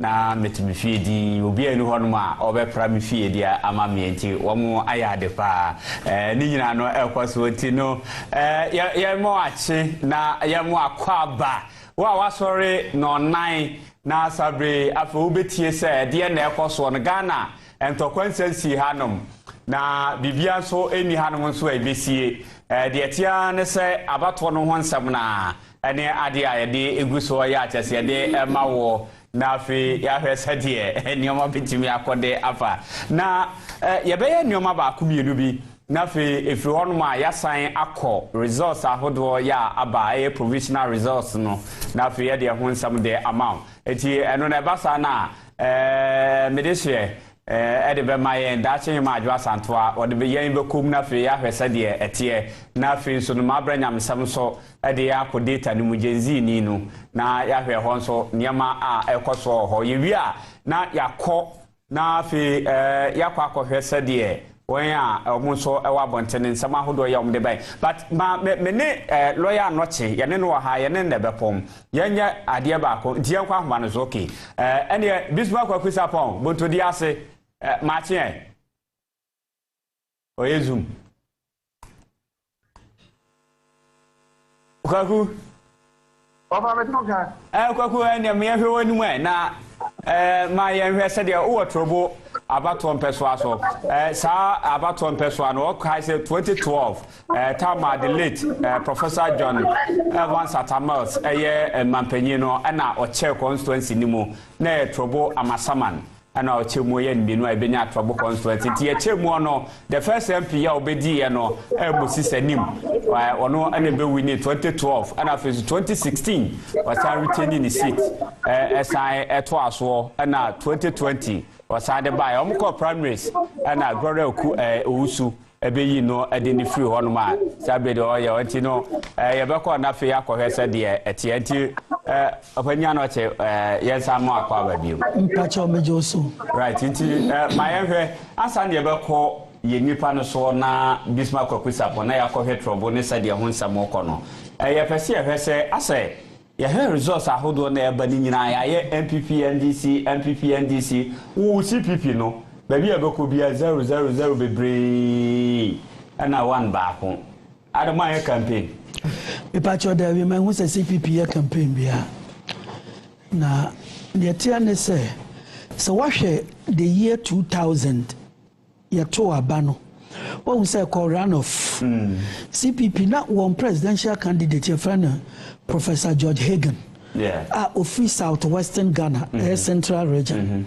And at the year 2008, and also CPP etumi ma ne call run off biom na presidential candidate no efi the same southwest central region Dr. Pakwesi Injuom inde obuno and nanka me wo adwen say that was why we say me CPP na ya me campaign message say me fi southwestern Ghana na me media ne stronger a chain Pakwesi Injuom ene Hagan because Hagan sabi o infantini Pakwesi do infantini me dia me fi nkroma kro me yanzimani but no asset political landscape na nkasa nipa nsheda nyimu political landscape but you can say the way from so pa kasi pa adenti na ukasa kire me mu na to because ye te wonka na say ya bra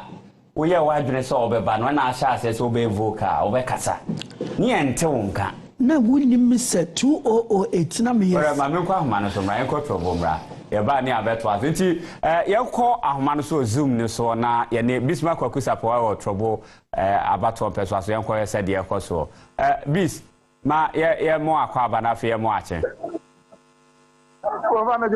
right nti boya mane ne ye said ye ko so Ofaga mechi ha na timi se NDC amanyuko no akitafo no wo mani agi bebre na tintin tietie nyina ne se no di kan tu bia se ono bo bosi sanim ene ba sobo constituency and modern border se watimi atraso ache na one Gloria Usu eko ye kopreye na oyibo si sanim ede ne bo fom no bi ahwe ne mu se bia anka Gloria Usu betimi abon homode na sobo constituency ne watimi ede ama MPP amanyuko no na dia ntia supporters no jubilate ne se ura collection center ho afa enya de a o makan awie na Gloria and supporters na say na kitafo no ebetra ase omote ho a na omosore nti omosore ye no na MBC kitafo no tese ma me no a consider defeat nti make say watana de kai mu a watu ne ka na ekọ omo nkan wie de but sane ne oma esi ekọ ha ne de ma me na dia to say wadi ntwo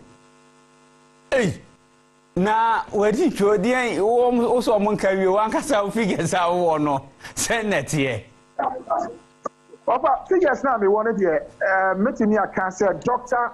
John Kopiham LED and ohwa maame no edimi na oba tama oba bewura collection center ho ene ekwan ofa so a okọ na bibia de pepe say maame na consider defeat even though yan kan ye say na city no but that ofa ohwe maame no se na wosi ye se na ne nantie sitie se na kitafo en antie sitie a omo eta na tia wotimi se maame no wa consider the fit en kan wie de but ho ba bi a nyoma no ana se resource no esi eko na se otna ho anya de be yi no wasata ne ka mu a me ka so de ne ache mu e wo ne fi right me na ase ye be samba ho bio enti royal me ye be sabo yi no so but o hwe sa constituency trouble honum na trouble amasaman and 2012 we say then the late Professor Joanna Evans Fifiata Mas created about 47 constituencies and your team a trouble and MPP win here but then o share said the course or honum na so far constituency no man cause omoko primaries ma me no na yes want ho just a year after no ban no better and who ni say oh I know that ti I want to no emfa ho because so wo be wini a ya na gina amanyokuo no so kase pa ne kofar ba no eyina ene se afi MPP entumi anya message bia ye very persuasive. You see 8 years ago they were talking about free SHS and then Baumia started with digitalization. Edru baby no hu microphone tiase M1 and he went back to free SHS. So you are telling me that for 8 years no we slogan here back up. What about one district 150 omuntumi nka biom agenda 111 omuntumi nka omuntumi nka bibia na wo hwe o man bia mu nso a Omampon, sorry, Kropono, aya capital, and unemployment, economic hardships beyond ye feeling the case. And this says a resource, no, a chance say a unity, Uber who say, and Sacrayano, a bebe crank, see any more pa titlu, a cry, he say, Tinia, as you were one and yammy. Wow. Okay, I got my Yanko Central Region, Thomas. Yo, and me according to more Embra na any Thomas Khan. Yɛde monko mo ba ko mi nu bi ne hwɛ ba bi a Tommy ejina center kra wojina na ne ekoso ho no ntwamfoni emfa emaye ti Tommy ma chie na ehin na wojina twamfoni somye yo ya da manyo peno me wo Cape South constituency hono ma na da wansa jina na on chair na me the Cape South presidential is the moment now. As we speak now, no coalition in the one report. I am with the party agents, no, no ma EBR or Kodo. Now at the moment, no, even with the both the NDC and the NCT, one agency now or Hanma warshare my coalition Wakodo. Now, New York say so yenya results be from Oye Asin North. Say Becca Asin North. I wanna Oye NDC parliamentary candidates are from James Jachikwesin. No one went somewhere very now results are what so far on each other Oye James Jachikwesin of Asin North NDC candidate. As I only to hopefully Oye 18,023 votes for the winning parliamentary seat. And NPP, the candidate Charles Opoku Musinya 13,599. And new result of the Asin North Naso Orba. Na Yesha the music candidate show earlier no Oye NDC as a regional executive no why Oye press conference earlier we project another we declare there in the central region no when you there per their data no any coalition among why no when we're winning 18 out of the 23 seats at the moment. The data one as NDC parliamentary candidate when you there we're winning massively our central region. When you there city no coalition or they are only waiting for an official declaration by the Electoral Commission or the way there and Bampa we win before Electoral Commission for we declare win for them no because of what data already the likes of Wekureke taken our Cape South or MP for Cape South we retain in seats already result of fee polling stations in Acha down no winning man on your amount for which your crew put it down to show them we win na your NDC executives ni wa Yesha coalition no or Kodono as when you did cheap of our no on chair be easy officials in chair and the on chair or Cape South results in ma the final declaration not finally we declare the or your wanna no winning or your Cape South million.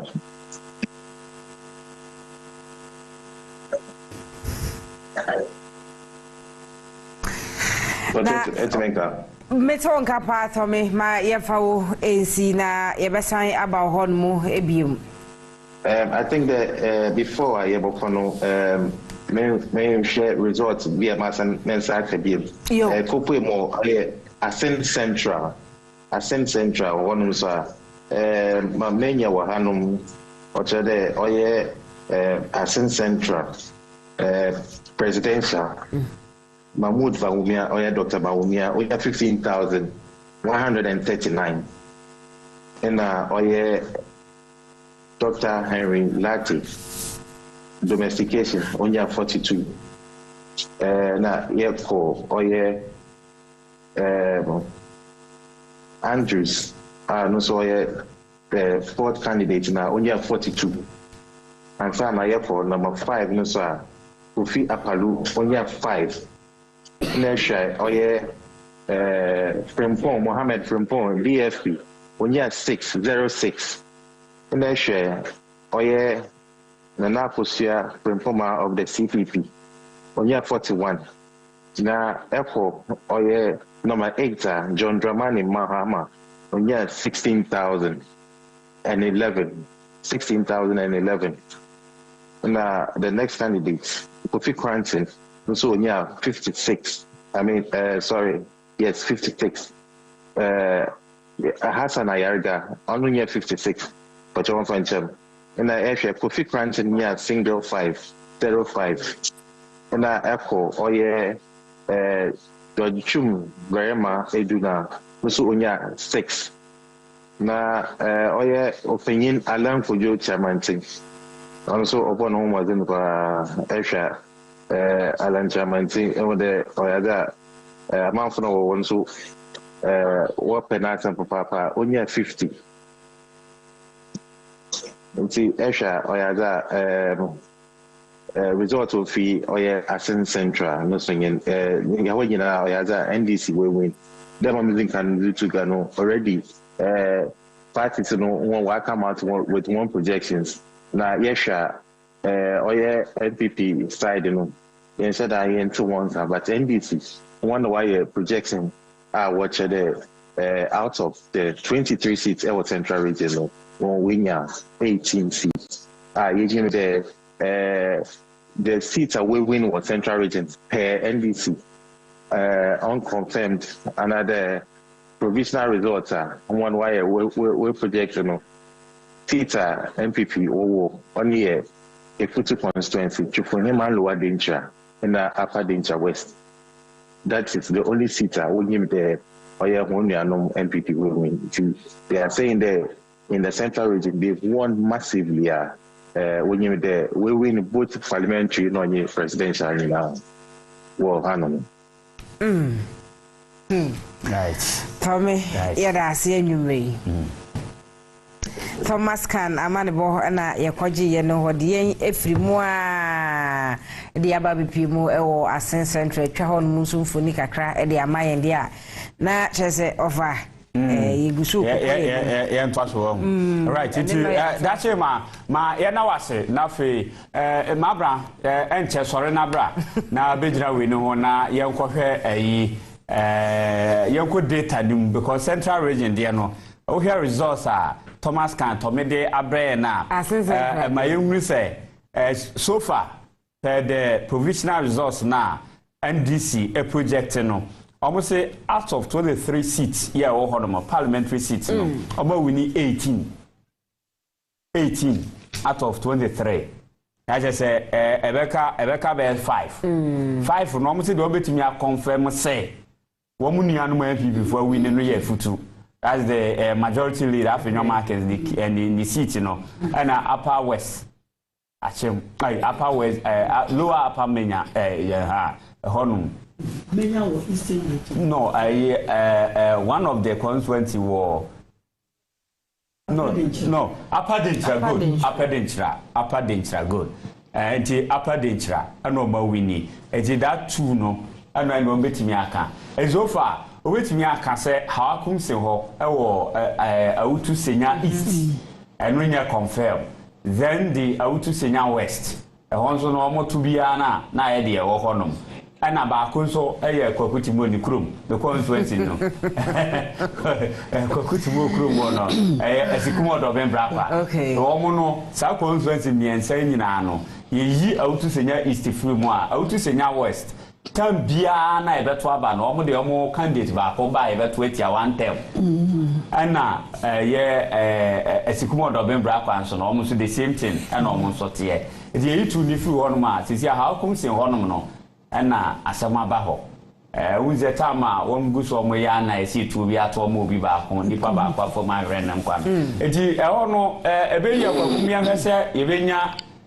safoma ho no ma na ye hwe se de enti ya ansa ne be ko na adwa fa ye ko na ya hwe na ne asa okay okay right enti onya my idea ani ne yanko enum na me ka o party no na o ka se wonanka odi enum anka obe we kakra ma na wo ka se na obi eneme na me so me mo wa me ka so obi enum o na political landscape wa so free mu ache Debbie, let me free Mukra. Gana ni bi anim some young compromise. I am na na homra. Mami ko na na ho no mo emra sisia. Nana Machie. Nana Machio.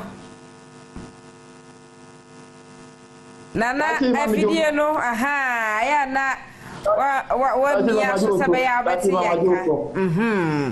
Hina wujina twamfoni maye.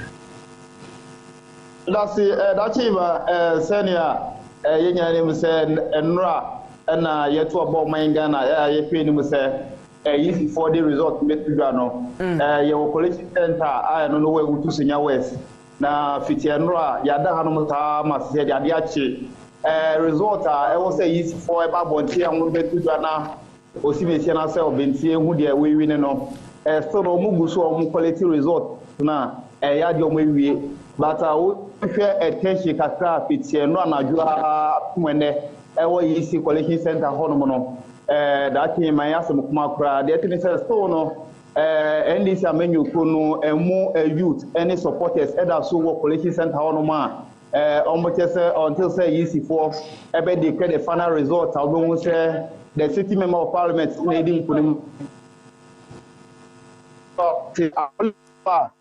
ye deploy almost umra no mehwa abato no so no omonya wo collection center hono ebi mutiti hono ma that team at the team is omoda abra me ba bontia mene ti for be kasa fa de ekoso wutu sunya west no na police for do na bi sam say ekose omo wie ye otumi say a police for ngasa be break line esan say omo hwe nim sanka but this time there nanka easy for the final result no e de aba betu ya but the thing is the city member of parliament no our collection center hono say waba on executives for aba na bro onu bedu honum no otumi se amukire se ma collect bibi awie according to information in komodi ayeni ndi samenu ko mo ewutu sunya west aid ni se ma collect bibi a amam result na ekro mo no kire se omwedi nkunim entiene den na yisifo atwintwen so a fitiano anon ya dia o mababo ntemodi result na babetudwa enti the member of parliament giza tete se ano wo hwe ndimi na ewo collection center no se ya otumu se bufo kakra ewo ba ne nyina mu no ye twen se yisifo the final result no betudwa anti for now the metumi aka se mebu no ana se youth no ana se NDC for no manda dachi ma omuda so anu se na ndura pinche bi esiye na eyasemo kuma kana na ballot papers for ballot paper na egum na efie wutu bodwa ase a ba college center anu se ebedu anu se no na in fact na the one person all the papers no fa baby no na youth for no enya ntia nko block sa kwan na omampene ntia ma pinche kakra bi si ya omo make sure say ombe machi kana na papers na egum no se na be ya ebe ko baby o se ko enti initially no unu say ye kan say ube ewutu senya wesa ebe den say we MP a we the city member of parliament ube ko dem no so this time around no let me aka say provisional result say say the city member of parliament no we breaking our record no the city member of parliament no we ewutu senya west dia 30 we breaking our record no and ye kan say finally no yisi for the result ne beba na afi de ye hu de airport but say ye kan abakosem kakra ewe wutu senya wise anum si ya dachi ma de tini say since ye sha say ye to aba ewo 1992 no ube wutu senya wise a we the city member of parliament a won't be kon impre no so enti we no ababe ya abakosem pa say the city member of parliament ne we break his record no and as say history no na de tini say mami we ya and result omo kire say omo quality asia no ekro omo kire say omo di nkunim no 2016 na ni nua penny aye fe hana tete no na eti seat no so we wutu sinya west and the former member of parliament George Anna ebetu hana tete 2016 no edidimu sa na giza tete so baaye gizela baaye no no betu under no 2 ni no 2016 no be 2 no 2020 enti this time around no Dojana antumi amabiem na Eugene Ahi ono na ye communication at the office of the presidency ono na be contest ye maame no enenso no result o mekire say abeto o mapon so kire say o mwedi nkunum ne de na wasan so break sa record no metumeni ehwe collection center no say ya uhu MPP ni bia wa no say NDC amenyu kono na ne omagie hanu aboso a omo kire se de tibia no yisi ema bontin na de wo mu no mfa metudwa na omo ncha se omo gi omani enti for now de Abraham pie no kura na otumi se supporters for no almost say onua e kosen won say e ba no abato won sensem de media gina ye na ekita paso no anase election command center e na ekita paso no enti se o nya etie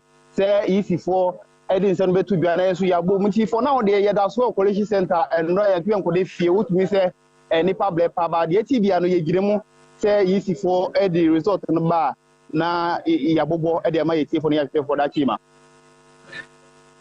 hell yada senane ya sorry wafa ye wuremu ewo na ne ya mpesu ya so akwabade a na faye to aso se ne na ne lawyer e kan na wo tell lawyer se untene nkan wa manese muni ade akenye opredibira ka want ne nkan lawyer se nkura de memmoso memmoso kurana obi afi baby na oba and what you should know and say at a certain point no nanka press no amakati CPP kase pa edu baby ohun se na se bi aban e wo super so kan kromadin ehye na mo station we any various other stations ye di peja kromadin no but nipa o man we hwa ne se wode ne ba ye beto amano wan fa no ama ne ye ja kosua ne mu na abo eno na ha CPP sese the CPP nya party awu anagu the right time will come. All right. Me na me hweti ma me de kan CPP assemblies. Me manifi ya me di about from 96. Then 2000, 204, 208, 2012. Deba. Nti me fan from 96 there, but die chire kakra. Na minimum hoden a Edu we be beto aba baby the CPP anya akra na nya ni 4 seats on our parliament. At a point CPP for ni be can say okay and ye hwe say e betumi ayere ye ho ana okay nti that's a young comrade.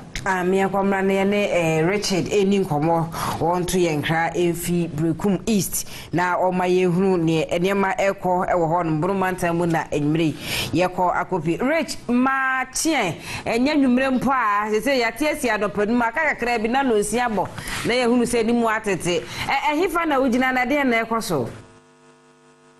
Yeah, me akasa de your Brekum East constituent Bron region. Na so far the certified results anya aba ewo correction center na ohe tane yedika ama yahwefo aso atina na ye kase de yefa presidential no ohe figures a ekuta misisia ewa ha na certified results ya project no so far no memfa no presidential na ohe presidential na Muhammad Baumia 156. Muhammad Baumia 16,556. Daniel Augustus Lati Enya 52. Augustus Lati 52. Christian Kwabna Andrew 52. Christian Kwabna Andrew 52. Rich 3. Nana Kusia from Kuma 43. John Dramani Mahama Enya 20,093. John Dramani Mahama 20,093. Hassan Ayarega Enya 37. Vic Prantin Enya 5. George Chum Berima Edu Enya 12. Nana Kwame Bidiako Enya 784. Ena Alan John Kwajucha Martin Enya 81. Rejected ballots 82 and a total broadcast 38,412.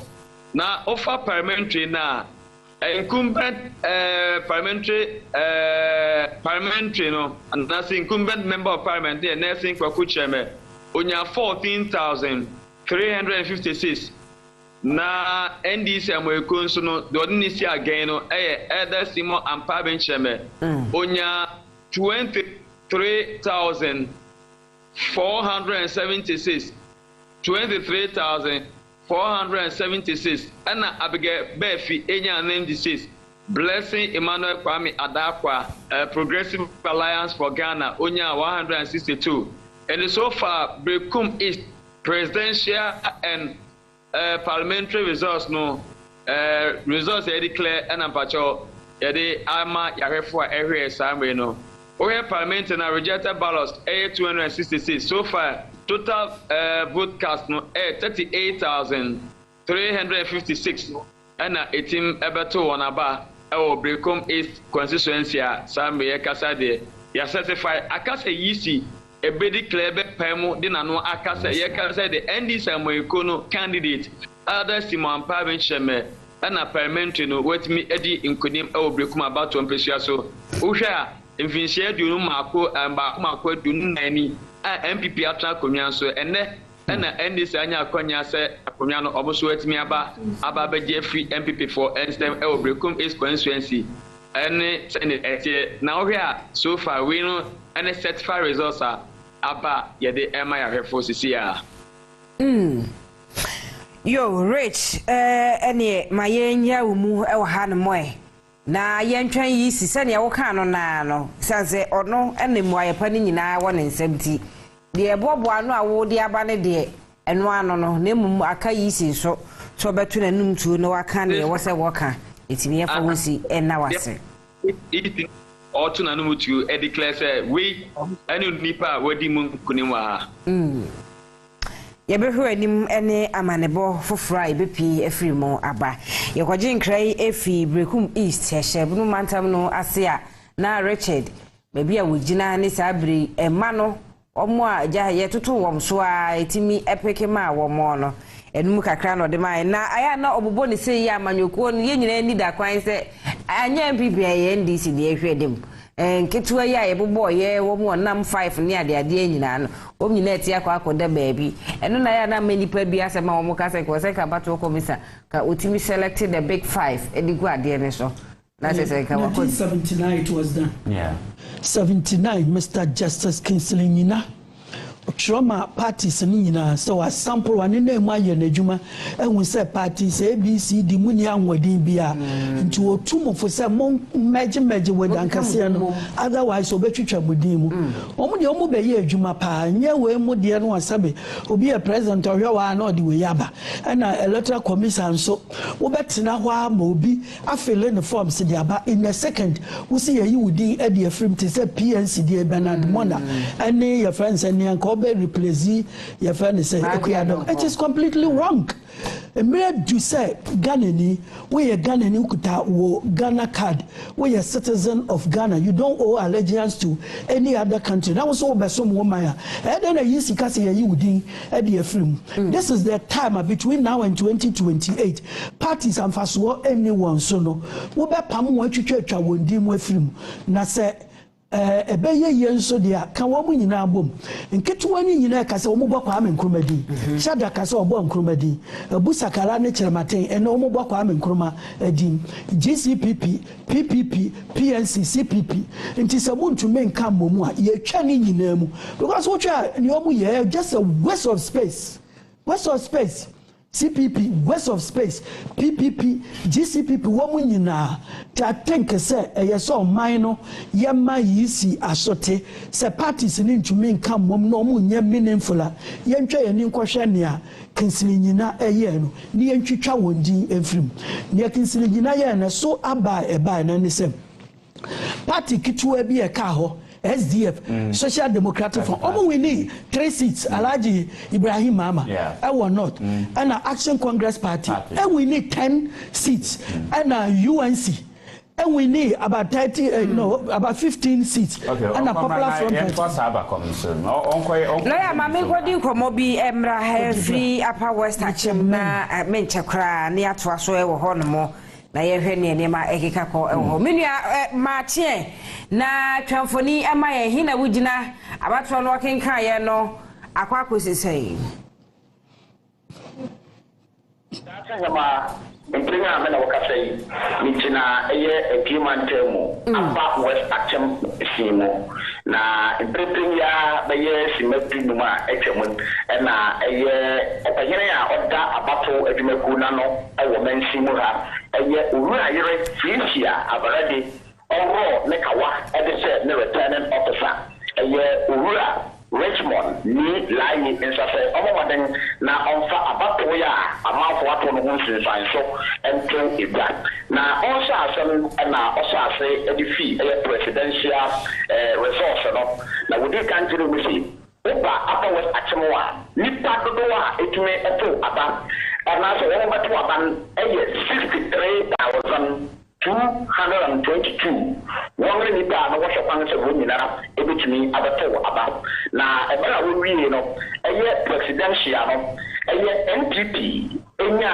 ẹ̀mú 13,612 ẹ̀nà JCPP ẹ̀yà 68 JSP ẹ̀yà 0 GUM ẹ̀yà 55 LPG ẹ̀yà 11 NDP enya 8, CPP enya 68, NDC enya 23,380, APC enya 63, and independent candidate Edikan enya Kofi Korantan ono enya Abenemu 10, independent candidate George Chung Derema enya 8, independent candidate Nana Kwame Bediako ono enya 227 and independent candidate Alan John Kojo Teremantan enya 78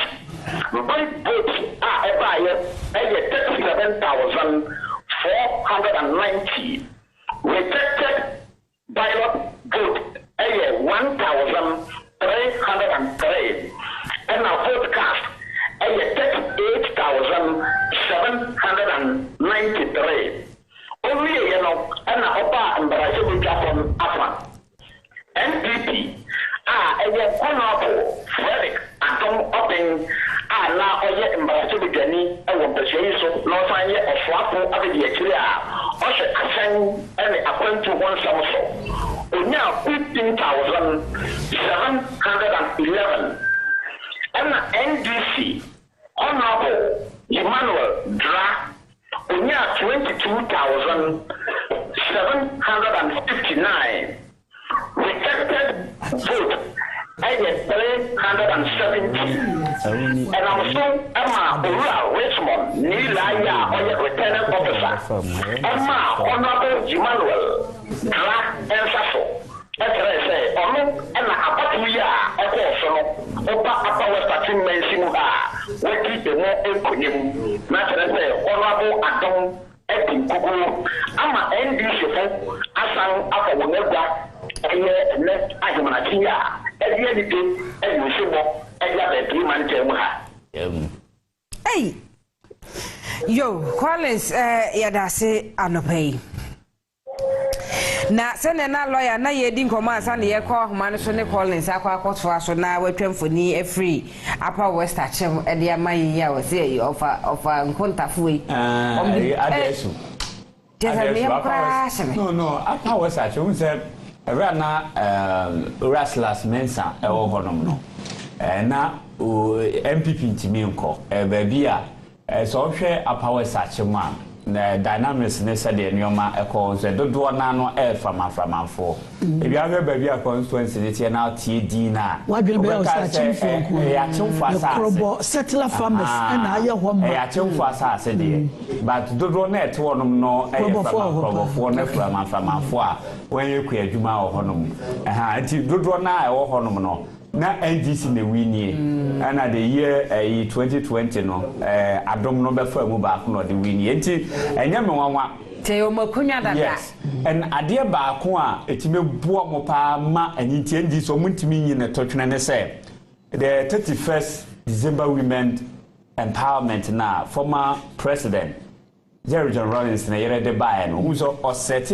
up one of a factories Gary and no kwa power search mo adwuma o mo ya no omo ye Gary branch adwuma ne saa de no e was set up a madodo na mo adwuma no mo eye no nti NDC de ene omo no ya na enye adeke 20 papa iba dra e buy no wono so omo nipa eti oba no omombe hu se omadwuma akofom eti die no obetimi aya ebetimi abo omom na sa pega said the former first lady na otime eye omo ene se obviously baabia manage gari ni saade ene se meba metimi aboa mo na mwanya machine na madwuma na side atumpom biem na timi akoso nti enye me nwa se watimi awini what's atimi awini city in their mind and your family ko timantamu emra na ye ne Lawrence na ne ye bo ani nkomo na no so baby a wugina no pay wontwamfoni emfa ensomye Lawrence machio na ehina wugina maye hunu ne ekoso sabe die ma be pie mo wo kwan district ewo oti region Lawrence yetio na the tiene se apimpinu na dwenu obekaya na Gwan district kutuano pina na ka eye ho municipal eho na esan se Gwan district omope mbutu ne enyewa pina ndi ode kutu abeni se opese wotu ho free boy eho enti mbutu ne bi ne liquid sanso ena lolobi ena akpafo ne nkotu ne pina ete aji na after mom myself also and to back of parliament NDC ejinage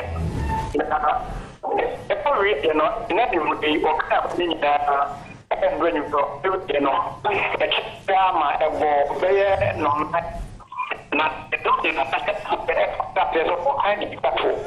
Lawrence.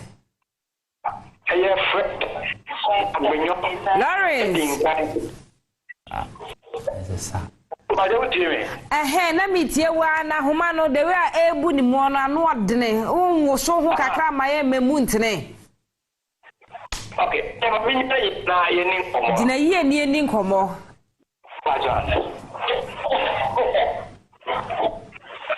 Your call has been put on hold. Sasa Lawrence ashwaye shipa cheke nechi hasoyashi tiaba sana tew na yes Hamra Studios na eja yene lawyer entwaso ewo hono mo se ne ye bobo amanyoku o here results ne free sa ho de bana ya de o ma venti Fred Agbenyo former deputy communications director of the NDC we ni anyawa ewo sa ho munze yako the year 2020 no mo no ene ko ba se yisi se due to nyoma ba ko mienu bi nti no muntimi mo nto aba ena ayade a akọ Supreme Court nyina ya nanka eze so mo ebinum hu ni se sa time no sanka Supreme Court etimi ehwe de no verdict e bai e ma yekoto sa aba na anka parliament no anka ekoye 128 na just enu anu no nti no mo share da twentwen so a asem because mo share da ma me to kono ni bufu Messi ebinum susu se so lawyer di eja so no me ana me de to se eje yi ebinum susu se de na wan fan to eno so sa okay ni ebinum susu se fe se ento so edi we lawyer ni wa he de enu anu no di ni ebinum susu se edi ti no mo twentwen so akosi se ye beto eji enye wonwa twentwen wona fe yes even as a amewu krampo be wini ni seat no because of sa enyoman team and almost to say ma amewutimi wini wo ho seat no because ye twin sa constituent sa for no film ma ya momo anto abani binti se ko ba se ye ko sa honum na se yura Fred Agbenyo atimi adinkonim wo honum a I think say ne kwan so a eno nti lawyer ye mbum na ye ko so far uhu ne sen yisi e kan say abato no ekoso a wo hwe ye Ghana ya bakosemu a ya bato a ya to nyina mu a abribia e beto aba bia no ya na yisi na security services no me sarent o mon kasa akusisi e beto aba no be but afia bato no mu no yisi ayen central for nhemu makomako miensa akire nneoma hodo a oye ne de ekoso besisa bre ya yawura kwasi edamu no na agba pounds ma duenu ba akon akasima nkro na nunum abo so far uhu ne say Omani mu ne ne ekoso nya all the to abakasam wa biante bonibia se yakaso biante bonibia no nchese bibi ensie be no poto kasem no ye be kase just marginal bibi ketuwa bi na asi te se kasoa ho a etuo akandipa mienu ene baby places bi no wo hwese ye 33 million people na wo hwese mfie 9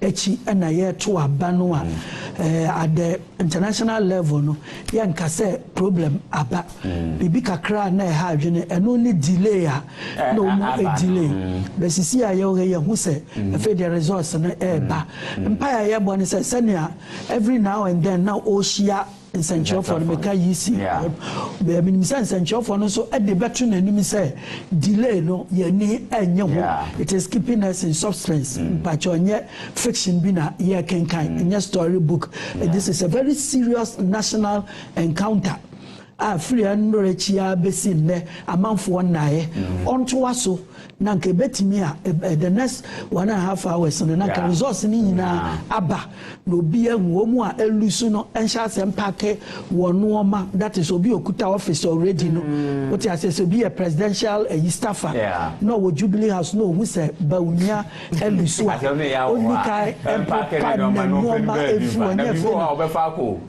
bibi o and dia o mo ba beto foforo on say yi director bia ba office dey penti wo foforo to mo enye ana so be win so by now no kuta ne pen and paper o church of dia wodi wo mo ebe na ne ekwe dia yenim say baby e ka kono ya so far nti enche ye be ko data ho na fe mabra nyamsam dia kom na so far yakọ regions ni bi ni ahwe say so far sen na yakọ akwakudu kai say ebono nsia pa ye ne ye be sorry na empanfo no abatim A4 no we aba beto aso Captain Smart ni team no omo aba na omo aba beto aso ade yakọ said the lawyer noche eka no say yisi ye ne ntam na ebono nkro ne ye wi a ne ye wi na fe de yetimi adai na che say ne ya dasa say one more wi nso de akosi prem to bre no na ya brefo dance no maba ono nso ya no be so no mo wi a ne ye ne aba be wi ba cha say na na so ba o mbe wi ani ase o mo wi na nipa ai group mi ansa ba na wi de na za yi bi eso wi what dey fi se ni abre o bi ajiji eso timi wi lawyer answer na ye be ko imano so ha adwa be fa no ye hwe independent presidential candidate afi Kofi Granting also mo kwa mo be tiri de ni tiri nyu afu no kwa be dia kwa de ko be ko kuma ase no ana Tumberima afi wo no mo sen e wan fa chamatemu anka ho ni de ni ese movement bi eni na mu eno so ye independent as be you bra chamanten na enkrofo keka unam abontini social media no so ase ono na twetwe na doso omo chese kwa mbedi akokwa abọ na homaden kwa yo se na 92 won ekofo MPP bae e ka founding fathers na o kan hu bi no ase ya Ghana fo nim no se on betimi aye adwuma ntia na anu kufuo ko endorse obi a won tie ase no ase odi awo me madwene ye me se Alan ni no me bi wo ha ya na e ka chi kakra because all lunch the movement na me tie ni speech say in the year 2007 I was going for a runoff with Nana Akufo-Addo and I make the biggest political sacrifice me pachanya political sacrifice when your opportunity pass wo call runoff na that time Ghana ni bie ni say President Akufo-Addo asem na one na no sponsor now you had the opportunity of becoming the MPP presidential candidate na open one consult will be na we je mu dia mo bi we say a political sacrifice now the second mistake our year and say so what you who free MPP and Kenya body but then no see who na wanya na say who say what form political party now independent candidate nowhere in the world that will be winning. Example I know about Benin let's just name the story of Benin were two major parties and based on two major ethnic groups te sɛ deɛ ɛsi Senegal no nti sɛ Senegal no aberante no yɛde no kɔkɔto na aka just 3-4 months pɛ but the next successor no ɔbaa no ɔbɛwini yɛ in the case of Benin the same thing which presidential candidate na to prison now what disqualify no na the next one no eba independent obi enim say na tribe no ebeto ama Ghana is not like that nti no me huni nti okọ independent and as a mra ho so anke ebe ka kire ne say okay nti wo de yankwa mra na me nya sa ko mo bi mra na wo fa mo de mra na akara de ayesa de ne yankwa Western North Mountain no emuna ye ni ima no so wa eni nkomo na ima enkyere ne yekoso ewo ima machie ebra wa wudiem na ehina wugina de na ekoso ma yehu ade nana mena wasde mitina eye boji abato mpesua so ona bo stamps yehi ho na oyemra shebege na wasan aye na wade ni bi awade na waye ni se wasan edi nkonimu a wasan akom ra shebege mu bi anana no ebi mu ayiro mo samse hi hu ahi samse hi hu se ni hu anya hi na kika kwasan wo honom many about men now say on abo samse hi this time no one MPP ni ba ko aye friend say Nicholas Ando a fresh candidate o modern aba na one ne contest here for 2024 election na bato ne kwa wiye no na che say ona bo samse hi a oye mrahye bedwani no already kan wo bra wonya ma no mu 13,086 and MPP ni na friend say Nicholas Ando no enya 9,230 nipa dodo ananka that mean my was on mobeto aba no eye nipa 35,002 nanso nipa dodo etimi beto aba no ye 22,561 and etimi beto aba na say 10 out no e wo low rejected eba mu eye nipa 245 ana eto say eno police stations no ebeye 82 including the special voting amane beye 82 and just say honorable Samson ahi atimi arene a mere o ka say osakọ mrahye bedwafie mu bim na ye ba presidential no so a seven point four si bebia odwan gina no sana nka ne ba so egina ewo ho enti ubabodi abato mpesua so a eye John Dramani Mahama etimi wini nenso skirt and brush eba mu enti wono no enyama ne dodo esene honorable Samson ahi yanko presidential no so a Dr. Mahmoud Bawumia enya 7,884 ena wonyaye Daniel Augustus Lati enya 35 Christian Kwabna Andrews enya 30 30 Kofi Apalu enya 13 Muhammad Frempong enya 5 Nana Akosia Frempoma enya 42 John Dramani Mahama enya 13,843 Hassan Abdul Ayariga ana Abdella Ayariga enya 34 Kofi Krantin enya single 8 George Chumberima Adu enya 7 afe Nana Kwame Bedi Akon enya 82 onya 82 Alan John Kwajo Chiramatin enya 28 Alan John Kwajo Chiramatin enya 28 rejected Barros eye 580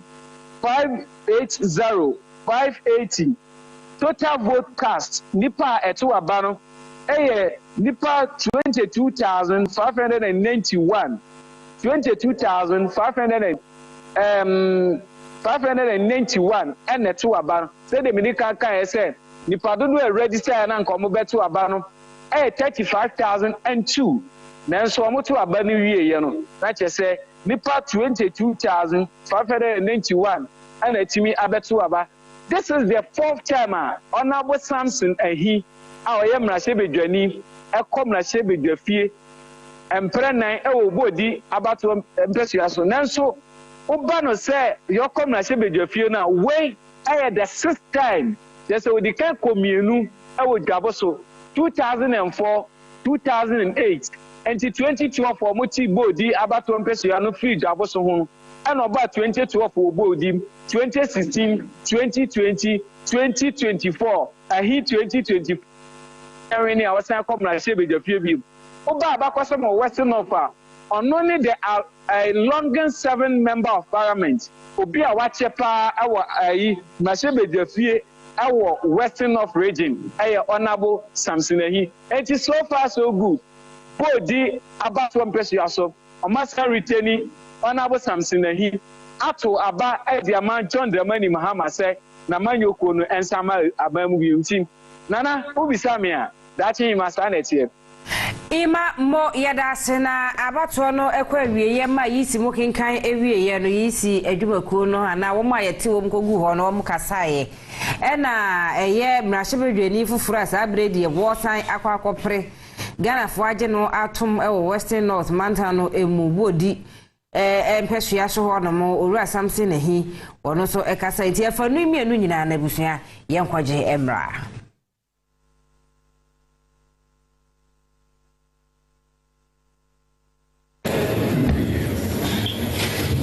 The first candidate on the ballot paper is Ando Nicholas.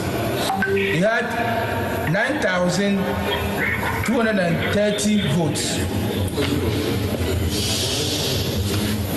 Ahi Samson. He had 13,086.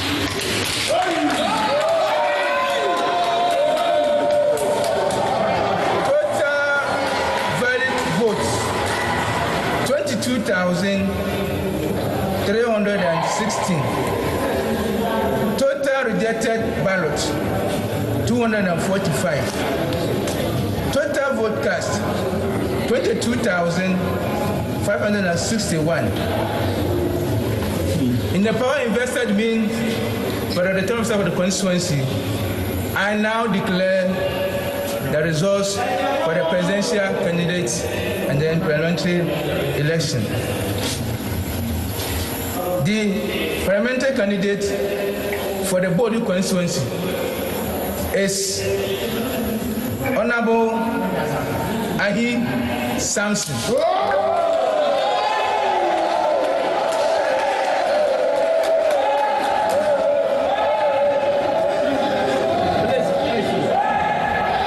Declared Honorable Ahi Samson as a winner for body constituency.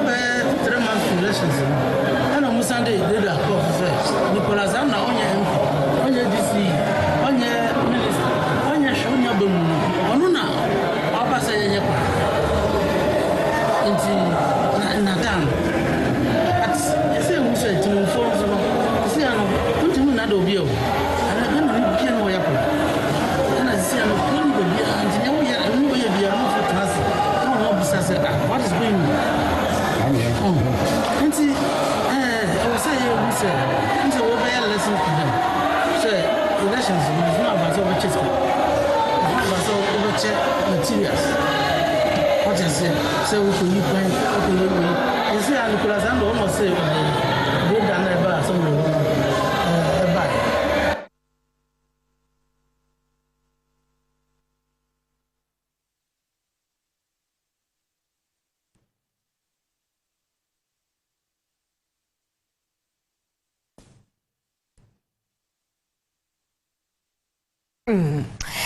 na yakotie ni sei efi Western North Mountain mu abano eno ekire wo se samsie hi ni manfo epenasem pa ketizanka wonko ne ba ko so meko ni mienu so am ni miesa so ne nan so wo mu filili pa wo mu ato ama no amasa bredi nkunimdie aye ne dia yeguso ekọ yenim ewo ensem no mu na sa bredi ama hodo ne yakenkan ne aba betodwa wasi yetumi ekachon ya yede sa ede ama kwam na fen ehemu ewo bibiani anwia so bekwaya yede no ekodi enkomo fen machi hello fen machi o mejo so mi na ba yo ade achi na mukinkan aba no ekwasen ya kan aba no sesi ano Omo gusura yewo collection center wa omo feed amani nyina but you can kind of course no the by itself honorable bright as a wonderful NDC onya 33,432 and the honorable bright as a wonderful and honorable Alfred Obimboatin, MP na ana owosuno onya 31,367.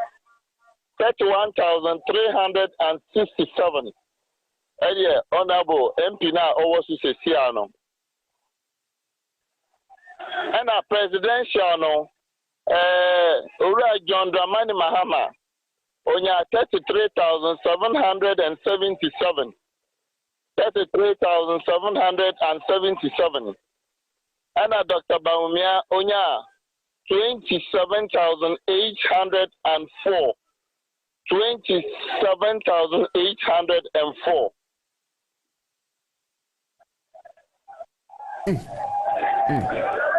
Hello.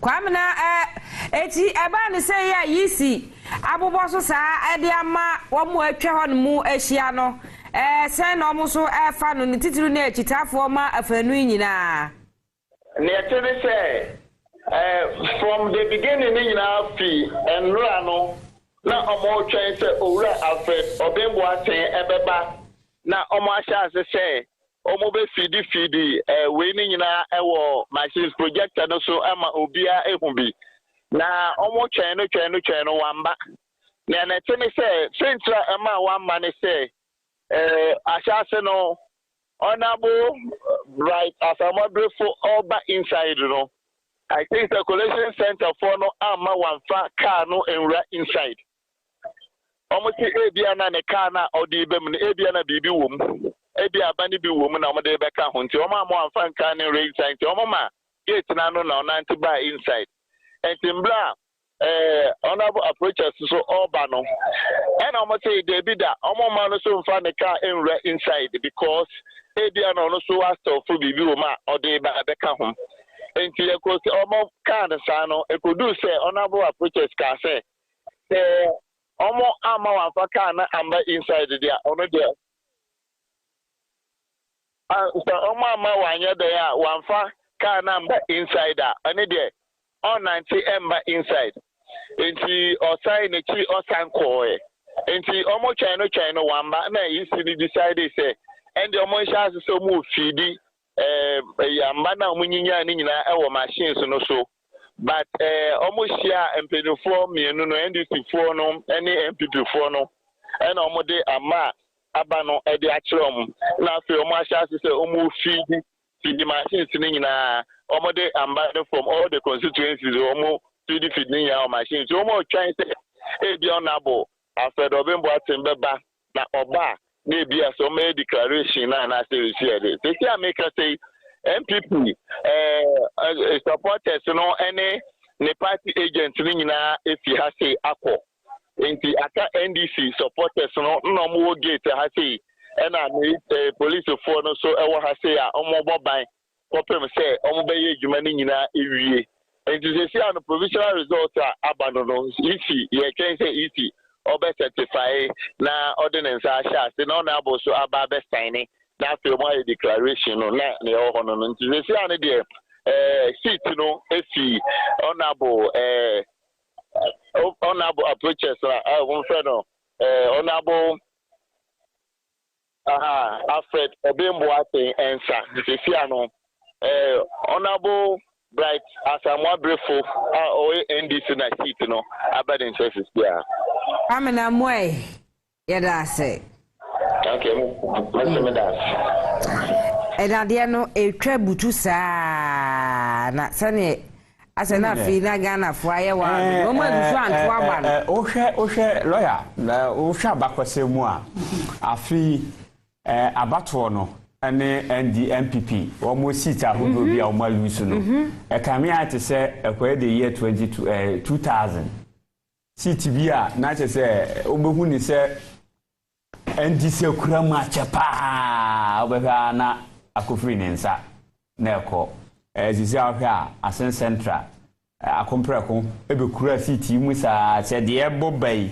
the provisional results na eba ne chese Asen Central afri hokọ yaka secondary hu asem yaka to kwansu ai hu asem se since 1992 NDC wini and MPP be so from 96 Deba no omunya mu secondary the same papa so ankoma candidate na MPP di ono mo ko sese na ase omumu aye ha e di ama omanfo na ase internal contest no one mo ko sa internal contest no parliamentary primaries no mo ko wi a e bia nipa no obewini no ntimi nka afanu ni nyina momu ene ko fa sa ni o man ne ba na ase dia ko bibi wo baby o say traditional seat for MPP ano ma wi o ma luso on se wo ye mathematics ankonta e pure science ansa bia ye ba kope ye bia na ye social sciences no ansa sini be ye bebre ye factors no ebi ni bebi a wo start free say delegates no emu no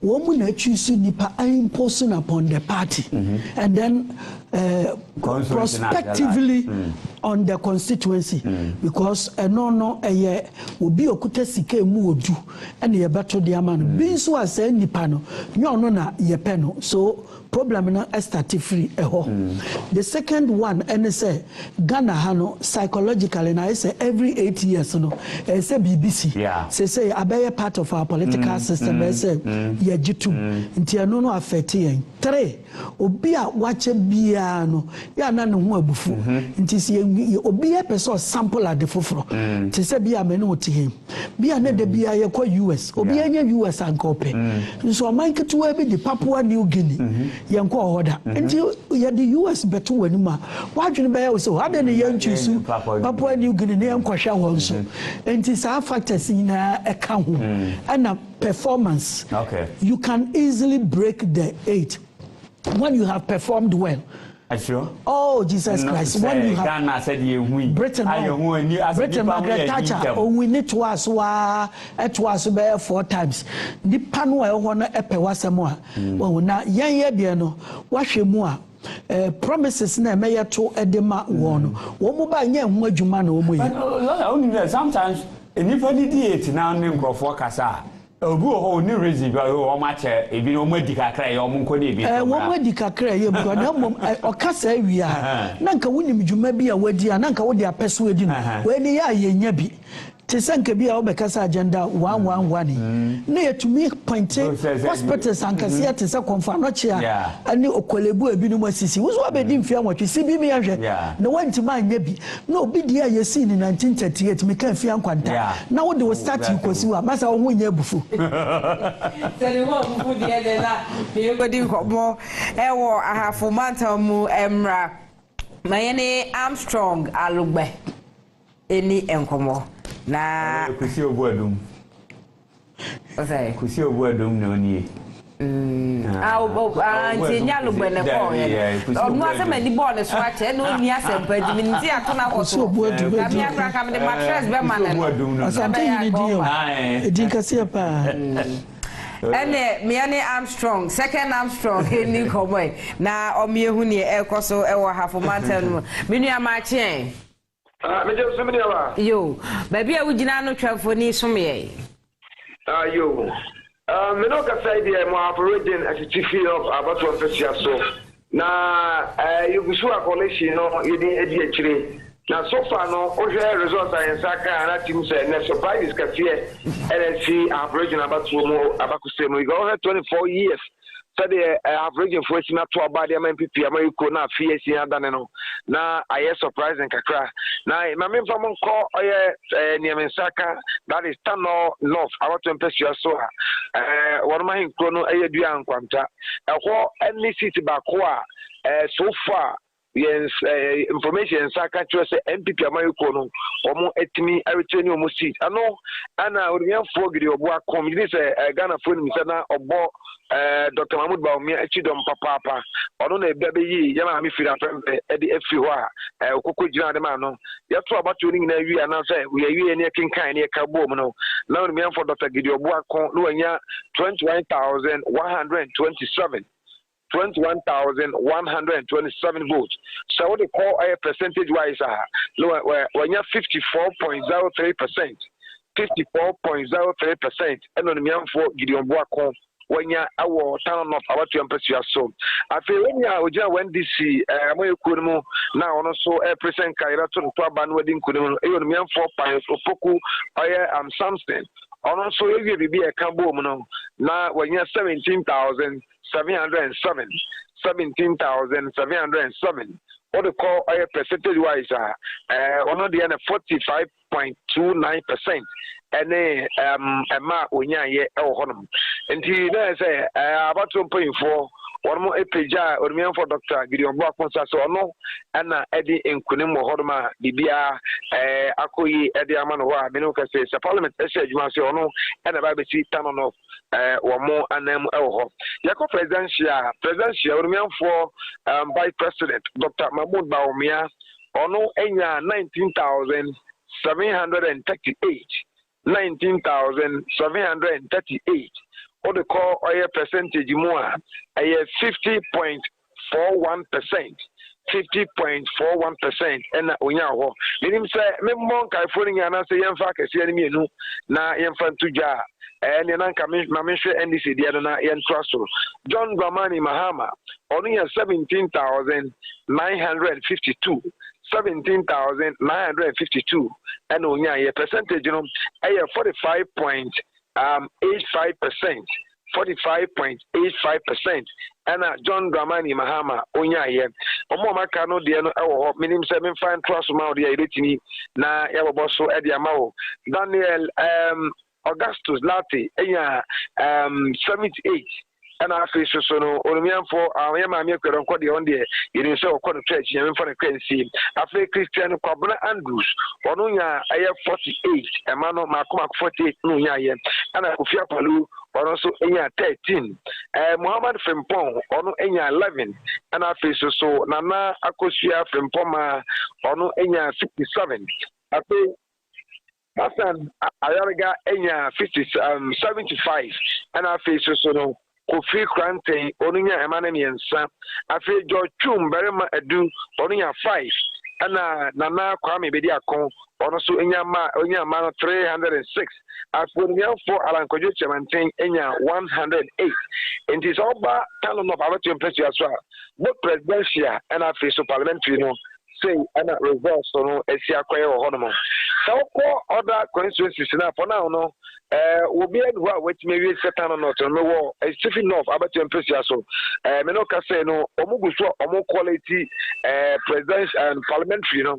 Now, yeah, results, Ebano, a favor NDC Amayuko no Onion Providence Kokodo and like we say obetimi ateki speech because the results are eba almost electoral commission omo ntimi kan say the town of Waka na social results and saka ye hu na say enye mo say Onion Providence Kokodo obetimi ewi we need ya na say 25 and 24 years NDP Amayuko no extra kuya no so no afidi about to Stephen of no o ma so mo sta ediko NDC Amayuko no eno ama eno ma etimi I surprising kaka because a stronghold over have regional one of the stronghold at the MPP Amayuko then so about to feed no etimi adan South Sudan kokopie ewo esunafo nova deputy sports minister Omianfo Evans Opoku Bobi all na yen impesua so and also coalition omuguso omoye na intelligence me agada no kire say likely say NDC obetimi ateki state because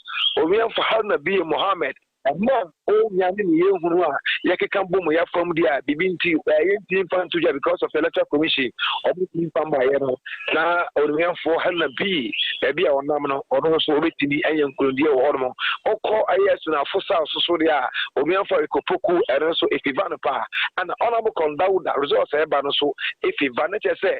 Self constituencies that I have regional and likely say NDC Amayuko will make me take 5 seats now for MPP Amayuko afaba kona say can I nanka MPP for 4 seats MNDC 2 seats adani ako 5:1 did say back 2 hours start you reach many and phoning results so near me adani am to ba regional say and I want to say ACECO.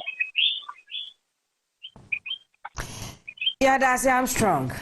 So that's very. Na lawyer ne offer adena empesua no dodo na eso ni mo motwa ni we are going heavy no so we are go ase just green na so baby bebere green na so pa gidi se mahama kura be ye no nwa because the parliamentary no the projection bi a oye no nia ekoi no ebe bro na ono ana adwene ne nti ase so na no so ekire say Ghanaians have decided to repose big confidence in him and onye very careful. Do you think sir 8th parliament the akoso no ama yam we say o command crofo say wo mo so sa say hu ni sese 28 20 128 127 no and the on mo ye no and the difference here beto ama presidential ne dia and the parliamentary no so yanto no boom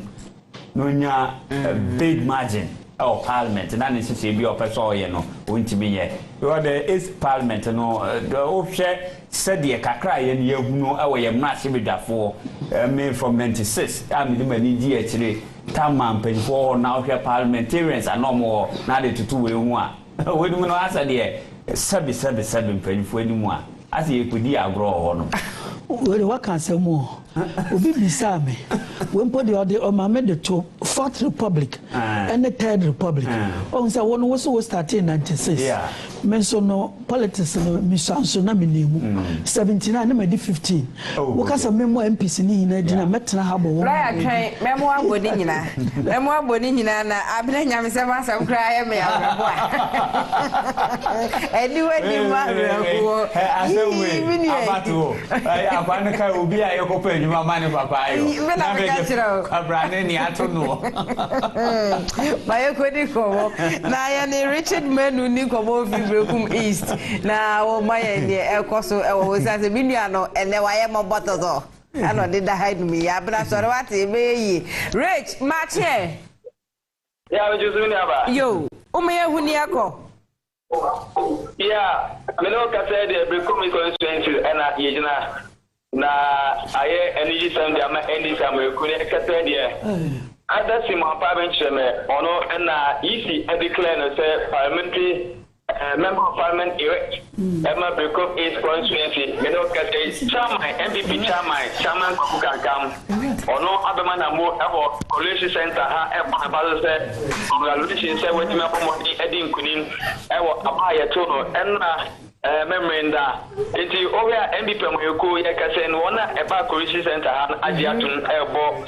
honorable abaso pa na yako member of parliament elect for Brekum constituency ampa bencheme na eda nkunimdi abama na ide declare no yema no enkasa akra enfanche for every Onua TV and anofe say Bekum is eba presidential John Dramani Mahama ye kase no ono so na Bekum for eto abama na we wini ewa ha department no eda simampa bencheme wa eda anofe de nyame ase na EC4 declare na declaration aba ona ene wedding kunim abato eto Bekum is no oko emra shebedwam eda kakabe na oka ahefo ehel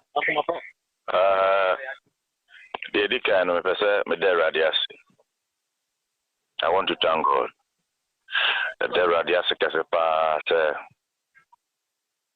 declare wabo ama batu nyina bawi wa sunjum yante bone bi nka Bekum sadi ade na da makoma sefa ana me mpese ebewi ebetese Bekum oyeni na basabasa bi esia ka be ha madwene yie anso so awrade ayadom ama ya probo nyina mu yante bone bi wa MPP fo no ho basabasa bi esi wo mo ho saa na yante basabasa ne bone bi ho Bekum NDC fo nso ho nyame adom ya to aba na wie nyame de akwanya no ama ye dano nti na ye de awrade asekese wo ho na yada obi bia boaye ma battery course asrafo aya police fo soja fo ani asrafo ahodo ni nyina yede wa hoden ababoaye yeda omase central pop yeda omase de course bi anyamo anka obi ampo nte de akoso yeda omase electoral commission wo Bekum ha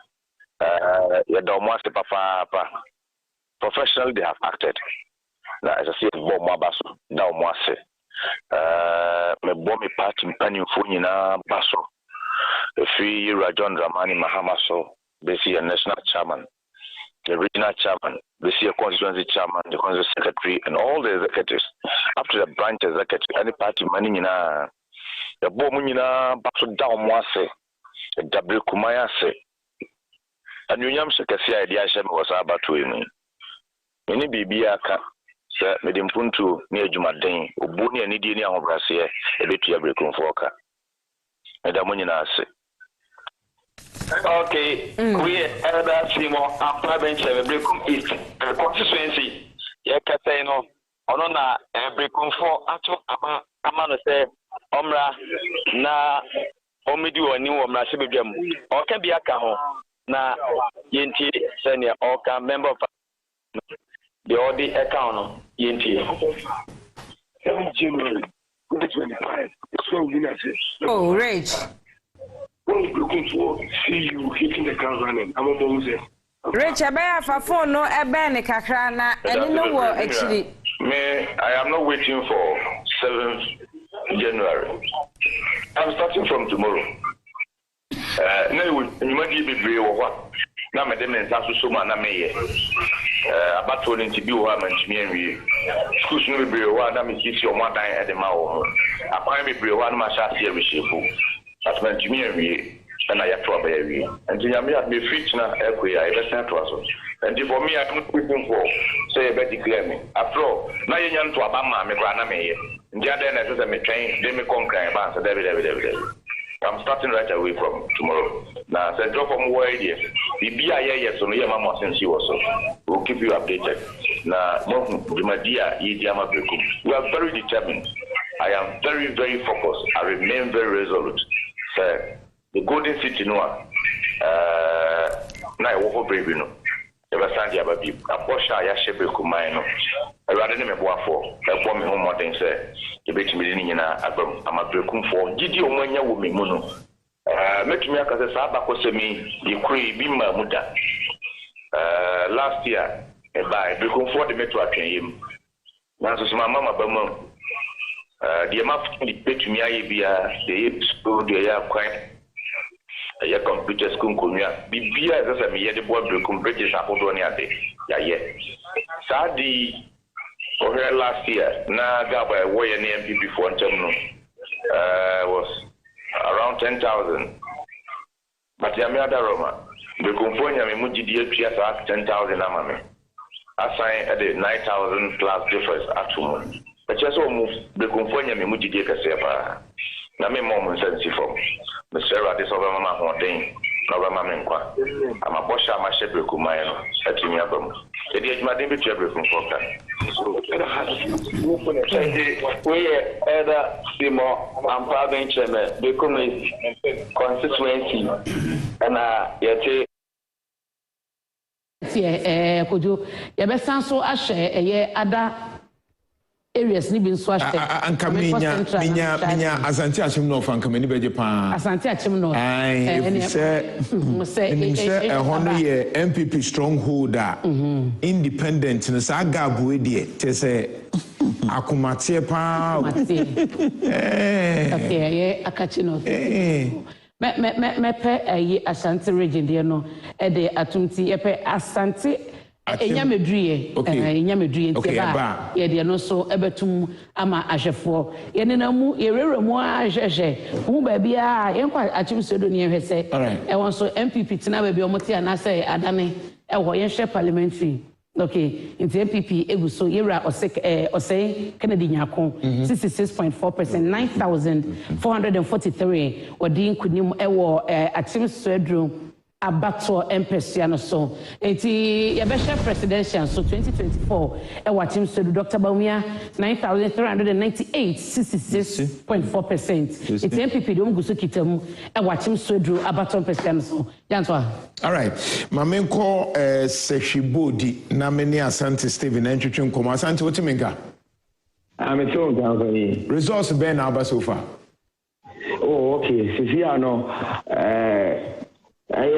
isi penyina wo no odi yakoko resident ama result e bai ni na tukani nyina bu ama sisi editorializing abaso ama de o te ye bia ye ma ya tin science trata ntudi nko any videos ni bre abu aye platform no so ndi ye sha tie presidential no aye Dr. Mahmoud Bawumia MPP Winya 7,884 Aya Daniel Augustus Lati Winya 35 Aya Christian Kwabra Andrews Winya 30 Kofi Akwalu Winya 13 Muhammad Frempong Winya 5 Nana Akusia Frempoma Winya 42 Sansona Aya John Dramani Mahama Winya 13,843 Hassan Ayarega Winya 34 Kofi Quarantine Winya 8 George Chumberima Winya 7 Nana Kwame Bidiakon Winya 82 Ena Alan Kojoche Martin Winya 28 Rejected ballot Aya 580 Total vote cast 22,591. Nipa register na ose komko to abano 35,002. And now we share and turnout no na e wo form yi pa 82 police stations no vote ni ya court we for the presidential parliamentary in any family a omudin aye MPP any NDC aye Nicholas Ando we are 9,230 and as something NDC we are 13,086 rejected ballot 245 total vote cast 22,561. Nipa na also moto abano so no 35,002. And then see papa you put yare say something here I say I can see medium and we e ka ho asen 2012 e be ti de onu ana da so a e amana da so a parliamentary candidate elect Asante Stephen Nyamisha woni adwuma Kokromoti Power, your election headquarters, Adum TV, Sunia Fena, Wasoria, results Nugusua, counting Nugusua, dear Banus, certify one or not yet the Abania Chel, dear Koso, dear watching with social media, so Nina, ye Atasem, just said the EC didn't say ashe kratase na no de ba ahwene yetimi aka ho ase sa pepepe na me de wo ekọ yenko ha me de wo ekọ ato emantem ne agina e wo secondary abaton pesia no so na sesi de parliamentary ababedru wo sha yewra Andrew ejapa mesa ono na yemra shibedwani wo secondary abaton pesia no so the other hay working kind of not just a walusu city no ediama NDC amanyoku anamusini ble ama na ble ama at the 14,558 and I didn't could one more and Andrew ejapa mesa enya 11,084 na yesha trend no ebano parliamentary kojo wanwa she enetie no wo she abaton peso bi ti second year MPP Amanyoko no since 1996. This is the first time Omalusu seat no Ediama NDC. It was second year about 1% so. And percentage wise no Abibiano MPP it was so much parliamentary no as a presidential no enyamaye. Omo enfan say omo performance ne was so pano 2004 66.3%. And a 2067.3, but 2020 year the Pamesa at 61.6%, and a edin kunimu 2024 okita 43.2. Just say Adani and no any dear one 96 2000 2004 2008 2012 2016 2020 na MPP ekita seat nimu and a blay ama agisit na from some I was secondary abaton pesiano so kojo eneda ho no me yema shimini say 2020 now from 61% now about 43.2 asemo ho this is what I appreciate for the first time he was not a candidate to win the elections. Look, the party has failed. Party executives no more failure on party from the get go you see, you trend analysis for fun. We trend analysis is for a reason. Yamvani said this is percentages are not part in a winning. Navi a so tiba. Candidate no man a so etino. As a moon is a way or the call from no. But as I said, like I said, the president had his set of appointees via Obiam Fan and San Kaum. Look, this way is beyond annihilation. She can't annihilation can say. It's a way MPP party has said Namana Basa.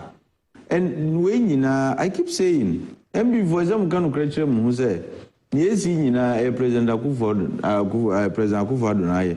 Also before this election, it be predictions be as of be a predictive. Prophet Nigel Gezi, for example, Eka BBC.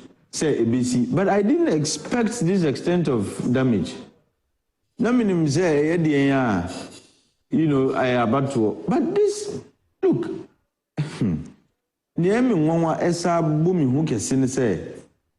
Now, as we speak, there is nothing like a safe seat for the MPP. Any seat is up for grabs for the NDC. NDC to me, we need any seat of the MPP as we speak. And because we look, we a foot to the MPP paying for. Nyombe Beachly. Say Mubana President Akufo-Addo Subayin bin Amudibed boost our party the Mbegun. Because if there is another leader who continues like he's doing, in the next 10, 14, 16 years, there won't be MPP. Because the damage is phenomenal, it's substantial. Look, this is total collapse. It is likely, say, if this trend continues and results are in society, if the unofficial results we have had, in this studio, if eventually the confirmation is nearby, it is likely that they may not even have to. They may not even have up to 100 seats in parliament. And I mean, what becomes of the MPP as a political entity? Say in parliament in Negani. I hold 276 seats, and Mumu seats in the amount of 100. That tells you that the party is in serious crisis. And then, it is by the grace of the one and only. The other Sutiswa who started. On one eye, The MPP, if you have any anger to direct at anybody, do not waste your time looking for the person.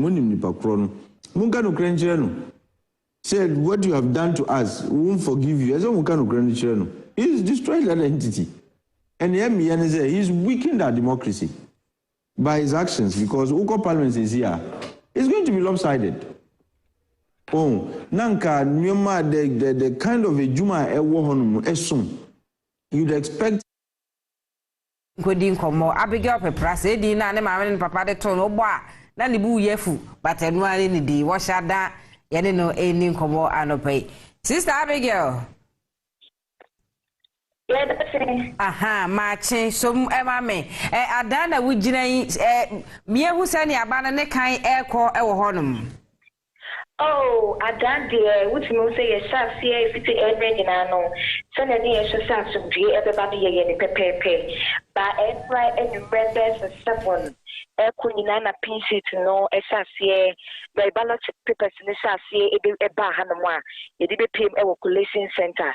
The PM a collation center. Nede any J. It's as in the beer at the consultant and send a bear. Obi abenya the baby edinity afani who say e bia we na presidential and I say e parliamentary no wono na exam so na anaduna ye bepie mu wa hanom no wutimi wo say electoral commission officers for ni bi na say omoja mo pink sheet no egugu ballot papers no ono ma sele it's almost silly, you know, and penny for what that I had the money now so say.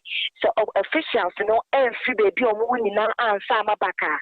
And Nadia on the day, on the me I say about now say I can name in our boom, and who may be an MPP da, and who may be NDC da, now say about parliamentary so you win on way day, or more that. And to say I make a say dear, I think that the same penny for a junior day, I do GBBA, what could be Biabu measure say, a year, ballot box na ebe se ensiano a ebo polling stations na ewo adano afei no mo bie so a pin sheet na fimu a omo hwese omo kikira bebia bu mansa na ye den yakeka enyama bu munye hu bebia de MPP nyaaye nya hu de NDC nyaaye nya se parliamentary so de de ne tiana pay de amane ebo a me wo ma wono no na me ye twese nka ye bitimi bibia antem na afei ye de result no aba betumo nim so no afei na bibia aye ya into Enkibiano, Yakanyina, Medibabe Somo.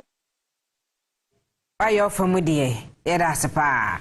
Ofa, any lawyer, we na bomb pay chat to an Luciana boy. No. So I see you go garden. Yes, I'm get to I do an idea. Who Yana Obian Janhe. You know, not just say, Lucia Cassiana Betwaso, now Captain Smart in the team, no so about Betwaso. Sabradia, we are there, yes, repay and not at Mammutimini is repaying and Yadamasi. Catch was I have a wabato as na so yen so de e ho na ne mapa no wonti se bia won ma ye adwuma ti se nyina no mema ni siri pene na ma no so aka ehu bi eti ye gira mu a amade a chewe ya che so pia bonti otimi se format tete e ma crash ase prapro ma fie mu eti ma ya de so da na fe no aso de a ye mo ache ye mo akwaba se o hwe wonu TV so mo amuti onu 95.1 FM so ase da PCA ene ne a ye de ma mo se mo ye ne sa mo amukoda nyina ase boni bi ansi entokwansi enipa bi na lusuo e wa mpini mu ma omukosuo sa na batote ye enfie na bi aso a wakontabuo no akwa akubu se ko yie sanko yie no omanfo no na be kire se bebo ana se ndema se ne be konti ma memra lawyer so yebuye ensuo emu na mu nyina yewo mu oh now to abawe oh yeah to akwadu kufuji akwadu okay okay the one na are ni oh so far the ever say you dire wa ba ni hu ti de de famu da izano pe na ele hu ni eko okay yeah that's it my father the next caller na any chief for suni nkomo kakra ni ahwefo nyina ama hello good morning good morning menu abani ene na shia no pay na mbese mi hu dansuma Slow so okay. Mo nyina mo adeja ye adwuma na ye na mo ba mi nyina ya akosi awie no mo adeja ye ye be mo nti ukoda kakra na esi wo musi wachi abende wakoda wo musi wachi abende meso ukoda ye wo musi wachi anadwo na abende. Oh, yeah, Mama, no problem. You better side the provisional resourcing in to join to be who near quay. Why? We also best we are friend or baby. I want to DNA cost for her day and sooner. Open say, or day a kayan comma. Ye DNA, I'm a boy, a free air the various centers near the Bremono, who bet media Babeka home, not a day as some more. Yeah, hello. Hello. Open you didn't baby. Factor near land, they want to share. What is the difference? Alan heavyweight. I mean, because he has lost successive elections. And at the end, Alan influence. Alan heavyweight. The influence which have reflected in the votes. On influence. No, but it's normal. Elections. Even John Mahama Krako standing independent. It's just because of the party. And precisely. And to understand new weight as an individual. Missing elections we are children from Bibri. All right. Say you as good as the votes you bring. Okay. What does the NT say? We are Allah now one Fabu Zamba. You are just like another. Central region. All right. Na yejina ewo Ase North abaton persuano so. Eko presidential na mampede dada Mahama NDC. Enya 17,762. Ejina ho Emma 57.1%. And na Dr. Baumia enya 12,705. Eno 40.9. Ye share parliamentary no. Eno so eho asem. Ti James Judge Kwesin Ogusua a member of parliament. Emma Manfo Ase North Abaton Persuano so we need by 57%, 18,023 and now ewo hey.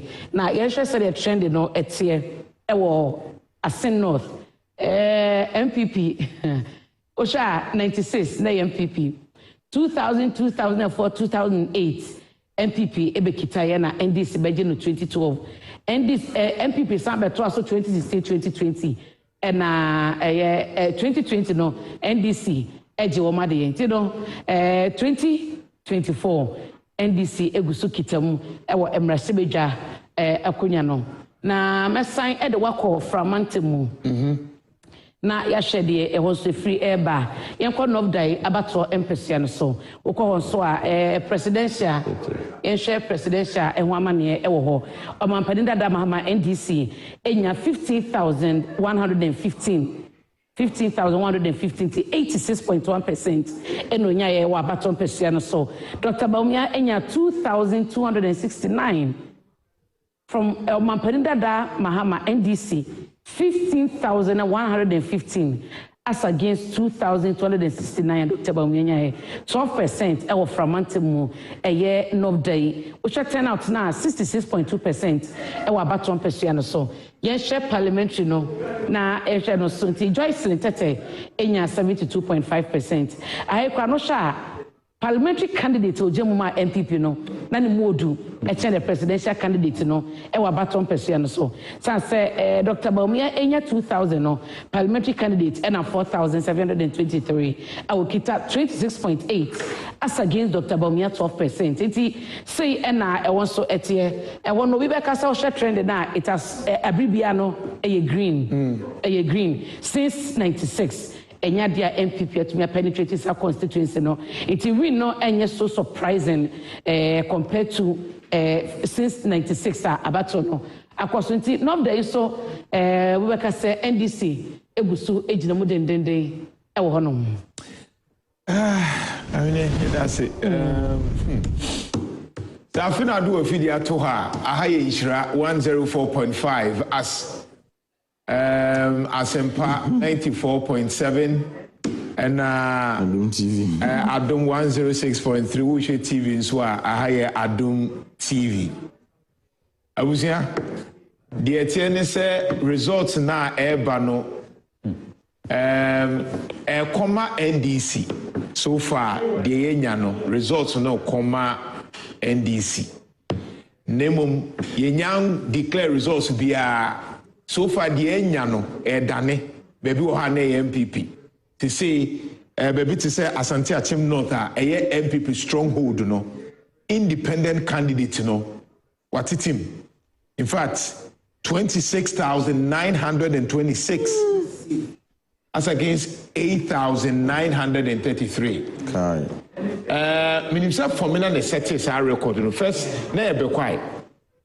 Joe Wise, almost set a record bisa, and a call Formula.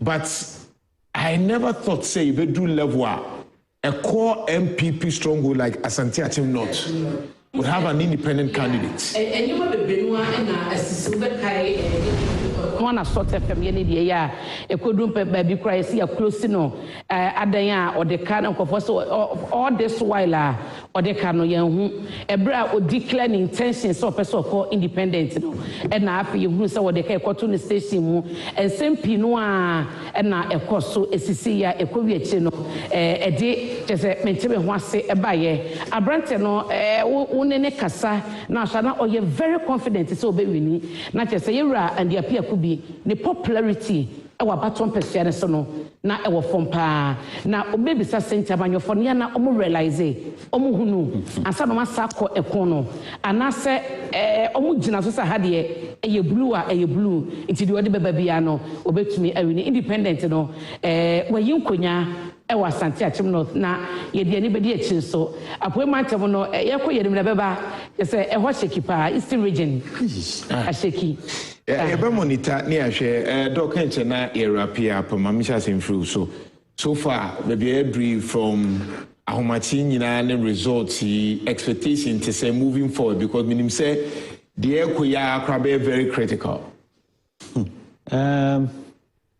nye koyi die yentumi ntra ha enkase bia say na esi but nya ye di eni hu die me feel say enkoyi ma ebinu Ebinum said the cheddar for an ala. Oh, enko my BPCC. Okay. For near you, men Cassia, I know the Ubian to me confirm me, but near course, where you night, you say, Baby, I believe in bedding Conimpuno, almost so take Kakra. And Ebiana, Obeshan and NDC Apajas, and also Kakrabi or so winning pie. So said that trend will continue, is going to affect the general results because the numbers ain't Akukweti ya draw the coach ya dia theater ba so do asia no ye ko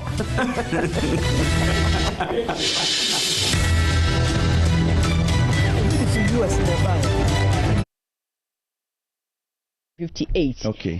14,558 until also second year no Andrew Japan Mesa we incumbent MP ono so ye de nabo form say pool but that ye be call yendi constituency also so Farouk Ali Muhammad Ira Kane Mampeni abedi che o Mampeni Kofo na breso Ira Ali Muhammad ne ba no parliament no I Farouk I ono so ye de nabo form say team enti yendi abato mpeso so say na saying wo mo ho na ye mo call ye friend say primaries no na nya asem keto akwa e me no kra no mo ho ye kase ye besa ato no foforo say de me no ko ye e no mo declare say ono e na omo di ama no ni ade onya 29,819 29,819 and Abdul Fatau Al Hassan ya wono so ko on the ticket of NDC enya 30,707 enti eno so ne results provisional results are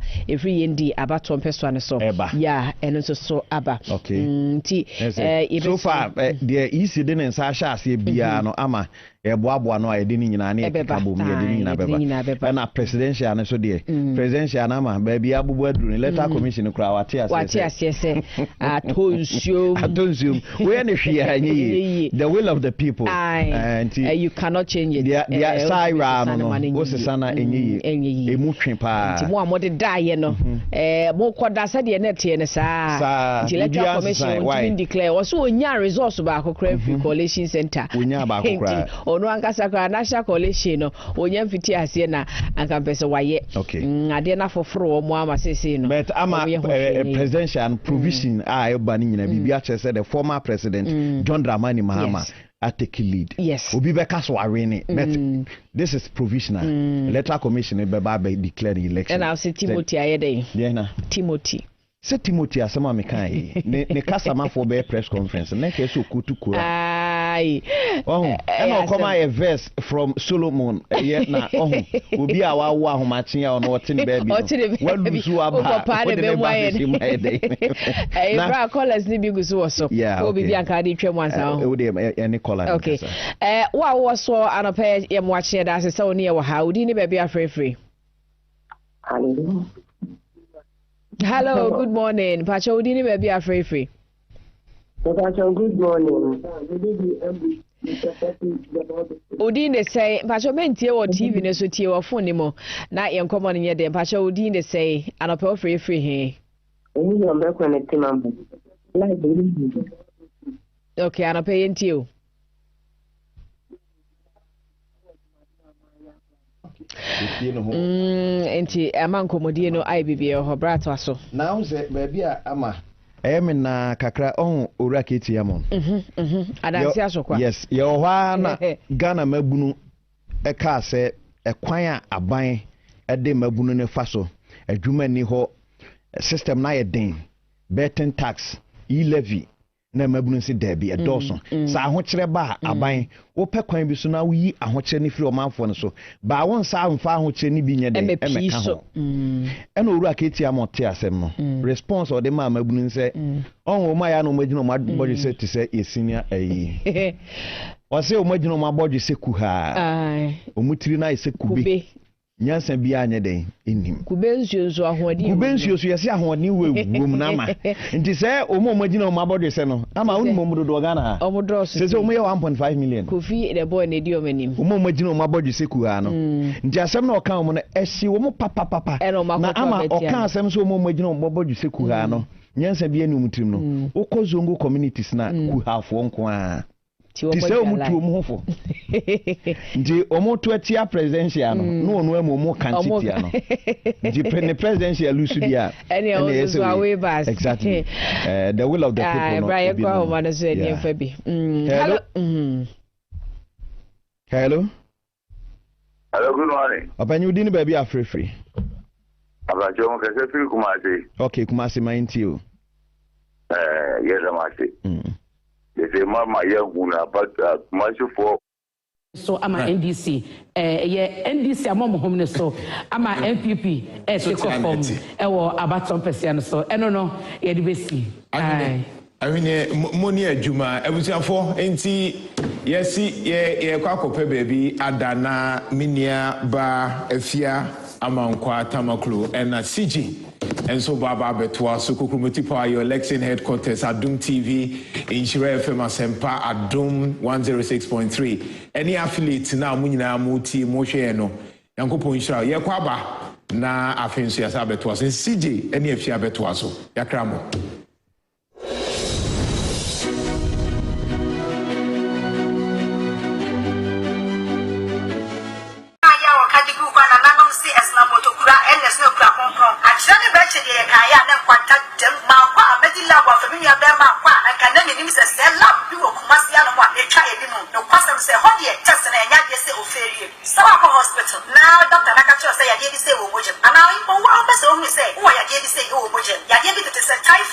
hepatitis B and C, diabetes, cancer, HIV